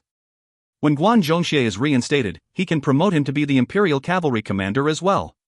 Everyone in Xianyang City will have to dance to his tune by then. But how can he simply watch Tian Dan escape? Ever since Tian Dan tried to assassinate him, he has been keeping a low profile. He must be secretly planning this escape route. Thus, he must have been conspiring with Lu Buwei all along. During his assassination, Lu Buwei swore that he did not have time to inform Tian Dan. It is all Bu-115 hit. In fact, he was the one who told Tian Dan to assassinate him. This is called inflicting injury on oneself to trick the enemy. When everyone thinks that it is Lu Buwei's enemy trying to kill him to get Lu Buwei into trouble, it was actually Lu Buwei who masterminded his assassination. He has been too careless and was tricked by Lu Buwei. He even suspected Wang Wan or Kai Zhe to be in cahoots with Tian Dan, which resulted in his oversight. Tang Yi solemnly suggested, "Let me go after him. You must stay here to deal with Lu Buwei." Xiang Shaolong shook his head. Lu Buwei may not be able to send his own men to escort Tian Dan, but Tian Dan has an army of 4,000 men which matches the strength of our own army. After taking Lord Jieling's rebellion into consideration, I can only give you 2,000 warriors. This makes both situations unfavorable for us. Don't forget that Lu Buwei has 8,000 family warriors. Who knows what tricks are up their sleeves? Tang Yi kept quiet. Xiang Shaolong whispered, "But there is still hope in this matter. I must persuade Prince Dan first. As long as he can try to delay Tian Dan's journey, we can catch up to him." After all, Ngu has promised to make the Chu and Shi army retreat by 10 miles away from the border. There are no more challengers going up the dueling grounds, so amidst all the fanfare, Su Xian announced the end of tonight's performances. In the main tent of Yen, Prince Dan listened to Xiang Shaolong's explanation and hesitated. "It is inappropriate for us to act alone on this matter. If anything goes wrong, Qi and Chu will come after us. With the three allied states not providing any assistance, our state of Yen will be in peril." Xiang Shaolong plainly state, Tian Dan's existence is the real danger to the state of Yen. I am not asking your men to fight Tian Dan openly, but to create opportunities to disrupt his traveling once he leaves the Qin borders. As long as you can delay him for a few days, we will catch up to him.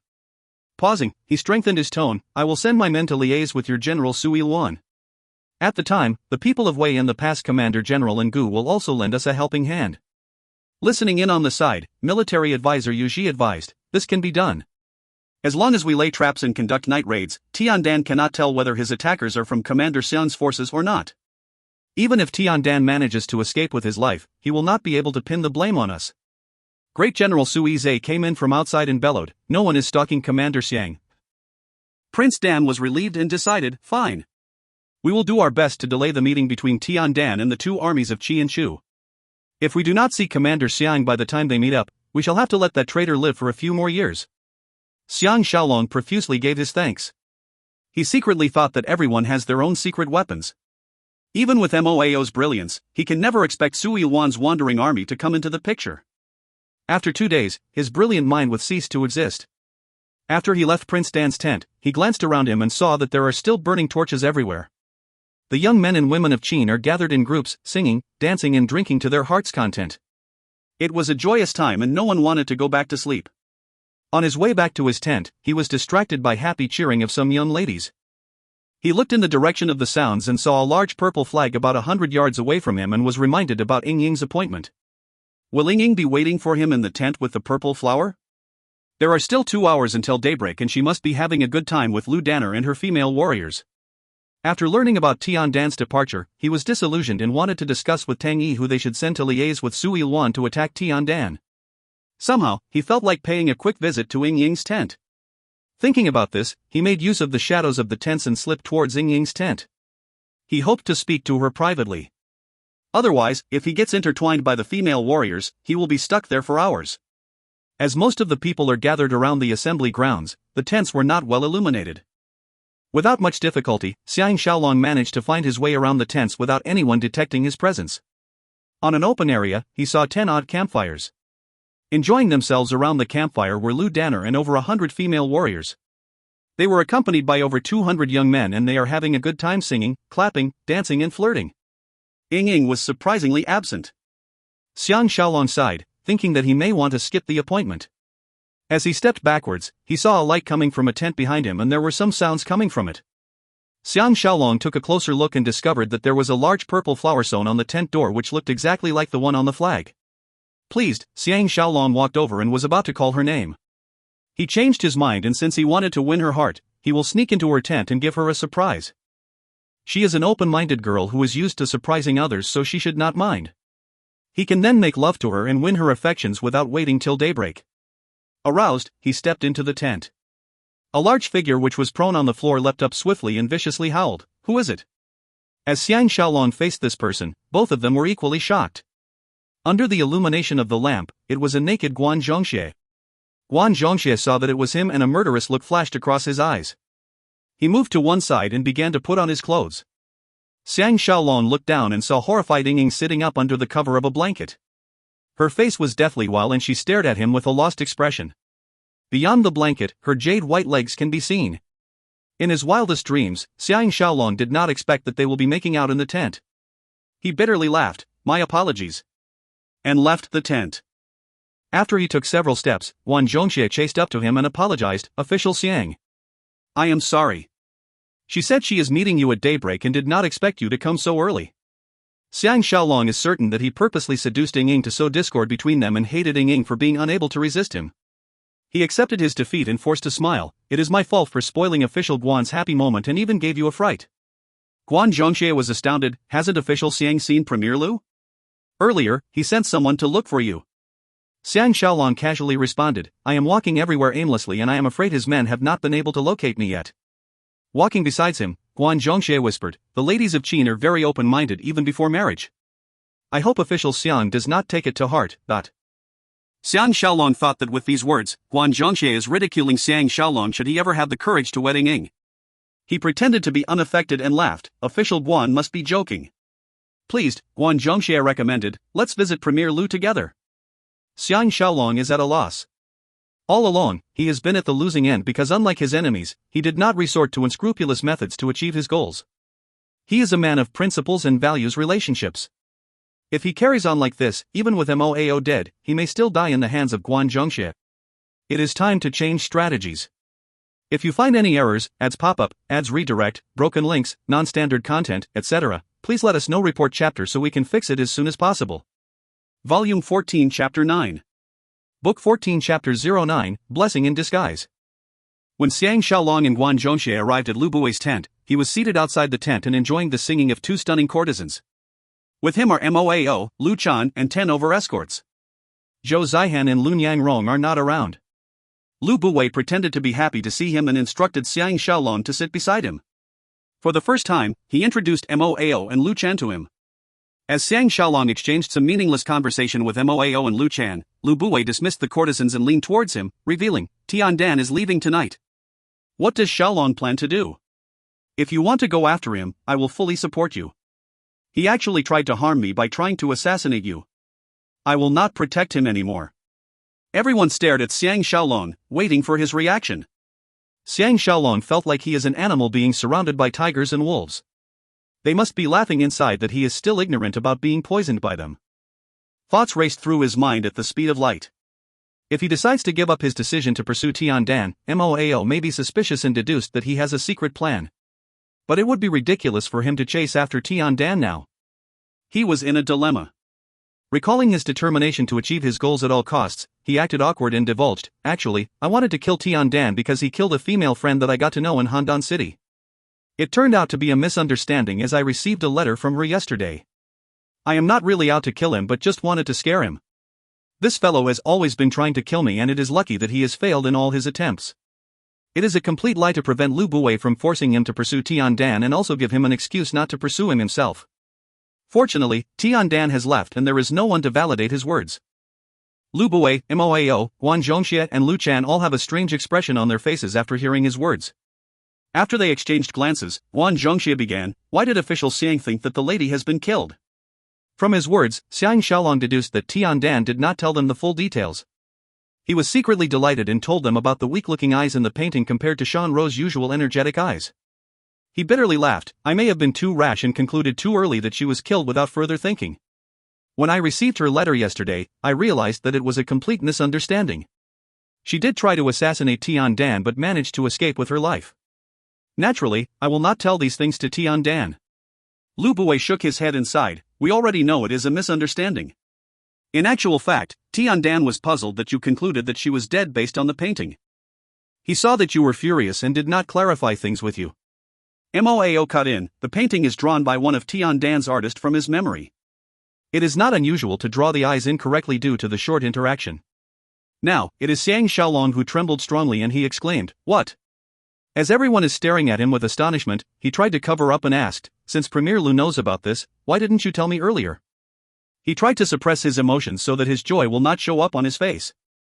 Heavens! So Shan Rou is really not dead. It is really a misunderstanding. Lu Buwei leisurely replied, "I thought Tian Dan is spouting nonsense and is trying to use me to scare you, so I did not bring it up. Now, we have proven that he has been lying all along." Xiang Shaolong acknowledged that it made sense. But under those circumstances, there is no need for Tian Dan to lie to Lu Buwei. Moreover, it is not Tian Dan's style to showcase his weaknesses. Thus, there is a high probability that Shan Rou is indeed alive. Lu Buwei saw that he cannot persuade Xiang Shaolong to pursue Tian Dan, and disappointment is written all over his face. He stood up and asked, "Shaolong, will you visit Niang Rong in her tent? You may be able to persuade her to change her mind." Xiang Shaolong is not in the mood to see Lu Niang Rong at all. He stood up together with Moao and the rest and replied, "There is an early morning hunt tomorrow. Let third mistress have a good rest. I will see her again when she is feeling better tomorrow." It may be due to his failure to cajole him that Lu Buwei is in a terrible mood. He did not hold him back and allowed him to leave. Xiang Shaolong returned to the cavalry camp near the royal tents and saw Tang Yi, Jing Jun, and Lu Chao in the middle of a secret discussion. He pulled Tang Yi to one side first and told him about Shan Rou's likelihood of being alive. Tang Yi was mad with joy. He then frowned, "Then are we still going after Tian Dan?" Xiang Shaolong resolutely decided, "We must kill him to avenge the injustice done to the Shan family. Moreover, Tian Dan has tried to kill me several times and is in cahoots with Lu Buwei. It is time to eliminate this threat once and for all. This present opportunity is once-in-a-lifetime chance to kill him. If we missed it, it will be gone for good. No matter what, we must never allow him to return to Qi alive." He added with a smile, "Moreover, I made a vow that day to change my name to Long Shao Xiang if I did not kill him. It is such an ugly-sounding name." Tang Yi broke out into a smile and waved Jing Jun and Lu Chao to join them. He instructed Lu Chao, "Go ahead and explain your findings." Lu Chao reported, "We have discovered Lord Jailing's men building rafts secretly at the river upstream and are collecting large quantities of firewood in dried grass.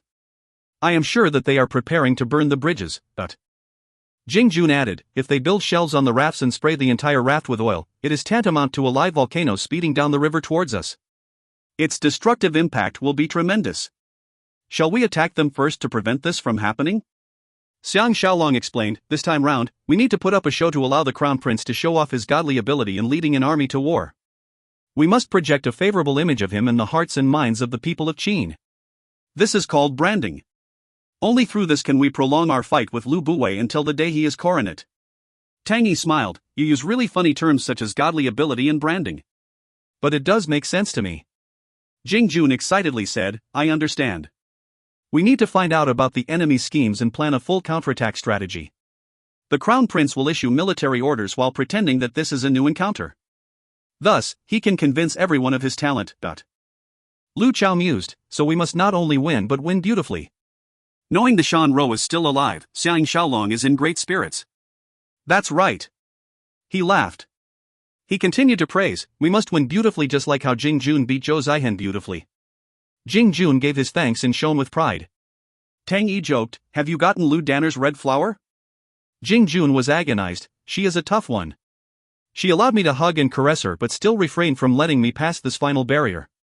Lu Chao is experienced with women and gleefully joked, "I think Master Jing is lacking in experience and may have made a few wrong moves."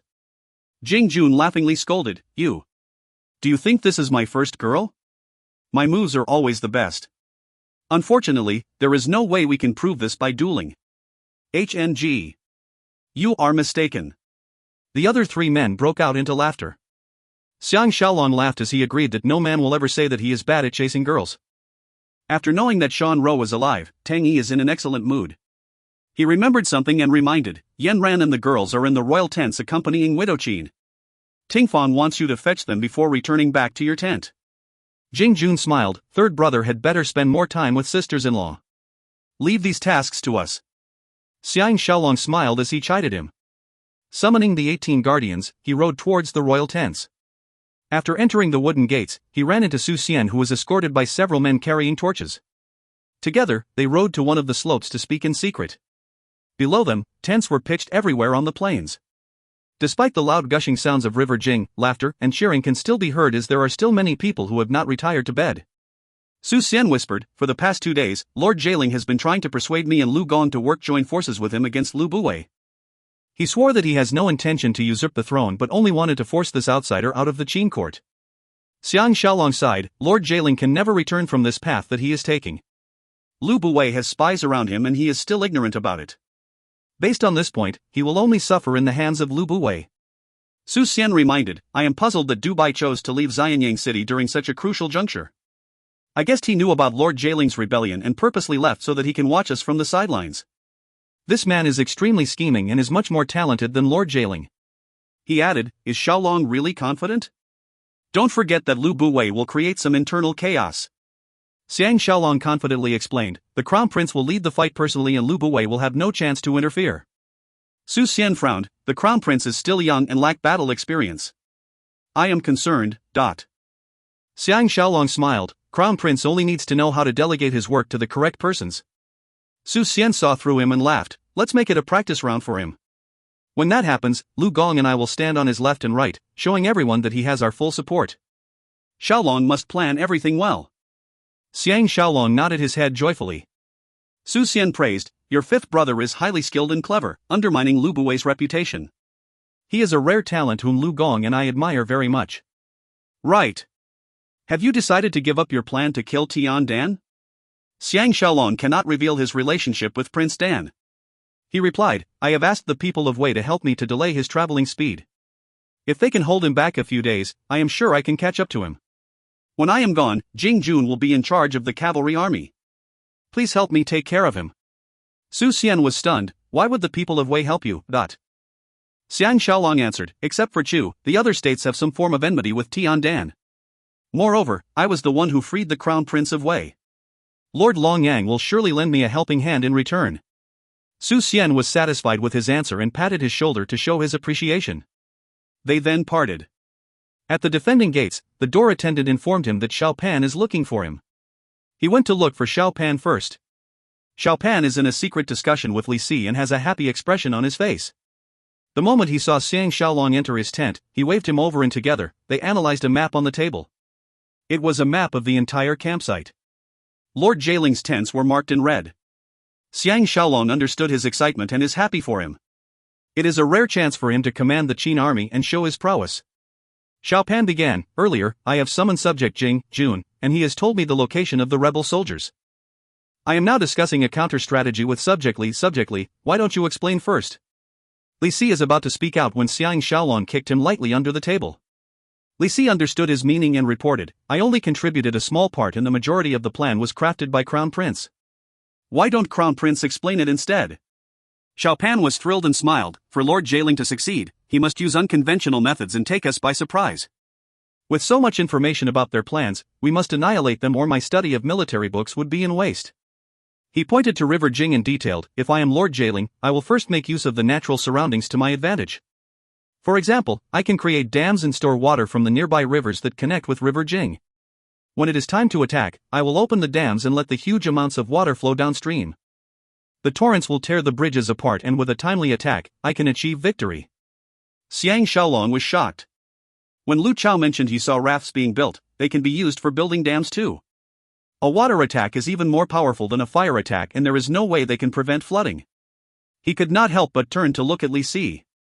Li Si clarified, I have nothing to do with this. This is really Crown Prince's idea. Xiao Pan proudly continued, Subjectly guessed that they will use a fire attack but I felt that a water attack is more powerful. If they add a few logs on the water, all kinds of bridges will be destroyed. Then, they only need to shoot some fire arrows and our whole camp will be burnt to the ground. Xiang Shaolong was amazed at Xiao Pan's intelligence. This is truly the first time he is fighting a war based on his own abilities. Xiao Pan proceeded to explain the different scenarios where Lord Jieling can send in his attackers and how Lu Buwei can try to kill his opponents using different strategies. His explanations made sense and both Xiang Shaolong and Li Si were completely blown away by his intricate thinking and rational explanations. Finally, Xiao Pan bitterly smiled, my biggest flaw is that I have too many scenarios with their own strengths and weaknesses. I have no idea which is the best plan. Will my two subjects please advise me? Xiang Shaolong could not hold back and laughed, the most powerful attack is the attack that always changes to suit the changing battle conditions. Crown Prince can rest at ease.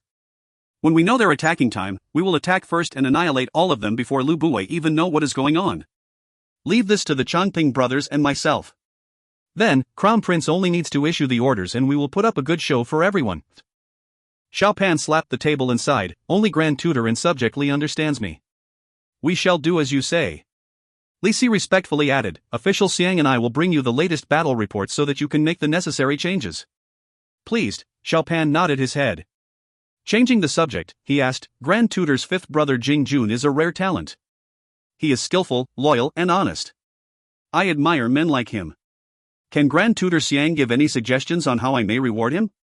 Xiang Shaolong shook his head. His official post is already quite high and still lacks real experience. We must let him hone his skills further before we promote him again. Xiao Pan smiled. Is he really interested in Lu Danner? If Lu Gong does not object, I will see to their marriage. After all, it is better for her this way than to land in the hands of Guan Zhongxie the traitor. Xiang Shaolong recollected the ugly expression on Guan Zhongxie's face as he leapt up from a naked Ying. He felt like there were needles pricking his heart. He nodded, I have to bother Crown Prince. Xiao Pan gladly assured, it is my pleasure. For the time being, I am not interested in marriage as there are too many important things to do. When he left Xiao Pan's tent, he ran into Lord Chanwen and was detained by him and dragged to a corner. He cheered, my sister is no longer hostile towards you. You must grasp the opportunity and win her heart. If you marry her, you will be relieving us of a big burden. Xiang Shaolong was very uncomfortable. Luckily, he was not deeply intertwined with Ying yet or it will be a heavy blow to him. He remembered the one-night stands in the 21st century and realized that what Ying is not that atrocious after all. Both males and females have the right to sleep around. The question is that in this case, it is Guan Zhongxie purposely out to seduce Ying from him. To Lord Changwen, he bitterly smiled, I have lost. Can we stop talking about this? Lord Chanwen was astounded. Guan Zhongxie? He stammered. Xiang Shaolong nodded his head slightly and patted his shoulder apologetically before he took his leave. Qin Sheng's tent is located behind the main royal tent and is beside Zhu Ji's tent. Here, there are 10 odd tents which all belong to the females of the royal family. Wooden walls are erected between these tents and the other tents and security is very tight. Xiang Shaolong may have the authority to go wherever his wishes but he still respects their rules and announced his arrival to a palace guard. Soon, one of Qin Sheng's personal maids came to report that Ji Yanran and the ladies have left and Qin Sheng has retired for the night. Xiang Shaolong understood that Qin Sheng does not want to see him given the present circumstances. He shrugged his shoulders and left. If you find any errors, ads pop up, ads redirect, broken links, non-standard content, etc. Please let us know report chapter so we can fix it as soon as possible. Volume 14 Chapter 10. Book 14 Chapter 10, Killing 4 Birds with 2 Arrows. Before dawn, Xiang Shaolong is roused from sleep by the Tian sisters. He did not sleep a wink the night before and was working non-stop yesterday. He was so exhausted he slept like a log the moment he hugged Wu Tingfang in bed. Outside the tent where it is still dark, Ji Yanran and his other 2 wives changed the medication on his wound. By now, the injury is almost completely healed except for a scar. He already has several scars on his body and an additional one is inconsequential. This moment, Jing Jun led a young man to see him and introduced, this is Huan Qi. Commander Xiang should have seen him yesterday. He is the best hunter from the first hunt yesterday and the only fighter to win 3 consecutive fights last night. The Crown Prince has promoted him to be a major and assigned him to our cavalry army. Commander Xiang will be in charge of grooming him. Huan Qi kneeled down and greeted. Huan Qi pays his respects to Commander Xiang. No wonder he looked so familiar, Xiang Shaolong thought. He gently instructed, stand up. Like an agile leopard, Huan Qi sprang up from his kneeling position. Xiang Shaolong saw that he has clear and shining eyes, a confident aura and a well-built body. He was tall, muscular, and has an imposing air. Even with the 3 pretty wives besides himself, he did not stray his eyes to look at them. Pleased, he inquired, Huan Qi, what is your background and do you have any military experience? Without hesitation, Huan Qi replied, I come from the north and spend my youth studying martial arts and military warfare. I was a captain serving General Wang Jian in the north as he protected our borders. With a sincere expression, he awkwardly revealed, it is General Wang Jian who sent me to represent the border guards in the hunting fair. General Wang advised me to seek out Commander Xiang should I ever get the chance to be promoted as Commander Xiang will be the right person who can groom me. Xiang Shaolong smiled, based on Brother Huan's talent, it will be hard to keep you from excelling. Huan Qi's face darkened slightly and he continued, there is something Commander Xiang must know. My ancestors are from the Chuanrong tribe. Thus, regardless of my achievements, I have always been overlooked when it is promotion time. If not for General Wang's support, I will still be a miserable sergeant. General Wang has the intention to promote me to become a major, but his recommendations are rejected by the military headquarters. Therefore, General Wang sent me here to try my luck and instructed me to work for Commander Xiang at all costs. Xiang Shaolong came to realize that racism exists even within the people of Qin. He was thrilled. If Wang Jian recognizes this man to be talented, there is surely some substance in him. Additionally, Wang Jian must have learnt about his situation from Big Brother Wuzhu, and as a result, he sent this capable man to assist himself. Now that his leg has been bandaged properly, he stood up and grabbed his shoulder, swearing, "Brother Huan can rest at ease. I will never have a different opinion about you because of your ancestry. As long as you work hard and stay loyal to the state, I will see that you get what you deserved. From today onwards, you will be my assistant commander and I will issue you your letter of appointment within these 2 days." Huan Qi was stunned at Xiang Shaolong's generosity and gratefully kneeled down and kowtowed. Jing Jun held him up and smiled to Xiang Shaolong. "The moment I saw Brother Huan, we hit it off very well. I already told him that Commander Xiang will take good care of anyone recommended by General Wang Jian." Xiang Shaolong officially state, "Little Jun should not speak like that. I have absolute trust in General Wang's judgment, and moreover, Brother Huan did perform well at the hunting fair. That is why I gave him a chance to showcase his talent." Jing Jun winked at Xiang Shaolong, asking, what should be his duties over the next 2 days? Xiang Shaolong understood what he meant. Jing Jun was asking whether he can tell Huan Qi about Lord Jieling and Lu Bui's issues. After a short contemplation, he acknowledged that it is someone that Wang Jian sent to assist him and should be reliable. He hardened his heart and replied, "Since he is one of us, I see no reason to hide anything from him. Only when he has complete knowledge can he do his best." Huan Qi is so touched that he nearly cried. Jing Jun happily dragged him to see Ting Yi. Ji Yanran came to Xiang Shaolong's side and predicted, if Yanran is not mistaken, another capable general is about to surface in Qin. Different hunting groups led their hunting dogs to cross the wooden bridges over River Jing. They then spread out into the wide hunting grounds to begin the morning hunt. Lu Bui, Su Xian, Wang Yi, Lu Gong, Wang Wan, Kaizhe, Xiang Shaolong, Lord Changping, Guan Zhongxi and other important officials are accompanying Xiao Pan on his hunt. Zhu Ji is only interested in the first hunt. Lord Changwan and Tang Yi are in charge of protecting the campsite, while Jing Jun and Huan Qi went to spy on Lord Jieling's rebel soldiers. There is another hunting party made up of members of the royal family, which includes Lord Jieling and his escorts. Qin Xing, Ji Yanran, Wu Tingfang, Zhao Ji and the Tian sisters formed another group, while Prince Dan and his men formed another group. They were spread out among the other groups on the hunting grounds. Xiao Pan rode his horse towards a huge lake and was in great spirits. Xiang Shaolong, Guan Zhongxie and Lord Changping followed him closely. Behind them are the rest of the officials. Xiang Shaolong saw that Xiao Pan is slowly growing up to be a young man and assessed his extraordinary features and aura. His most remarkable features are his 2 high and round cheekbones, making one feel subservient. It may be due to the numerous secrets that he is hiding that his eyes are becoming more and more mysterious looking. When he is looking straight at you, even Xiang Shaolong, who is so familiar with him, will feel his goose pimples standing. His lips are thick, which does not make him handsome, but his mouth is well defined, which gives people a sense of determination and resolution. As a result, his appearance is very different from other people and he does have a dominating aura around him. As he continues to grow older, these attributes become more and more significant. Xiang Shaolong can no longer see any signs of the childish Xiao Pan he saw back in Handan Palace. This future Qin Shi Huang shares a common height, but he has wide shoulders and his hands and feet are bigger than most people. When he moves, he carries an aura of might and invincibility. If there are any fortune tellers, they can easily tell that he is of noble birth. At this point, there is a flock of water eagles that began to fly into the sky from the lakeside. Xiao Pan shot an arrow but only hit empty air. Xiao Pan laughed, "So many birds.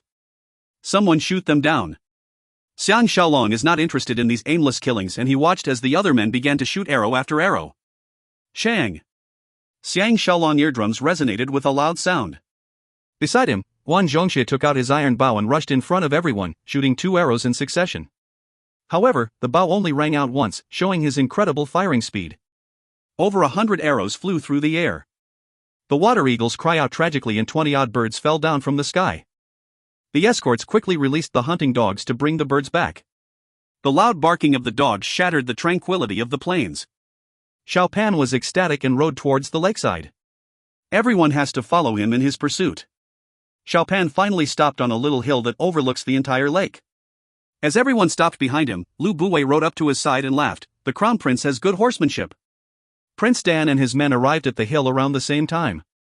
Xiao Pan smiled, "Thanks for your compliment. Look, our Qin has such beautiful scenery with large plains and abundant animals." He pointed to the West Mountains and continued, "Can every one of you see the famous Western waterfall? It falls down from a height of a few hundred feet down and resembles a brocade of white silk. I can imagine that when the water finally land on the rocks below, the water will splash with a tremendous impact and become thousands of shimmering water drops." But behind him, Xiang Shaolong glanced around the wilderness with interest. It is like a scene from a beautiful dream with the lake in front of them and the mountains in the background. The green vegetation and the mountains are stacked in their natural layers, resembling a landscape painting. Although Xiao Pan is still a teenager, he is fully immersed in his role as the king of Qin. He is analyzing his territory with pride and joy. Lu Gong came to the other side of Xiao Pan and described, "I often go there to hunt myself. When the waterfall finally reaches the bottom, it flows to the east and take a turn, running through 2 mountains and valleys. Finally, it will run in the southwest direction and form the West River. After another 10 miles, it will merge with the Jing River. It is a spectacular sight to behold." Xiang Shaolong scanned everyone's expression and saw that everyone was intoxicated in their emotions. Only Prince Dan is eyeing Xiao Pan with suspicions. He was shaken and thought about Jing Ke's assassination. He secretly believed that this is the time when Prince Dan is beginning to harbor thoughts about assassinating Xiao Pan. Xiao Pan resolutely declared, "That shall be our goal for today. If I do not witness the splendor of the Western waterfall personally, I will not be able to go to sleep tonight." Su Xian smiled, "If this is the case, we must set off now. It will take us 6 hours to go there and come back." They were interrupted by the escorts and the hunting dogs who came back with the water eagles. In total, there were a total of 27 birds that were shot down. The arrows are marked with names so everyone can tell who shot the most number of birds. There are 2 arrows that went through 2 eagles each. It is truly killing 2 birds with 1 arrow. The birds are displayed on the floor for everyone's assessment. Xiang Shaolong saw that the 2 arrows that killed the 4 birds are similar. Shocked, he stared at Guan Zhongxie. Everyone is starting to notice the 2 special arrows. Xiao Pan was astounded. "May I know who it is that possessed such amazing archery skill?" Guan Zhongxie leapt down his horse and kneeled down, reporting, "Crown Prince, please do not mind my lowly skill."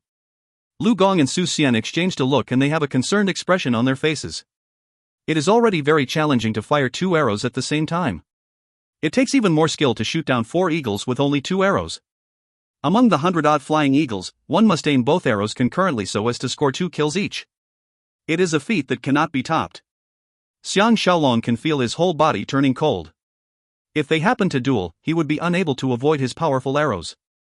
Looks like Guan Zhongxie is superior to Tang Yi in both arm strength and archery skill. Xiao Pan tried to hide his unnatural expression and forced a smile. Subject Guan's archery skill is peerless. "I want to reward you. What suggestions do the rest of you have? Lu Buwei will not let this chance slip by."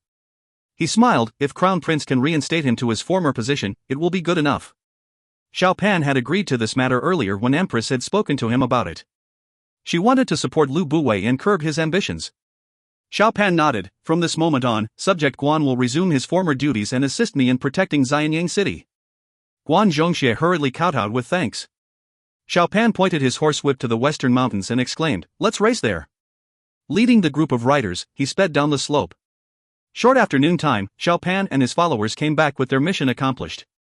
Back at the camp, Xiang Shaolong had some free time and went to find Li Si. He told Li Si about Huan Qi's appointment and Li Si agreed wholeheartedly. Other than him, there is no one who knows how close Xiao Pan and Xiang Shaolong are. Xiang Shaolong was amused. When he came to this ancient world through the time machine, he did his best to locate Qin Shi Huang in Handan City so that he can gain his friendship and enjoy a life of luxury. After so many twists and turns, he became the one who invented Qin Shi Huang. There is no other miracle bigger than this in the past or in the future. Wu Tingfang and Zhao Ji came up to him and were chirping nonstop like 2 little birds.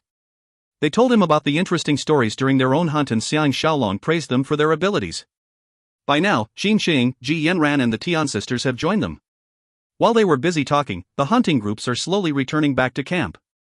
At the main assembly ground, everyone is occupied with reporting their catch and inspecting the animals. Wu Tingfang and Zhao Ji hurriedly joined in the fun. Ji Yanran is very observant and told Xiang Shaolong, "Little June is back and is chatting with Lu Danner besides the assembly ground. Hubby, you can spend more time with Sister Fang and Ji Ji.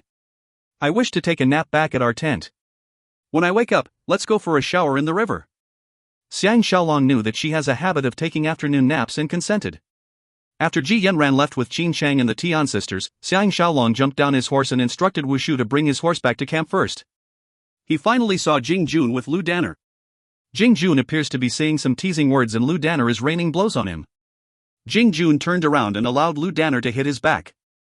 After a short while, her blows softened and nearby, the female warriors are laughing at them. Xiang Shaolong is happy for them. Commander Xiang. Huan Qi came up to him. Xiang Shaolong turned his head and smiled. Brother Huan, why didn't you join little Jun in having fun? Based on your talents, you should be highly regarded by the female warriors. Huan Qi paid his respects and answered, this is the time for me to contribute to my country and I am not interested in women or family planning. Hey! Commander Xiang can just call me Huan Qi.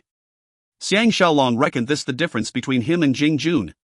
One of them is a dedicated worker while the other is all out to enjoy life. He smiled, how young are you? Huan Qi respectfully responded, I am 19. Xiang Shaolong decided, you are only 1 year older than little Jun. I shall call you little Qi. He led him away from the assembly ground towards a secluded spot, inquiring, any new discoveries today?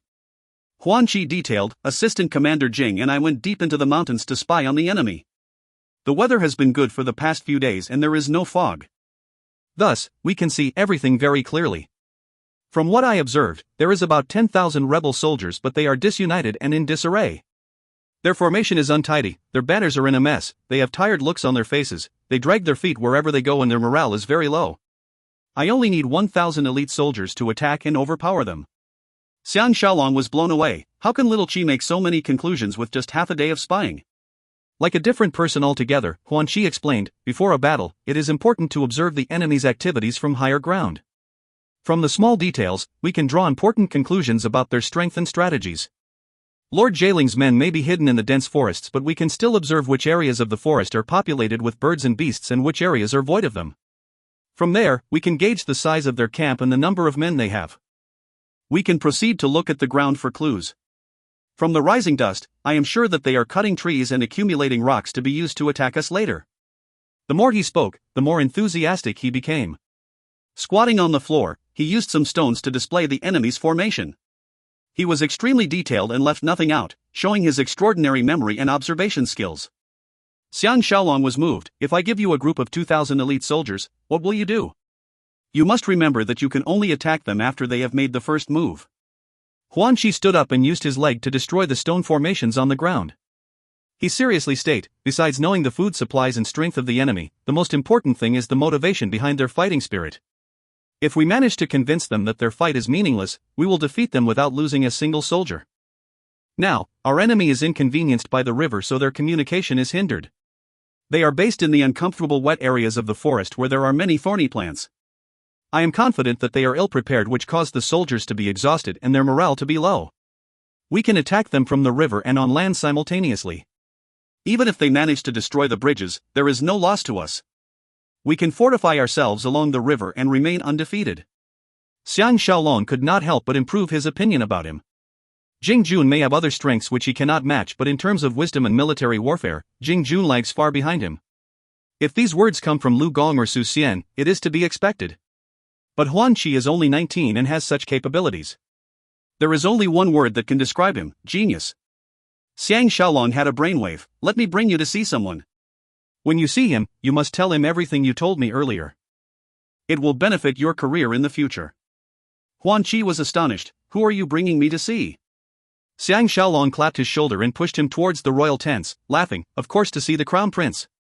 Huan Qi trembled and halted. He lowered his head and muttered, why don't I tell you my ideas and you can report them to the crown prince? Xiang Shaolong continued to nudge him forward and smiled, that would be wrong as I don't deserve the credit for your work. Stop hesitating. I like men who are easygoing.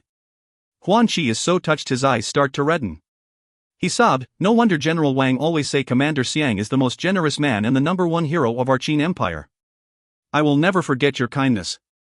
Xiang Shaolong smiled, it is what you truly deserve. I am just the introducer. But you must remember that this round, we must make the crown prince show off his might in front of his people. We must not take any credit for ourselves. Understand? Huan Qi naturally understood and hurriedly nodded his head. If you find any errors, ads pop up, ads redirect, broken links, non-standard content, etc., please let us know. Report chapter so we can fix it as soon as possible. Volume 14 Chapter 11. Book 14 Chapter 11, The Special Elite Forces. Xiang Shaolong left Huan Qi in the royal tent with Xiao Pan and Li Si before he rushed back to the assembly ground to fetch his two alluring wives. He was too late and they had left already. When he was about to leave himself, Ying appeared from the crowd and held onto his sleeve, dragging him to a spot near the river. Xiang Shaolong noticed that her expression was forlorn and is certain that she is feeling terrible inside. Therefore, she did not exhibit her usual stubborn characteristics. Ying did not say a single word until they reached a little wood near the river. She released him from her grip and turned around with her back facing him, whining, "I know that you must despise me now and regard me as a wanton woman." Xiang Shaolong walked up to her and held her firm shoulders, turning her around slowly. Pressing her against a tree, he scanned her pretty face and saw large drops of tears flowing down her face. He smiled and used his sleeve to wipe her tears, coaxing, "Why would I despise you? Men can sleep around and so can women. Moreover, you are still a single girl. Didn't you say that you are more capable than men in all areas? Why are you so despondent now?" Ying was in a daze. "You really forgive me?" Xiang Shaolong casually shrugged his shoulders. "It is human nature to react to seduction. When you are emotional, anything can happen. If you are really in love with Guan Zhongxie, I will give both of you my blessings and will not cause any trouble for you." These are his true and sincere thoughts. When he was still in the 21st century, he knew many women who have multiple partners and he himself was one of their partners. Now, it is similar to the attitude of the Qin ladies, so he need not take it too seriously. Although he did feel uncomfortable at the beginning, it is just a natural reaction. After some time, it did not really matter. Some color returned to Ying's face and she lowered her head, confessing, "Last night, I was only waiting for you. Somehow, he showed up and I succumbed to his seduction. I am really sorry. You are really willing to forgive me?"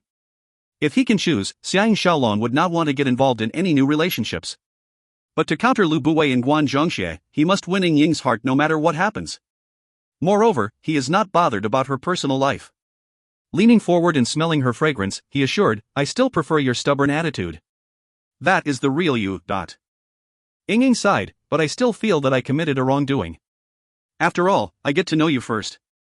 When I saw you in the market fighting off the bullies, I just cannot forget you. But you are so proud and indifferent. AI. What should I do? If he comes to look for me again, I am afraid I cannot resist him. Can you help me?" Xiang Shaolong sighed to himself. He knew that Guan Zhongxie has achieved his goal. But making love to Ying first, he has secured an irreplaceable place in her heart that makes it hard for her to resist him. If Ying becomes pregnant, she will have to marry him. What will be the consequences if that happened? The first to suffer will be the Lord Chanping brothers. Xiao Pan will be suspicious of them and their official posts will also be in peril. The only way out is to satisfy Ying in a love relationship or marry her officially.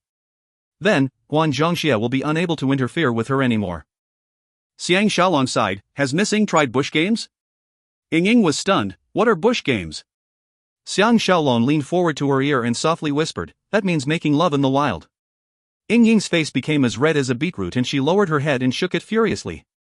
Xiang Shaolong intentionally teased her, "When you shake your head, does it mean that you have not tried it or is not willing to try it?"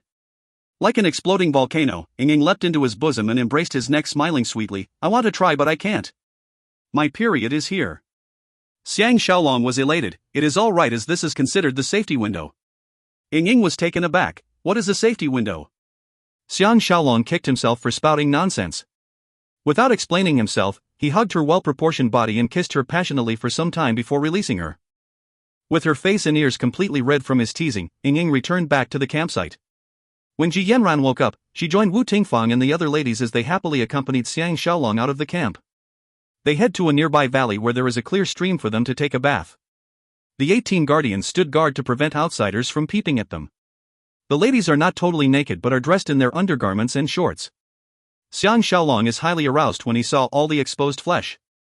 The water is very clear and unique rock formations line the sides of the stream. Among the rock formations are the tangled roots of wild trees that resembled a bonsai plant. At sunset, the golden rays of the sun shone through the leaves and reflected off the water in a stunning display. It is simply heaven on earth. Listening to the girls squealing and playing, Xiang Shaolong rested on a piece of rock and felt that he was in paradise. Ji Yanran came to his side and squeezed into his bosom, asking, "When hubby is going to assault Tian, will you bring me along?" Ji already indicates that she must come along as this concern her family vengeance. Xiang Shaolong recalled Zhao Qian's death and hesitated. "Is Tingfang coming along too?" Ji Yanran replied, "Nope. She will stay behind to take care of Bauer. Little Tian Jin and little Tian Feng will stay behind too." Xiang Shaolong hugged her and kissed her mouth, smiling, "So this has already been decided. How can I bear to reject your requests?" Ji Yanran did not expect him to be so agreeable. To Zhao Ji, she exclaimed, "Ji, hubby has given his consent." Zhao Ji shouted with joy and swam up to him, presenting him with a passionate kiss. Xiang Shaolong suddenly thought of Shan Rou. If she knows that they are going to attack her sworn enemy, she will be delighted. But where in the world is she? At the evening banquet, Teng Yi finally came back and reported that Pu Bu and Yuji, Prince Dan's military advisor, have left this morning to meet up with Sui Luan. They are escorted by over 100 experts from the Wu family elite army. Xiang Shaolong updated Teng Yi about Huan Qi's analysis of Lord Jialing's rebel troops and added, "It seems like Lord Jialing is truly useless. We will only need 2,000 cavalry soldiers and defeat him soundly. The palace guards will deal with Lord Jialing and his escorts. When the rebellion is suppressed, Lu Buwei will not be able to reap any benefits. For the time being, let's not use our elite army yet, or Lu Buwei will learn about its strengths." Teng Yi suggested, "If that is the case, why don't I lead them to chase after Tian first? It is better if I can get the official approval from the crown prince. Otherwise, there may be some misunderstandings with the border guards. Third brother, the moment you can leave Xianyang City, you must join us as quickly as possible." Xiang Shaolong agreed, "We shall act as planned. Second brother has to travel through the night and must take care." Teng Yi assured, "I am someone who never underestimates my opponent. You can put your mind at ease." They went to find Jing Jun and discussed things further before Xiang Shaolong rushed to attend the royal banquet. As he climbed the slope leading to the royal tents, he met some palace guards who were looking for him as ordered by Xiao Pan.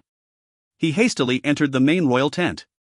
Xiao Pan is sitting alone beside a table and analyzing a map on the table. When he caught sight of Xiang Shaolong, he gestured, "There is no one else." "Master, please have a seat. Recently, it is quite rare for them to meet up alone." Xiang Shaolong can feel his heart warming up. Sitting beside him, he remarked, "I am so happy to see you becoming a capable and useful man." But Xiao Pan praised, "Master is an excellent judge of character. First, there is Li Si, then Wang Jian, followed by Huan Qi. Huan Qi is someone we can definitely groom." Xiang Shaolong whispered, "Don't forget Lao Ai." Both men exchanged a glance and started laughing. Xiang Shaolong was curious, why did Crown Prince suddenly mention Wang Jian? Xiao Pan explained, "Earlier, I questioned Huan Qi about Wang Jian's situation and learnt that Wang Jian has conquered large amounts of territories towards the west. Now, the terrified Xiongnu's are all hiding in their rat holes. He even rebuilt the Great Wall and accomplished many other feats. Unfortunately, his contributions have gone unreported because of Lu Buwei. He requested a transfer back to Xianyang City many times but was rejected by Lu Buwei. HNG. This man is a threat to me as long as he is alive." Xiang Shaolong advised, "Most importantly, Crown Prince must bear with him for the time being. If you oppose him now, you may stand to lose out in the end. Even if we manage to eliminate him, there will be other rebels. The best plan is to wait for him to eliminate all your opponents and then we will eliminate him for good." Xiao Pan frowned. The moment he saw Lao Ai being promoted to be the inner custodian, he is out to ridicule him. He is an ambitious man and I am concerned that it will be hard to control him in the future. As he is on good terms with Empress, there are many officials that have pledged their loyalty to him. Xiang Shaolong had a brainwave. "Why don't Crown Prince set up a special elite force that reports directly and only to you? Using training as an excuse, you can send them to stand guard at a place near Xianyang City. If there is any trouble, Crown Prince can easily command them back to the city and quash your enemies." Xiao Pan was revitalized. "You are right. As Master has said, governing authority comes after military might. But I only trust you and you are busy with the city defenses." AI, but this is the best plan. I am sure that there are Lu Buwei spies among the cavalry and infantry armies. In the future, there will be Lao Ai's spies too. Only soldiers recruited outside Xianyang City can be trusted. By then, I will not be afraid of Lu Buwei." Xiang Shaolong reminded, "Why don't we use Huan Qi and get Wang Ben to assist him? This is the safest plan." Xiao Pan was surprised. Wang Ben is only 17. Isn't he too young? Xiang Shaolong explained, "Because Huan Qi and Wang Ben are young, they are more courageous and loyal. they are fearless and Lu Buwei is nothing to them. Now, we enjoy the support of Su Xian and Lu Gong. Using the rebellion as an excuse, we will create this special elite force. Then, Crown Prince can summon Wang Jian back to the capital and replace the aging Meng Ao and Wang Ci. When the time is ripe, they can attack Lu Buwei. After Lu Buwei has been disposed of, full military control lies in your hands and everyone will have to submit to you. He had a good laugh and knowingly added, you have Li Si to be your advisor and 3 powerful generals Wang Jian, Wang Ben and Huan Qi. The world will be yours.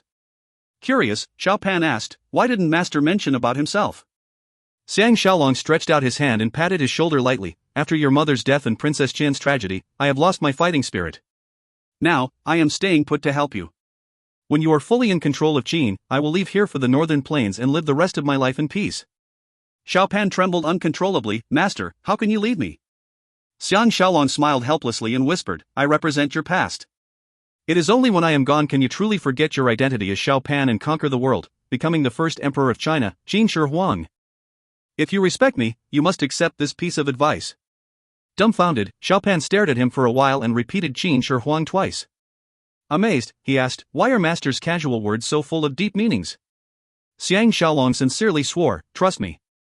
In the future, the world will belong to you. Xiao Pan thought over his words and implored, is Master going to pursue Tian Dan? Xiang Shaolong recollected that Tang Yi is leaving tonight and quickly updated him.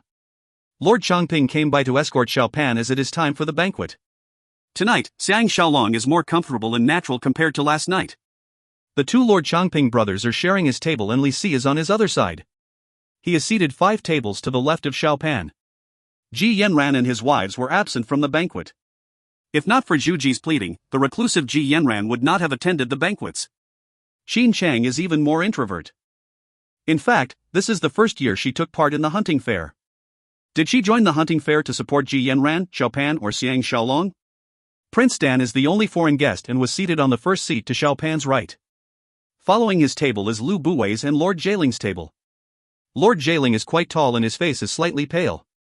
He gives people the impression that he is a playboy and his eyes are pretty dull. With him are 2 middle-aged men in official robes. From his observation, Xiang Shaolong deduced that they are members of the royal family. Occasionally, Lu Buwei will speak to Guan Zhongxie who is seated beside him. Surprisingly, Lu Niangrong is present and she will peep at him intermittently. Zhou Zihen and Lu Chan are seated behind them with 2 other advisor guests.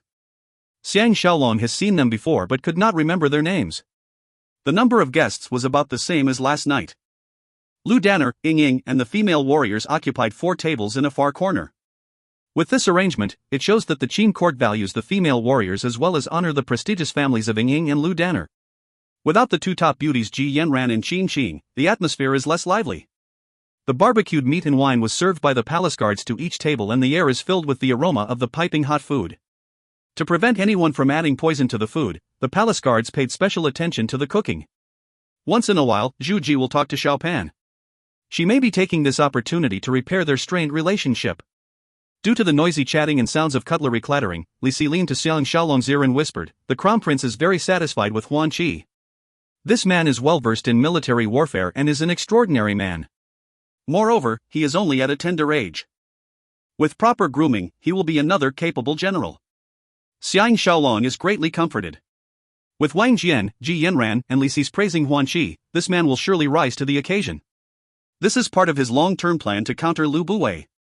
By grooming talented Qin natives, it is easy for the Qin military to accept them and they will form a powerful force to counter Lu Buwei and Lao Ai in the future and will also help to secure Xiao Pan as the rightful king of Qin. At this point in time, Prince Dan toasted Xiao Pan and Zhu Ji. Everyone else followed suit. When Xiang Shaolong put down his wine cup, Lord Changping turned to him and reported, the Crown Prince has told us about the rebellion. Let's work together and do a good job. You will take care of the external threats while we take care of the internal threats.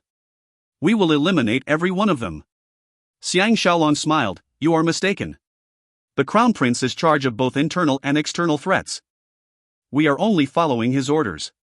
Lord Changping was stunned, the Crown Prince is barely 15, Xiang Shaolong reminded, aren't you aware that the Crown Prince is a natural-born talent in terms of warfare and governance? Don't tell me you need the Crown Prince to remind you personally? Lord Changping understood what he meant and corrected, hey, you are right. Come. Have another drink. Lord Changwen leaned over, last night, Brother Xiang mentioned that he has lost to Guan Zhongxie. What really happened? Lord Changping noted that it is something that concerns Ying Ying and listened with a serious expression. Xiang Shaolong is willing to sacrifice himself for these two friends. Moreover, Ying Ying is considered a rare beauty.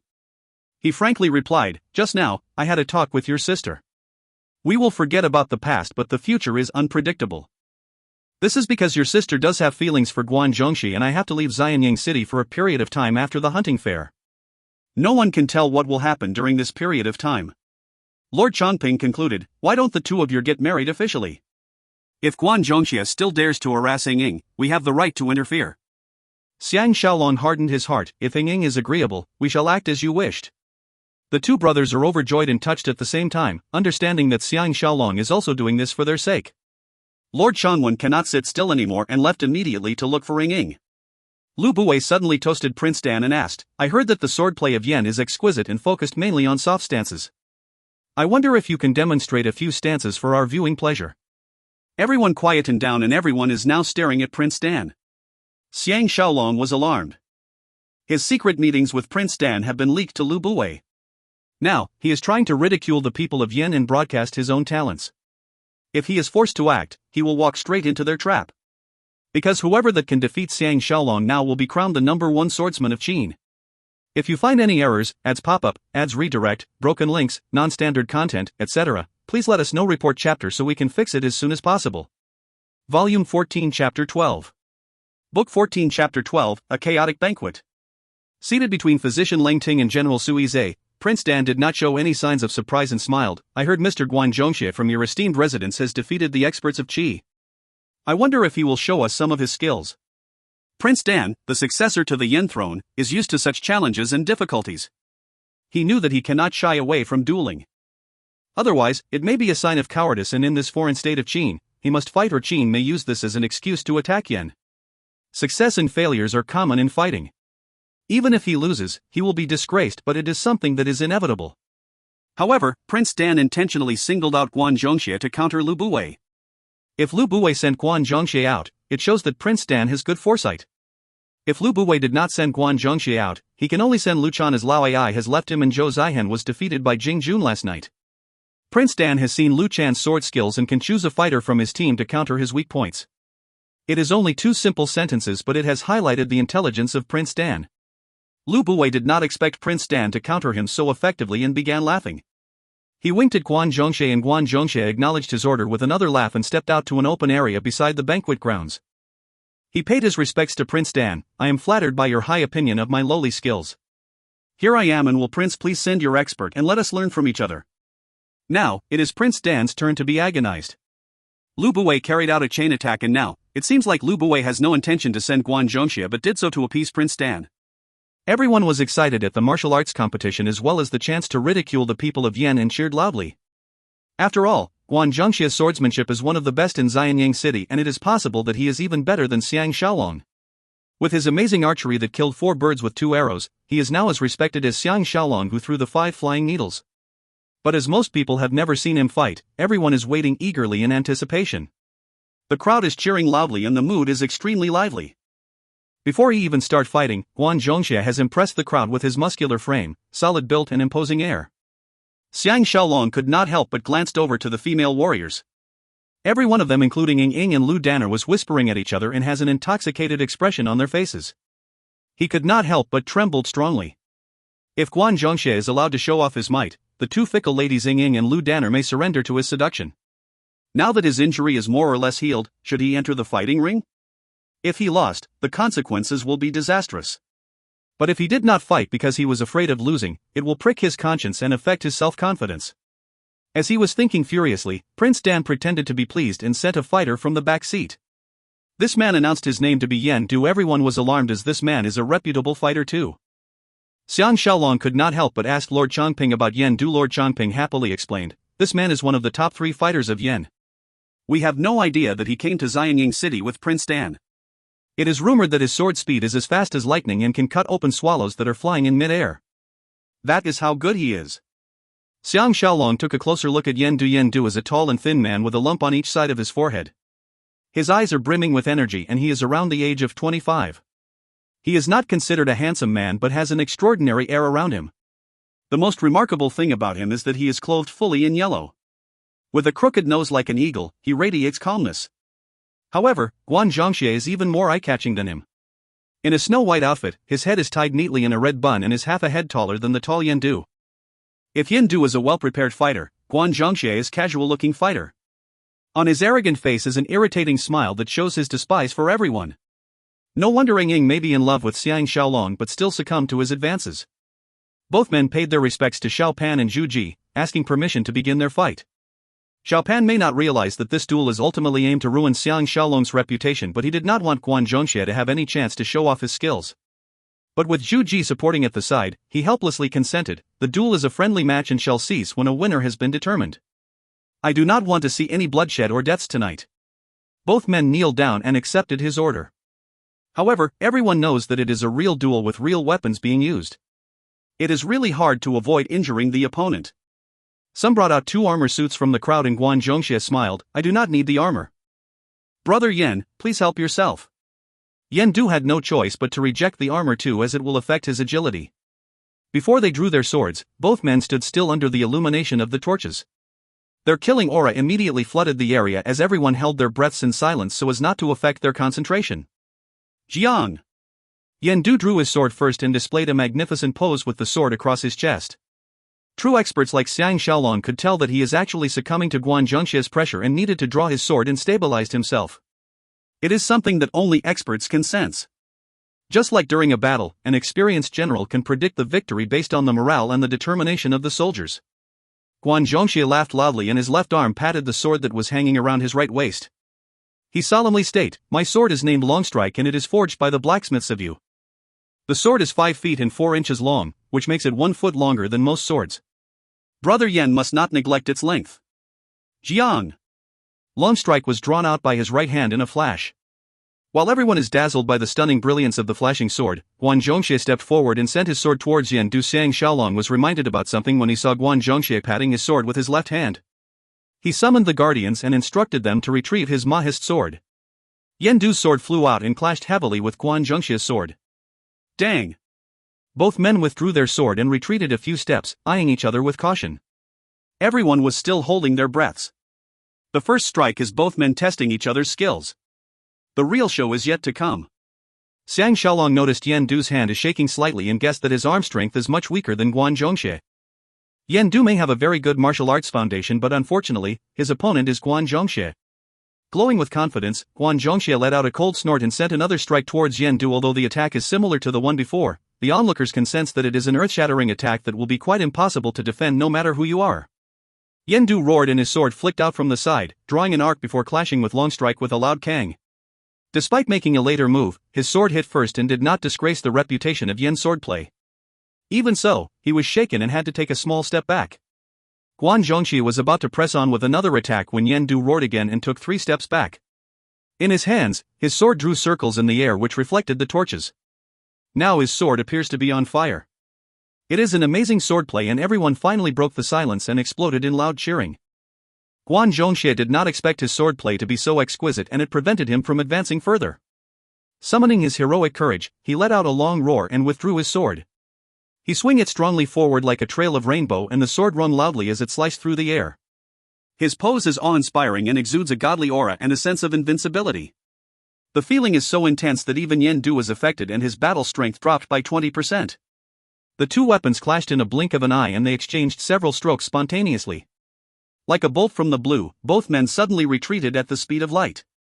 As no one can see their earlier fight very clearly, it is still a mystery who the winner is. Jiang! Guan Zhongxie sheathed his sword. Despite both his eyes still focusing on his opponent, his sword accurately entered the tiny gap of his sheath like a poisonous snake with eyes. Everyone was shocked at his gesture while the female warriors are cheering at the top of their voices. Yen Du's sword is still aimed at Guan Zhongxie, but his face has turned completely white and there are large drops of perspiration on his forehead. He shook and lowered his sword on the floor, leaning against it like a walking stick. It seems like he has overexerted himself. On his forehead, there is a horizontal sword wound. It is only a surface wound as Guan Zhongxie has been merciful. However, such a prominent injury and resulting scar will only constantly remind Yen Du and the people around him that he was once defeated by this heartless man. Guan Zhongxie cupped his hands, thanks for allowing me to win. Someone came out from the crowd and helped a furious Yan Du out. In the midst of all the cheering, Guan Zhongxie paid his respects to Xiao Pan and Zhu Ji. Prince Dan and Ling Ting maintained a calm expression, but Sui Zhe and the other men were incensed at Guan Zhongxie's offending injury. Lu Buwei laughed loudly. Guan Zhongxie, you disobeyed the crown prince's order and blood is seen. I punish you with this cup of wine. By now, even Prince Dan and Ling Ting have an ugly expression on their faces as Lu Buwei has gone too far with this insolent remark. Sitting at Lu Buwei's table, Kai Zhe exclaimed, Zhongxie's swordsmanship had aroused our interest. I wonder if Assistant Commander Jing is around. I would love to see him pitting his skills against Zhongxie. Guan Zhongxie received his cup of wine from Lu Buwei and toasted in the direction of Xiao Pan, Zhu Ji, and the crowd. Everyone in the crowd raised their wine cups and toasted to him in return. Xiang Shaolong is more sure than ever that Lu Buwei is out to get him. He guessed that Lu Buwei believes that Xiao Pan holds him in high regard because he is a national hero. Thus, before he dies, Lu Buwei wants to disgrace Xiang Shaolong in public and make Xiao Pan shift his hero worship to Guan Zhongxie instead. With Kaise's comment, it is hard for him to remain silent. He plainly state, Assistant Commander is attending to some duties and is not present at the banquet. I am sorry for disappointing official Kai. Kaise is well prepared for his answer and continued his digging. Last night, there is also a man named Huan Qi who won 3 consecutive fights. Let's have a taste of his skills again. Lu Buwei's supporters begin to cheer supportively at his suggestion. Obviously, they are trying to instigate a fight between Xiang Shaolong and Guan Zhongxie. Lord Changping sensed that something is amiss. He whispered into Xiang Shaolong's ears, they are trying to embarrass you. HNG. Xiang Shaolong knew that this fight is inevitable. There is no way he will let Huan Qi fight Guan Zhongxie. If Huan Qi is killed or heavily injured by Guan Zhongxie, he would have let Wang Jian down and Xiao Pan's dream of a special elite force will be dashed. Even if Huan Qi did not suffer any injuries, his newly minted reputation will be destroyed. He glanced quickly at the female warriors and saw that every one of them including Ying Ying are totally mesmerized by Guan Zhongxie. If he did not fight now, Ying Ying will be lost to Guan Zhongxie and Jing Jun will lose Lu Danner too. Moreover, if he came up with another excuse that Huan Qi is away for work, Lu Buwei's men will spread rumors that he, Xiang Shaolong, is afraid of Guan Zhongxie. Finally, he looked at Xiao Pan. Xiao Pan is looking back at him with a hopeful expression. Rejuvenated, Xiang Shaolong let out a long laugh. He stood up and casually said, since official Guan is so enthusiastic, let me have some fun with you. The crowd was completely silent for a split second before erupting into loud clapping and cheering. Guan Zhongxie smiled, official Xiang's leg is injured and should not fight. If the wound reopened, I will feel guilty. Shu Ji interrupted, Shaolong should not force yourself. Xiang Shaolong unbuckled Bloodwave and handed it to Wu Shu behind him. He received the Mahist sword and felt his fighting spirit rising. He thought that since he will have to fight him sooner or later, it might as well be tonight. He smiled, if official Guan can make my wound reopen, I will surrender the fight to you. The crowd saw that his words are full of dominating spirit and clapped loudly for him, adding to the liveliness of the situation. Xiang Shaolong exchanged a knowing glance at Prince Dan and Ling Ting before he walked to the center of the fighting arena. Standing side by side with Guan Zhongxie, they paid their respects to Xiao Pan. Xiao Pan has full confidence in Xiang Shaolong's amazing swordplay.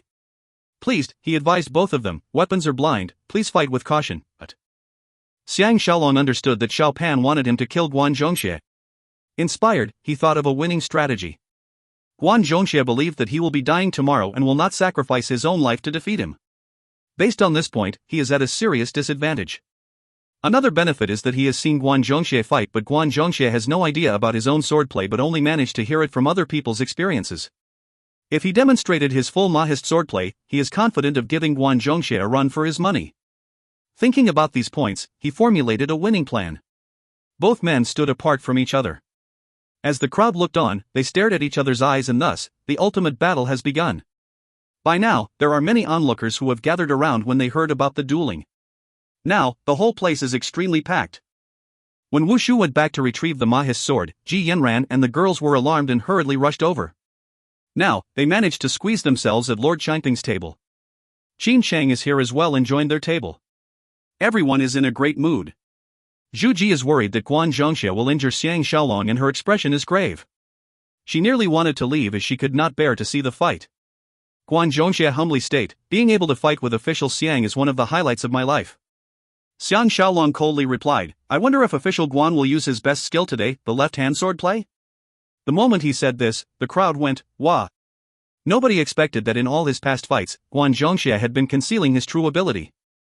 For the first time ever, Guan Zhongxie's face changed color and he dryly smiled. Official Xiang is truly observant. This is the moment Xiang Shaolong has been waiting for. The Mahe's sword leaning on his shoulder sprang into the air and he advanced forward quickly. Using the heavy weight of the Mahe's sword, he attacked Guan Zhongxie face on. Jiang!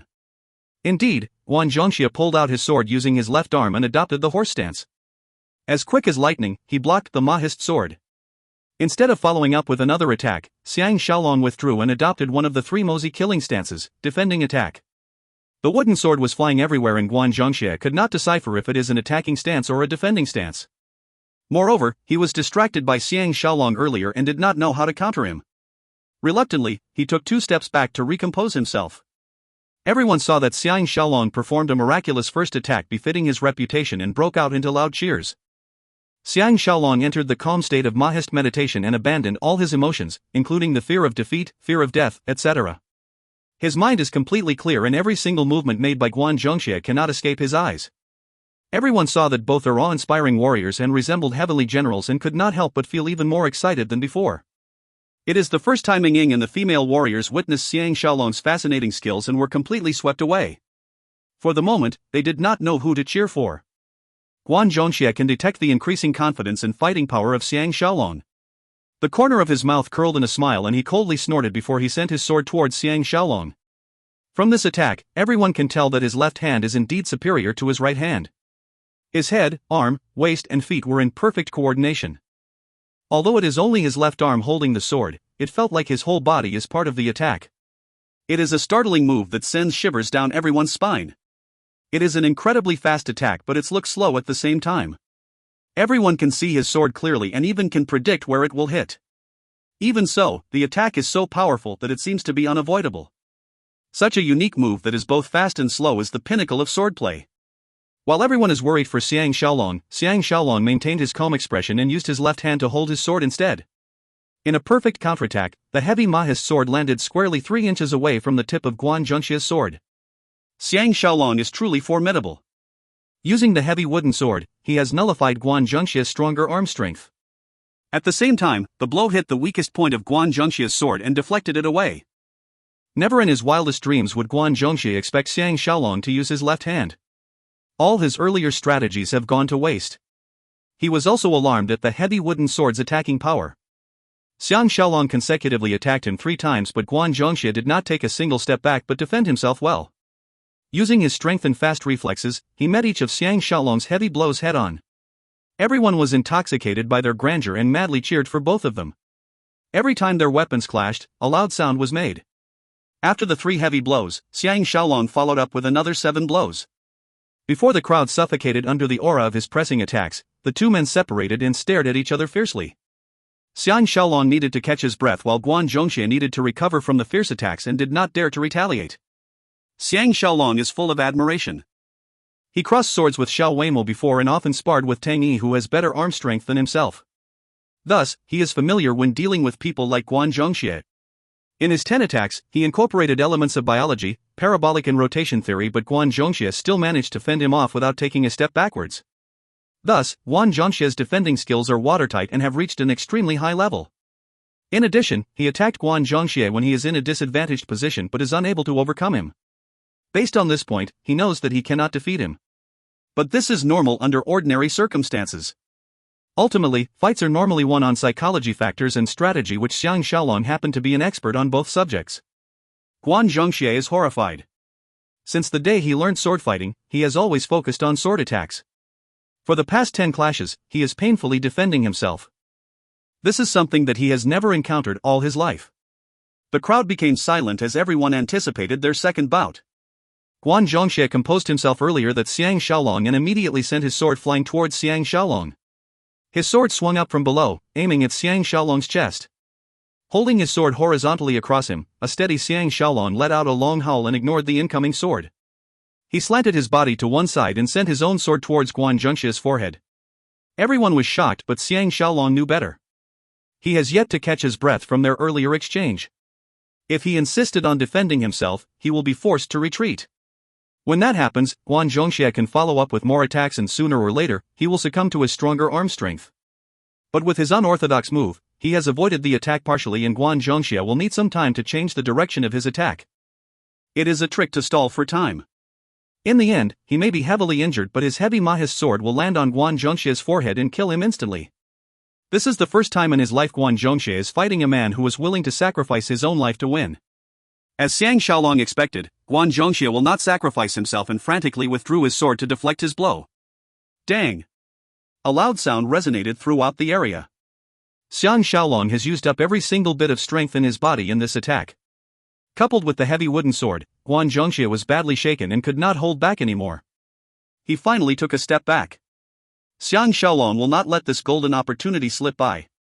He used the most powerful Mozi killing stance, attacking and defending at the same time. His sword aura became more powerful and his attacks are full of intricate changes. Like waves after waves of the majestic river, he assaulted Guan Zhongxie relentlessly. Guan Zhongxie saw that his moves are out of the ordinary and let out a long howl, defending himself from all his attacks. Every onlooker from Xiaopan to the palace guards were shouting out their cheers and it was an emotional scene. Xiang Shaolong's killing aura grew and he forgot all about the Mahist swordplay. He simply attacked Guan Zhongxie whenever there is an opening and his moves are unpredictable. Like a pouncing beast, he was full of energy, fast and every single attack he made is vicious and out to take Guan Zhongxie's life. Against his own wishes, Guan Zhongxie is forced to retreat. When he took the 7th step back, Xiang Shaolong's attack became weaker and Guan Zhongxie managed to turn the tables around using a special move and block Xiang Shaolong's sword. After Xiang Shaolong attacked him one more time, he retreated and leisurely put his wooden sword on his shoulder. Guan Zhongxie sighed with relief and dared not retaliate. Again, the two men stared at each other fiercely. With a shocked expression on his face, Lu Buwei stood up and shouted, "Stop!" Everyone turned and looked at him. If you find any errors, ads pop up, ads redirect, broken links, non-standard content, etc., please let us know. Report chapter so we can fix it as soon as possible. Volume 15 Chapter 1. Book 15 Chapter 01, Clash of the Titans. Before Lu Buwei could say anything else, Xiang Shaolong interrupted with a laugh. That was a good fight, isn't it? If Premier Mentor wanted official Guan and me to stop fighting, I am afraid I will not agree to it. Is there anyone in the crowd that want this fight to end like this? The whole crowd erupted in loud cheers and supported Xiang Shaolong's decision to extend the fight. With the shouting escalating to an unimaginable volume, Lu Buwei's voice is totally drowned out. Lu Buwei did not expect Xiang Shaolong to interrupt him. Obviously, he is out to kill Guan Zhongxie. He was angered but powerless to intervene. After all, he was the one who initiated the whole thing and forced Xiang Shaolong's hand. He did not anticipate Xiang Shaolong to put up such a good fight. Even Guan Zhongxie is at a serious disadvantage. What shocked him the most is Xiang Shaolong's desperate fighting method. He is willing to sacrifice his own life to have Guan Zhongxie killed. Lu Buwei is sure that Xiang Shaolong will die tomorrow. Why should he allow Guan Zhongxie to accompany him in death? He was infuriated at Xiang Shaolong's suggestion. Now, no matter what he says, there is no way he can prevent the fight from continuing. Otherwise, others will think that he is afraid of Guan Zhongxie losing to Xiang Shaolong. This will cause Guan Zhongxie's reputation to take a beating. Guan Zhongxie understood Lu Buwei's intention. But in the present circumstances, he must never back down or he will forever lose the chance to challenge Xiang Shaolong to a duel. With a loud cough, he paid his respects to Lu Buwei. Everyone knew that he has something to say and quiet him down. Now, Guan Zhongxie has everyone's attention. With a solemn expression, Guan Zhongxie coolly state, "I understand the good intention of Premier Mentor.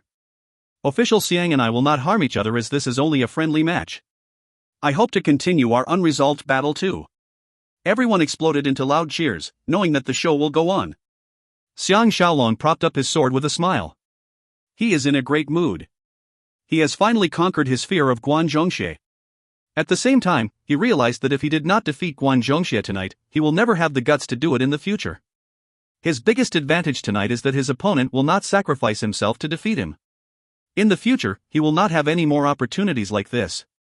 Lu Buwei's face was drained of color, acknowledging that this fight must go on. He could imagine Xiang Shaolong's determination to eliminate Guan Zhongxie and sighed secretly. Tonight's events have been very different from what he had visualized. He looked at Zhu Ji with a pleading expression and was stunned to discover this Empress of Qin staring at Xiang Shaolong with an intoxicated look on her face. Thus, she did not notice him at all. Just as he hardened his resolve, Lu Gong happened to butt in. "Will the Crown Prince please decide if the fight should go on?" Now, the matter is in the hands of Xiao Pan and Lu Buwei is out of the picture. This is equivalent to slapping Lu Buwei in the face. Xiao Pan looked around him and saw that the area was packed to the brim with his Qin people. His eyes lit up and he calmly stated, "Premier Mentor, please return to your seat first." Lu Buwei is a crafty man who always has a ready reply. He laughed loudly, "Everyone is mistaken. It is such an exciting fight and I will never dream of stopping it. I only wanted to provide a prize for the winning fighter. Whoever wins this fight will get to marry my daughter." When he finished speaking, the crowd began to howl and the atmosphere is electrifying. Lun Yangrong did not expect her father to pull such a stunt. Shocked, her face turned red and she was at a loss. Given the situation, there is no way that she can protest. Guan Zhengxie's eyes were filled with renewed energy. If Xiang Shaolong is the winner, Lun Yangrong will definitely marry him. When he dies tomorrow, Lun Yangrong may resume her freedom to marry but will never marry a loser like him. Lu Buwei's words are to force him to win at all costs. Guan Zhengxie's fighting strength increased dramatically and he abandoned all his earlier reservations regarding sacrificing his life for Xiang Shaolong. All the while, Xiang Shaolong has been observing Lu Buwei. He noticed Lu Buwei winking to Moao who was hiding among the crowd. Moao gestured back to him and finally pointed at Lun Yangrong. Xiang Shaolong had to acknowledge that Moao is really formidable. Moao's intelligence is second to none. He actually managed to determine Guan Zhengxie's weakness to be his fear of sacrifice. With Lun Yangrong entering the picture, Guan Zhengxie will also be fighting for a lifetime of happiness with her. Thus, he will take the fight more seriously. Since Xiang Shaolong entered the Special Elite Commando Unit, he has undergone many years of rigorous army training. His willpower and determination are without equal. He wasn't demoralized at all but instead, his fighting strength increased by leaps and bounds. With a smile, he glanced at Xiao Pan. While Xiao Pan may have detected that Guan Zhengxie is now a more determined man with a strong killing aura, he cannot disobey the wishes of the crowd. He waved and proclaimed, "As Premier Mentor has indicated, the fight will continue, but..." All the cheering immediately subsided and the crowd became serious and quiet, focusing their attention on the two expert swordsmen. At the side, Jin Xing, Ji Yanran, Jing Jun and the others were equally nervous. With all their hearts, they wished that they can lend Xiang Shaolong a helping hand but unfortunately, he must fight alone. With a cool expression in his eyes shining like electricity, Guan Zhengxie fixed his gaze on Xiang Shaolong. In his hands, his sword slowly moved into an attacking pose and his killing aura is highly intense. Everyone can feel the ferocity of his weapon and knew that if he attacked, it will be an extremely ferocious move. For Guan Zhengxie to exude such an emotion to the crowd, his fighting strength has reached its peak. Xiang Shaolong felt that his fighting strength is not as intense. Inspired by the samurai's intense fighting strength, he made up his mind to display a similar samurai attack pose. For Guan Zhengxie who has never seen a samurai, it will become an advantageous distraction. He parted his legs and adopted a half-squat position. He grabbed his sword with both hands and pointed the sword at Guan Zhengxie briefly before he slowly raised the weapon high above his head just like what a samurai warrior would do. Everyone, especially Guan Zhengxie, was taken aback at his unusual pose. The crowd began to whisper among themselves as everyone is puzzled by Xiang Shaolong's unique posture. Guan Zhengxie was intimidated. He felt that no matter how he tried to attack Xiang Shaolong will swing down his sword and attack his forehead just like before. Moreover, Xiang Shaolong is now holding the sword with both hands and the incoming blow will shatter his skull for sure. For a moment, he dared not attack. His swordplay relied heavily on the opening pose. With this mental obstacle, his strong fighting strength has decreased by 30%. Xiang Shaolong can sense Guan Zhengxie's energy dropping due to his trick. Grabbing this golden opportunity, he coldly snorted and advanced forward. Above his head, the Mahist sword slammed down heavily in the direction of Guan Zhengxie's face. Although this is a sword stance from the Mahist swordplay, Xiang Shaolong has executed it with two hands instead of one. Guan Zhengxie is unwilling to retreat but did not want to use his sword with both hands. He let out a grunt and swung his sword upwards to defend against the Mahist sword. Pong! The Mahist sword was slightly deflected to one side. Xiang Shaolong managed to gain an opening and pressed on with 5 more attacks with each of them faster than the last one. Shaken, Guan Zhengxie was forced to take several steps back. If not for his superior arm strength, he will have succumbed to the vicious attacks and lose his footing. Xiang Shaolong's supporters are cheering wildly for him. 80% of the crowd wanted to see their hero defeat Guan Zhengxie. Lu Buwei's and Moao's expression became very ugly. They did not foresee Xiang Shaolong using such a strange strategy and overcoming Guan Zhengxie despite his superior arm strength. But Xiang Shaolong knew that if he allowed Guan Zhengxie to attack him, he will be defending himself in agony. In addition, Guan Zhongxie is blocking his moves using the least amount of strength. Despite being in a disadvantaged position, his energy consumption is much lesser compared to Xiang Shaolong. If not for his heavy Mahis sword, it will be hard for Xiang Shaolong to force Guan Zhongxie backwards. Xiang Shaolong knew that Guan Zhongxie is still being tricked by him. While he is still gaining the upper hand, he laughed loudly and retreated. Using only his right hand to hold his sword, he pointed the sword at the terrified Guan Zhongxie, stating, "Official Guan is a true expert. Thanks for showing mercy to me." Guan Zhongxie was publicly embarrassed. A cold murderous look flashed across his eyes and he coldly hissed, "Official Xiang is about to win. Why did you retreat out of a sudden? Has your wound reopened?" Xiang Shaolong took this chance to catch his breath. He smiled, "Official Guan is really good at telling jokes. We are not here to kill each other and must take turns showing our true abilities to Miss Nyang Rong. Earlier, I attacked while you defended. Now, I will defend while you attack." Even though they have stopped fighting with their swords, they are still fighting with their words. Everyone was thrilled and continued watching the excitement. Guan Zhongxie lost the debate as he was angry with Xiang Shaolong's remark. He knew that he has spoken out rudely and reminded himself not to underestimate Xiang Shaolong. He smiled back, "If this is the case, I will attack as you instructed." The moment he finished speaking, his eyes shone energetically at his opponent. Xiang Shaolong knows his opponent like the back of his hand. Guan Zhongxie is better than him in terms of arm strength and fighting experience. Luckily, his earlier tricks have eroded his confidence. Otherwise, he will definitely lose. In this life and death situation, he dared not take any chances. Clearing his mind of all thoughts, he adopted a defensive pose and eyed Guan Zhongxie with caution. Every single part of his body and mind is in a state of emptiness, displaying one of the three Mozi killing stances, defending attack. He guarded his body well and quietly awaits Guan Zhongxie's attack. Guan Zhongxie realized that this is the last opportunity for him to repair his reputation. Ideally, he wants to defeat Xiang Shaolong. It will be good to force Xiang Shaolong to retreat into submission.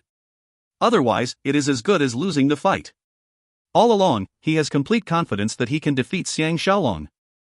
But from tonight's fight, he was forced into a disadvantaged situation many times despite not losing the battle yet. As a result, his confidence is shaken and he cannot fight with his full potential. The onlookers are increasing tremendously. From a banquet attendance of 200-odd guests, now, there are more than 3,000 people watching the fight. No one wanted a break as the fight is extremely exciting and nerve-wracking. Guan Zhongxie's long strike sword wavered slightly. When his fighting strength has reached its peak, his eyes focused ahead and he took large strides towards Xiang Shaolong. A strong sword and a stronger sword aura sliced through the air. Xiang Shaolong stood as steady as a mountain and his eyes are shining coldly, giving the impression that he is as solid as a rock and is unafraid of the waves clashing in. Guan Zhongxie took another step and is now 10 steps away from Xiang Shaolong. Now his fighting strength is even higher than before. He coldly questioned, "Is official Xiang determined to defeat me and win Lu Niangrong's hand in marriage?" Xiang Shaolong cursed him secretly. Guan Zhongxie is really a scumbag. Knowing that he is unwilling to marry Lu Niangrong, he purposely said these words to distract him. If Xiang Shaolong is reminded that he has to marry Lu Niangrong after winning the fight, his fighting spirit would naturally decrease and so will his fighting strength. This is also part of Moao's brilliant plan by asking Lu Buwei to marry Lu Niangrong to the winner. To defeat a man, you must first destroy his will.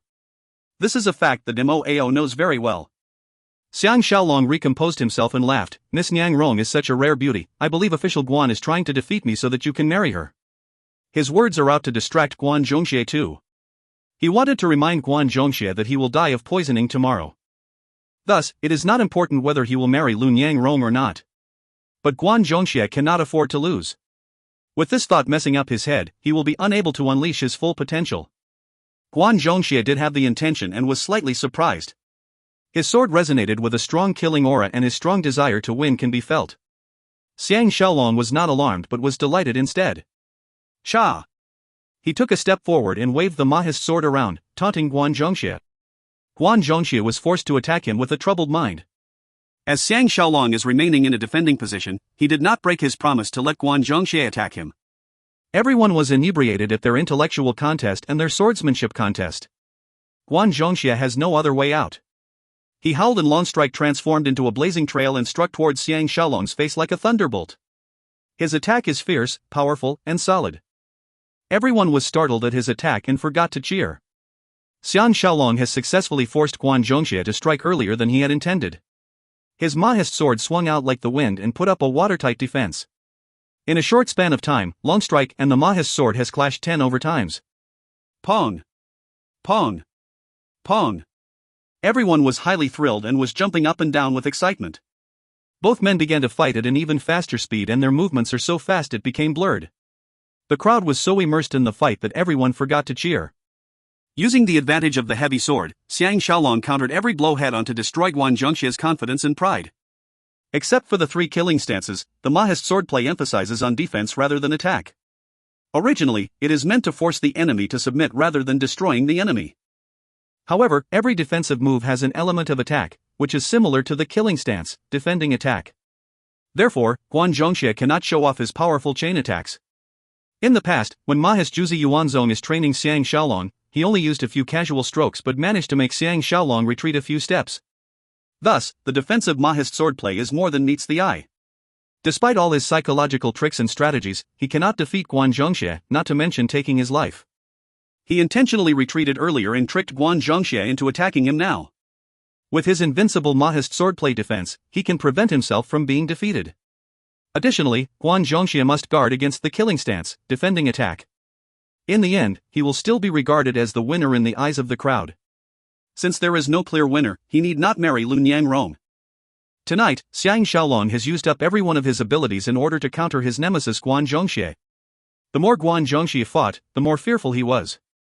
In front of the crowd, his attack is powerful, fierce, and quick. But in his mind, he knows that his energy is depleting faster than Xiang Shaolong's.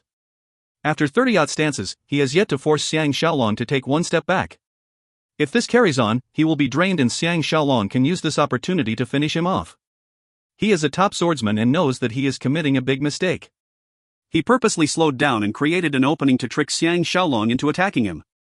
Unknown to him, Xiang Shaolong's Mahist swordplay is a gentleman's swordplay with no hints of malice. Even if there is an opening, he will not take advantage of it. Guan Zhongxie was petrified, thinking that Xiang Shaolong has seen through his trick. His fighting strength dropped by another 10%. All around them, the crowd finally broke out into loud clapping and cheering. The noise produced is deafening. Pong! After a final clash, Guan Zhongxie retreated while he still has some strength left. Otherwise, he will risk losing his life when he is completely drained of all his strength. Xiang Shaolong did not wish to kill him. Moreover, his own strength is also heavily depleted. He wanted to retaliate, but his body can no longer hold out. At the same time, he sighed with relief. If Guan Zhongxie pressed on his attacks, he may be the one who will eventually succumb. The fight still ended in a draw. The crowd became extremely quiet. Both men can no longer conceal their loud panting sounds. Su Xian stood up and announced, "Let me be the judge. This fight has ended without a clear winner. Miss Niang Rome's marriage will be arranged at a later date." The entire crowd exploded in a thunderous applause and wild cheering, showing their appreciation at the exciting duel. Even after a long time, the cheering did not subside. If you find any errors, ads pop-up, ads redirect, broken links, non-standard content, etc., please let us know. Report chapter so we can fix it as soon as possible. Volume 15 Chapter 2. Book 15 Chapter 02, Calm Before the Storm. When Xiang Shaolong returned to his table, he received a hero's welcome from his wives and men. But deep in his heart, he knew that he is inferior to Guan Zhongxie in terms of physical strength and swordsmanship. He managed to end the fight on a draw because he had the advantage of the heavy wooden sword. If he is using Bloodwave to fight him, he will be badly defeated for sure. Thus, he did not feel any sense of true happiness. In fact, his legs are still trembling uncontrollably.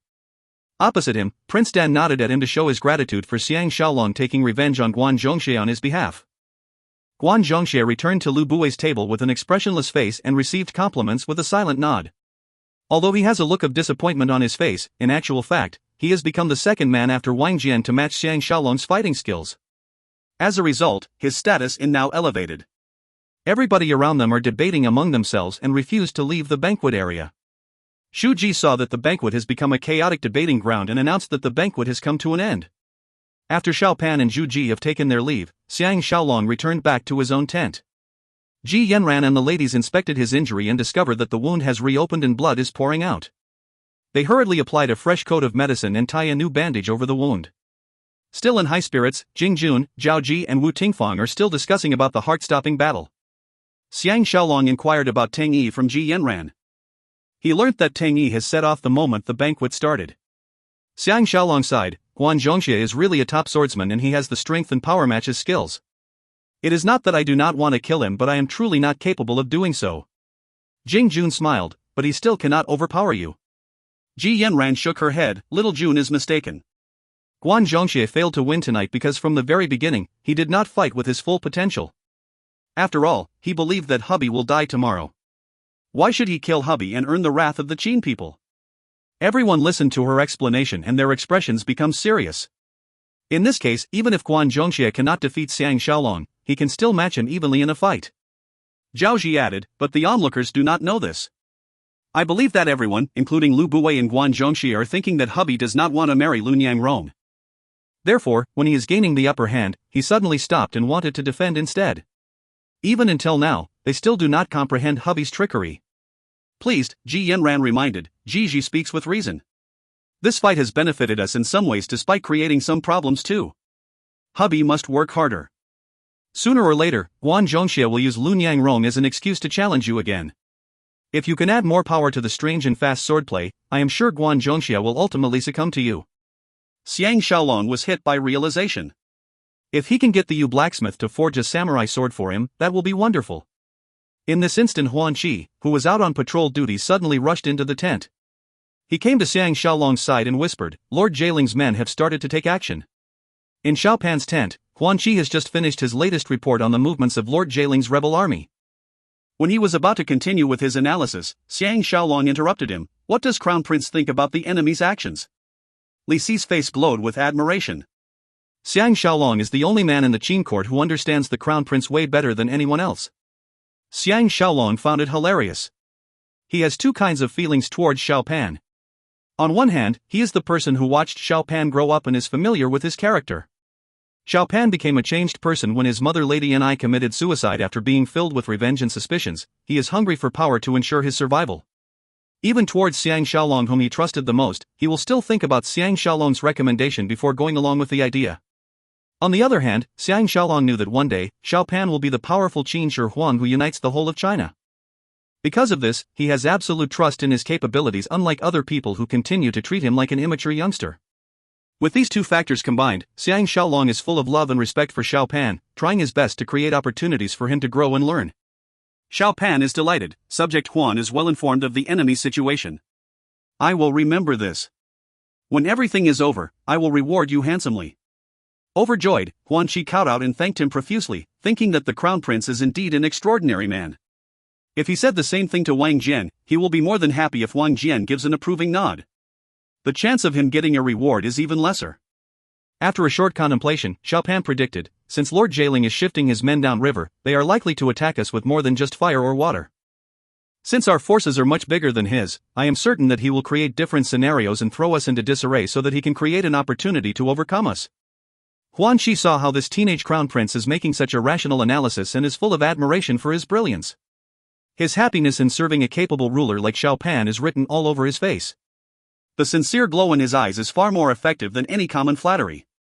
He did not even display such an emotional expression when facing Xiang Shaolong. His confidence swelling, Xiao Pan thought for another few seconds before adding, Lord Jieling's first move is to set his own tents on fire. With the wind blowing the flames, the fire will burn upwards. The first tents to be burnt down will be those behind the wooden defending gates. He can easily shoot a few fire arrows across the defending gates and the royal tents will start burning too.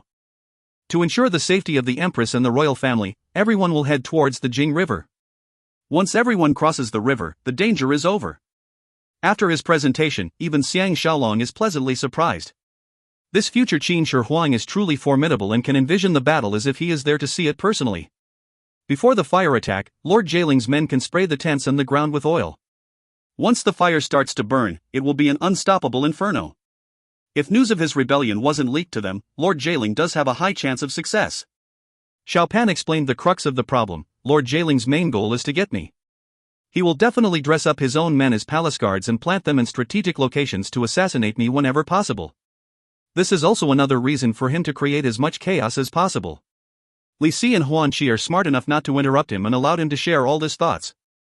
Xiang Shaolong intentionally inquired, Crown Prince, in your opinion, what are the possible tricks Lord Jieling has up his sleeves? Xiao Pan gladly replied, he will still use a water flood attack.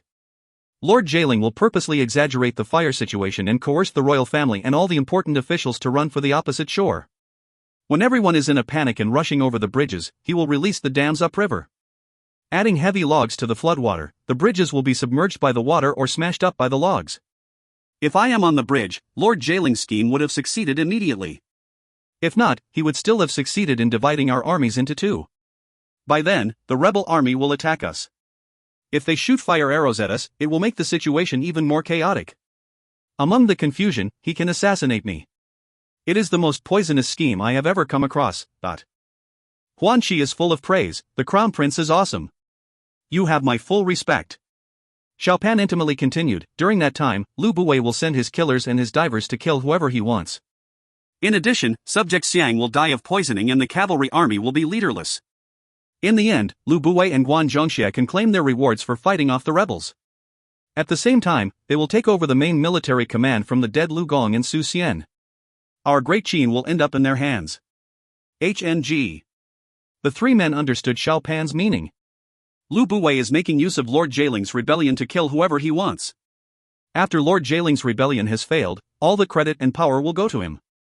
Lord Jailing will die as a muddle-headed scapegoat. Moao schemes are really chilling to the bone. Fortunately, he will be dying tomorrow. Otherwise, Xiang Shaolong will die under his poisonous hand sooner or later. This is all fated, just like fate will create a Qin Shi Huang. Before the sun is up, the hunting groups have set off for their morning hunt. Prince Dan and his men are not participating as a sign of protest at Lu Buwei's humiliation. Lu Buwei is in high spirits. He waved good morning to Xiang Shaolong happily as he believed that Xiang Shaolong's life will end today.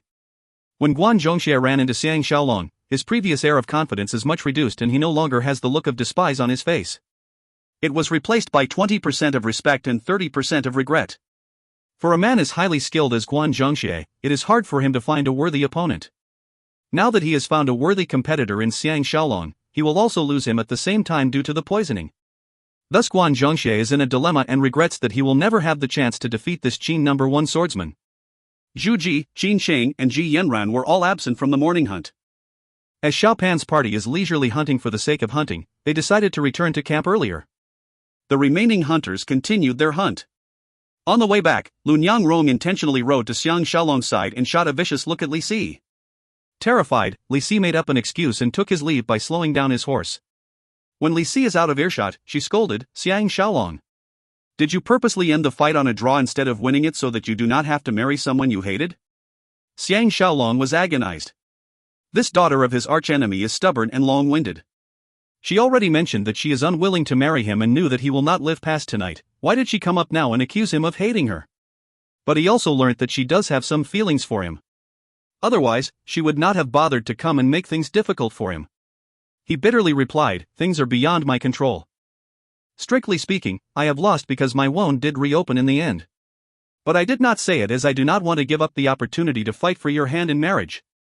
Does third mistress understand my feelings?" Lunyang Rong's face turned red under his staring. Initially, her face brightened up before darkening again. She lowered her head and bit her lips as if she is trying to say something but held herself back. Xiang Shaolong guessed that her conscience is being pricked and is fearful that she may spill the beans about the poison pill. He was about to interrupt her when in front of them, Lu Buwei is waving at her to join him. Besides, Lu Buwei is Moao and he appears to share Xiang Shaolong's fear as well. Lunyang Rong shot him another look and sighed softly before she rode ahead to join her father. At this point, Lord Chanwen rode up to him and bitterly laughed, "Official Xiang can forget about our proposal last night. I spoke to Ying about marrying you last night but was rejected despite my continuous pleading. AI. Love cannot be forced. Nonetheless, my brother and I are very grateful towards you." Xiang Shaolong did not feel threatened but felt more relaxed instead. He secretly thought that Guan Zhongxie must have made her felt very good in bed. Without trying out his own love-making skills first, she will not marry him. To think that he has to fight Guan Zhongxie on the battlefield and also on bed. Honestly speaking, he is not as jealous as before. She can marry whoever she wants and he is not in the least interested. Back at the camps, Xiang Shaolong has just finished instructing his men to protect his wives when Lu Gong sent someone to summon him. In Lu Gong's tent, Su Xian, Wang He and a few other loyal military leaders are having a secret discussion.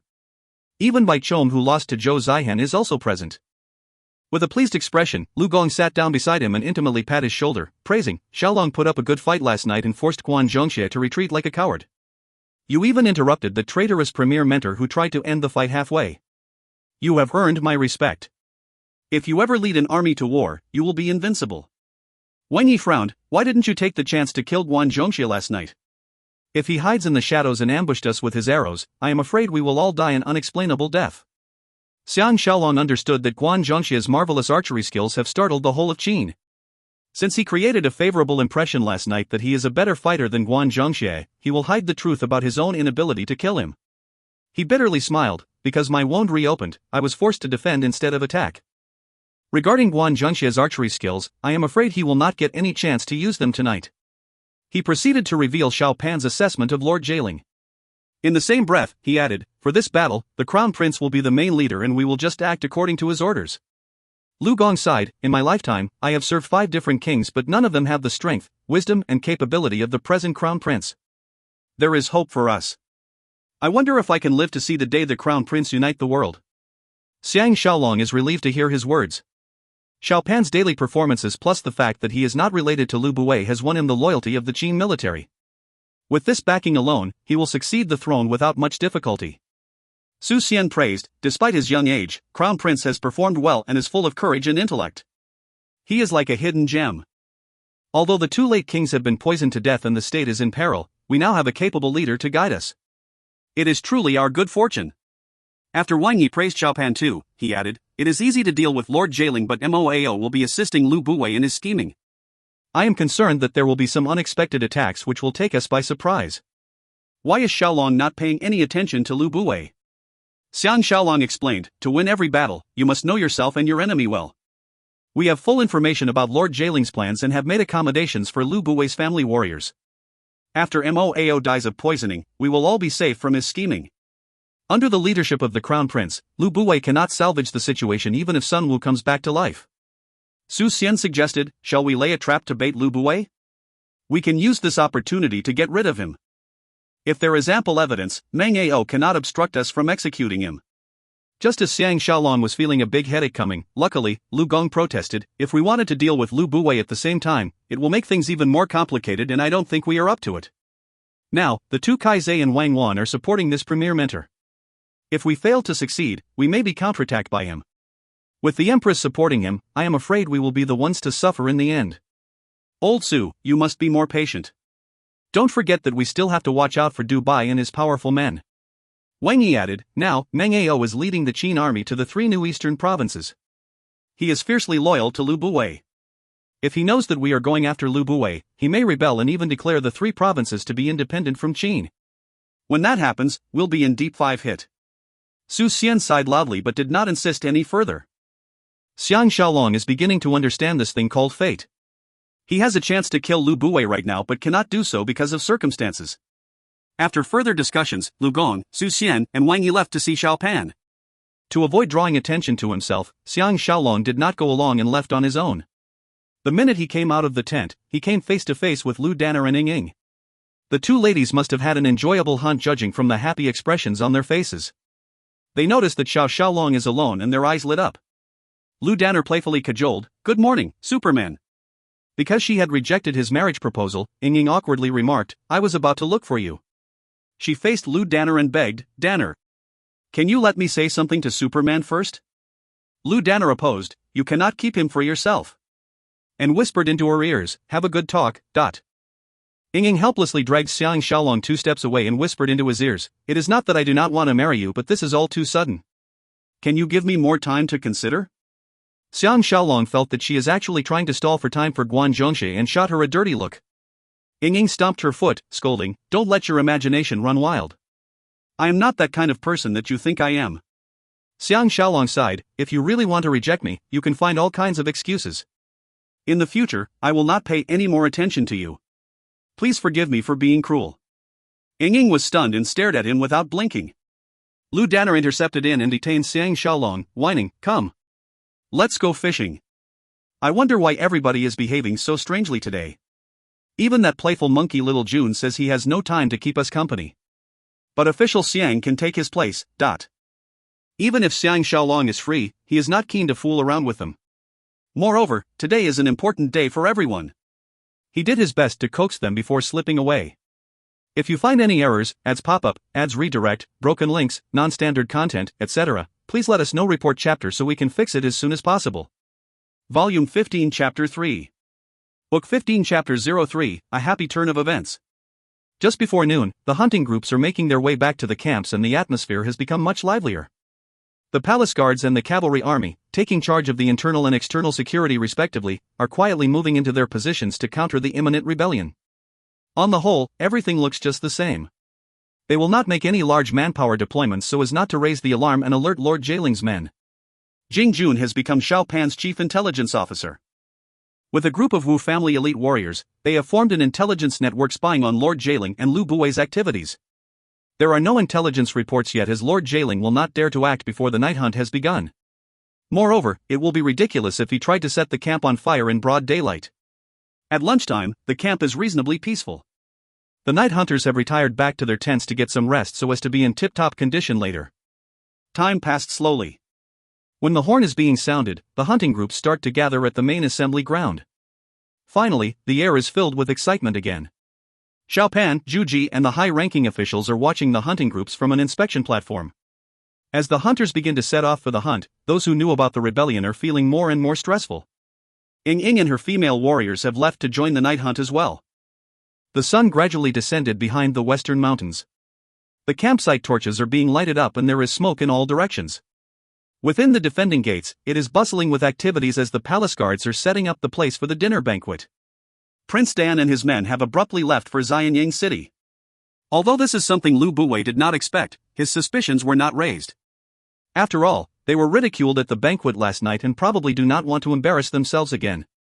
In the semi-darkness, the action has secretly begun. The first column to move is the cavalry army led by Huan Qi.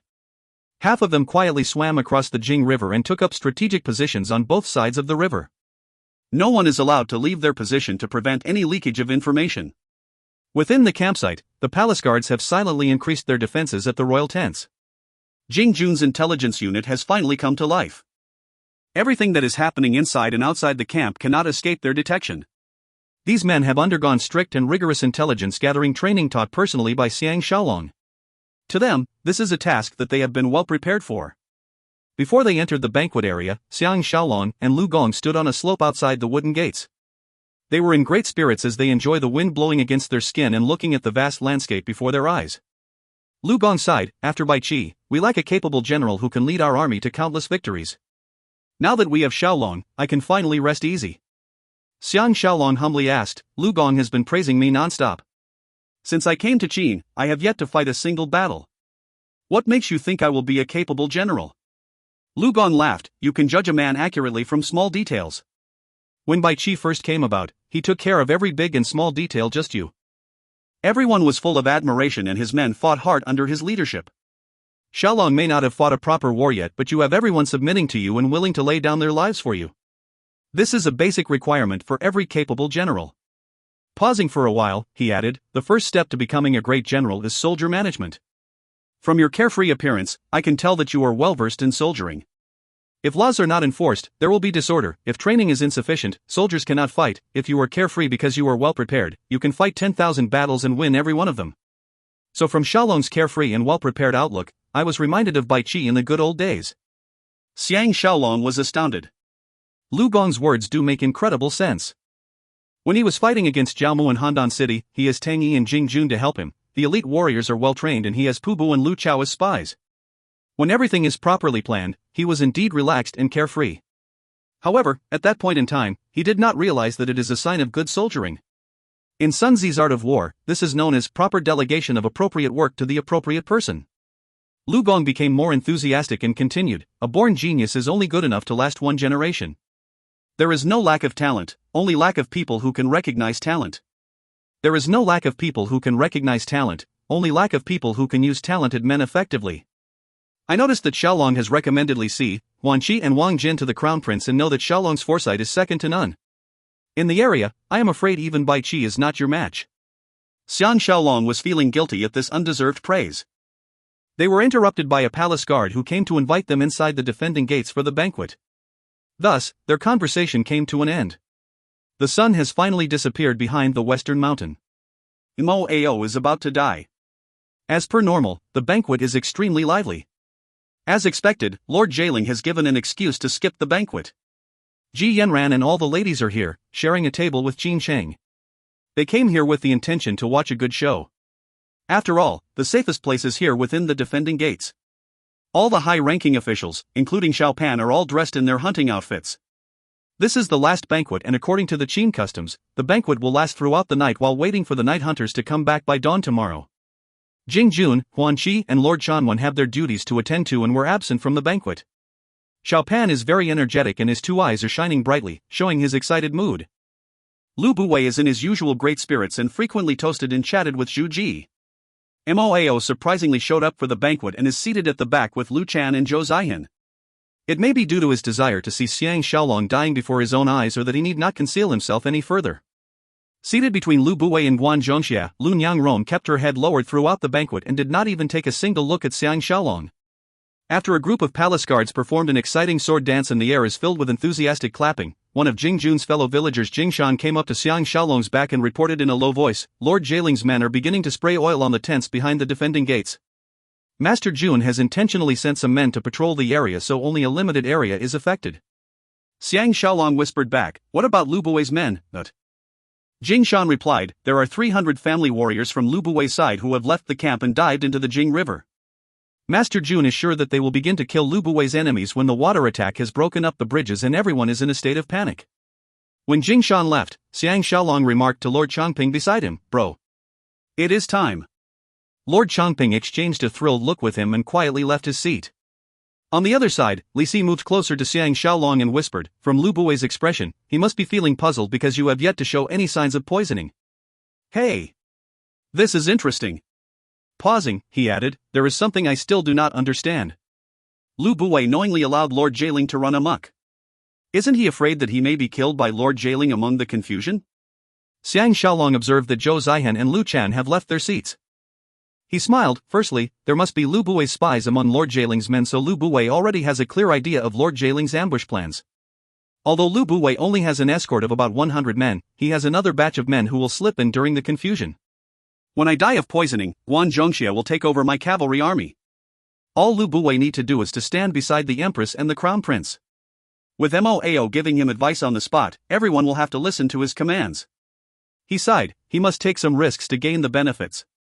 Li Si cannot hold back his laughter. "This is so complicated and I have never thought of that." Hey! Look at the Crown Prince's alert expression. Last night, he only slept for several hours and today is such a busy day. Despite all that, he is still looking fresh and vigilant. The late king is much weaker compared to him. Xiang Shaolong agreed. The most successful people are always the most energetic people. Otherwise, they cannot handle the multitasking and associated stress. Xiao Pan is Qin Shi Huang and his energy level is surely higher than ordinary people. At this moment, Guan Zhongxia left his seat and took a detour to Lao Ai's table, engaging him in a conversation. Xiang Shaolong nearly wanted to send someone to eavesdrop on them but suppressed this desire. He wondered if Lao Ai's name is on Lu Buwei's assassination list? Jing Shan came again to report, from the light signals, Lord Jailing's men hiding upriver have pushed giant logs and rafts into the water. When the camp catches fire, they will lead a coordinated attack. Zhou Zihan and Lu Chan have left the campsite. One of them is heading towards the Jing River while the other one is likely to be liaising with another group of Lu Buwei's family warriors. Master Jun has instructed Pu Bu to trail him. If they try to do anything funny, they will be killed without question. After Jing Shan departed, Xiang Shaolong leaned towards Li Si and informed, "It is time. Officially must alert the Crown Prince now. I will go and have some fun with Lu Buwei." The two men left to carry out their tasks. After finishing his deployment, Lord Changping came back and ran into Xiang Shaolong. He updated, "All the members of the royal family have been transported to a safe place and everything is going as planned. Now, I will protect Empress and Crown Prince. Shaolong must be careful." Both men exchanged a smile and went on their separate ways. Xiang Shaolong took a detour and came to Lao Ai's and Guan Zhongxia's side, smiling. "What are the two of you talking about? Both of you looked so happy." In actual fact, both men are speaking with a serious expression on their faces and there was no sign of happiness. Hearing his inverse description, they know that Xiang Shaolong has a hidden meaning in his words. Guan Zhongxia smiled awkwardly. "Without official Xiang, our conversation is indeed boring. Come. Let's have a drink or two. Their table is 3 tables away from Lu Buwei's table. But as Xiang Shaolong, Guan Zhongxie and Lao Ai were all well-built men, they managed to distract a surprised Lu Buwei who was speaking with Zhu Ji. Xiang Shaolong raised his head and looked at the crescent moon high up in the sky. He shook his head. The sky is dark tonight, which makes it favorable for a sneak attack. I am in charge of security and I should not drink. Official Guan, please forgive me. Despite Guan Zhongxie's iron nerves, his face changed color slightly. An ignorant Lao Ai smiled. With Xiang Shaolong here, any attackers will suffer a huge defeat. Xiang Shaolong decided to use this opportunity to erode more of Guan Zhongxie's confidence. He deliberately commented, "There are many strange occurrences in this world that can happen unexpectedly. One cannot change the will of fate. Does official Guan agree with what I said?" Guan Zhongxie is feeling really uneasy. When his face lost even more color, Xiang Shaolong left with a smile on his face. Xiang Shaolong walked towards Lu Buwei and Moao. His mind is filled with endless thought and countless emotions. Since the tragic death of Princess Qian and the 4 maids, he has always been suffering at Lu Buwei's hands. All the anger and pain is hidden deep in his heart and he has suffered greatly. When Wu Tingwei is executed due to Lu Buwei's bribery and his beloved King Xuanxiang died from Lu Buwei's poisoning, his biggest wish is to insert a knife into Lu Buwei's body. But since he knew that Lu Buwei will live for a few more years, his passionate wish has transformed into a deep pain. Although he managed to remove Lu Xiong from his official post, it only vented a small part of his frustration. He did not feel a great sense of satisfaction yet. But today will be different. Because Moao is going to die. Without Moao, Lu Buwei may not use such a devious scheme to harm him. Since there is no way to be sure, Moao is still considered as the main reason for his pain.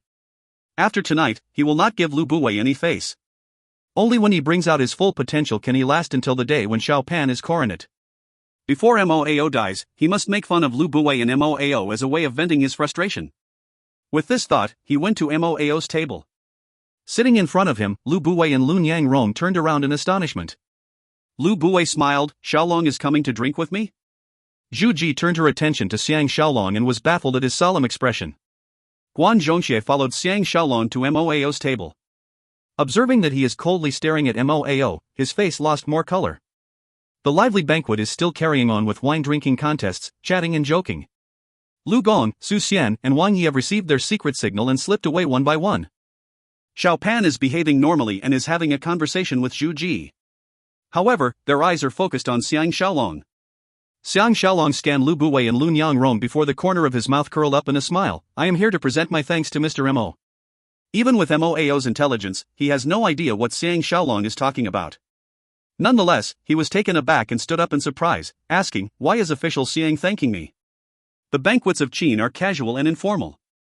There are many people who are standing and challenging each other's wine capacity. Although the 3 men are standing and talking, it did not attract any attention. Moreover, they are standing at one of the rear tables. Zhu Ji and Xiao Pan have stopped speaking and are listening intently to their conversation. Lu Buwei also felt that something is amiss.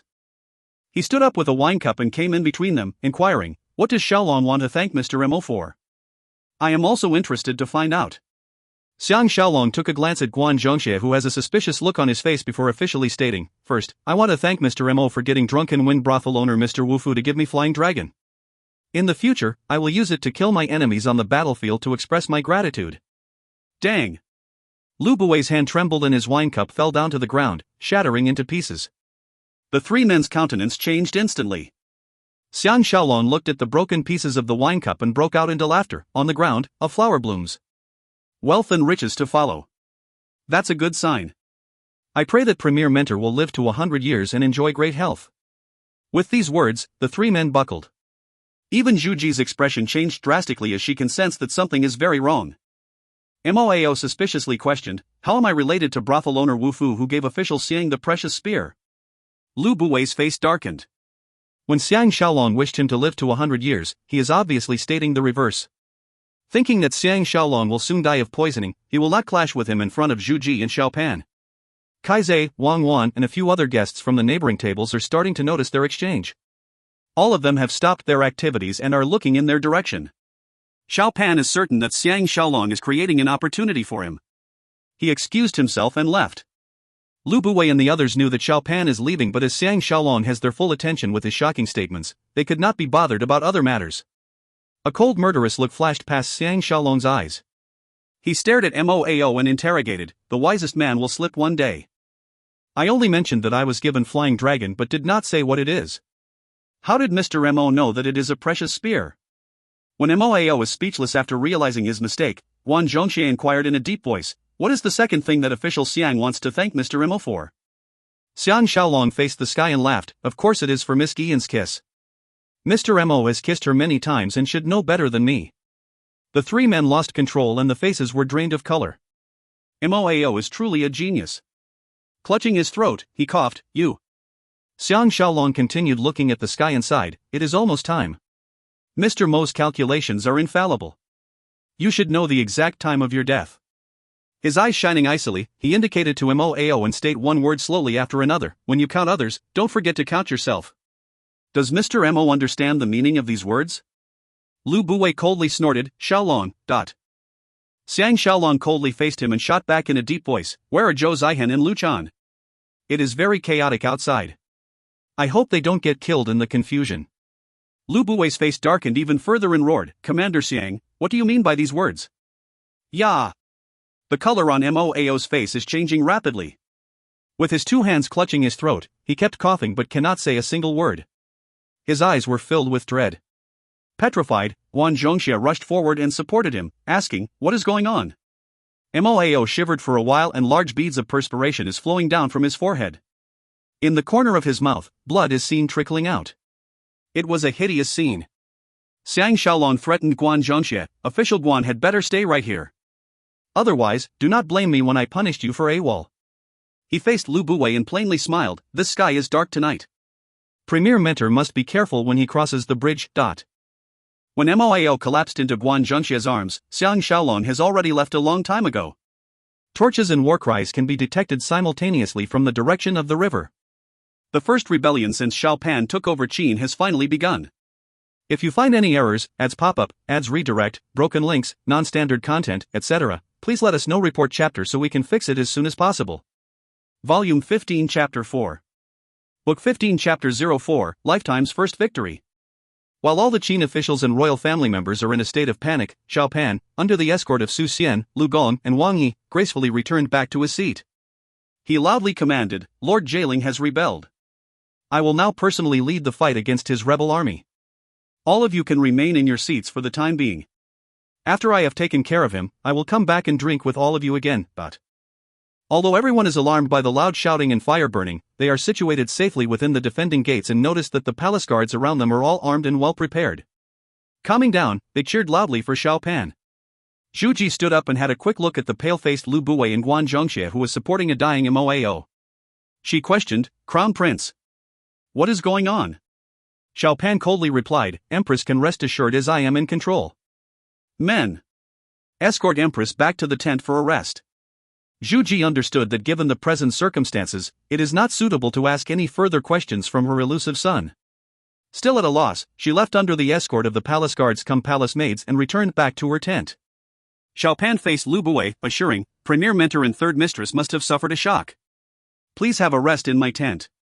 When the rebellion has been quashed, I will invite both of you out for a celebratory drink." Lu Buwei glanced at the wheezing Moao helplessly. A dozen palace guards came up to him and invited him to rest in the main royal tent. Loud crashing sounds can be heard from the direction of River Jing as the giant logs collided into the bridges. Sounds of water rushing down the river can also be heard, pushing the fear in everyone's heart to the maximum. But after looking at Xiao Pan's confident composure and swift issue of military orders, everyone was slightly comforted. Lu Buwei knew that if he disobeyed his instructions, he will lose his head on the execution ground. Sighing, he took a last look at Guan Zhongxie and Moao before he left with Lunyang Rome. By now, the palace guards have prepared the war horses. Xiao Pan pacified the banquet guests one more time and mounted his warhorse. Under the protection of the three generals and the palace guards, he courageously galloped out of the defending gates. Moao finally breathed his last. Guan Zhongxie's body went numb. For the first time, he can feel the real fear of having Xiang Shaolong as his enemy. Tonight, they have suffered multiple defeats. Lu Buwei and Lunyang Rome are as good as under house arrest.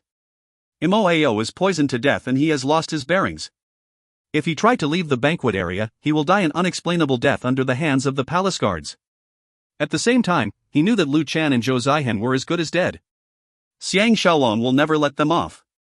When the fire attack has just begun, the Lord Chongping brothers led 5,000 of their palace guards into Lord Jieling's rebel army camp and began a killing spree. The firefighters have prepared wet sand in advance and hid them among the grass and the trees. They managed to prevent the fire from spreading. When Lord Jieling tried to attack the campsite with 3,000 soldiers, they discovered that they had been surrounded by Xiao Pan's army. Like a trapped beast, they fought a losing battle. Leading 2,000 cavalry soldiers, Jing Jun intercepted a group of Lu Buwei's family warriors led by Lu Chan. He fired a string of arrows and killed many of their men and horses before he attacked them using a pincer formation. It was an onslaught. At this point in time, all the 4 bridges had been smashed to smithereens. As another army of rebel soldiers ventured downriver on wooden rafts, they were crushed by large rocks that were catapulted down by Huan Qi and his army of 5,000 cavalry soldiers who were ambushing them from higher ground. Tragic cries filled the air. Their shields may have helped if it was an arrow attack, but it was large rocks that were being hurled at them. Moreover, there was nowhere they could hide in the middle of the river. More than 100 rafts were squarely hit and they sank immediately. The rest of the rebels hurriedly rowed to the shore but were mercilessly slaughtered by another group of cavalry soldiers hiding among the trees. With an air of authority, Xiao Pan traveled between the 2 battle sites and used torch signals to issue commands to his men. Xiang Shaolong himself led another 2,000 cavalry soldiers and conducted a search along the Jing River. He could not find any traces of Zhou Zihan and the divers. He guessed that they must have sensed that something is amiss and swam to the other side of the river and slipped away. He could not help but sigh. Lu Buwei will survive this episode. If Zhou Zihan and the divers are apprehended, there will be sufficient evidence to nail Lu Buwei. Despite all his work, he cannot change the course of history.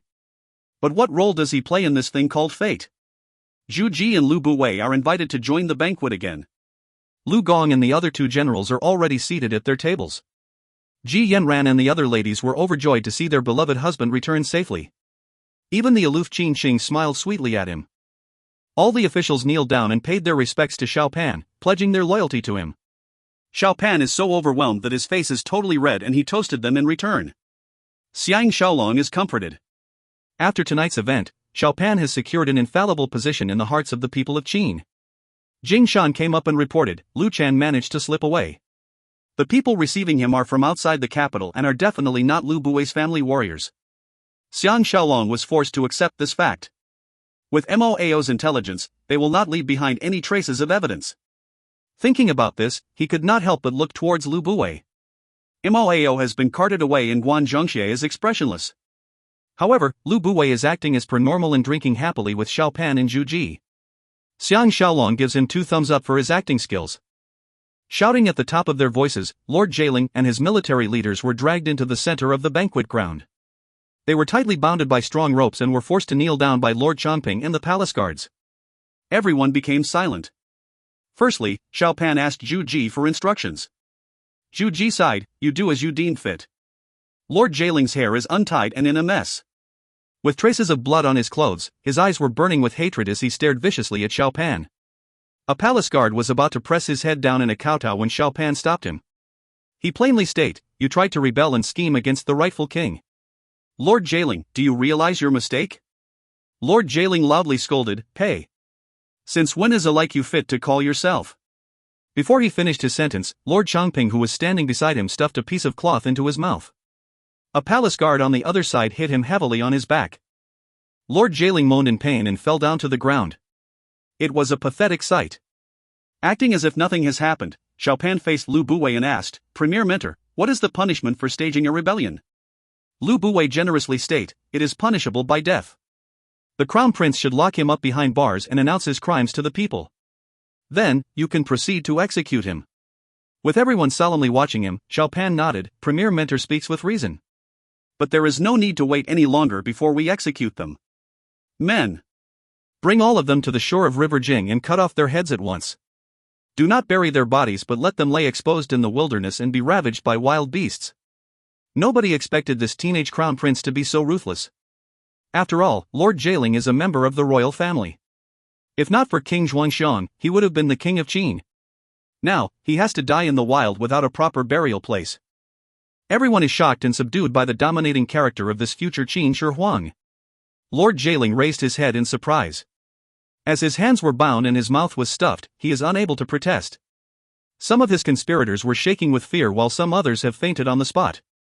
Under Lord Changping's command, the palace guards dragged Lord Jialing and his men out of the defending gates to be executed. Maintaining his strict expression, Xiao Pan coldly added, "Arrest every family member of the rebels. The males shall be sent to work in the western territories and the females shall be palace maids. Every descendant of Lord Jialing is to be arrested and executed without pardon. Let this serve as a warning to those people who harbor ill intentions." Every Qin official was as quiet as a dormouse, and it was so quiet you can even hear a pin drop. Xiang Shaolong felt that Xiao Pan is too high-handed, but when he noticed that everyone behaved normally, he realized that it is a common practice for the family members to be punished together with the criminal. If it was Lord Jialing who captured Xiao Pan and himself will suffer a similar fate. There is nothing more that he can say. This punishment method is one of the ways to maintain law and order. With such a harsh punishment, everyone will be a law-abiding citizen. Xiao Pan continued, "The person who scored the most merit this time is Huan Qi, who has just joined the cavalry army. He was the one who discovered the enemy's scheming, which allowed me to prepare an effective counterattack. Now that we have successfully triumphed over our enemies, we must not forget his contribution. I will bypass the standard protocol and promote him to the rank of general." General Wang Jian did a good job of grooming him and also accomplished several feats in the northern war against the Xiongnu. He shall be promoted to great general with immediate effect. Xiao Pan has proven himself by quelling the rebellion. Now that he is promoting the men who have fought well, there is no way Zhu Ji can intervene. Lu Buwei can only wallow in self-misery. Lu Gong, Su Xian, and Wang Yi have been consulted regarding these promotions. Obviously, they will not voice any opposition. Huan Qi is now busy chasing after the remnants of the rebel army with Jing Jun. For the time being, this wonderful news has yet to reach him. Xiao Pan words are partly true. His real motive is to adopt Xiang Shaolong's suggestion and use Huan Qi to set up a special elite force that will report directly to himself. In the future, this will assist him greatly in countering Lao Ai and Lu Buwei. Originally, Xiao Pan wanted to promote Xiang Shaolong to be a great general too, but was rejected by Xiang Shaolong because he lacked military contributions. He is not interested in power and authority. Xiao Pan continued, "General Huan Qi shall stay in the vicinity of the capital and construct training camps. He shall be tasked with training new soldiers that are drafted from all over Qin. This will aid us greatly when we set out to unite the world in the future. Wang Ben is a valiant fighter who killed the first 20 enemy soldiers. I will promote him to be General Huan Qi's assistant general, and they will work hand in hand to serve the nation. Empress, Premier Mentor, Lieutenant General, great generals and officials, does anyone have anything to add?" Zhu Ji can see that her precious son has finally grown up, but the gap between them is widening day by day. Xiang Shaolong is the main mastermind behind tonight's event, and Lu Buwei has a part to play too with his scheming. However, both men did not tell her anything about their plans. Feeling dejected and lost, she cannot help but looked over to Lao Ai. Is he the only man that she can really depend on? Xiao Pan repeated himself, "Empress. I am waiting for your instructions." Suddenly, Zhu Ji felt that she is very tired of everything. She shook her head. "Crown Prince can make your own decisions." Lu Buwei took this chance to cut in. "The palace guards, imperial cavalry and imperial infantry are more than enough to defend the capital. Why do we need another army? Will the Crown Prince please reconsider?" In his heart, Lu Gong is cursing, tch. He chortled. Premier Mentor's words have highlighted the problem. The palace guards, imperial cavalry and imperial infantry are limited to the capital defenses. If there is any trouble in the vicinity of the capital, we will be at a loss. Take the uprising of the 3 eastern provinces as an example. All the Qin soldiers near the capital have been deployed away, providing Lord Jialing with this opportunity to ambush us. It is absolutely necessary to create this new army. Su Xian added, "Now, the 3 allied states are hostile towards us. We have to face the harsh reality that we may have to fight them along the official roads. With this new army, we will not be afraid of any uprisings in the new eastern provinces." Lu Buwei was flabbergasted. This is his biggest flaw. He is an academic official. Without Meng Ao by his side, he is not fit to debate military matters with these generals who have years of military experience. The support of the generals is extremely crucial for Xiao Pan. Xiao Pan concluded, "It shall be decided then. Commander Xiang, receive your order." Everyone was startled. What does Crown Prince want Xiang Shaolong to do? Only Lu Gong, Li Si, and the rest of the great generals know what is going on. Xiang Shaolong left his table and went forward to Zhu Ji's and Xiao Pan's table, kneeling down. Xiao Pan retrieved a token of authority which a palace guard helped to pass to Xiang Shaolong. He instructed, Lord Jailing managed to assemble an army with over 10,000 men and even brought them so close to Xianyang City. I am sure there is someone helping him in the background. I want Commander Xiang to leave the capital and investigate this matter. If you discover any men who are supporting the rebels, kill them without mercy. In your absence, Assistant Commander Jing will temporarily assume your main duties.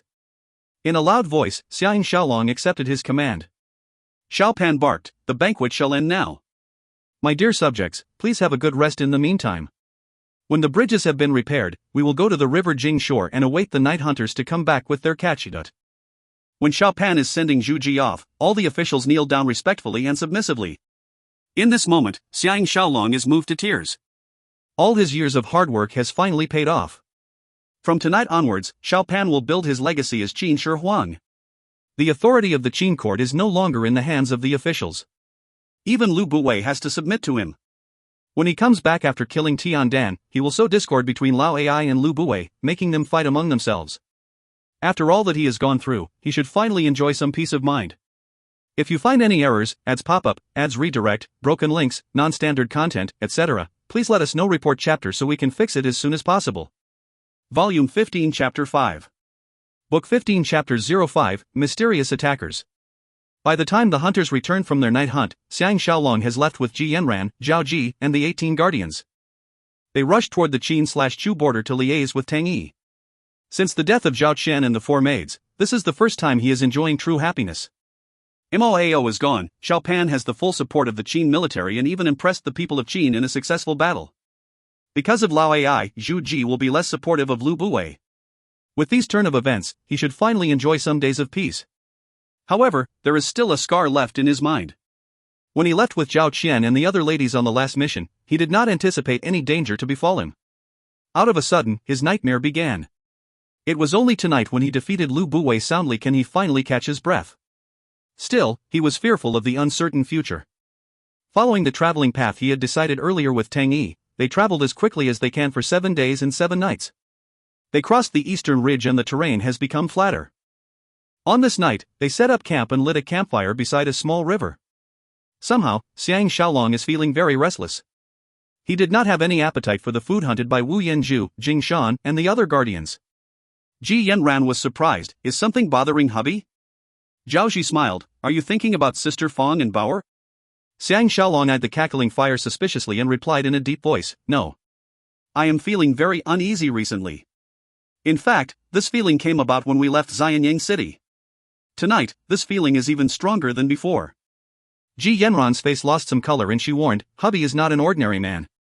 If you have this feeling, then something must be amiss. She turned to the guardians who were cooking some wild animals over the fire and asked, did you guys hear what he said? Jing Shan stood up, let's spy on our surroundings. The guardians respected Xiang Shaolong as if he is a deity. When they heard his words, everyone raised their self-awareness and left accordingly. After the guardians have left, Zhao Ji remarked, logically speaking, there should not be anyone following us, especially Lu Buwei's men. Little June and the palace guards should be watching them closely and it is almost impossible for them to slip away and attack us. This is a complicated issue. Ji Yanran gently asked, is it possible that hubby's restlessness is due to other reasons? From the way it looks, it doesn't seem like anyone is following us. Xiang Shaolong bitterly smiled, I am not a superhuman who can detect things that are happening far away from me. But after so many years of living in a dangerous environment, I am extra sensitive to ambushes or stalkers. We will have our answer soon enough. Jing Shan's nose is better than a hunting dog's nose. Zhao Ji weakly leaned into his bosom, whispering, I am scared. Xiang Shaolong understands that she is thinking about that terrible night when Zhao Qian was killed. Hugging her shoulder to calm her fears down, he assured, with me around, no one can harm you. Ji Yanran looked up to the dark sky and softly commented, if there is really somebody following us, then it is a valid reason for hubby to feel extra restless tonight. After all, this area is generally flat and A.H. A tragic cry shattered the tranquility of the wilderness, proving that Xiang Shaolong's worries are not unfounded. Zhao Ji's countenance changed, isn't that Wu Da's voice? Wu Da is one of the guardians. He is known for his nimble limbs and his quick-wittedness. If he was ambushed just like this, either the enemy is very highly skilled or the trap is very well laid. Xiang Shaolong and the 2 ladies jumped up on their feet. They proceeded to arm themselves and disengaged the horses from one another. They dared not put out the fire or they will lose touch with the rest of the guardians. The burning fire serves to remind them about the impending danger because they are now the targets of some mysterious attackers. Until now, they have no information about the enemies. Suddenly, the guardians returned in a state of panic and their faces are filled with grief. Wu Yanzhu is carrying Wu De on his back. Wu De was heavily injured with one arrow through his back and another arrow through the side of his body. He was breathing laboriously and his clothes are soaked with blood. An emotional Zhaoji began to cry after seeing the usually energetic Wu De so badly injured. Wu Shu was about to put out the fire when Xiang Shaolong stopped him. He instructed, Yanran, please stop the bleeding first. Break the arrow but do not touch the arrowhead. Before he finished speaking, Yanran is already trying her best to save Wu Di. Wu Yanzhu and the other guardians are close to Wu Di and their relationships are like real brothers. Their eyes turned red and they spat at the fire which betrayed their location. Xiang Shaolong knew that this is a matter of life and death. He cannot afford to be careless. He calmly asked, who are they and how did they attack you? Everyone's attention focused on Wu Yanzhu. Apparently, he and Wu Di are a team and they ran into the enemies together while the others did not run into any enemies. Wu Yanzhu took a deep breath and suppressed his grief, explaining, Wu Di and I headed to the east. Just when we wanted to climb a cliff and look down from there, the arrows were fired at us. Xiang Shaolong was alarmed. The road to the east is the direction to Chu. In this case, the mysterious attackers may have surrounded them completely. But it is pitch black now. He is certain that the enemy will not dare to attack them before the sun comes up tomorrow. When the sun comes up tomorrow, they will all be killed. Zhao Shi suddenly cried out even harder. Everyone was shaken and looked down at Wu De. True enough, Wu De has stopped breathing. Xiang Shaolong had a brainwave and prevented the guardians from hugging Wu Da's corpse in grief. He hollered, let me do something first. He thought hard about emergency resuscitation in the 21st century. Wu De has always been strong and fit. Moreover, the arrow did not penetrate any of his organs. He has stopped breathing because he has lost too much blood and the heart has temporarily stopped pumping. It may be still possible to resuscitate him. First, he laid Wu De on a piece of flat ground and strongly pressed down on the area where his heart is.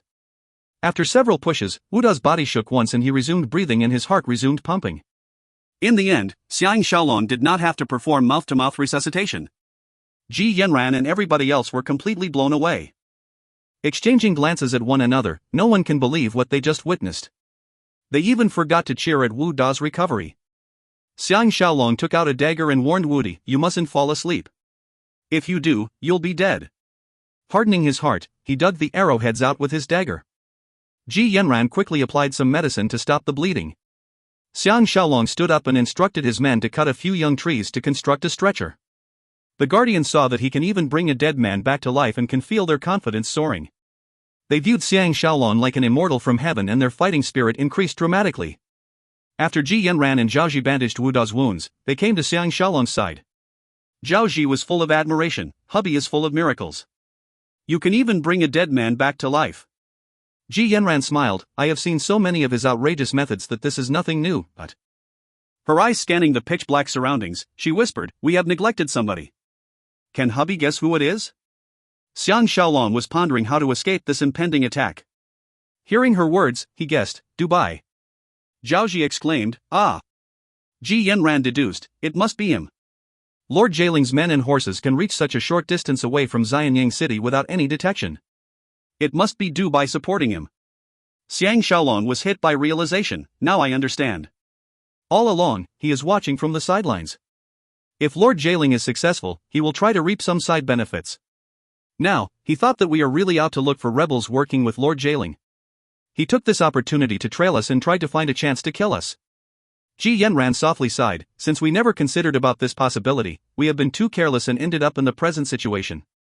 But I am certain that there are not too many men on our trail, but they are all expert fighters. Zhaoji's face turned pale and she bit her lip, it will be daylight in another 4 hours. What shall we do? Wu Yanzhu and Jing Shan have constructed a stretcher and are using it to carrying Wu De while waiting for Xiang Shaolong's instructions. Xiang Shaolong leaned over and kissed Ji Yanran's face. He gladly commented, Yanran's words have saved all of us. He faced everyone and announced, when the enemy tried to kill Wu De with arrows, it is because they lacked manpower and cannot surround the forest to ambush us. They wanted to scare us into staying here. Everyone's spirits lifted after hearing his words but were perplexed at the same time. It is pitch dark everywhere. It is impossible for the enemy to attack them, but it is equally impossible for them to escape because no one can see what is ahead of them. Xiang Shaolong stayed in a deep voice, if the enemy wishes to ambush us with limited soldiers, they will be based in high positions. We will slip away by walking in the river. Firstly, we will not lose our way, and secondly, the high mud banks on both sides of the river can protect us from the enemy's arrows. He then smiled, without any lights, what can they hit by shooting blindly into the darkness? With their horses, everyone walked down the river slowly. The river water is about waist deep. In this kind of rigorous conditions, it has shown that their years of strict training have not gone to waste. To prevent others from learning about the Wu family elite army, 80% of their training is conducted during the night.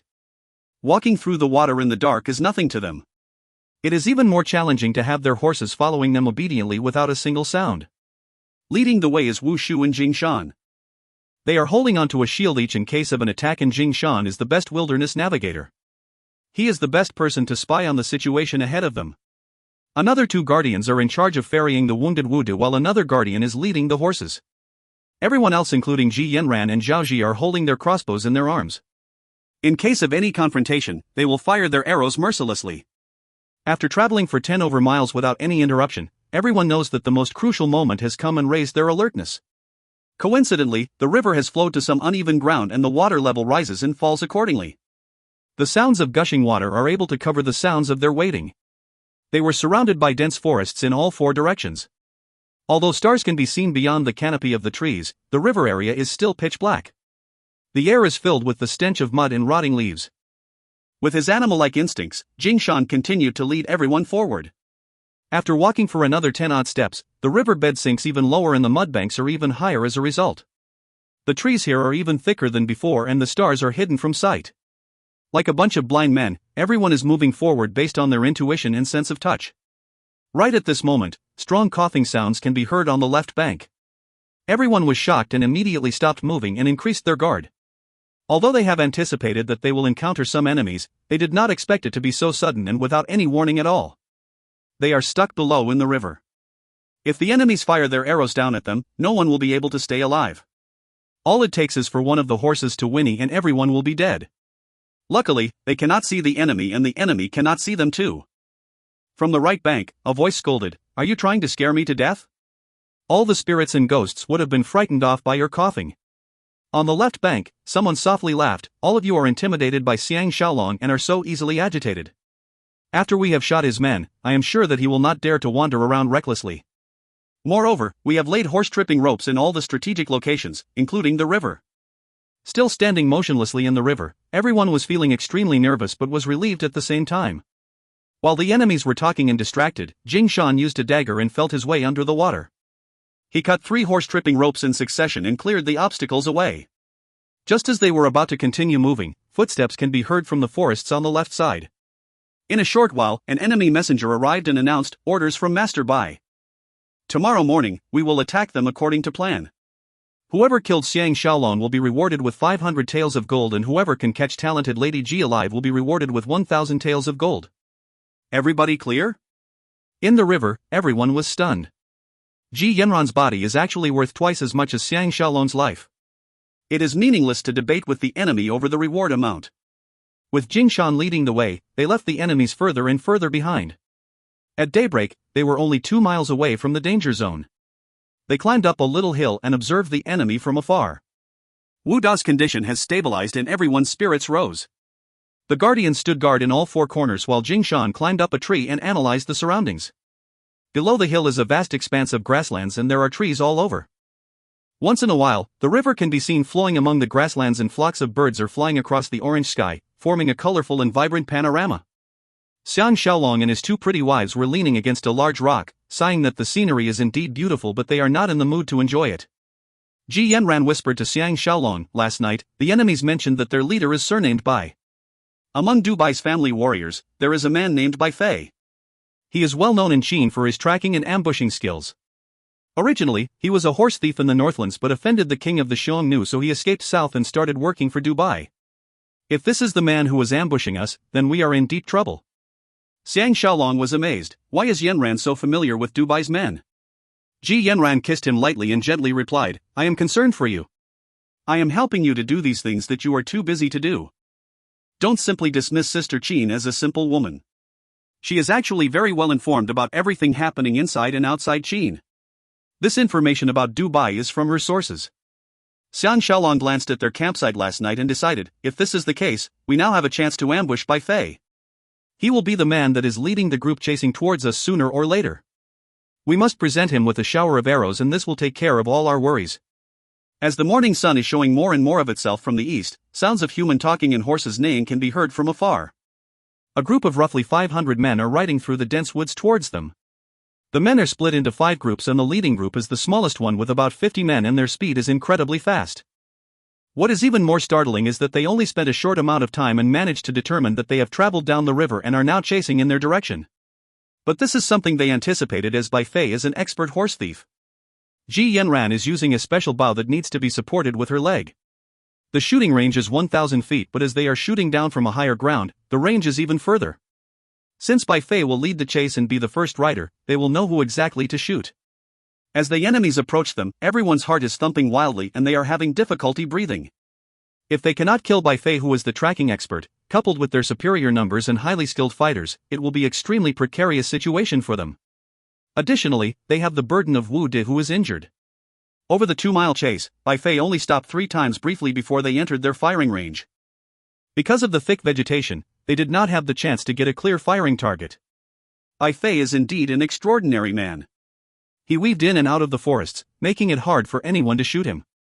Bai Fei, the professional horse thief cum assassin, must have some true abilities to be able to survive until today. Right now, Bai Fei happened to stop in a forest clearing. Without hesitation, Ji Yanran fired her arrow. The moment the bow sounded, Bai Fei evaded to one side and the arrow brushed past the horse and hit the grass below. The shooting mechanisms rang out continuously. Wu Yanzhu and his fellow guardians sent their arrows flying non-stop at Bai Fei. Bai Fei's horse may have been struck down, but the man himself has disappeared among the trees. Bai Fei must have a keen sense of sight, smell, and hearing. The enemies are thrown into disarray. They quickly dismounted from their horses and hid among the trees and bushes. Xiang Shaolong secretly sighed. He will now have to play a challenging cat-and-mouse game with them in this wilderness. If he let his guard down, this will be his final resting place. If you find any errors, ads pop up, ads redirect, broken links, non-standard content, etc., please let us know. Report chapter so we can fix it as soon as possible. Volume 15 Chapter 6. Book 15 Chapter 06, Borrowing a Raft. The warhorse let out a long grunt and its front legs kneeled down before it collapsed on the ground, throwing Zhao Ji onto a grass patch. Xiang Shaolong and everyone hurriedly dismounted and helped an exhausted Zhao Ji up. Xiang Shaolong ordered his men to release Wu De, who was tied to another horse and could not help but feel a huge sense of loss. For 3 days and 3 nights, they had been riding non-stop but were still unable to shake off their pursuers. Now, the worst-case scenario had happened. Their horses were beginning to break down. Far ahead of them were the Qin ridges, which were made up of several ridges intertwining between one and another. The more he looked at them, the lower his spirits sank. But he knew if they managed to reach there, their chances of survival would increase tremendously, unlike the flatlands where there was no place to hide. Regrettably, even with fresh horses, they would need at least 3 days and 3 nights of endless riding. Assessing the long distance between themselves and the Qin ridges, everyone could not help but feel dejected. Jingshan, who was spying behind them, came back and reported, "The first enemy soldier has been sighted about 5 miles behind us and their riding speed is decreasing. This is so infuriating. We have already laid some traps to distract or mislead them, but Bai Fei has seen through all of them." Xiang Shaolong was feeling lost, so he went over to accompany Ji Yanran and Zhao Ji, who were applying new medication to Wu Da's wounds. Ji Yanran pulled Xiang Shaolong to one side and advised, "Wu Da's body is burning hot and he is delirious. If we continue to ride non-stop like this, I am afraid he will not be able to make it to the Qin ridges alive." With all these problems plaguing him, Xiang Shaolong glanced over to the Qin ridges again. The magnificent ridges numbering by the hundreds are carved by the wonders of Mother Nature. If they can reach there safely, they can engage the enemy in a series of hit-and-run attacks as they made their way to meet up with Tang Yi. But in order to hide from their pursuers, they had strayed from their original route. Nobody was actually sure where they were exactly. Ji Yanran noticed him staring at the Qin ridges and understood his intentions. She pointed to a unique snow-capped peak and explained, "If I am not wrong, that should be the first peak of the Qin ridges, known as Mount Taibai. As a result, we have gone off course for almost 100 miles. No wonder we did not see any signs of second brother." Even under such depressing circumstances, this top beauty can still maintain her cheerful demeanor and excellent disposition. Listening to her assuring words and pleasant voice, Xiang Shaolong calmed down and gathered his fighting spirit. Instructing everyone to take a rest, he pulled Ji Yanran up a small hill and scanned their surroundings. As the sun slowly set behind the Qin ridges, thousands of its rays shone across the plains. In the northeast, the enemies were also exhausted and had stopped chasing. Once in a while, sounds of horses neighing could be heard from their direction. On their left, a river was flowing from the northwest direction towards the east. Ji Yanran remarked, "I heard that there is a magical fountain on Mount Taibai. The water temperature is high enough to cook food and is known for their healing properties. If we can get there, there will be hope for Wu Dai." Xiang Shaolong affirmed, "That is called a hot spring. The water is hot because of the lava beneath a dormant volcano and it carries a large amount of minerals which gives it healing properties."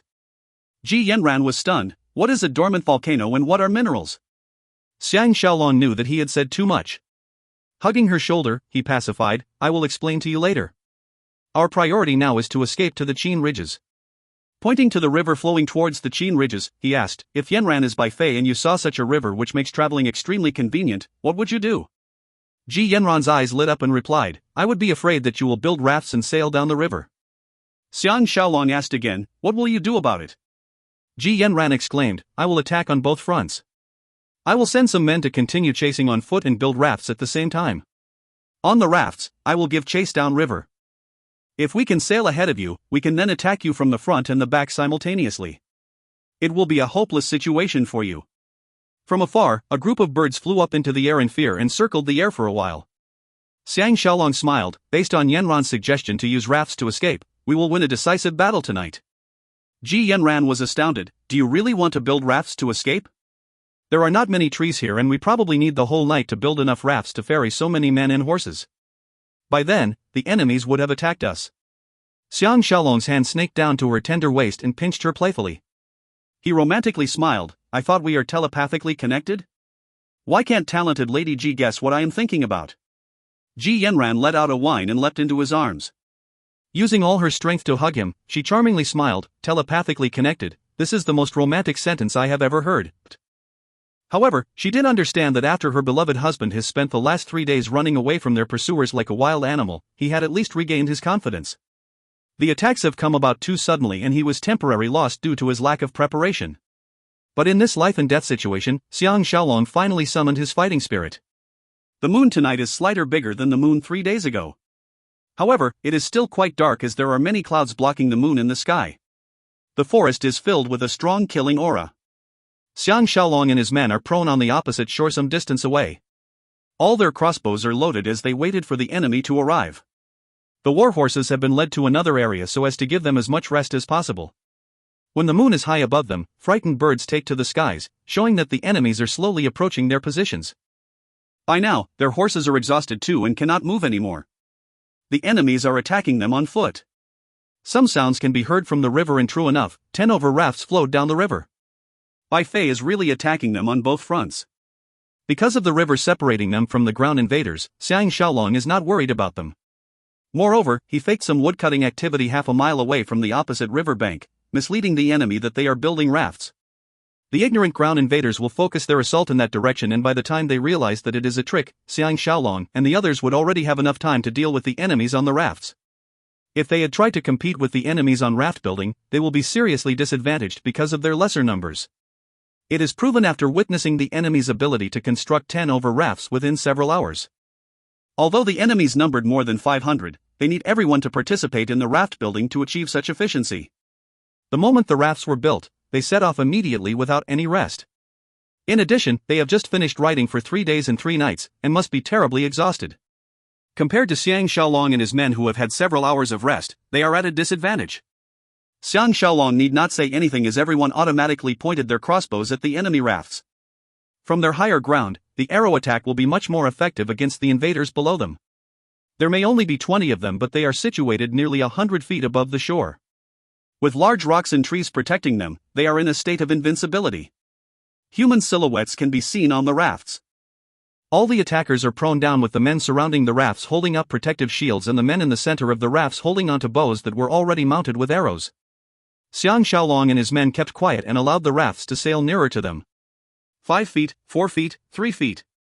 When the first raft has entered a close firing range, 2 men on both sides took out a long pole and prevented the raft from colliding with the huge rocks along the shore. This stretch of the river is filled with giant rocks and the current is quite strong. That is also the reason Xiang Shaolong chose this part of the river to lay his ambush. In the dense forests on the opposite shore, loud battle cries can be heard and fire torches were being lit, illuminating the forest. Xiang Shaolong knew that it is time to attack. He pulled the trigger and his arrow sliced through the air. On the first raft, the enemy soldier who was holding onto the long pole gave a tragic cry and fell into the river with the arrow embedded through his body, signaling the beginning of the river battle. The enemies did not panic but hurriedly raised their shields above their heads and shot their arrows blindly towards both sides of the river. This was exactly what Xiang Shaolong wanted them to do. He did not fire his crossbow anymore but sat back and watched the show. Oh! Awful sounds filled the air as everyone on the first raft is thrown into the air and eventually landed in the river. Xiang Shaolong had tied a few thick lines across the river. As the raft is traveling at quite a fast speed, everyone was swept off the raft when they collided into the vines. The second round of arrows was finally fired. The men on the second raft met with the same fate and were all knocked down into the river, losing their grip over their shields and weapons at the same time. Arrows rained into the river and the river is filled with freshened blood and tragic cries. The two rafts continue to flow down the river. The men on the third raft saw that something was amiss and hurriedly rowed to shore. However, the fourth raft behind them could not stop in time and crashed into the third raft, sending more men falling into the river. Those men still on the rafts are stumbling all over one another. More arrows rained down. The men are simply too tired to defend themselves and were felled by the arrows. The river is not very wide and the two rafts are blocking the majority of the sailing route. Behind them, more than 10 rafts crashed into one another in a chain collision. The enemies are in a state of panic and the air is filled with cries of death and pain. Those who are still alive tried their best to run away on shore or swim away in the river. Another 2 empty rafts flowed down the river. Xiang Shaolong knew that it is time. He signaled his men and led them away from their ambush area. After running as fast as they can for half a mile, they met up with Wu Guang and Wu De who were waiting for them at the downstream. Wu De happily reported, "We managed to hook 4 rafts which are sufficient for our own escape." Everyone boarded the rafts with their horses and sailed down the river gallantly. Zhaoji kissed Xiang Shaolong joyously.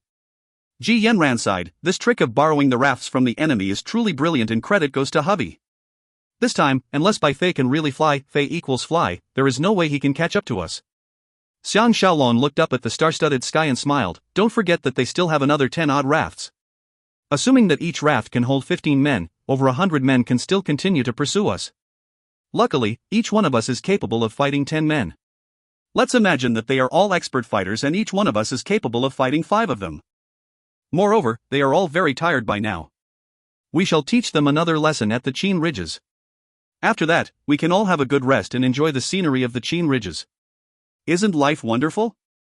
Beside him, all the guardians were taken aback as they did not expect Xiang Shaolong to continue his revenge plan after just scoring a huge victory. Clenching their fists, they realized that he is right. For the past few days, the enemies have been causing them more troubles than they could have imagined. In a new twist of thinking, everyone is now hoping for the enemies to give chase. The forests are very dense along the way to the Qin Ridges. A 3 days journey is completed in one night. Early in the morning, they abandoned their rafts and climbed onto shore. After walking some distance away, they settled Wu De and the horses down in a location and left Zhao Ji and Wu Guang behind to watch over them. The rest of the men returned to the shore and loaded their crossbows in anticipation of the arrival of the enemies. Xiang Shaolong and Ji Yanran are comfortably sitting down together behind a pile of rocks. With their shoulders touching, they could not help but feel a strong sense of love. Xiang Shaolong saw that Ji Yanran's eyes were shining brightly and asked, "What is my pretty wife thinking about?" Ji Yanran nestled her head on his shoulder and wistfully replied, "I was thinking what if I had insisted on staying single and reclusive? I would still be stuck in Dalian leading a boring life and pining for you every day. That would have been a tragedy." Xiang Shaolong was moved, "I would also suffer for my whole life without you as you were such an important part of me." Ji Yanran mused, "I don't think so. Men are only concerned about their careers and are fickle-minded by nature. You need not pacify me."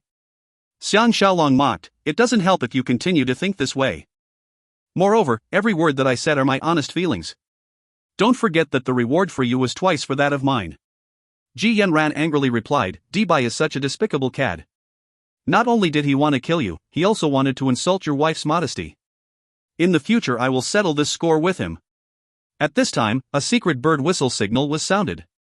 The enemy has finally come. It may be due to the fact that several rafts had been damaged in the encounter last night that there were only 7 rafts that came into view. There were 20 men on each raft, and the heavy load caused the rafts to be heavily submerged in the water. As a result, the rafts were sailing at a slow speed. The rafts had just made a turn when they crashed straight into the 3 rafts that Xiang Shaolong had purposely left behind to block their way. It was a chaotic scene as all the 7 rafts piled into one another. 3 of the rafts sank immediately, and it was a pitiful scene for the enemy. Amidst all the confusion, the enemies jumped into the water and tried to swim towards the shore. Xiang Shaolong issued a single command, and from all 4 directions the guardians who were hiding in ambush began firing their arrows.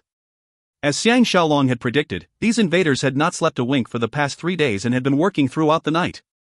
With their low morale compounded by this sudden attack, everyone was only interested in running for their lives and were not interested in defending themselves or putting up a fight. Fresh blood dyed the river red. Those men on the shore could not avoid the incoming arrows, much less those in the water. In the blink of an eye, over 30 men were shot dead while the rest tried to escape by swimming upriver. In all the confusion, no one could tell which of the enemies was by Fei. Xiang Shaolong unsheathed Bloodwave and leaped out towards the few lucky enemies who managed to climb up the river shore. It may be due to the fact that the enemy was in awe of Xiang Shaolong's famous name. The moment they saw him, they lost their will to fight and jumped straight back into the water, joining those who were trying to swim upriver. It was a very chaotic scene. The intense battle they expected did not happen at all. Xiang Shaolong restrained the guardians from pursuing the enemies and they left the area. The 4 days of murderous pursuit had finally come to a conclusion. If you find any errors, ads pop up, ads redirect, broken links, non-standard content, etc., please let us know. Report chapter so we can fix it as soon as possible. Volume 15 Chapter 7. Book 15 Chapter 07, Ferocious Wolves of the Remote Mountains. High in the Qinling mountain range, springs flow into mountain streams, and the vegetation is lush. Most remarkable is the lake on top of the mountain, prompting one to reflect on its origins innumerable years ago. As the glaciers receded, the waters collected in the glacial valley to create this miraculous phenomenon.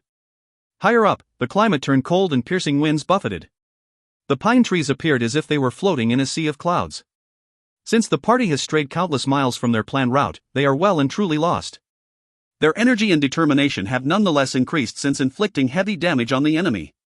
More so, their fear of further pursuit by the enemy's potential reinforcements prompted them to enter the mountains, holding on to the hope that once they've crossed the Qinling range, they would be at the Chu border. They can then decide what to do next at that point. They climbed and meandered upwards till dusk before setting up camp in a misty valley. Everyone put on their leather coats against the cold, and started getting busy. Some of the guardians cut firewood and started a fire while the rest gathered fodder for the horses. Ji Yanran, the 2 ladies, focused on changing Wu Da's dressing. Wu Di awoke to find that he had escaped danger and was moved to tears. The mood of the camp improving greatly. At this point, Jing Shan and Wu Shu came back with a mountain deer they had hunted, and excitedly reported that they had found a hot spring, adding to everyone's excitement. Ji Yanran and Zhao Ji, without an ounce of restraint, ordered Jing Shan and Wu Guang to pick Wu Di up, and towed Xiang Shaolong towards the largest of the hot springs. Once they exited the valley, an amazing vista appeared before their eyes. Countless peaks faced them while plants bisected the landscape. A stream of steaming hot spring water flowed from the valley mouth. They traced the stream upwards, and within 200 steps, they found a large warm pool that was more than 5 feet wide and then 10 feet deep. Nestled in the mountains, it looked like the playground of immortals, fascinating and elegant. The spring flowed from a hole in the purplish-black granite, the sight of which caused everyone to relax. Yo! Zhao Ji, who had been testing the water, suddenly pulled back her hand. She pouted, "It's so hot, how can we bathe in it?" Wu Shu respectfully suggested, "Let your servant get a bucket. We can draw some water and wait for it to cool, after which you can use it." Ji Yanran dejectedly said, "If we cannot immerse our whole bodies, it will not be as thrilling." Xiang Shaolong laughed, "Please do not fret, talented lady," and Ji. "We have been going in the wrong direction. This spring will yet bear us fruit if we go downstream." As the water is exposed to the air for a longer period, the temperature will become more suitable.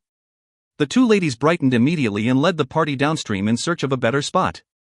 500 steps downstream, past a few piles of closely spaced rocks, they found a large emerald green pool that looked like the face of a precious mirror embedded in a stone platform. Surrounded by dense trees, waters deep and clear, temperature lower than before, the 2 ladies cheered. They went to test the lake water and found that Xiang Shaolong was indeed right, the water was at a temperature suitable for humans. They were almost unable to resist jumping into the water immediately. Wu Guang, the 2 guardians, set Wu Di down immediately. The two ladies took off his jacket and washed his wounds in the warm spring water. Xiang Shaolong noticed that his wounds were 70 to 80% healed and let out a sigh of relief. As long as little Da's fever recedes, he should be able to recover rapidly. Wu De moaned in comfort as his wounds were being washed by the hot water. The two madams, your servant feels like immersing himself into the water, is that okay? Ji Yanran, face turning red, stood up facing Jingshan the two guardians and said, did you hear your brother's request? Quickly come and serve him. The two young men came immediately and undressed Wu De Xiang Shaolong and his wives, then moved to the cliff at the far end of the pool. They leisurely sat down to enjoy the majestic mountain scenery. The spring water flowed down into a 1,000 feet deep valley that was flanked by two steep cliffs topped by towering pine and cypress trees. The misty mountains against the glow of the setting sun made for an intoxicatingly beautiful scene. The two ladies speechlessly held on to Xiang Shaolong's two arms. Looking at the scenery, Xiang Shaolong asked, is Yanran familiar with Chu's history?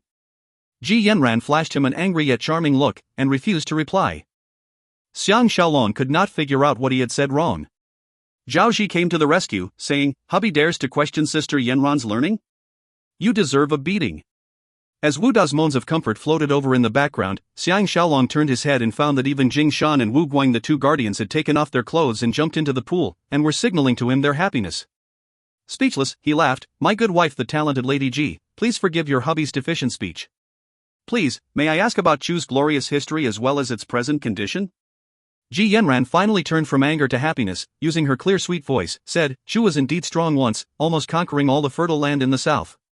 At this point her eyes revealed a look of sadness, perhaps recalling her lost home, since it was a strong Chu that finally annexed her country. Xiang Shaolong bent down and kissed her face, showing his tenderness, said, the hills are still green, the setting sun is still red, what's gone is gone. Yanran should not think too much. Ji Yanran and Zhao Ji were both touched. Xiang Shaolong knew he had once again plagiarized the work of latter people and sighed bitterly.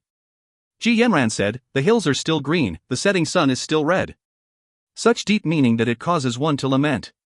Who is able to express himself as deeply and as eloquently as hubby? Zhao Ji is swept by the strong currents of emotion, and gushed. Hubby sat facing the setting sun and spontaneously composed classic poetry. Ji loves you to death. Xiang Shaolong was ashamed in his heart and diverted the conversation. Yanran has yet to explain Chu's present situation, but Ji Yanran's beautiful eyes dreamily looked into the distant setting sun, speaking as if she was sleep-talking, said, during the final years of Kind Hui of Chu, Qin used Xiangyang's political reforms to strengthen itself and, using the policy of conquest with the horizontal alliance, clique of the school of diplomacy during the Warring States period, was successful for a season. Chu's vertical alliance to resist Qin proved a failure. Danyang and Lantian counties were both forcibly conscripted, but were both defeated by Qin. The greatest setback was the ceding of 600 miles of land near the two cities Hanzhong and Shangyu. Wei also took the opportunity to attack Chu's neighboring country Zhang. It was not until Chu transformed their national policies that they began to have some victories amidst the losses. Is hubby interested in the details? Ji Yanran's exposition was clear and concise. Even though Xiang Shaolong did not know where Danyang, Lantian, Hanzhong and Shangyu were, he could make a guess. Nodding his head, Shaolong said, since those three kids are not going to leave the pool so quickly, we should chat a bit more. Zhao Ji did not know that Wu Guang and Jing Shan were both naked in the water, couldn't help but looked over and turned her head back immediately with a blush. Xiang Shaolong secretly mused that if it was Jia or Shan Ro, they would not have been so shy and might even have joked about it. As he thought about the two women, he could not help feeling aroused. Ji Yanran continued, after King Hui of Chu was tricked into coming to Qin and died of deprivation, Chu became even more of a failure. After King Qingsheng ascended the throne, Chu was no longer strong enough to expand northeastwards unceasingly as before. Expanding into the southwest instead, he sent the great general Zhuangjiao along the Yuan River into Dian, through Chelan and overcoming Yelong, creating a series of vassal states that abided by Chu's rule. Leveraging Dian's resources, Chu continued to push towards the southwest, occupying large tracts of land from Ba and Shu countries, dominating territory on both sides of the river. Only now does Xiang Shaolong begin to understand why the Chu people always had cold feet when joining with the other states to resist Qin. It was simply because they were too occupied to worry about the north. Zhao Ji asked curiously, this should be a good thing for the people of Chu, why does Sister Yanran think that this is both a boon and a bane?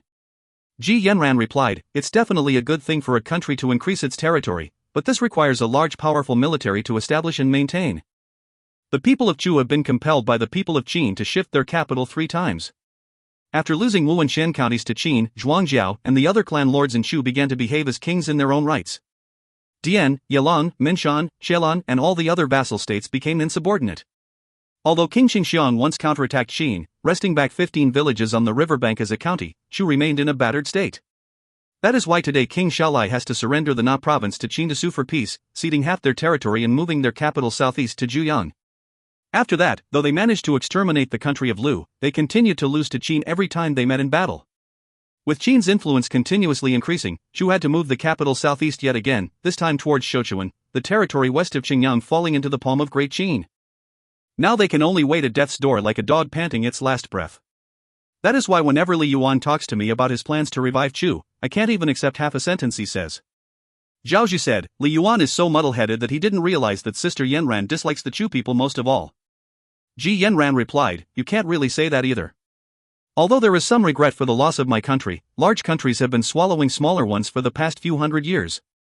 No matter how the conquered countries argue against it, Chu was able to rise to the top because of its size, unifying more than half of the southeastern territories.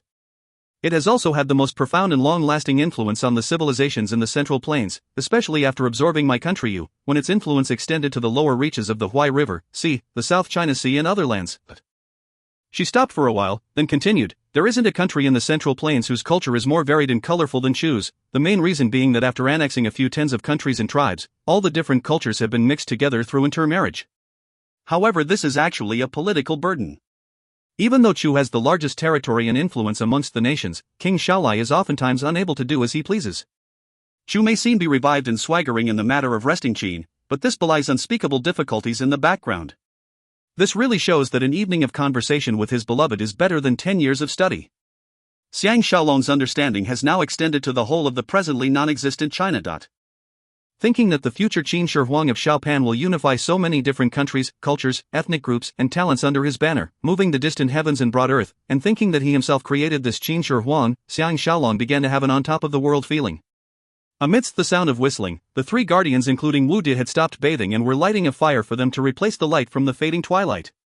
The two ladies jumped up happily. Wu Di looked like someone born again, with a radiant glowing face, able to leave with just a supporting arm. This caused Xiang Shaolong to click his tongue in surprise. The hot spring now belonged to Xiang Shaolong and his wives. Looking at the two ladies remove their coats and open their belts, Xiang Shaolong became aroused, following them into the steamy water. Climbing high and going low, uphill and downhill. After walking in the Qinling Range for 5 days, everyone finally realized that they were lost. Even though the Qinling Range presented a majestic and mysterious mountain scene, they had lost the desire to enjoy themselves. This was especially so with wild wolves howling near and far, as if they were continuously spying on the party, causing them to sleep uneasily.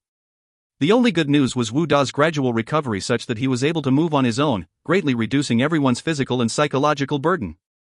Xiang Shaolong has a lot of experience in route marching and is able to navigate using the sun, moon, and stars. Heading southeast, he calmed down a little, knowing that the day they crossed the Qinling Mountains, they would be somewhere on the Chu border. Over the next 2 days, after losing another 2 warhorses to the ravines, the terrain began to slope downwards with the climate getting warmer. They can no longer see the soul-freezing ancient glacier. The treetops were now also free of snow, improving everyone's mood. That night, they set up camp on a tableland beside a mountain. After dinner, everyone except the assigned sentries hid in their tents. With no incidents on the mountain, Xiang Shaolong relaxed and took to the two ladies like fish to water, feeling not the least bit lonesome. While Ji Yanran is romantic and passionate when alone with Xiang Shaolong, she is very aloof in front of his other wives and maids, much less when living in the same room. Nonetheless, under the exceptional circumstances, and also because she had grown closer to Zhao Ji, she released herself to enjoy the proximity of being wrapped in a tent, treating Xiang Shaolong to amorous pleasures. While they were about to sleep in each other's arms, Zhao Ji remarked, "Why is the wolf pack howling especially ferociously tonight?" Xiang Shaolong turned his ear and listened carefully, realizing that the wolves' howling was concentrated below the slope to the south. While this raised his curiosity, leaving the warm sleeping pad and the touch of his beautiful wives in the tent was too much to ask. Laughing, he replied, "Maybe it's because they know that the two smoothest, most tender-fleshed and tasty women hidden here are about to leave them, so they decided to organize a sending-off party." The two ladies took the opportunity to be petulant and bunched up with him, putting up all kinds of X-rated scenes. While they were at their busiest, a human shout was heard amidst the wolves' howls, causing a burst of frantic movement. Xiang Shaolong jumped up and hurriedly rushed out while urging both ladies to remain in the tent. The two ladies wanted to follow, but regretted they were powerless and hence remained obediently. As Xiang Shaolong threw himself out of the tent, all the men had also emerged from their tents. Xiang Shaolong instructed all except 5 men to remain guarding the camp. Clutching a torch, together with his 5 most capable men, Jing Shan, Jing Qi, Wu Guang, Wu Yan and Wu Shu, he rushed towards the sound of the human voice. After climbing over a mountaintop, everyone readied their crossbows and went down the long slope together. The wretched bugle of the howling wolves became clearer, indicating that the wolf pack was about to attack their target.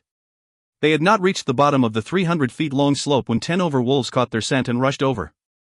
Rushing at full speed, it seemed as if more than 10 sets of electric bulbs were coming at them. The ghastly sets of white teeth and flaming green eyes horrified them. 6 crossbow bolts were released. 6 of the wild wolves were hit and fell into the valley at the bottom of the slope with a miserable hiss. The remaining 10 wolves fearlessly rushed them. There wasn't enough time to reload the crossbows. Everyone drew their swords and dashed headlong into the wolf pack.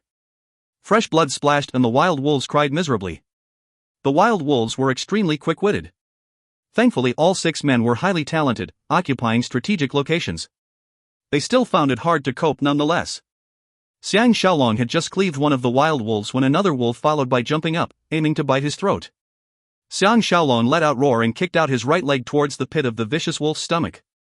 The alert wolf responded by lowering its head and biting his boot. Thankfully, his sword was able to circle to the wolf's eyes, prompting the wolf to hiss and retreat. However, there were 2 fresh tooth marks on his boot, showing the sharpness of the wolf's teeth. Jing Shan and Jing Qi were both accustomed to hunting and understood the situation best.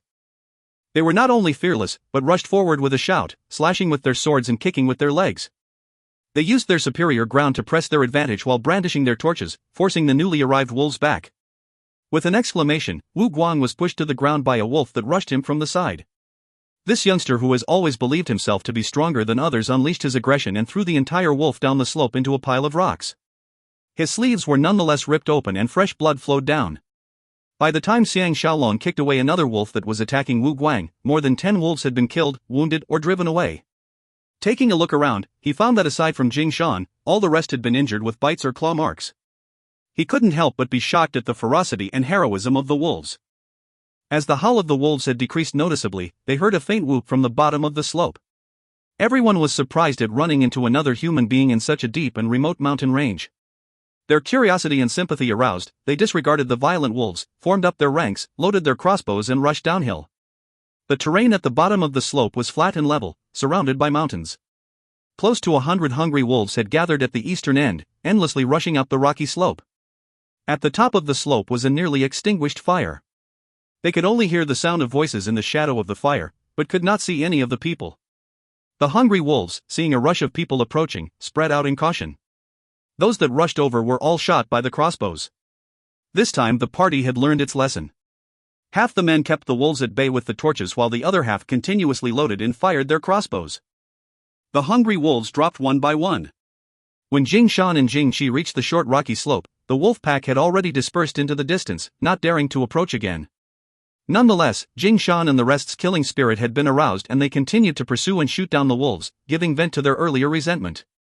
Xiang Shaolong knew that the wolf pack was now afraid, and so let down his guard. Facing upwards, he shouted, "Who was the friend up there? Is anyone injured?" One person appeared at the top of the slope, fist in palm, replying, "Many thanks to all the heroes' assistance and kindness. 3 of us have been bitten by the wolves, but we are not in any danger. As long as we can gather dry wood to keep our fire burning, we can survive till dawn." Xiang Shaolong perceived that his speech was formal and proper, yet appeared to be evasive and cautious, hence he did not request to be allowed to go up for a meeting. Thinking that this was nothing unusual, he loudly shouted, "Since this is the case, we will chase the wolves away. Elder brother may come down and fell some trees to keep the fire going." He then paid his compliments and proceeded to pursue the wolf pack. If you find any errors, ads pop-up, ads redirect, broken links, non-standard content, etc., please let us know. Report chapter so we can fix it as soon as possible. Volume 15 Chapter 8. Book 15 Chapter 08 Joining Company and Journeying Together. As the morning broke the next day, the 2 ladies rose early and emerged from the tent. Xiang Shaolong was exhausted from the hard work of killing and repelling wolves all night, so he slept until noon before crawling out of bed. While he was still washing his face and combing his hair, a guest arrived. This person had a dignified face and large ears, appearing formidable. He was dressed in a warrior's outfit, displaying outstanding skill that must have been the result of a lifetime's training. His left arm was bound up, evidence of the last night's battle with the wolves. When he found out that Xiang Shaolong was the leader, the man hurried forward and said, "Your humble servant is Zhuang Kong. What is the hero's honorable name?" I was criticized by my madam for not asking after benefactor's name last night. I have come to apologize humbly this morning. Xiang Shaolong saw that, as before, he still hadn't revealed his status and origins, but at least he now knew there were womenfolk in his company. He was astounded, and said, "Elder brother, since you do not wish to reveal your status and origins, why come up to ask after ours? Why don't we treat each other as strangers who met by chance, and go our separate ways?" Zhuangkong did not expect Xiang Shaolong to be so direct as to point out the deliberate concealment of his origins and felt embarrassed. He was nonetheless an extraordinary person also, and shamefully said, "Benefactor is right to rebuke me. Regretfully, I am under strict orders from my madam not to freely reveal her identity. However, since I have met Benefactor, I am delighted. Would Benefactor be willing to allow your humble servant to ask madam for instructions? I will see Benefactor again." At this point Ji Yanran and Zhao Ji emerged from the forest hand in hand and returned to the camp. Zhuangkong stared at them in a daze, obviously not believing that he would get to see such unmatched beauties in such a place. Xiang Shaolong laughed, "This matter can be avoided. We have pressing matters at hand and need to leave immediately. Let's leave it at that. Here's wishing brother Zhuang and your madam a smooth journey." Zhuangkong was shocked, withdrew his gaze and earnestly asked, "Is Benefactor going through the Chu border?" Ji Yanran, the two ladies saw Shaolong talking to him and could guess what was happening. They stood to one side and listened attentively. Xiang Shaolong stared blankly. "Isn't this the route to Hanzhong County? It should still be Qin's territory." Zhuangkong was startled and pointed out, "I'm afraid Benefactor has lost his way. These are the spines of the Qinling mountain range. To reach Hanzhong and Nanyang counties, you need to skirt Chu's border for 5 days even if you have the correct directions. Your humble servant has traversed the route twice and am definitely not mistaken." Xiang Shaolong couldn't help cursing Dubai in his heart. He would have caught up to Teng Yi 10 days ago if he had not been compelled by Dubai's men to abandon his route. He has instead ended up in this accursed place. Thinking about the hard journey behind, he did not have the courage to turn back. He had better continue towards the Chu border before thinking about how to meet up with Tang Yi. He signed, "Are you guys going towards Chu too?" Zhuangkong replied, "Indeed so. If Hero does not mind, let us join company and journey together. It is good to have people to talk to along the way." Xiang Shaolong guessed that the other party must have been frightened by the pack of wolves the night before. After muttering to himself for a while, he asked, "How big is your party?" Zhuangkong replied, "Aside from the madam, there are 5 women and 1 child, and including your humble servant, 15 servants." Xiang Shaolong thought about all the wrong turns and wasted miles he would have had to walk if he did not have Zhuangkong as a guide. He also figured that if they parted ways immediately after leaving the Qinling Mountains, his party would not be overly burdened. He finally nodded his head in agreement.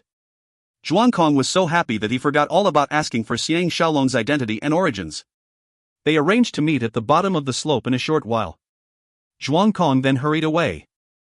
Ji Yanran smiled and drew near, saying, "From this guy's style of clothing and accent, we can be sure that he is a Chu nobleman. Hubby had better be careful." Xiang Shaolong said, "For the time being, I shall be known as Xiang Ran. You will be my first wife and Ji will be the second. This trip to Chu is for business. Even if they do not believe us, it will be difficult for them to discern the truth." By the time Xiang Shaolong's party had decamped and led the horses down the hill, Zhuangkong's group of 15 men, 5 women and 1 child had already assembled and were waiting respectfully. There were a few wounded amongst the 15 servants, 2 of whom had wolf claw marks on their necks and faces, causing trepidation to onlookers. On inspection, besides Zhuangkong, there were at most 2 others who could barely be classified as experts. Most of the women were wearing cloaks and had their faces covered with muslin veils. Even though one could see a vague outline of their faces, it was indistinct. The 2 women who did not cover their faces were as thick and solid as bulls, and while they could not be regarded as ugly, were exceedingly plain. The other 3 women all had graceful postures, and one could tell that they were noble women from a single glance. Under the semi-transparent muslin, they exuded a sort of hazy and mysterious yet beautiful charm. One of the women was especially tall. She also appeared to be the eldest, aging just above 30. From appearances, she had to be Zhuangkong's madam.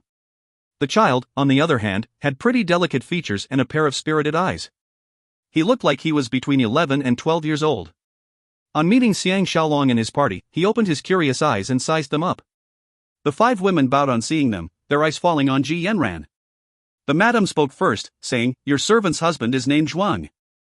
Your servant will not forget Hero's assistance and benevolence last night even when old, but does not yet know the Hero's honorable name. Please enlighten so that your servant can engrave it in the heart and mind." Xiang Shaolong arrived in front of her and returned the courtesy. He laughed, saying, "My humble self is named Xiang Ran. These two are my wives. I'm on this trip to try my luck in Chu. Looking to see if I can obtain some high-quality gold. Didn't think that we would lose our way.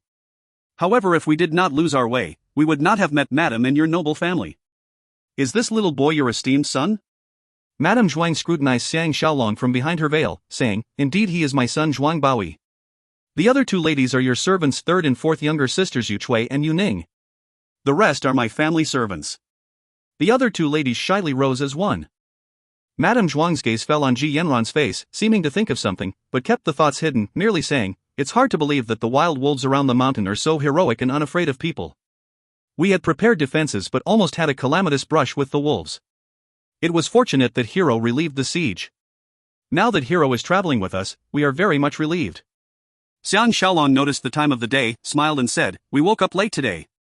We should set off immediately."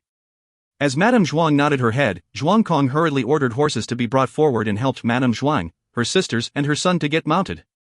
Even though he was still young, this Zhuang Baoyi was as stable as Mount Taishan on horseback, without any fear. Everyone then started to descend the mountain. Zhuang Kong was indeed not bragging. He really knew the route well, saving Xiang Shaolong's party much time and effort. Nonetheless, the three ladies and child required guides to lead their horses, hence they progressed slowly. This was unavoidable after all. The two parties did not make conversation on the road. Only that Zhuang Kong kept pointing out the directions and the landmarks en route, causing Xiang Shaolong to have the pleasurable feeling of being in a tour group. When they encamped at night, Madame Zhuang's party retreated to their tents to eat their dinner, presenting even less of a chance for conversation. They proceeded like this for 5 days, until they set eyes on the Chu border. That night, they encamped to rest as usual. Xiang Shaolong and Ji Yanran, his two wives, together with the guardians, surrounded the campfire roasting the hunted game and engaging in cheerful banter. Zhuang Kong and his party stayed at the other end of the camp eating their dry rations, having declined Xiang Shaolong's courtesy invitation. The full moon in the middle of the sky cast a golden hue on the surrounding mountainous landscape. The snowy peaks in the distance shimmered mysteriously. In time they heard the howl of the wolves, and couldn't help but feel that the tranquil and placid mountain and fields were nonetheless surrounded by danger. To lighten her husband's burden, Zhao Ji pointed out, "After we cross 2 more mountains, we will step into the plains." "Isn't it exciting? I wished it was morning already." Ji Yanran sidled up to Xiang Shaolong and softly said, "The other party is nervous." Xiang Shaolong looked over to Zhuang Kong's party. Sure enough, while they remained silent, they were a little fidgety. He nodded his head in agreement, but could think of anything else to say. Since the other party already refused to divulge anything, it was useless to ask. Moreover, once they reached the Chu border, they would be too busy with their own business to worry about somebody else's. At this point, a burst of howling appeared nearby.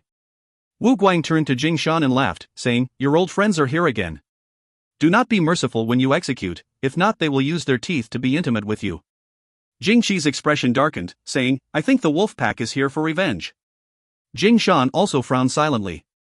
Wu Yan was puzzled, asking, "Do you really think that wolves are like humans, able to hold grudges?" Jing Qi replied, "There is nothing fantastic about this. Horses have their nature, recognizing their masters. Wolves have their nature, knowing their enemies. What's so strange about this?" Zhao Ji is the least courageous, and worriedly said, "In that case you guys should quickly think of a way to deal with them." Xiang Shaolong is also alarmed because even though they have camped on a platform beside a cliff, the other 3 sides were slopes with dense trees. If a few tens or a few hundreds of the wolves were to break through, it would be no laughing matter. If only he had a heavy machine gun. Wu Shu, who was the wisest and most cool-headed of the guardians, smiled saying, "We do not dare to disobey Second Madame's command." "Could we nonetheless fill our stomachs to regain our energy before going to work?" Zhao Ji pouted and complained to Xiang Shaolong, "Wu Shu, this little kid is trying to play punk with moi. Ji never said that he could not eat." Xiang Shaolong laughed out loud saying, "That sheep's leg is going to be burnt soon, quickly take it down and put it on the plate. As long as my 2 wives have something to eat, all will be forgiven." Ji Yanran playfully said, "Is Ji a glutton? You have maligned her so. I want to seek justice on her behalf." They passed the time like that. After dinner, Jing Shan and the rest went to deploy animal traps in good spirits, seeming only to fear that the wolves would not come, causing everyone to be happy and in good humor. Ji Yanran, the 2 ladies, also joined in the fun. Ironically, it was Xiang Shaolong who managed to steal some free time. He sat in front of the fire staring blankly and lost in thought. Past events and the future, likes and dislikes all flitted through his mind.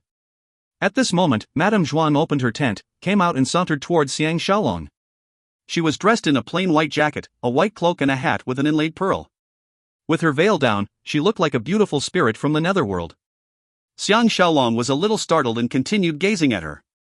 Only when she arrived at his side, greeted him and sat down did he open his mouth to ask, "Is Madame Zhuang unable to sleep?" But since she was close enough for him to smell her breath and since she was under the glare of the fire, the veil was no longer effective. He saw that the silhouette of her face was elegant, graceful, and beautiful. Though her beauty was not as soul-shaking as Qin Shing's, she was a still rare beauty. Her bright and intelligent eyes, reflecting the bright and flickering bonfire, gazed at Xiang Shaolong. She suddenly sighed faintly, "My heart is troubled, so how can I fall asleep?" After all this while, this is the first time that Xiang Shaolong has talked to her up close. It was a new sensation for him. He nodded and said, "Madame does not need to reveal her matters to my humble self." Madame Zhuang noticed that he was looking at her face intently and softly asked, "Is Hero able to see your servant's appearance?" Xiang Shaolong was slightly embarrassed and said, "At this angle and under the light, I can more or less see a little." In his heart, he felt that these words carried a hint of romance intent. Was she trying to seduce him to do something for her? This Madame Zhuang reminded him of Lady Pingyuan and Empress Jing in that they were all mature and older beauties. They were no longer as pure as young maidens but were instead extremely practical. They knew how to use themselves and their beauty to accomplish their objectives. Madame Zhuang lowered her head and continued saying, "Is Hero really on this trip to Chu to look for gold?" Xiang Shaolong did not expect her to be so perceptive and direct. He did not dare hesitate, and replied, "Men die for wealth, birds die for food. If not for gold, why would I weary myself with the long and difficult journey?" Madame Zhuang pondered these two wise sentences, "Men die for wealth, birds die for food," silently for a good while before raising her head again to say, "Hero Xiang's words are poetic and meaningful. Definitely an extraordinary man. Moreover, your two elegant and beautiful wives are second to none, and not one person in your household is not an expert. Should I believe that you are bustling all over for something as trivial as wealth?" Xiang Shaolong refused to admit it, replied, "How can gold be a trivial matter? Madame must be joking." From behind her veil, Madame Zhuang stared at him without blinking and said unhurriedly, "Since this is the case, as long as Hero Xiang escorts us to Yunnan, I will thank Hero with 1,000 taels of gold. Your servant is prepared to swear a fell oath, and will definitely keep her word." Xiang Shaolong was shocked, recalling Ji Yanran's discourse about how Chu was thwarted in its eastern invasion and was compelled to expand southwestwards. The protagonist was one great General Zhuang, who shared the same family name as Madame Zhuang's husband. Later, when Chu's power waned, that Zhuang together with the vassal states attempted to take over the throne. Could it be that Zhuang was the king of Yunnan? After recovering from his shock, he said unenthusiastically, "Is Madame related to the king of Yunnan in some way?" Madame Zhuang softly replied, "The former king is my father-in-law." Xiang Shaolong figured that this was another fight for the throne, and another royal tragedy. He lost the mood to listen further. He gasped, "Madame's suggestion is indeed tempting, but this 1,000 taels of gold is too difficult to earn. Moreover, I am not willing to endanger my two lovely wives who are only on this trip for sightseeing. Please forgive me, for the heart is willing but the body is weak." Madame Zhuang also signed, and gently said, "Xiang Shaolong has the backing of the Wu family, how can he be interested in 1,000 taels of gold?" Xiang Shaolong laughed bitterly, "So you already knew who I was, yet toyed with me deliberately." Madame Zhuang giggled, "A person of your appearance and body shape cannot be found amongst 10,000 men. The talented Lady Ji is even more difficult to pass off. You are both so famous all over, your servant finds it strange that Mr. Xiang thought he could fool all of us." Again she smiled and said, "If you were some common man, your servant might have used her body to buy your favor, but I know that this would not be effective on you. Why don't we openly strike a mutually profitable deal instead?" Xiang Shaolong had an uneasy feeling. This Madame Zhuang did not only have Lady Pingyuan and Empress Jing's qualities, she also had Jiaya's smartness that was not afraid of opposition, causing him to be provoked. He took a deep breath, collected his mind, and said, "Honestly, I do not know what you can use to trade with me, but..." Madame Zhuang had a card up her sleeves, said, "This trip to Chu, is Mr. Xiang after Li Yuan or Tian Dan? If it's the latter, I do not fear that you will refuse to deal with me." Xiang Shaolong was momentarily stunned and tongue-tied. He knew that although many people knew about his plan to attack Tian Dan, it was limited to a small circle of people in the royal family and the military in Xianyang. How did this Madame Zhuang know this secret? Madame Zhuang softly said, "If Mr. Xiang knew that Lady Huayang is my aunt, he would not be so surprised." Xiang Shaolong took a deep breath and said, "Did Madame come from Xianyang?" Madame Zhuang refused to answer, and said, "Could Mr. please tell me whether this trip is due to Tian Dan? If the answer is not, then your servant does not have the necessary means to do business with Mr.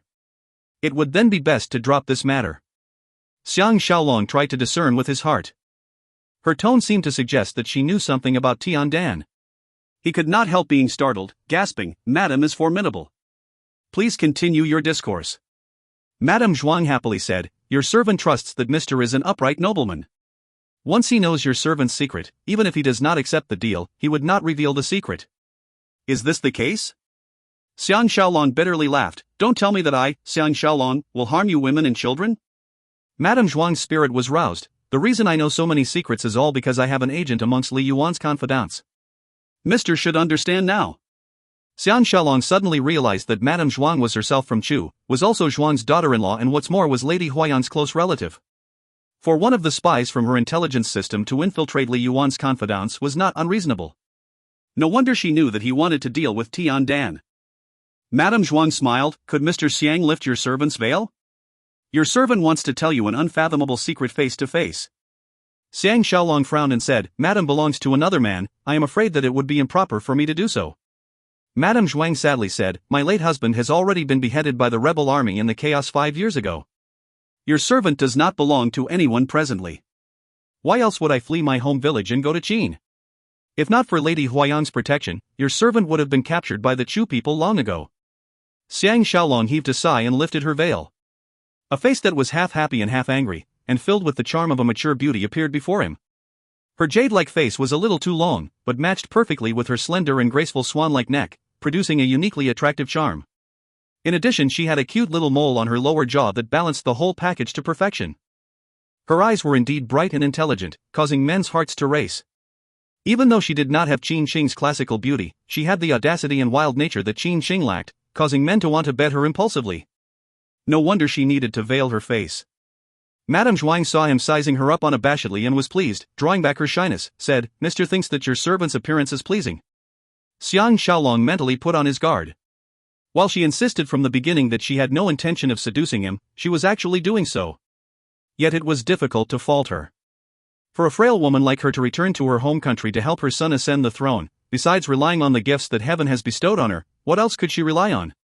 One could imagine from the time she left her country till today how many times she had used her beautiful body to barter for help from men. He couldn't help but sigh again. Madame does not need to lower herself. You have not yet revealed the big secret. A look of amazement flitted across Madame Zhuang's eyes. She softly said, "Only till now do I understand why even the widow Qing finds it difficult to restrain herself with Mr. A person's words reveals his inner cultivation. From Mr.'s restrained words, I can tell that Mr. is extraordinary." Xiang Shaolong silently admitted his shame, forced a bitter laugh and said, "Returning to one's country is a serious matter, Madame had better not fall for me. You might cause trouble to yourself." Madame Zhuang covered her mouth in an enchanting smile, saying, "You have confidence in yourself. Why should you be afraid of other people's admiration? Even to the point of warning us off, AI. Nobody will believe that in this world there really exists a man like you who is afraid of women's affections, but..." The more Xiang Shaolong interacts with this Madame Zhuang, the more he is enticed by her. At this moment, he realized that Zhuang Kong and his party had gone to the slopes to help out, leaving the two of them single man and woman alone at the space outside the tents. Secretly alarmed, he turned serious and said, "Your servant is listening intently." Madame Zhuang restrained her smile and softly said, "Tian has already returned to the Chu capital Shouchun." Xiang Shaolong shook uncontrollably. "What?" Madame Zhuang leisurely explained, "As Tian has enemies everywhere both inside and outside of Chu, he has an identical stand-in that follows him everywhere. Once he realized that you were not willing to let him go, he hid himself amongst Li Yuan's troops and departed. The person you saw thereafter was his stand-in." Xiang Shaolong was covered in cold sweat. No wonder Tian kept such a low profile during the hunt and tried his best to avoid attending the public events. To think this was the reason. He knew he was short by one move in this game of chess and could not defeat the old fox. He needed to notify Tang Yi and Sui Luan immediately to prevent them from being wiped out by a Chu counterattack. Once he thought about this, he lost the mood for anything else. He has now failed completely and needs to write his name backwards. Suddenly Madame Zhuang's face seemed to get bigger. While he was still in a daze, Madame Zhuang approached and kissed him lightly on the lips before sitting back, saying, "As long as you help me return to my country, I will help you kill Tian." Xiang Shaolong woodenly said, "You are powerless to defend yourself, how can you help me?" Madame Zhuang solemnly said, "This villain Li Ling is able to murder his master and betray his country only because of King Shaolai's support in the background. Now that King Shaolai is dead, there are many people in Shouchun and Yunnan who support us. Circumstances have changed entirely. If not, how would I dare to return to Chu?" Xiang Shaolong recovered from his shock and said, "Did you also obtain the news of King Shaolai's death from Li Yuan?" Madame Zhuang replied, "Of course not. Our family's roots in Chu are deep. Zhuang Kong came to us from the faraway Chu precisely to inform us and to bring us back." Xiang Shaolong almost lost his voice, said, "What? King Shaolai is really dead?" Madame Zhuang looked at him uncomprehendingly. Xiang Shaolong could not stop shuddering. It was hard to believe that his scheme had accidentally helped Li Yuan rush back in time to seize power. Otherwise Li Yuan would still be in Xianyang. This matter was so strange as to exceed everyone's expectations. After taking a deep breath, he said with resolve, "If I can kill Tian, I will use all my strength to help your son take hold of the throne. If you find any errors, ads pop up, ads redirect, broken links, non-standard content, etc. please let us know. Report chapter so we can fix it as soon as possible." Volume 15 Chapter 9. Book 15 Chapter 09, Setting Sail on the River Huai. All their original plans have turned out to be based on wishful thinking and have been messed up. The wolves never came that night. After some discussion, Ji Yanran also figured that Madame Zhuang should not be lying. This was because Tian Dan's performance during the hunt really was abnormal. Besides, with Tian Dan's farsighted thinking, he would not have surrendered the initiative so passively that he required Lu Bui's protection. In the grand scheme of things, Tian Dan would not have believed that Lu Bui could kill Xiang Shaolong, although Lu Bui was almost successful. That is why Dan Chu's returning troops would have made the necessary arrangements to support him, even counterattacking by laying traps for any tailing enemies. It was nonetheless unlikely that they knew of the existence of Su Ilwan's troops in waiting in ambush. Finally, Xiang Shaolong decided to dispatch 2 guardians, the recently recovered Wu De and Dan Quan, from Pu Bu and Lu Chao's unit, to use fast horses to intercept Teng Yi. They were to advise Teng Yi to change his whole battle plan into delaying Tian Dan's troops but not attacking. This will delay Tian Dan's return to Qi, giving them more opportunities to kill him. As the Lu Shi brothers and Dan Chu are not at Tian Dan's side, Tian Dan's defensive web is now at its weakest. Early the next morning, before they decamped, Madame Zhuang led her 2 sisters over to discuss the details of Shouchuan City. They had all removed their veils. Yu Chui and Yu Ning turned out to be outstandingly beautiful sisters, but they were still half a step below the uniquely charming Madame Zhuang. Madame Zhuang smiled and said, "They are indeed my younger sisters, just that they are not my blood sisters but belong to the Zhuang family." She then warmly greeted Ji Yanran the 2 women and expressed her admiration before turning back to the main topic, mentioning, "Li Yuan has no lack of underlings who recognize Mr. Xiang. The talented Lady Ji is an even more renowned personality in Shouchuan. Therefore we need to rely on some disguises to fool the Chu people." Xiang Shaolong caressed his cheek and jaw, saying, "I can grow a full beard and restrict my movements to the night. That way I can avoid the eyes and ears of people." Madame Zhuang said, "Avoiding people is not difficult. The problem is that if we cannot move about freely, it will be even harder to find an opportunity to kill Tian Dan." Fortunately, these 2 sisters of mine are most familiar with the techniques to change appearances. They can play some tricks with Mr. Xiang's face. Unless you come face to face with familiar people, you should be able to deceive anyone. Ji Yanran said, "What identity should he use when meeting people?" Madame Zhuang said, "You can act as my brother Wan Ruiguang. Because he was seriously injured during the mutiny, he escaped out of Chu's borders, but never recovered and passed away 3 months ago. There should not be anyone in Shouchuan who recognizes him." While she spoke normally, everyone could detect an unappeasable hatred and enmity in her voice. Zhao Ji sorrowfully pointed out, "As Madame returns to Yunnan to deal with the enemy, how confident is she?" Madame Zhuang replied nonchalantly, "Originally I did not have half a hope. But since I had my back to the wall, I had no choice but to take advantage of Chu's period of weakness and return with my son to fight a life and death battle with the thief. But now that I have Xiang Shaolong, I have every confidence of success." Xiang Shaolong forced a smile and said, "Madame thinks too highly of me."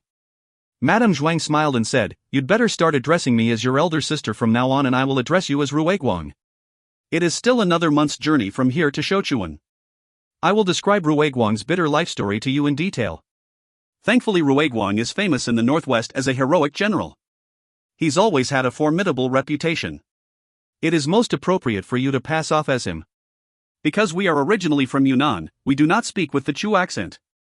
As long as you study diligently, we should be able to fool the Chu people." Xiang Shaolong mused that the last time he disguised himself as Dong Horse fanatic, while this time he is playing the heroic general Wan Ruiguang. It would be so thrilling if he could fool Tiandan again. Ji Yanran, being the most attentive to detail, asked, "What identity is Madame Zhuang using to enter the Chu capital this time?" Madame Zhuang said, "I have a good friend in Lord Chuanshan's house by the name of Wang. In those days, as King Shaolai feared our Yunnan's growth to become the hegemon of the southeast, he forced Li Ling to conspire with the Yilang people to overthrow the Zhuang family. In one night, close to 10,000 of the Zhuang clan was murdered. Lord Chunshan tried to prevent this, but could not prevail over King Shaolai. If he had not sent people to assist us, we could have forgotten about escaping from Chu's borders. That is why on this trip we should first visit Lord Chuanshan's home." Xiang Shaolong and Yanran exchanged a glance and let go of their worries. Now that King Shaolai is dead, Chu was going to become a battleground between Lord Chunshan and Li Yuan. To someone like Madame Zhuang who was close to Lord Chunshan, killing Li Yuan's associate Tiandan is naturally no big deal. Xiang Shaolong's spirit rose, saying, "Good. Let us leave." Zhao Ji was displeased, saying, "Madame has yet to say how Sister Yanran and I should disguise ourselves." Xiang Shaolong laughed, "Of course it is to be me, Wan Ruiguang's lovely wives. Covering your faces with thicker veils will solve all the problems." All along, before a strong Qin arose, amongst all the states, Chu was in the south with no enemies nearby. That is why regardless of the physical security or the economy, they have had safety and stability where the other states hadn't. In addition, the soil in the south was fertile. Surrounding Lake Dongting were endless tracts of fertile land waiting to be developed by the Chu people. This caused the Chu people to be rich and worry-free. At their peak, Chu possessed all the territories from Yuan and Xiang rivers in the south to Ying and Xi in the north, and from Ba and Shu in the west to the Tan City and the river Huai in the east. Treating Ying and Ru as ditches and Jiang and Han as ponds, as flat as Zhenglin, as continuous as Fangcheng. By the time the Warring States period began, they had almost unified the entire south, becoming the largest and most powerful state. Besides swallowing numerous smaller countries, they had also expanded into large tracts of land belonging to the non-Han barbarians in the east, south and southwest, subjecting these lands and peoples to Chu's culture and civilization. Just as Ji Yanran had analyzed nonetheless, to govern so many ethnic groups and such a vast expanse of land required a powerful and competent government. It was a pity that after King Zidao and King Xian, Chu had never had a competent ruler again. In addition, with King Huai dying destitute in Qin, the central authorities lost their power while the regional powers rose up. King Xiaolia's subsequent instigation of the mutiny in Yunnan reduced central control even further. In the end, he did not manage to change anything, merely changing the name of the Yunnan king from Zhuang to Li, that's all. Now that King Shaolai has passed away, internal strife has appeared once again. And due to the freak combination of factors, Xiang Shaolong is compelled to join this game.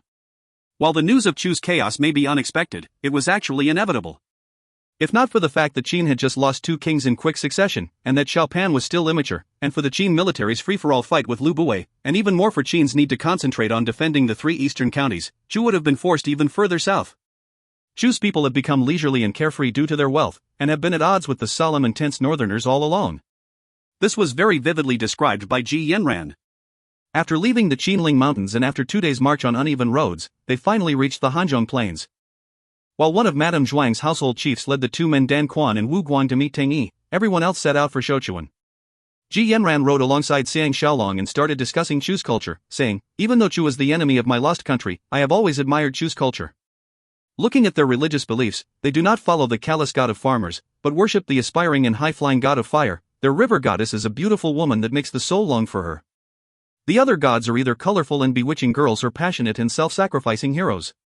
Even more, the songs of Chu are full of euphemism and rhetoric, melancholic yet beautiful, leaving one with lingering emotions." Xiang Shaolong became a little jealous, said, "But I've never found any trace of such beautiful things on Li Yuan." Ji Yanran laughed delicately and rolled her eyes, but could not help smiling, said, "He wasn't trying to woo you, why would he want to show you his literary talent?" Exhaling her breath of magical air, she smugly but joyfully said, "It's good that hubby rarely speaks with such jealousy." At this moment, Madame Zhuang sent someone to ask them to fall back, and taking advantage of the uneventful journey, to teach them the local accent. Xiang Shaolong and his party could only bear with it and took instructions.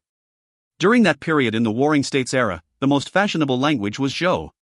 All the different states' royalty and anyone with any amount of status used this language to communicate. Nonetheless, due to differences in the regions, the Zhou language was always mixed with local dialects and slangs. That is why one could guess a person's origins just from his speech. Of the warring states, the most alike were Zhao, Wei, and Han. This was because these 3 states were splintered from the former Jin state. Because Qin's culture was shallow, and also because of its proximity to the 3 Jin states, the Qin accent and slang was similar to the three states. The most distinctive state was actually Chu. Up to today, Chu's people have been ridiculed as the southern barbarians, and their difference in choice of words is even greater. That is why it is important for Xiang Shaolong's party to swallow this little bit of pain to learn the Yunnan variant of the Chu language. Chu's locus of influence centered on the vast regions on the Yangtze River's two banks and the vast Lake Dongting, stretching south. Sichuan is north of the Yangtze River on the west bank of the River Huai. This is more than 1,000 miles east of the old capital Ing, which was originally situated on the northwest corner of Lake Dongting. Although this allowed the capital to be safely removed from Qin, it demonstrated a lack of fighting spirit on the part of the Chu people.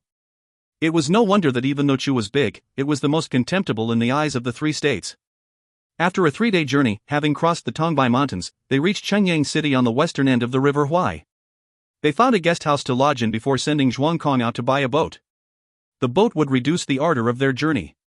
Since they had to adopt high-ranking identities to enter the city, the current governor Xushan sent staff to pay an official call right after they had let down their luggage and stabled their horses.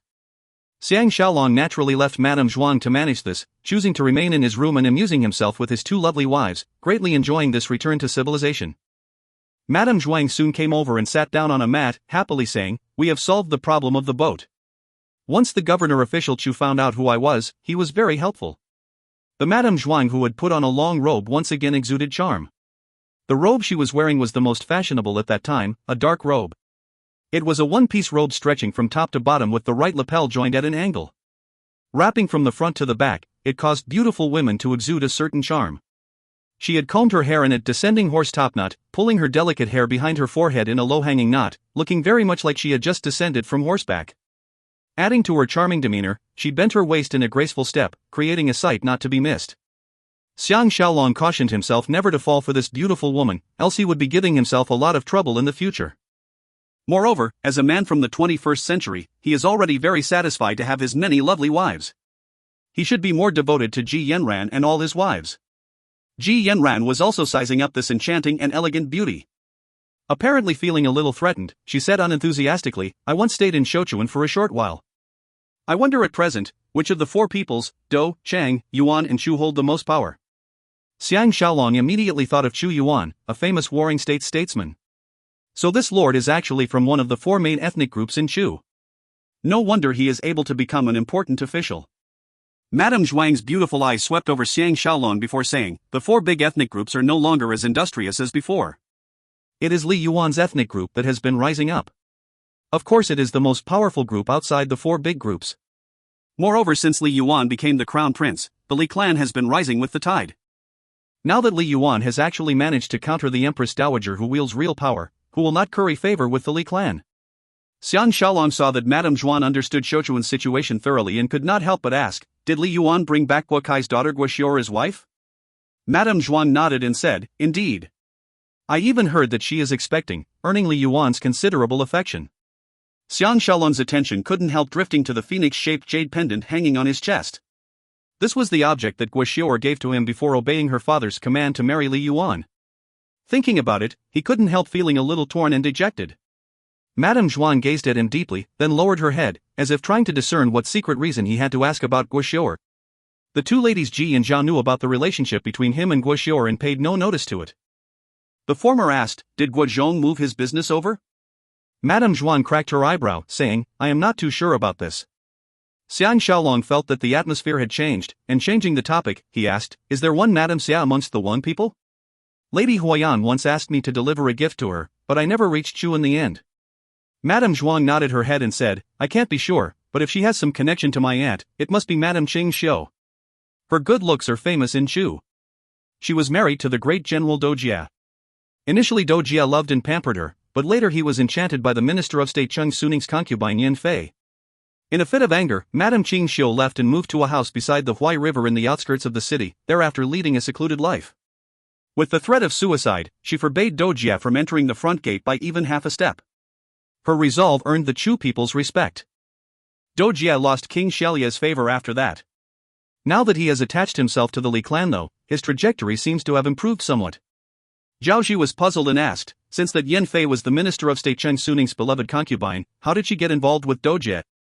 Madame Zhuang contemptuously replied, "Of all people this Cheng Suning spineless. Dou Jie was an important military official. With just a hinted request from Dou Jie, he obediently offered up Yan Fei. As our Zhuang family returns, the greatest obstacle to us is the group of people led by Li Yuan. This is because Li Ling is precisely Li Yuan's older paternal cousin and fellow clan member. Xiang Shaolong couldn't help feeling excited, but before he could open his mouth, Wu Yan knocked on the door seeking an audience. As he entered, he had a serious look on his face, saying, "Something is not right. Just now we detected a suspicious person in the vicinity investigating us." Later, when official Chu Shen left, he hid in a carriage with another suspicious person on the streets outside and had a long discussion. Afterwards, all those suspicious people withdrew. Madame Zhuang's expression did not change as she listened. Xiang Shaolong was able to smile unhurriedly and said, "Looks like they intend to deal with us while we are on the boat. As long as they bore a hole in the boat and sink us, their men can murder your son in the water. Our plan to return to your country is about to fail. We must think this through carefully." Madame Zhuang said, "What should we do then? The boatmen and helmsmen are all their people." Ji Yanran wittily said, "As long as we can leave Chongyang, we can have the boat without the people. We'll see what Chu Shen is able to do to us then." At dawn, the official Chu Shen came personally to send them off. 3 sails were masted on the large boat. They set sail following the current. There were 30 boatmen on the boat, all valiant and strong. On the surface they looked respectful, but one could tell that they had malicious intent.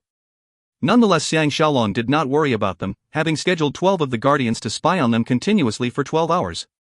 They spent their time alternately learning Chu with the Yunnan flavor and taking the chance to rest. All this to allow them to reach Tiandan as quickly as possible once they reached Shouchuan, and then to quickly leave after. He was not too worried that his real identity will be revealed. This is because Tiandan and Li Yuan and their associates were all high officials. Even if he, being a general who had lost his home, deliberately sought an appointment with them, it would be difficult to get an opportunity. That is why the odds of bumping into them accidentally are tiny. The only difficulty is how to obtain Tiandan's whereabouts. The scenery of the south is not much different from that of the northwest, picturesque and mesmerizing. It is the time between spring and summer and the boat is sailing freely. The distant forests of Pingshan divided on the left and right. In the middle of the peaceful landscape, the crystal-clear waters of the river flowed in a torrent. As they followed the river down, they frequently saw fishing boats fishing in the middle of the river. It was hard to associate this scene with the endless ferocious battles of the Warring States era. Over the meandering river, as they negotiated each bend, a different scene appeared before them, preventing them from being bored. As there were outsiders present, the 2 ladies Ji and Zhao wore caps which covered their faces, adding to their yearning, mysterious beauty. Those malicious boatmen kept eyeing their silky bosoms and curvy buttocks, evidently harboring lewd intentions on the women, in addition to murder. It is not clear whether it was because of Chu's forced relocation, but of the cultural differences between Chu and the 3 Jin states plus Qin, the most obvious was that in Chu when married women left the house, they would put on all kinds of veils, being unaffected by the inconvenience and obstruction. Besides putting on a cap and a veil, they also used a handkerchief to cover their bund-up hair. They then lengthened these once again to cover their faces. These are invariably thinly spread and made of muslin. The texture is frivolous and once it is put on the face, it gives the wearer mysterious aura with its translucence, adding to the wearer's fascination and attractiveness. If beauties like Yanran and Zhaoji put these on, they would become exceedingly beautiful, causing Xiang Shaolong to wish for night to come so that he could see more. After the last few days, Xiang Shaolong has grown an inch-long beard, not only changing his appearance, but also increasing his imposing aura. It was very common for people in that era to leave beards, with scholars and officials sporting especially long beards, but with military leaders leaving short ones, therefore bare-faced men were instead uncommon. As Xiang Shaolong was enjoying the beautiful scenery with his 2 women at the front of the boat, Zhuang Kong came over to his side and said in a low voice, "Before we reach the upper reaches of Qixi County, there is a stretch where the water is rapid and deep, with dangerous interlinking shoals and precipices. It is the best place for those thieves to make their move." Xiang Shaolong said in a low voice, "When will we reach that point?" Zhuang Kong replied, "We should reach there after dark." After Zhuang Kong left, Xiang Shaolong faced the river inside. Zhao Ji was instantly surprised and said, "Is hubby worrying over these few petty thieves?" Xiang Shaolong forced a smile and said, "They may be petty thieves, but they have ruined my grand plans to carouse on the couch with my 2 lovely wives tonight. How can I not let out a sign of resentment?" The 2 ladies laughed excitedly, looking unspeakably captivating. If you find any errors, ads pop up, ads redirect, broken links, non-standard content, etc., please let us know. Report chapter so we can fix it as soon as possible. Volume 15 Chapter 10. Book 15 Chapter 10. Another sudden change. The evening brought sudden showers which lasted half the night. Though the rain lightened eventually, an unending sheet of water covered the ground, and the sky was covered by thick dark clouds, creating a heavy dreary atmosphere. Xiang Shaolong together with his two lovely wives, Madame Zhuang, Yotsue and Yuning, and the child Zhuang Baoyi were all in the cabin sharing a meal. This is the first time the two parties have shared a meal together since they met, demonstrating that they have grown a little bit closer. Zhuang Baoyi periodically looked at Xiang Shaolong with earnest admiration. Ji Yanran favored the child the most and couldn't help but ask, "What is the little master thinking of?" Zhuang Baoyi blushed instantly and lowered his head, replying, "Baoyi hopes to be Mr. Xiang's disciple, to learn the sword." Madame Zhuang and Yotsue Yuning, the two women, smiled and silently awaited Xiang Shaolong's response. Xiang Shaolong could not bear to hurt a little child's feelings, not to mention that his circumstances were desperate. He smiled and said, "Are you able to endure hardship?" Zhuang Baoyi puffed up his little chest boldly and said, "Baoyi is most able to endure suffering. If you do not believe me, you may ask my mother." Madame Zhuang exultantly said, "If he is able to learn from the #1 swordsman west of Qin and the master of the king of Qin, this woman will be grateful to tears." Baoyi, quickly go pay your respects and offer the formal rites. Baoyi immediately raised his clasped hands in the formal rite before sitting down again. The atmosphere had turned even friendlier. Xiang Shaolong knew that his spiritual and mental responsibility to the Zhuang family has now increased by 3 parts. Recalling that even if Zhuang Baoyi is able to ascend the Yunnan throne, he cannot escape his other disciple Xiao Pan's destruction of his country. He did not know whether to be happy or sad. Madame Zhuang kept glancing at him with her charming eyes. The other two ladies Yotsue and Yuning also ogled at him occasionally. Thankfully they were noble women, else their looks would have been even more seductive and their words more suggestive. Xiang Shaolong did not mind responding, but it was more important to honor Ji and Xiao, the two lovely wives, so he was careful that his bearing and words did not overstep his boundaries. Hence, while the meal appeared exciting, only he was aware of his difficulties. At this moment, Wu Guang rushed in and whispered into Xiang Shaolong's ear, "We found chiseling tools and a large jar of flammable oil at the bottom of the boat. It seems that this pack of sons of B's wish to sink the boat and set fire to it at the same time, attacking us from both angles." Madame Zhuang and the rest quietly listened to the exchange between Xiang Shaolong and Wu Guang. Xiang Shaolong asked, "Did you manage to listen in on their conversations?" Under Xiang Shaolong's planning, they had been equipped with all kinds of original eavesdropping devices, like the so-named next-door ear, which was a copper cylinder shaped like a horn. This can be placed on a wall to amplify sounds from the other side, allowing one to listen in secretly. Wu Guang indiscriminately said, "Of course we heard. Even their sounds of taking a dump and taking a leak cannot escape us." The women all blushed at those words. Zhao Ji was annoyed and said, "Little Guang, can you please restrain yourself a little?" Xiang Shaolong laughed and said, "Quick, say it out." Wu Guang first apologized to Zhao Ji, then said, "Their leader is called Cheng Shi, and he is the relative of the Minister of State Cheng Suning's relative." From their tone of voice, it seems that they already knew Madame and her party would be heading for Shouchu in these few days, and have deliberately waited here patiently for an entire month, seeking to murder everyone. Hey, I also feel like saying the same to them. As Madame Zhuang heard this, her expression changed slightly, but she lowered her head and remained silent. Xiang Shaolong asked, "Is there anything else? Did they mention when they would make their move?" Wu Guang joyfully said, "Of course not. But they were not able to hide from us experts that they had prepared sedatives and mixed it in the water. Once they have drugged us, they would rape all the women, then scuttle the boat while setting fire at the same time." As Madame Zhuang, the 3 women heard the sensitive word rape, even their eyelids turned red. This time even Ji Yanran scolded, "Wu Guang, your mouth is really dirty, and you are extremely lacking in manners." Zhao Ji was actually worried about something else and asked, "Is there anything wrong with the water we are drinking now?" Wu Guang replied, "Of course there is no problem. Water that has been drugged has a strange smell/taste that needs to be masked by tea. Later if they bring a pot of tea over to entertain Madam, you definitely mustn't drink it." Wu Guang's vulgar humor reminded Xiang Shaolong of Wu Guo's refined humor, and even more couldn't help thinking of Zhaoya. Has Wu Guo been able to bring Zhaoya safely to Xianyang? This beauty has suffered greatly. Amidst the laughter and scolding, Wu Guang was chased away by Zhao Ji. Ji Yanran apologized to Madame Zhuang and the rest for Wu Guang's vulgar words. Madame Zhuang did not mind, and even said, "People like little brother Guang are authentic. Your servant has met many people who are sanctimonious and verbally full of benevolence, but have been secretly harmed by them without even knowing what it was all about." Ji Yanran said, "Madame's present trip back to Chu should have been a secret. How did Cheng Suning hear about this, such that he even sent men here to plot against you?" Madame Zhuang said in distress, "Nowadays I am unable to fathom who my enemies really are." At this moment, someone did indeed knock on the door. This person kneeled down and said, Your servant has specially come to offer Qingyang's speciality, soothing tea. The flavor may be a bit odd, but once you've drunk it you'll be relaxed and unafraid of the wind and the waves. It is a special offering from the governor official Chu to Madam and the young master. Madame Zhuang pretended to be elated and accepted the gift. After the person had left, Xiang Shaolong leaned over to Zhao Zi's delicate ear and said, "Those people are really cooperative. We will have unbridled enjoyment tonight." Zhao Zi could not imagine that Xiang Shaolong would say such naughty things to her in such a public setting and blushed instantly. As she saw their loving exchange, Madame Zhuang's originally bright and sparkling eyes started to tear. Before the battle has started, she has already lost. As Xiang Shaolong and the rest pretended faint from drinking the drug tea, the pack of scoundrels finally revealed their ferocious faces. Using silent and lightning-quick moves, the guardians knocked them down, subdued them and tied the lot of them up. The boat has landed in their hands. Xiang Shaolong followed Madame Zhuang up on deck. He instructed the guardians to put the murdering scoundrels in a row and proceeded to interrogate them. The two banks of the river are shrouded in darkness.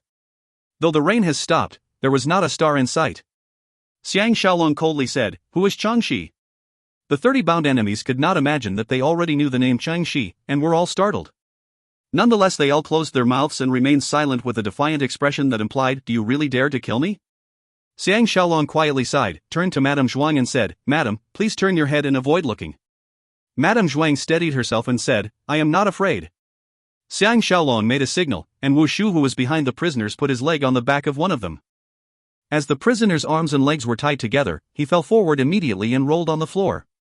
From Xiang Shaolong's side, Jingshan rushed over and put his foot on the prisoner's back, drawing his long sword with a chang sound.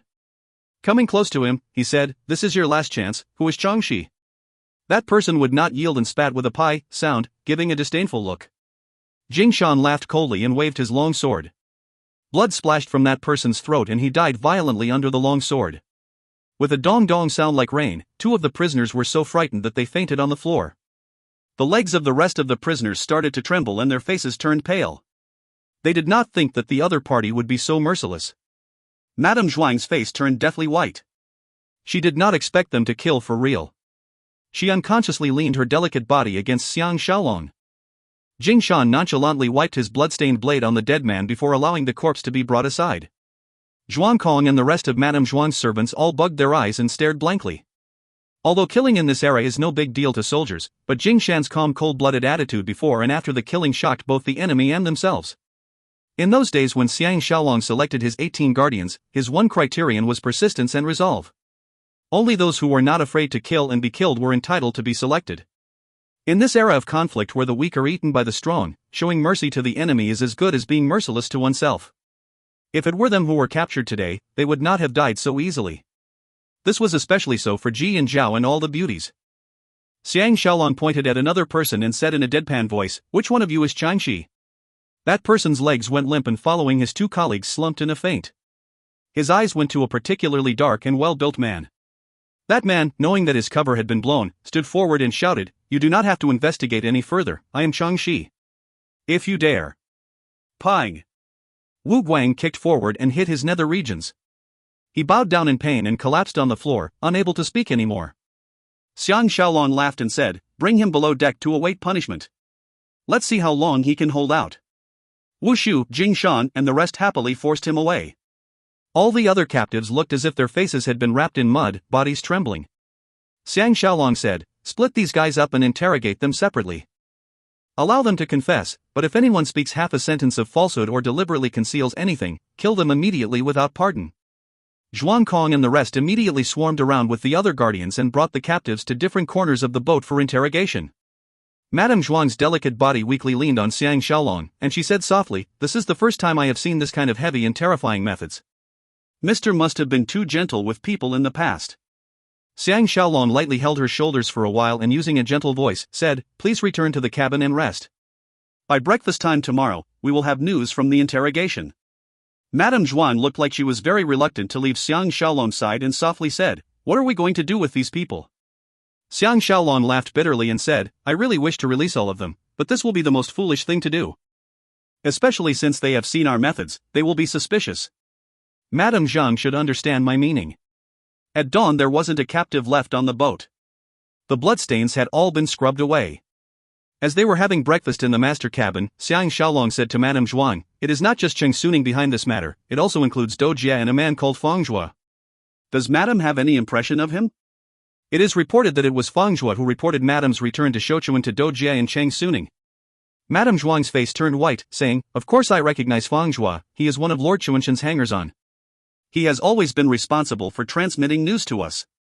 He has unexpectedly betrayed us. Yotsue said in a trembling voice, "Could Lord Chunshan be the mastermind behind the plot?" Madame Zhuang shook her head determinedly and said, "Lord Chunshan definitely will not do such a thing, much less if Baoyi is able to regain the throne, it will bring him hundreds of benefits and not one drawback. Even more, he is not this kind of base and despicable person." Looks like Fang Zhua has been bought by Cheng Suning. Ji Yanran asked, "Why does Cheng Suning and Do Jie want young master dead?" Madame Zhuang replied, "There are presently more than 10 vassal states within Chu's borders. Amongst them, the 4 states Yunnan, Yilan, Minshan and Xialan are the biggest and strongest. They all have more than 10,000 troops each. The king of Chu is bound to have deep misgivings about them. While he would like to abolish the vassal lords, he does not dare to act rashly, fearing that the vassal lords will band together to resist Chu. And since our Zhuang family's prestige is highest in the country, we have the standing to lead all the vassal lords. That is why we were the first group that Xiaolai needed to deal with. Nonetheless, he does not dare to do this openly, and can only conspire with the traitor Li Ling to revolt. However, the Yunnan people's hearts are with us, the Zhuang family. The other vassal lords are also vigorously supporting the restoration of the Zhuang family. If not, how would the Li clan that Li Yuan represent allow us to return to our home country?" Zhao Shi said, "Since this is the case, as Madame heads to Shouchuan on this trip, isn't it akin to sending the sheep into the lion's den?" Madame Zhuang replied, "Right now, the most of the decision-makers in Shouchuan do not follow Li Yuan, but follow Lord Chunshan. Moreover, amongst the 4 big clans, besides legless people like Do Jie and Cheng Suning who rely on the Li clan, the people are mostly dissatisfied with Li Ling as king of Yunnan. Even Li Yuan does not dare to support Li Ling openly. In fact, the reason your servants' party is heading for Shouchuan first is to formally request the Chu court to censure the illegal conduct of the traitorous Li Ling. This is because my deceased husband's family friend Wang is precisely one of the Chu court's policymakers." Xiang Shaolong was secretly gleeful and said, "This is the best. I think Li Yuan must definitely try to delay matters. This is because if it is revealed that he had a hand in Li Ling's betrayal, all the vassal lords will realize their danger and seek to secede. Especially so, if we meet any unexpected misfortune, everyone will know who did it. That is when everything is revealed to the heavens, we will be safest." Yuning let out a giggle, and delicately laughed. Mr. Xiang's choice of words is very odd. What unexpected misfortune and revealed to the heavens? Nonetheless, having heard these words, the description fits very well. Of course, Xiang Shaolong is aware of this problem, and obscured the issue by saying, "We should be able to relax a little these few days." Madame Zhuang laughed. "No, it is actually time for you to put on your disguise." Xiang Shaolong sat in from a dressing table in the cabin looking at the mirror's reflection. His nose detected the fragrance of Yotsue and Yuning's body and clothes, feeling as if he had entered a nation of fragrances. Yotsue affectionately pressed on both his broad shoulders and knelt behind looking over his left shoulder, also looking at the reflection, saying, "Older sister did not exaggerate the skill that we 2 sisters once learned from Chu's #1 makeup artist Miss Sulu. We can turn any beautiful face ugly and any ugly face beautiful." Xiang Shaolong felt her bosom pressing generously on his back. He was unable to endure it, yet was too embarrassed to ask her to move back, and to be honest, he really enjoyed it. He said, "But I am a man." Yuning, who was on the other side working with a few makeup kits, said, "Chu's men love to make up. We used to do makeup for the great king every day." After she said that, her expression turned gloomy. She must have remembered her late husband. Yotsue then said, "There are 2 kinds of face powder. One kind is made from ground rice grains infused with perfume. The other kind is pasty face resin called lead powder. The latter is longer lasting. As long as we apply it once per day, we can guarantee that no one will recognize you." Xiang Shaolong secretly realized, no wonder the Chinese word for makeup comprises of the words meaning rice, and meaning separate. It turns out that in this era, makeup is made from rice. He replied, "Has nobody ever met Wan Ruiguang?" The more Yotsue looks at Xiang Shaolong, the more she was attracted to him, almost pasting her face on his cheek, her charming eyes like silk, said, "Wan Ruiguang is from Yunnan, belonging to a clan from South Yunnan. Older sister is South Yunnan's #1 beauty. She once followed our late father to Shouchuan to meet the Chu king. Before escaping to Qin, Wan Ruiguang had never set foot out of South Yunnan. Even Li Ling has never met him. It is difficult to find one person in Shouchuan who recognizes him. Xiang Shaolong reflected, no wonder the Yunnan people gave the Zhuang family so much support. It was because they used system of marriage. It need not be said that Zhuang wives all had the status of being the local clan leader's daughters. No wonder the Chu people were so fearful of Zhuang Baoi's return to Yunnan. Yuning then came in front of Xiang Shaolong and carefully examined his face. Xiang Shaolong said, "It is 3 more days to Shochuan, do the 2 madams really need to start work now?" Yuning rolled her charming eyes once and said angrily, "We need to experiment to find out which method is best to change your appearance. We might even have to come up with a special formula. A few days might not even be enough." The Yotsue at his backside into his ear and with a "any" sound she asked, "Doesn't uncle like to be waited upon by us sisters? We know the techniques of Chinese massage and know best how to serve men." Once she has finished speaking, she began to knead his shoulder muscles. That is undeniably a very pleasurable experience. Moreover, she is definitely an expert at this. Xiang Shaolong could not help laughing and groaning. Yuning flashed her charming sister an annoyed look, then raised a small cup with a glue-like white substance and started to stir it with a pestle. She said, "Your skin is relatively dark. Your servant will make it look like you have not been in the sun for a long time. This will allay people's suspicion." She then carefully applied the lead powder on his face. It was very cool and refreshing, plus she was using her delicate finger to massage it on, so for a moment, Xiang Shaolong forgot where he was. Yotsue, who was at his back, deliberated with her younger sister. "I think it is best to use some rouge to make his lip color lighter and to make his eyebrows coarser. Then dye his beard and hair would be most appropriate." Xiang Shaolong jumped in surprise, saying, "What if I can't return to my original appearance? Wouldn't that be terrible?" Yotsue laughed until her whole body collapsed onto his back and panted, saying, "What a vain man! You only have to use a special lotion to wash it, guaranteed everything will disappear." But Xiang Shaolong nervously looked at the person that was gradually materializing in the mirror and said, "If I become some gaudily made-up guy, you can forget about me appearing outdoors in broad daylight." The 2 ladies laughed until they had to bend down. Yuning took the opportunity to bury her head in his chest. Yotsue then said, "The highest form of makeup is to cause people to think that there is no makeup. If you do not believe, take a look at us, an elder sister."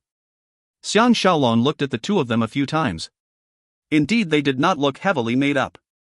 He then put his mind at ease, wholeheartedly enjoying the 2 delicious women's service. After Yuning had completed his facial makeup, she began to draw on his eyebrows and emotionally said, "Of the men that my sisters and I have met, Mr. Xiang is the nobleman who observes the most propriety. But do you know that your 2 servant sisters are perfectly happy to wait upon Sir Xiang?"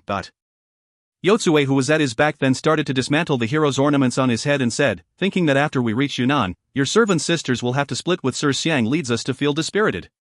But thinking about the love that our late father gave to us, your servant sisters' gain and losses count as nothing." Xiang Shaolong did not think that they would reveal their feelings openly and felt a little moved. If they had not met him, Madame Zhuang's entire party would no doubt have been killed, and even more, the women would have had to suffer insult. The 3 ladies are nonetheless returning to Chu on behalf of their late husbands without a second thought. Such real self-sacrificing valor calls for one's veneration. As he was wondering how to answer them, Madame Zhuang came in with the company of Zhao Ji to have a look at him. Zhao Ji almost couldn't recognize her husband.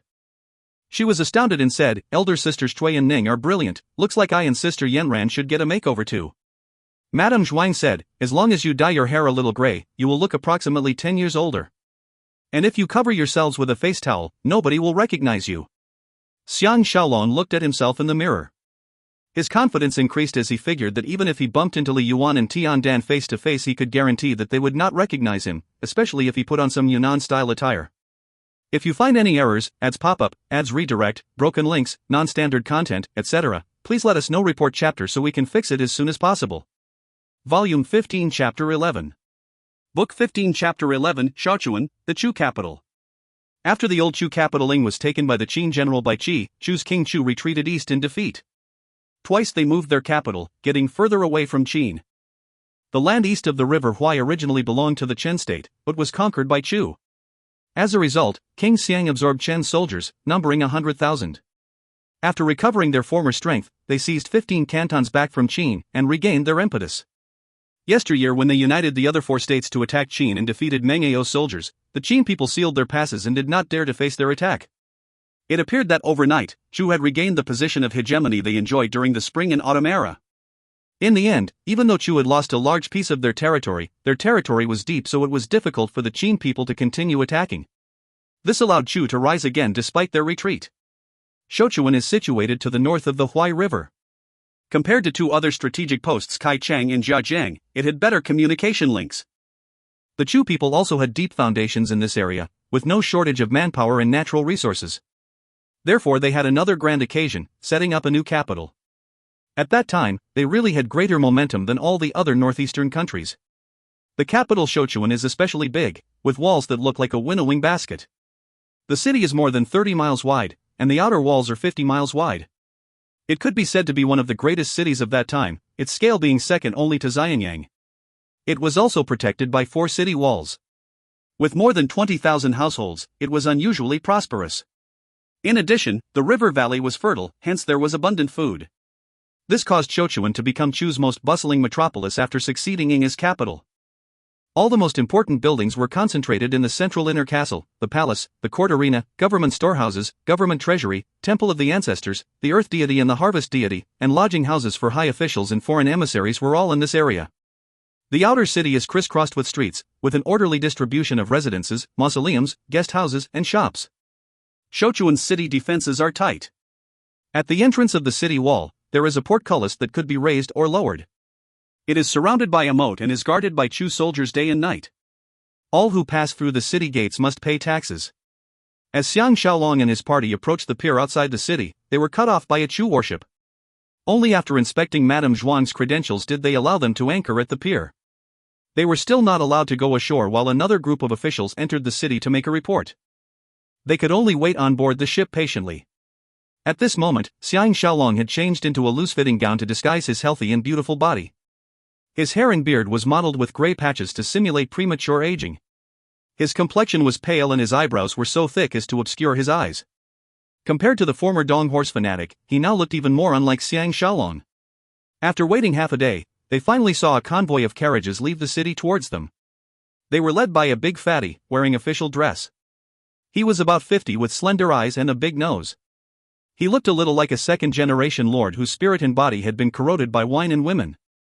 Madame Zhuang was waiting respectfully on board the ship, and spoke quietly to Xiang Shaolong who was beside her. "That fatty is Lord Chunchen Huangxia." Xiang Shaolong's heart took a turn. In the beginning he still thought it was some kind of lackey from Huangxia's house. How was he to know that it was Huangxia himself? Amongst the 4 princes of the Warring States era, Xiang Shaolong has only met Prince Xinling.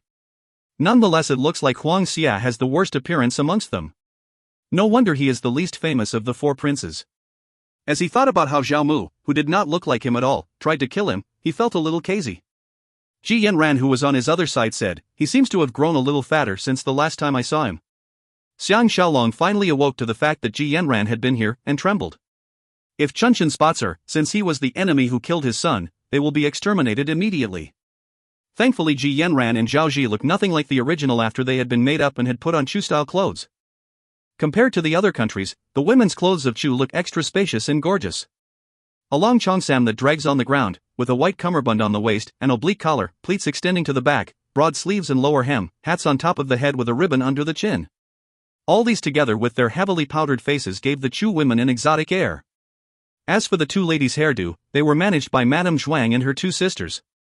The fringes were neatly combed and the hair braided from the temples and pulled behind the head and the neck, forming 2 knots at the top of the head. Just with this change of hairstyle, Xiang Shaolong failed to recognize them in a moment of confusion, much less with the slightly grizzled hair which caused them to look older by 20 years. The 5 ladies' Chu-style dresses were differentiated by their colors: vermilion, purplish red, firefly gold, plain green and natural indigo. In addition, there was embroidery with dragons, phoenix, birds and other motifs accompanied by twigs and branches, leaves and grass, flowers and plants, and geometric lines. The compositions were unique and vivid. This was a good illustration of the Chu people's rich imagination, colorful mythology, and culture. Men's clothes were relatively plain. The robes were long with uncovered legs. With a right overlapping lapel that intersects with the collar and wide loose sleeves, a tight cuff, with lines from the robe to the cuff, relying on deep black, white and other colors to emphasize the design. The most eye-catching was the cummerbund, with different contrasting and alternating colors mixed together. All the guardians changed into the uniform of Chu warriors. Jacket over the waist, crimp-legged trousers, boots, with emblems sewn on the prominent places. Their hairstyles were all changed and they were all wearing Chu hats. They looked fairly interesting. At this moment, Lord Chunchen arrived at the shore, made a signal to the men and invited them on shore. Madame Zhuang, assisted by the two stout female servants, gracefully led the party ashore. Perhaps Xiang Shaolong was overly sensitive, but he saw Lord Chuanshan's narrow eyes brighten, firmly staring at her lovely waist, seeming to lust uncontrollably after the delicately beautiful Madame Zhuang, who looked like she could be broken by a light wind. Huang Xia and his men descended their horses one after another. Madame Zhuang has just paid her respects when she bitterly wailed, "The Lord needs to decide on behalf of your servant." Huang Xia immediately flailed his arms and legs and said, "Princess Wan, please do not be troubled. The government will give everything due consideration later." Next his two squinty eyes flitted over Xiang Shaolong, seeming to be wary of a still person, said, "It's an honor to finally meet Mr. Wan, and indeed he displays great talent. This lord is delighted." Xiang Shaolong understood the principle that with a famous reputation, one did not need to be timid. Even though this Lord Chunshan indulges in wine and women, the moment one sees his eyes, one is able to tell that he is deep and shrewd, completely unlike his external appearance. He promptly controlled his voice and replied in his recently acquired Yunnan-accented fashionable Zhou language of Chu, "Lord's formidable name shakes the whole earth. It should be Rui Guang who feels honored." As Huang Xia's vision flitted across Ji Yanran and the various women, Madame Zhuang stopped wailing and introduced each member of the party. Huang Xia realized that Ji Zhao the two women had entered the sunset years and did not pay them any more attention, instead sizing up Yotsue and yuning the two women spiritedly. Lastly, his vision rested on Madame Zhuang. His voice turning gentle, he said, "Princess should first come to my home and rest. We can then discuss everything else at leisure." Xiang Shaolong suddenly thought that if she had not met himself on this trip, Madame Zhuang and the two Yu sisters could only have relied on sexual entrapment. This was because given Lord Chuanshan's present display, it was clear that he was not really interested in helping them return to their country. One could make that conclusion just by seeing how he paid no attention to Zhuang Baoyi. There were a few people behind Huang Xia who looked like lackeys. The rest were all valiant warriors. Amongst the lackeys, there was one who was tall and big, with a beautiful beard that reached his chest. He had a long face with a crooked nose, extremely thin lips and two shining benevolent eyes that gave one a sense of amazement. He was carefully sizing up everyone, especially the exiled young heir apparent of Yunnan Zhuang Baoyi. Zhuang Kong, who was behind Xiang Shaolong, saw him noticing the man and said softly, "That is Fang Zhua." As Xiang Shaolong nodded faintly, Madame Zhuang's melodic voice said, "We should not bother the lord. Your servant wishes to return to Yunnan's prince's mansion." Xiang Shaolong and the rest felt a little startled, and only then did they realize that the Zhuang family had an official residence in Shouchuan. Lord Chunshan betrayed an odd expression. He gave a dry cough and said, "Can we discuss this matter after we've returned to my home?" Madame Zhuang's lovely body trembled a little. The delicate eyes behind the veil gazing at Lord Chunshan, said, "Lord, please may I know what is the matter?" Lord Chunshan sighed and said, "Since the upheaval in Yunnan, Princess and the little prince hid in Qin, the Yunnan prince's palace maids and servants have all dispersed. It was empty for a few years, but recently the left magistrate Li Chuanguan coveted the place, forced his way in and moved into the prince's mansion. Although this lord tried to negotiate with him many times, he held on to the late king's tacit promise and completely disregarded me. This lord was also exceedingly dissatisfied." Madame Zhuang's delicate body trembled severely and furiously said, "Where is heaven? The Lord must seek justice for your servant." Lord Chunshan let out a bitter smile and softly said, "Sooner or later the Lord will teach this kid a lesson, but right now the situation is delicate. It is not advisable to act rashly. Princess is travel-worn, why don't you come to my home and rest first?" Xiang Shaolong quietly called for joy. There are countless people now in Shouchuan who want to see Zhuang Baoyi dead. Nonetheless, because of the involvement of the 10 over vassal states, nobody dares to make a move. Therefore, as long as they can make a reasonable stand, they can wreak havoc. Riding on the wave, he laughed loudly and said, "I appreciate the Lord's good intentions. This time our return to Shouchuan is precisely to get some justice. If we are timid and fearful, how can we accomplish this big task of returning to our country? The Lord please return home first. We have our own plans." Lord Chunshan was startled and looked at Xiang Shaolong. Wan Ruiguang is South Yunnan's famous general and even more is the South Yunnan people's famous leader, gifted in both civil and military arts. He has a definite position in Chu. But unbelievably, he is so daring, showing clearly that he means to retake the Yunnan prince's mansion. Madame Zhuang's delicate body froze, and she almost raised her voice to stop him. Fortunately she remembered that Xiang Shaolong was an extraordinary man who possesses extraordinary methods, swallowing her words back into her stomach. Lord Chunshan was worthy to be called one of the 4 great princes in the Warring States period. After muttering irresolutely for a while, replied, "This arbitrary and absurd act by Li Chuanguan was unpleasant to many people. It is because the Li clan interceded that the vassal states sent an envoy to lodge a formal protest, just that the late king sat on the issue. If General Wan does retake the prince's mansion, nobody will dare say anything. It's just that there are many experts amongst Li Chuanwen's family commanders. It is hard to predict the outcome if a conflict arises. General Wan had better think twice, actually in Chinese it is think thrice, but I think we should use the common English phrase. It is inconvenient for this lord to participate directly. Xiang Shaolong was exultant. Since the circumstances was such, it was even more difficult to pass up this opportunity to demonstrate the Zhuang family's power and prestige. Once the common people realize that they have the ability to return to their country, because Yunnan is the chief of Chu's vassal states, even if the one holding power is Li Yuan, under the serious circumstances, he would have no choice but to help them settle this debt. He coldly shouted and said, "On the contrary, I will go, even if up against countless people." Could the lord first dispatch people to inform Li Chuanwen, saying we want the Yunnan prince's mansion returned immediately? We will use diplomacy first, then violence. This celebrated phrase from Meng Zi was something he learned in secondary school. Luckily, the present circumstances allowed him to employ it, giving his study practical application. A mysterious light shone in Lord Chuanshan's eyes and he said, "Mr. Wan is truly a towering figure. I, Huang Xia, am convinced. Come men." Fang Zhuo voluntarily stepped forward and greeted, saying, "Let your servant take care of this matter." Xiang Shaolong secretly laughed. Of course Fang Zhuo was going to tell Li Chuanwen and his experts how to give them a stiff battle. But since they had Madame Zhuang and Zhuang Baoei, these two politically sensitive figures, with them, no matter how many experts Li Chuanwen had, he would not dare to insult the widow in front of the multitudes. When it's 1-to-1, he will teach him who's boss. The Yunnan prince's mansion is in the heart of the inner castle, next to the king's palace. The entire street was filled either with guesthouses for foreign envoys or offices of the vassal states' envoys.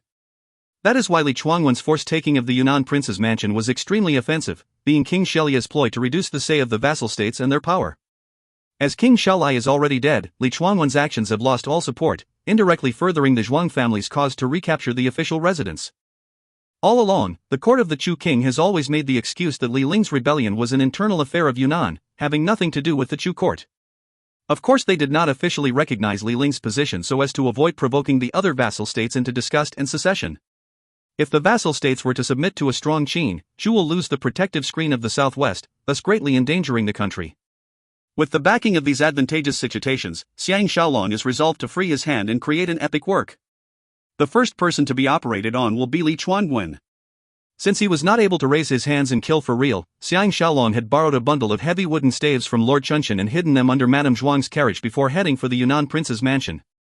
When they reached the Yunnan prince's mansion, they found the gates wide open. More than 200 warriors lined up on the field in front of the mansion. The display was indeed meant to intercept and intimidate their trivial delegation of just over 40 people, which included women and children. It is the afternoon and the streets thronged with people, with no shortage of high-ranking chancellors and ministers who live in the area, and also dignitaries from the northeastern states and vassal states here to pay their respects to the late King Shelai. Seeing this kind of warlike display, everyone gathered round the mansion to watch the spectacle. Within a short time, there gathered a multitude of people. The atmosphere was boisterous. With a solitary Xiang Shaolong at the head, the group determinedly tried to enter the Yunnan prince's mansion. There was someone on the stairs leading up to the mansion, shouting, "The approaching group, please halt." "Why are you breaking into my mansion?" Xiang Shaolong and his party orderly and slowly dismounted their horses. The opposing 200 over soldiers sealed off all their routes in a pincer movement. The main force was concentrated at the front gate of the mansion. The sign at the top of the platform had been changed into a horizontal tablet that said, "The Honorable Magistrate Li's Mansion." He laughed coldly, "Who has plundered and occupied my Yunnan prince's official residence? Report the name to me." Wan Ruwei Guang. That person, clearly being Li Chuanwen, was dressed in martial dress and looked quite powerful. It's a pity that he looked tacky and vulgar and his eyes were disproportionately small. His hands grasped his sword hilt and, laughing aloud, he said, "This is really laughable. The Yunnan king was unable to rule his country and was killed by his people 5 years ago. Where did you find this Yunnan king?" Xiang Shaolong's worries decreased even more. Even the people of the Li clan do not dare to admit brazenly that Li Ling has succeeded the throne to avoid the calamity of having all the vassal states revolt. At this moment, Madame Zhuang and the women and children are still in the carriage, being protected by the Ji and Zhao, the two women guardians, while Zhuang Kong and his party are outside guarding the carriage, allowing the rest to make their moves without worry. Xiang Shaolong's eye gave a cold flash, and he shouted loudly saying, "What audacity! The heir apparent of my house is here." Who dares claim the king of Yunnan is not here? You, the madman who has occupied the Yunnan king's residence by force, do you dare to follow me to debate this in front of the great king, to verify the state seal and official documents proving that Yunnan belongs to my family's heir apparent? Li Chuanguan smiled sardonically and said, You are the madman. Who knows if you are a confused official or a thief, manufacturing some false evidence to brag and swindle people? Quickly get lost. If not, I will break all your dog legs. The street immediately burst into an uproar. All the observers expressed dissatisfaction with Li Chuanguan's harsh and barbaric ways. It was apparent that this person was normally despotic and unreasonable, offending many and pleasing few. At this point, Xiang Shaolong deliberately exhibited a timid attitude and said, If you still do not believe me, I will personally visit the Empress Dowager to fight for some justice right now. In order for Li Chuanguan to seize power, how could he spare them? He laughed heartily and said, Do you think it is that easy for you to leave? I will first tie you up and then bring you to the Empress Dowager. Another round of heckling came from outside the mansion. Li Chuanguan was really too much. Xiang Shaolong already knew that Li Chuanguan would not let the matter drop so easily, and also knew he coveted the seal of state and other items that he mentioned just now. With a cold laugh, he made a hand signal. At this moment, the Li mansion soldiers on both sides have already started closing in on them. Wu Shu and the rest immediately drew out the long staves from the bottom of the horse carriage and quickly tossed them to all the men. Li Chuanguan finally felt that something was wrong, and gave a big shout, Attack! Xiang Shaolong, who had long been grasping his big staff, threw off his outer robe and exposed the warrior's outfit underneath. He jumped forward, leaping left and beating right. The enemy's swords were being knocked out of their hands. In the midst of miserable cries, the encircling soldiers were counterattacked by the guardians. One by one, the enemy soldiers fell in the boiling confusion. Breaking arms and legs sounded in quick succession. The thousands of spectators had the robbing the rich to give to the poor mentality and had always hated the evil Li Chuanguan, fueling the momentum of Xiang Shaolong's party. This group of enemy warriors had been cloistered and coddled all along. There was an unbridgeable gap between their battle ability and that of Xiang Shaolong and his guardians. In addition, the latter were able to exploit the heavy staves' one tactical advantage, which was their length. Even though the enemy outnumbered them more than 10 to 1, the former could not react to the swift attacks and were utterly defeated. After Xiang Shaolong and the guardians knocked down the 70-odd enemy soldiers in the field with their swifter-than-thunderbolt methods, they regrouped and attacked up the stairs towards Li Chuanguan and his remaining 100 over soldiers. Li Chuanguan could not imagine how formidable his attackers were and hysterically brandished his long sword while desperately ordering his underlings to rush forward to hinder the enemy. Xiang Shaolong was like a tiger that had been let out of its cage. He was stepping on the enemies groaning on the ground and annihilating those remaining with his staff. He even sent 2 people flying more than 10 feet before ascending the uppermost section of stairs. Wu Shu and the rest of the guardians all gave a gratifying shout, beating down every enemy soldier they ran into. All who engaged them had their legs broken, falling in all 4 directions covered in blood. More than 10 were even beaten half to death on the spot. Xiang Shaolong flew towards Li Chuanguan like wind. One by one, all the remaining enemy warriors realized their own peril and scrambled out of his way. Li Chuanguan was greatly alarmed by the situation and retreated into the inner mansion under the protection of 10 over of his household commanders. As Xiang Shaolong kicked down another person, he rushed into the main hall of the mansion, man and staff as one, moving like a tornado. Outside the mansion lay more than 100 fallen Li mansion soldiers. When Li Chuanguan finally turned around, Xiang Shaolong, Wu Shu, Wu Guang, Jing Qi and the others had already arrived like his shadow. With an imposing air like the rainbow, they beat down the panicking soldiers in front of Li Chuanguan as if they were chopping melons and dicing vegetables.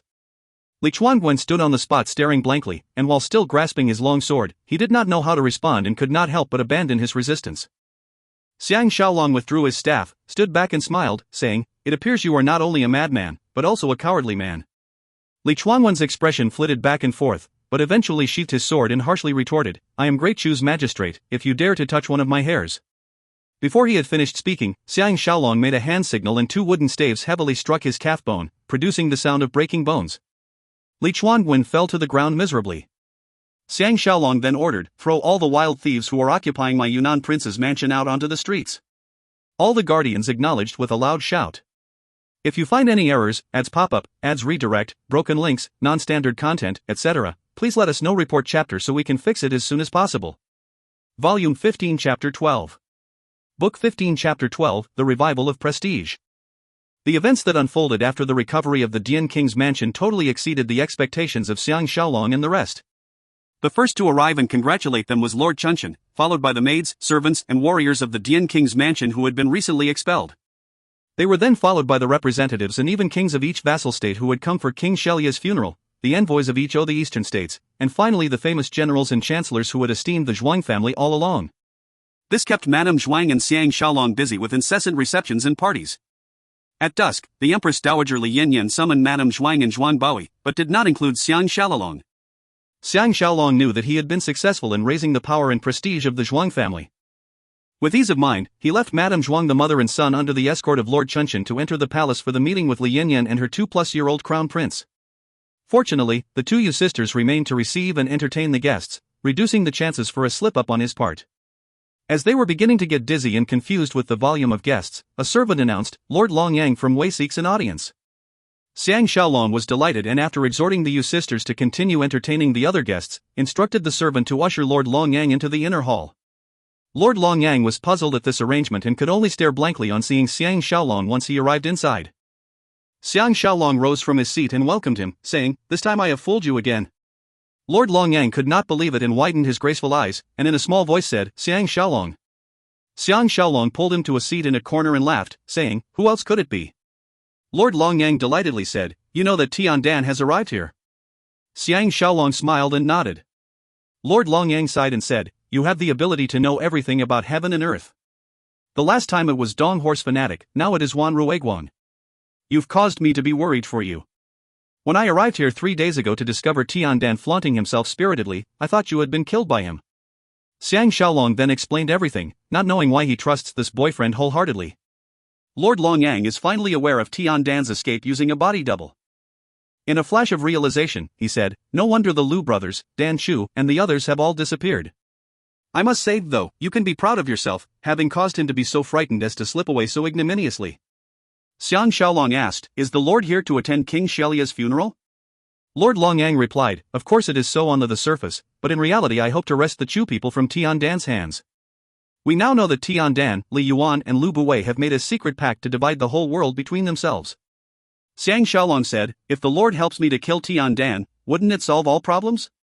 Lord Longyang thought that this was reasonable, and nodding, he said, "If you can restore the crown prince of Dian to his throne, you will teach the Chu people to think twice about having malicious intents. Though the situation is so complicated.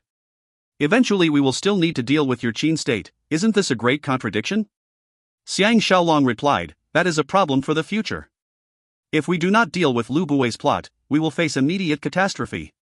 Therefore killing Tian Dan will definitely be beneficial for you and for me." Lord Longyang forced a bitter smile and said, "I am afraid that under heaven, there is only one Xiang Shaolong that I cannot refuse. Soon you will be seeing a lot of old friends too." Xiang Shaolong said, "That's got to be Han Chuang, right?" Lord Longyang said, "This person Han Chuang is not very reliable, it's better not to reveal yourself to him, else he might betray you under certain circumstances." Xiang Shaolong then asked about Zhao Ya. Lord Longyang said, "She has already followed your family members back to Xianyang. The crown prince has expended a lot of effort to do this because all along, Han Jing was not willing to let her go. Once women get jealous, they disregard the bigger picture." This was a big weight off Xiang Shaolong's mind. Following up, he asked, "Who else is here from each country?" Lord Longyang counted on his fingers and replied, "From Zhao, it is Guo Kai. This guy is now highly favored. With him messing around, I think Lian Po will soon lose his position." Xiang Shaolong knew that for him to be so certain, there must have been some affair behind in his words. He couldn't help but give a gloomy sigh, but his hands were tied. Lord Longyang continued, "From Wei, it should be Prince Dan.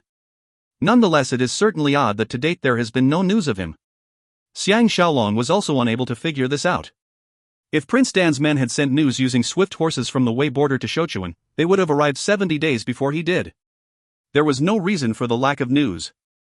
All the envoys had to make official correspondence before arriving.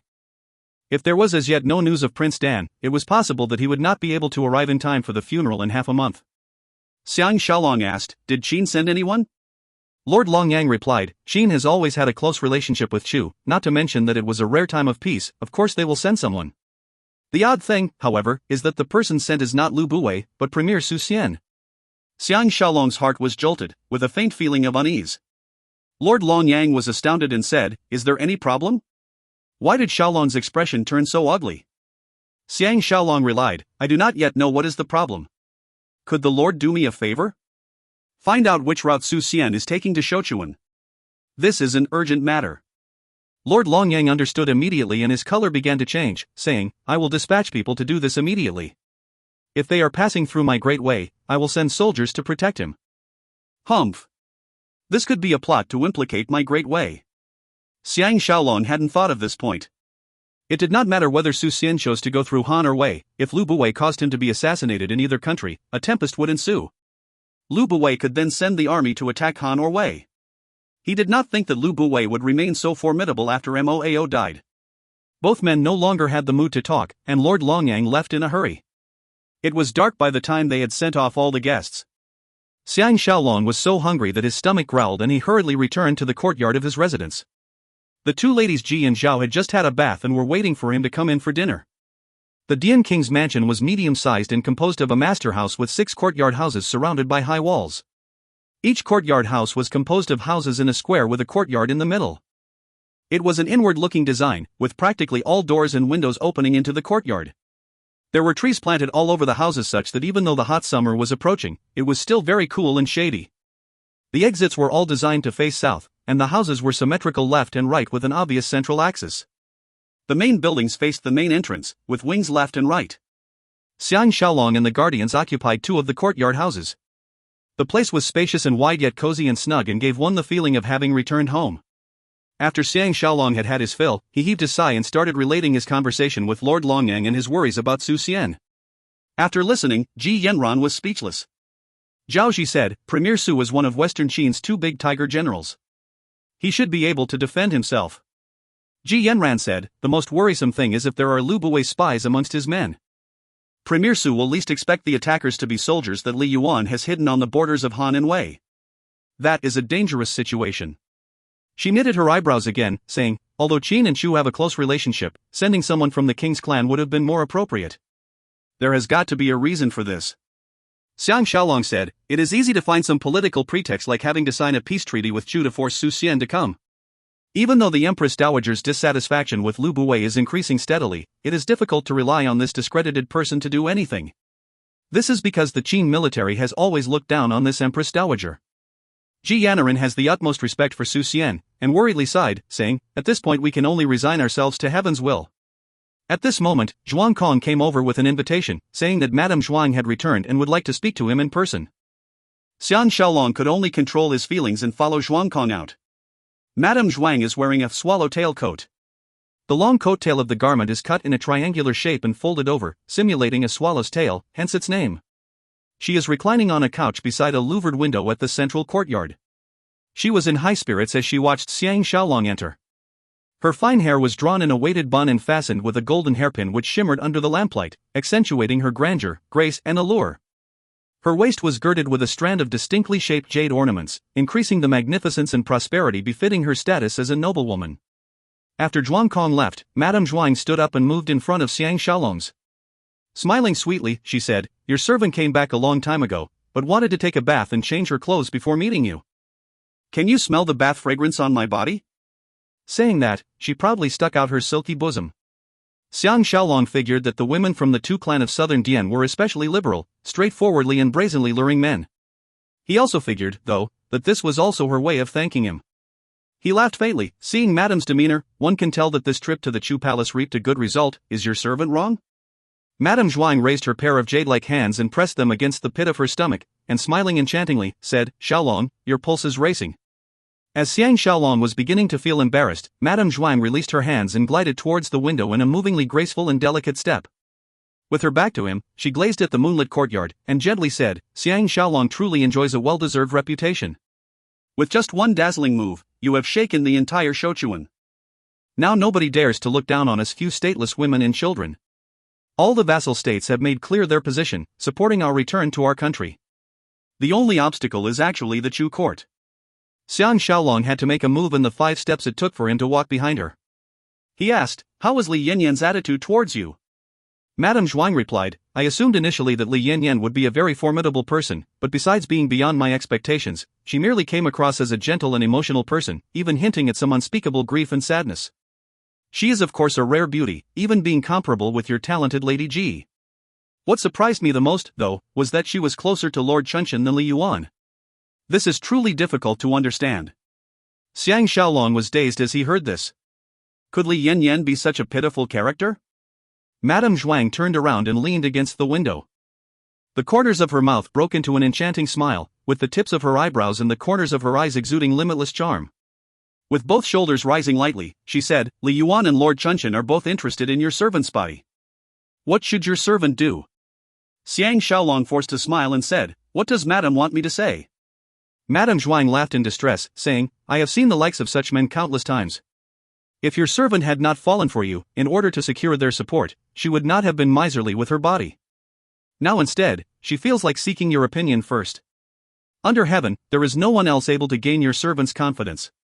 As Xiang Shaolong was considering whether she was trying to confuse him, Madame Zhuang took a step toward him and pasted her body into his bosom and embraced his waist with all her strength, her pert face buried in his broad shoulders. She moaned, Embrace me, okay? I need a big strong man to support me. He would be lying if he said he wasn't moved under such a circumstance, when such a noble, lovable and charming rarity threw herself into his arms. Xiang Shaolong could not help but embrace her firmly and caressing her well-rounded and elastic back muscles, gently said, Madame does not need to do this. Even if we do not have a physical relationship, I, Xiang Shaolong, will never break a promise. I am determined to help the young crown prince ascend the throne. Madame Zhuan looked up and smiled sweetly, saying, Do you think your servant treats you like other men? No. You are wrong. I saw you in a dream last night. AI. It's a pity that our fling of passion will have to end once my son ascends the throne. When I think of this, I can't help feeling that there is no more joy in this life. She suddenly left his embrace and pulled him to a seat beside her.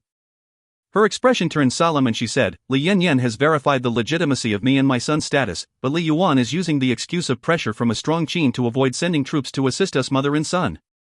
I do not know if Lord Chunshan is afraid of offending the Li clan, but he is vague and indecisive. Every other party's verbal support is just that. They are unlikely to lend substantial assistance. Our fate hence lies in Xiaolong's hands. To comfort her, Xiaolong softly said, I have a large and powerful army at the Qinshu border. At the appropriate time they can dress up as Dian people and invade the Dian capital. If I manage to kill Tiandan, though, I will need to slip away immediately, else it will be difficult for me to leave Shouchuan. At this point, the only way for Li Yuan to deal with you is to keep you under house arrest in the Chu capital. This way, he will also be able to play with your body, killing two birds with one stone. But Madame Zhuang's countenance changed, saying, I haven't considered this problem. Xiang Shaolong couldn't help hugging her shoulders, and softly said, The most critical thing for you to do now is to look like a damsel in distress. Might as well play along with Li Yuan and Lord Chunshan, pretending that you will be helpless if the Chu court does not send troops. You will be able to fool everyone this way. Madame Zhuang nibbled her lip and said, Are you suggesting that I should sacrifice my body? I was originally set on this course of action, but with you around, I no longer feel like doing it. Xiang Shaolong discerned that her feelings for him were genuine, and since he is used to philandering, couldn't help but kiss her cheek, gently saying, What is easily obtained is not treasured. You must be ambiguous with those who have designs on you, periodically leading them on and periodically resisting them. By the time their passions boil over, we would have left the Chu capital long ago. If I cannot kill Tiandan before the Chu king's funeral, I will have no choice but to give up and wholeheartedly help you return to your country. Madame Zhuang had an intoxicated expression, and said in a muffled voice, The more I interact with you, the more I realize how fearsome and formidable you are. Yet you are also a passionate and righteous hero. This is such a contradiction. Shaolong I have fallen into your hands so easily, do you despise me? Xiang Shaolong thought, I have yet to enter the room and mount the couch, how does this count as falling into my hands? Of course he could not actually say that, and so he softly said, Before the crown prince returns home, we cannot have a physical relationship. That will cause us to wallow in an ocean of lust, causing us to neglect the important matters. We must endure hardship to accomplish our ambitions. Only by working assiduously and wedding ourselves, can we succeed in this great cause? Madame Zhuang almost moaned, You have beautiful women in your house, how can that be called enduring hardship? Using this to describe me is just about right. Shaolong Woo. Xiang Shaolong gave her fragrant lips a lingering kiss, saying, If a woman is sexually satisfied, she will show it in her expression, and philandering old hands like Li Yuan and Lord Chunshan are sure to notice. It will then be hard for Madame to play her tricks with them. This is an extremely subtle matter. Madame must listen to what I say. Madame Zhuang came to her senses, straightened her body and said, Your servant understands, but please do not forget your promise. When the matter of returning to our country is accomplished, I will not let you go. Xiang Shaolong gave her another lingering kiss, then left for his own courtyard, intensely wishing for Ji Yanran the two ladies. Only they can appease the lust that this outstandingly foxy and amorous woman has stirred up in him. In this dangerous place where life and death hangs on a hair, he did not wish for anything to affect his grand plan, and that includes male-female relationships. If he is not able to kill Tian Dan in the next 15 days, he will slip away immediately and without the slightest hesitation. As important as killing Tian Dan is, it cannot compare to the lives of Ji and Zhao, the two ladies and the guardians, not to mention his family members Wu Tingfang and Xiang Baoer, and the tragic Jiaye who was bitterly awaiting him at his home. It is only now that he understands the meaning of the saying heroes have it difficult. If you find any errors, ads pop up, ads redirect, broken links, non-standard content, etc., please let us know. Report chapter so we can fix it as soon as possible. Volume 15 Chapter 13. Book 15 Chapter 13. History repeats itself. The Kangchang sound resonated without pause. Xiang Shaolong, Ji Yanran, Zhao Ji, and the guardians together with the Yu sisters watched the Dian Prince Zhuang Baoyi quite credibly exchanging sword moves with Jing Shan. Of course all the ladies were cheering for this child. Jing Shan relied on his agility, defending but not attacking. Dang! In the end, Zhuang Baoyi was still small and weak, and the sword fell on the ground as he lost his grip momentarily. He was however not discouraged and rolled on the ground, picked up his sword and continued fighting. Xiang Shaolong secretly praised him, and called for a halt to the exercise. After imparting some basic skills for him to self-drill, he approached the Yu sisters for his makeup. Ji Yanran and the rest also retreated to the inner hall to avoid being spotted for their exceptional looks. Having witnessed his godly exhibition the day before, the Yu sisters adored him even more. With furry passions rising, it was fortunate that Xiang Shaolong had just fought a great battle with Ji Yanran and Zhao Ji the previous night, and was simply willing but unable, else something might have slipped. Xiang Shaolong had undergone strict military training, so he understood that during a critical time of operations, too much licentious behavior brought mind and body much harm and little benefit. The two ladies also understood Xiang Shaolong's difficulties from Madame Zhuang, and merely hinted at him with their usual affectionate chatter. Once they had finished with the makeup, the two ladies were unwilling to let him go and compelled him to lie on the couch while they gave him a Chinese-style massage. After a few strokes, he became so comfortable and relaxed that he fell asleep. When he awoke, the two ladies were on either side massaging his feet, causing him to feel as if he was floating in the clouds. It was an out-of-this-world feeling. Yotsue laughed and said, "Did you sleep well?" Yuning then said, "Lord Longyang came to look for you. He's been waiting outside for a good 15 minutes. Xiang Shaolong was startled and sat up, saying, "Why didn't you wake me?" Yotsue then came over and helped him put his clothes on, and said with a voice as tender and soft as water, "We couldn't bear to do it. When Xiang Sir takes his bath tonight, we will give you another massage." Xiang Shaolong has gotten used to their meticulous and unfettered serving spirit, for which they even put aside all propriety between men and women. Nodding his head, he requested to get up. Yuning pulled at his sleeve and said plaintively, "Isn't Xiang Sir going to give us sisters a little reward?" Xiang Shaolong thought about how men in this era went about freely playing with beautiful women, and decided to go with the flow. Unable to resist the temptation, he gave both of them a deep kiss before stumbling out to meet Lord Longyang. Perhaps it was because he was meeting Xiang Shaolong today, this beautiful man's face had a special glow. After he had sat down, accepted some fragrant tea from a servant and taken a few sips, Lord Longyang said, "This matter with Tian Dan is particularly thorny. Tian Dan is now residing in the Chu Palace with Li Yuan as his neighbor. He is thus very well defended. In my opinion, unless we are able to know when he leaves the palace, we are unable to assassinate him." Xiang Shaolong felt a headache coming and said, "Is there any way to create a map of the imperial palace?" Lord Longyang said awkwardly, "It could be possible with a little more time, but in my opinion, Tian Dan will definitely rush back to Qi right after King Shelia's funeral." AI. Xiang Shaolong asked, "What kind of defenses does the Chu Palace have?" Lord Longyang replied, "I'm not too clear about this, but matters will be difficult even with just the moat, the high walls and the sentry post, much less with the fact that we do not know where in the palace Tian Dan is residing." Xiang Shaolong said, "All large aristocratic residences will have a secret passageway for escape." Lord Longyang interrupted, "You can stop thinking about this possibility. Even with our Wei Palace, there are people round the clock monitoring the ground for the sound of human activity. Else, wouldn't all the officials lose their lives once someone digs a tunnel into the palace?" Xiang Shaolong said, "Doesn't Tian Dan need to attend banquets? If we know when he is going to which meeting, can't we assassinate him en route?"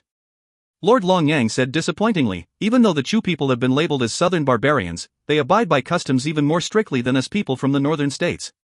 All banquets and festivities have been forbidden before the Chu king's funeral. This tactic will get you nowhere. Xiang Shaolong was extremely vexed and said, "Is there anyone at all who was able to lure Tian out of the palace?" AI.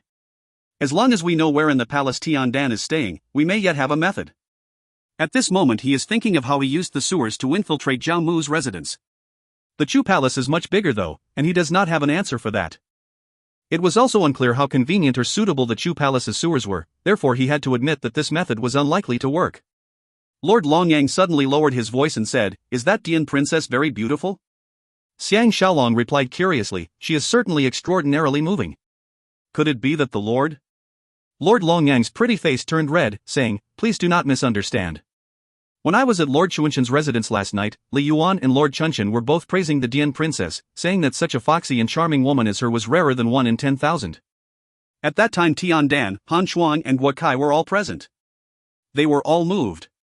That is why I thought maybe the Dian princess would be able to lure Tian Dan into our trap." Nonetheless, it is still difficult to come up with a concrete and practical plan. Xiang Shaolong said, "Did they talk about me?" Lord Longyang flashed him a look and said, "How could I have leaked your secret?" They were equally amazed at your skill, determination, and movements. Only, no matter how much they crack their heads, there is no way they will associate you with Xiang Shaolong. Even your servant could not recognize you, the others can forget about it. Because Xiang Shaolong thought of Lord Longyang as at least half a woman, and also because of their profound friendship, no matter how lasciviously Lord Longyang acted, he felt amiable friendship rather than disgust. Laughing, he asked, "When Li Yuan talked about Wan Ruiguang, did he display any rage?" Lord Longyang replied, "On the contrary, he did not. In my opinion, there is a fierce internecine power struggle within the Li clan. Last night, Li Yuan actually rained curses on Li Chuangwen's ignorance, saying it served him right to have both his legs broken." Xiang Shaolong asked in confusion, "How was Lord Chunshan and Li Yuan's relationship?" Lord Longyang replied, "It was very good. When Li Yuan meets Lord Chunshan, it's like when a mouse meets a cat, being excessively deferential and ingratiating. I think Li Yuan must have some plan to deal with Lord Chunshan, if not he would not need to prostrate himself so." Lord Longyang continued, "Have you seen Li Yanyan?" "I think besides the talented Lady Ji, there is none more beautiful and delicate. Nonetheless, her brows and eyes speak of an interminable sorrow, causing one's heart to ache on her behalf." Xiang Shaolong laughed bitterly, "It's a pity that she has no intention of meeting me. Otherwise I would be able to validate the Lord's impressions."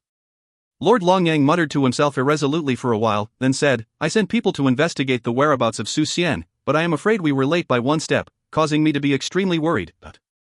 Xiang Shaolong lightly patted his shoulder, saying, "Do not worry. As long as I, Xiang Shaolong, am around, Qin soldiers will not invade Wei's borders." Lord Longyang celebrated and said, "I will trust you with this matter then." The two of them discussed a little more, only to discover that there and then it was difficult to think of a way to assassinate Tian Dan. Lord Longyang then left for a prior appointment. Just as Lord Longyang had left, Li Yuan and Lord Chunshan arrived together. Xiang Shaolong naturally let Madame Zhuang deal with them, but before he could return to Ji and Zhao the two ladies' courtyard, Zhuang Kong came to invite him to the main building to meet the guests. He could only brace himself and go. As he raised his foot to walk into the main hall, he deliberately altered his gait and posture. He walked directly towards Madame Zhuang, Lord Chunshan, and Li Yuan, who were seated in a host versus guest arrangement. The hall was surrounded by the two men's personal guards. As Lord Longyang expected, Li Yuan did not once suspect the Wan Ruiguang who was standing there and greeting him. Lord Chunshan acted according to his status and sat coolly. Li Yuan greeted and said, "General Wan is indeed an extraordinary person. It is no wonder that the moment you stepped into Shochuan, you have become a household name." After Xiang Shaolong returned the courtesy, he used his modified voice with the thick Dian accent in speaking in the Zhou language, and said, "Compared with the lord and imperial uncle, Wan Ruiguang is only fit to be some small seat-bearing manservant. Imperial uncle is too polite." Madame Zhuang, seeing that Li Yuan was totally unsuspecting, let go of her worries and happily said, "Imperial uncle's visit to our home today is precisely to meet you Ruiguang, but..." Xiang Shaolong secretly mused that the two of them were really just looking for an excuse to look for you, the woman who was rarer than 1 in 10,000. The smiling Li Yuan who was sitting on her left lowered his head. After gazing deeply at Madame Zhuang, Li Yuan turned his head and said to Xiang Shaolong, "General Wan is a famous general from southern Dian, does he have a grand plan to reclaim his country?" Xiang Shaolong was paying attention to Madame Zhuang's motions. He saw that when Li Yuan was looking at her, she became subconsciously frenetic and lowered her gaze. He exclaimed mentally, knowing that Li Yuan was using his bright and handsome appearance, charming style of conversation and elegant demeanor to confuse Madame Zhuang's heart. That is why she is behaving so abnormally. He replied directly, "This is precisely our objective for coming to Shochuan. If the king could divert a group of horses and men under the small official's command, there is hope that we can defeat the thief in one move and recapture the Dian land." Lord Chunshan coughed drily, saying, "This matter needs further deliberation. Since the late king is newly deceased and the crown prince of Chu is still young, everything should be decided after the funeral. I hope that princess and Mr. Wan is able to appreciate the circumstances." Just as Xiang Shaolong was musing that things were going well, he saw Li Yuan once again using his meaningful glances to provoke Madame Zhuang, but Lord Chunshan did not notice this. Li Yuan revealed a smile that even Xiang Shaolong had to admit was good-looking, and gently said, "The Empress Dowager treated the Dian princess with familiarity at first sight. What's more, she is now a little distressed in anticipation of the late king's funeral. Let me invite Princess and little Crown Prince of Dian to the palace to stay for a few days and let us show our hospitality as hosts." Xiang Shaolong was startled and gave a silent cry of warning. Once Madame Zhuang and Zhuang Baoyi enter the palace, they would no longer be able to step out freely. Moreover, with Li Yuan's ploy, as Madame Zhuang has not been cultivated for a long time, obtaining her body would take little effort. When that happens, the consequences would be difficult to predict. He busily tried signaling to Madame Zhuang with his eyes. Madame Zhuang lowered her head in understanding and dimly said, "I appreciate Empress Dowager's kind feelings. I am but a person who has lost her country. Too is difficult to extinguish the constant worry I have about the Dian restoration. How would I dare to serve the Empress Dowager with my worried countenance? Hope that Imperial Uncle can convey my difficulties to the Empress Dowager." But Li Yuan stopped talking immediately, merely nodding his head slightly in agreement. Lord Chunshan was also trying to push his agenda with Madame Zhuang, and gently said, "Princess should come over to my place for a couple of days so as to avoid staying in this place of mixed memories. Once the late king has been put to rest and affairs return to normal, this lord will use all his strength to support the little crown prince of Dian's restoration to the throne." Madame Zhuang naturally understood the meaning behind Lord Chunshan's words. Remembering what Xiang Shaolong said about periodically leading on and periodically resisting, she first flashed Lord Chunshan a coquettish look, and then hung her head and lightly said, "After the funeral period, okay? Your servants suffered a minor illness on the way and have yet to recover up to today. She hopes to rest a few more days. Let's discuss this again after she recovers." Seeing her pitiful appearance and thinking about last night's kiss, even Xiang Shaolong's brain became feverish. Lord Chunshan and Li Yuan each showed an expression of communicating with loving glances. A beautiful woman's charm is irresistible to men. Especially a beauty who is yet to be caught in one's hands. Li Yuan appeared to be deeply concerned and said, "I will find the palace's best doctor to come and look at Madame's illness." Madame Zhuang could decline and could only give her thanks. Lord Chunshan and Li Yuan could not find any other excuse to remain and could only stand up and leave. Just as Xiang Shaolong was heaving a sigh of relief, Li Yuan warmly pulled his sleeve and said, "I have yet to have a proper chat with General Wan. Why don't you have a simple meal at my home?" Xiang Shaolong was happy on the one hand but alarmed on the other. The happy thing was of course having the opportunity to go into the palace. The alarming thing was that without Madame Zhuang around to look after him, he could accident give the game away. Nonetheless, however, he feels, it would be difficult for him to get away from this. It's just that he did not understand why Li Yuan would want to win him over. Xiang Shaolong and Li Yuan got into the latter's horse carriage while Lord Chunshan returned to his home on his own. Li Yuan smiled slightly and asked, "Regarding Brother Wan's matter of reclaiming his country, what is his estimation?" Xiang Shaolong forced a smile and said, "During the Dian rebellion, only a handful of us from the Zhuang family and the Wan family were able to escape. Even though all the peoples of Dian wish for our return, Li Ling has the support of the Yelong people, hence our chance of success without external help is small." Li Yuan ferociously said, "I have long despised this Li Ling person. Though we are clansmen, we share no affection at all." After stealing the country for himself, he raised an army and occupied land all around, clearly a man with the wild ambition of wolves. It is nonetheless difficult to expect the Empress Dowager to agree to dispatch a large army. Dian is just too far away.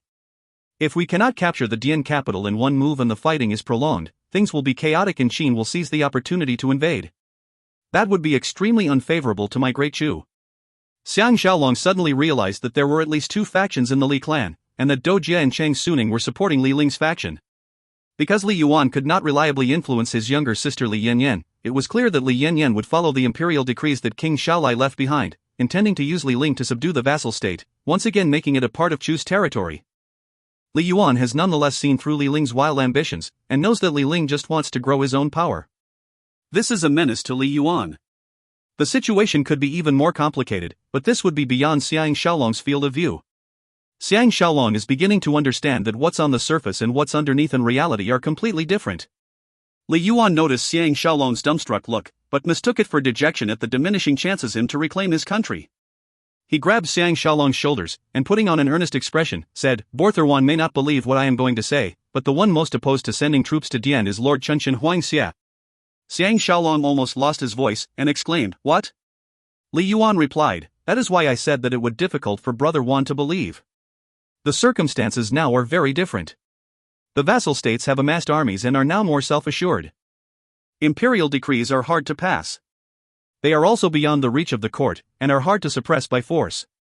That is why Lord Chunshin opposes the restoration of your country.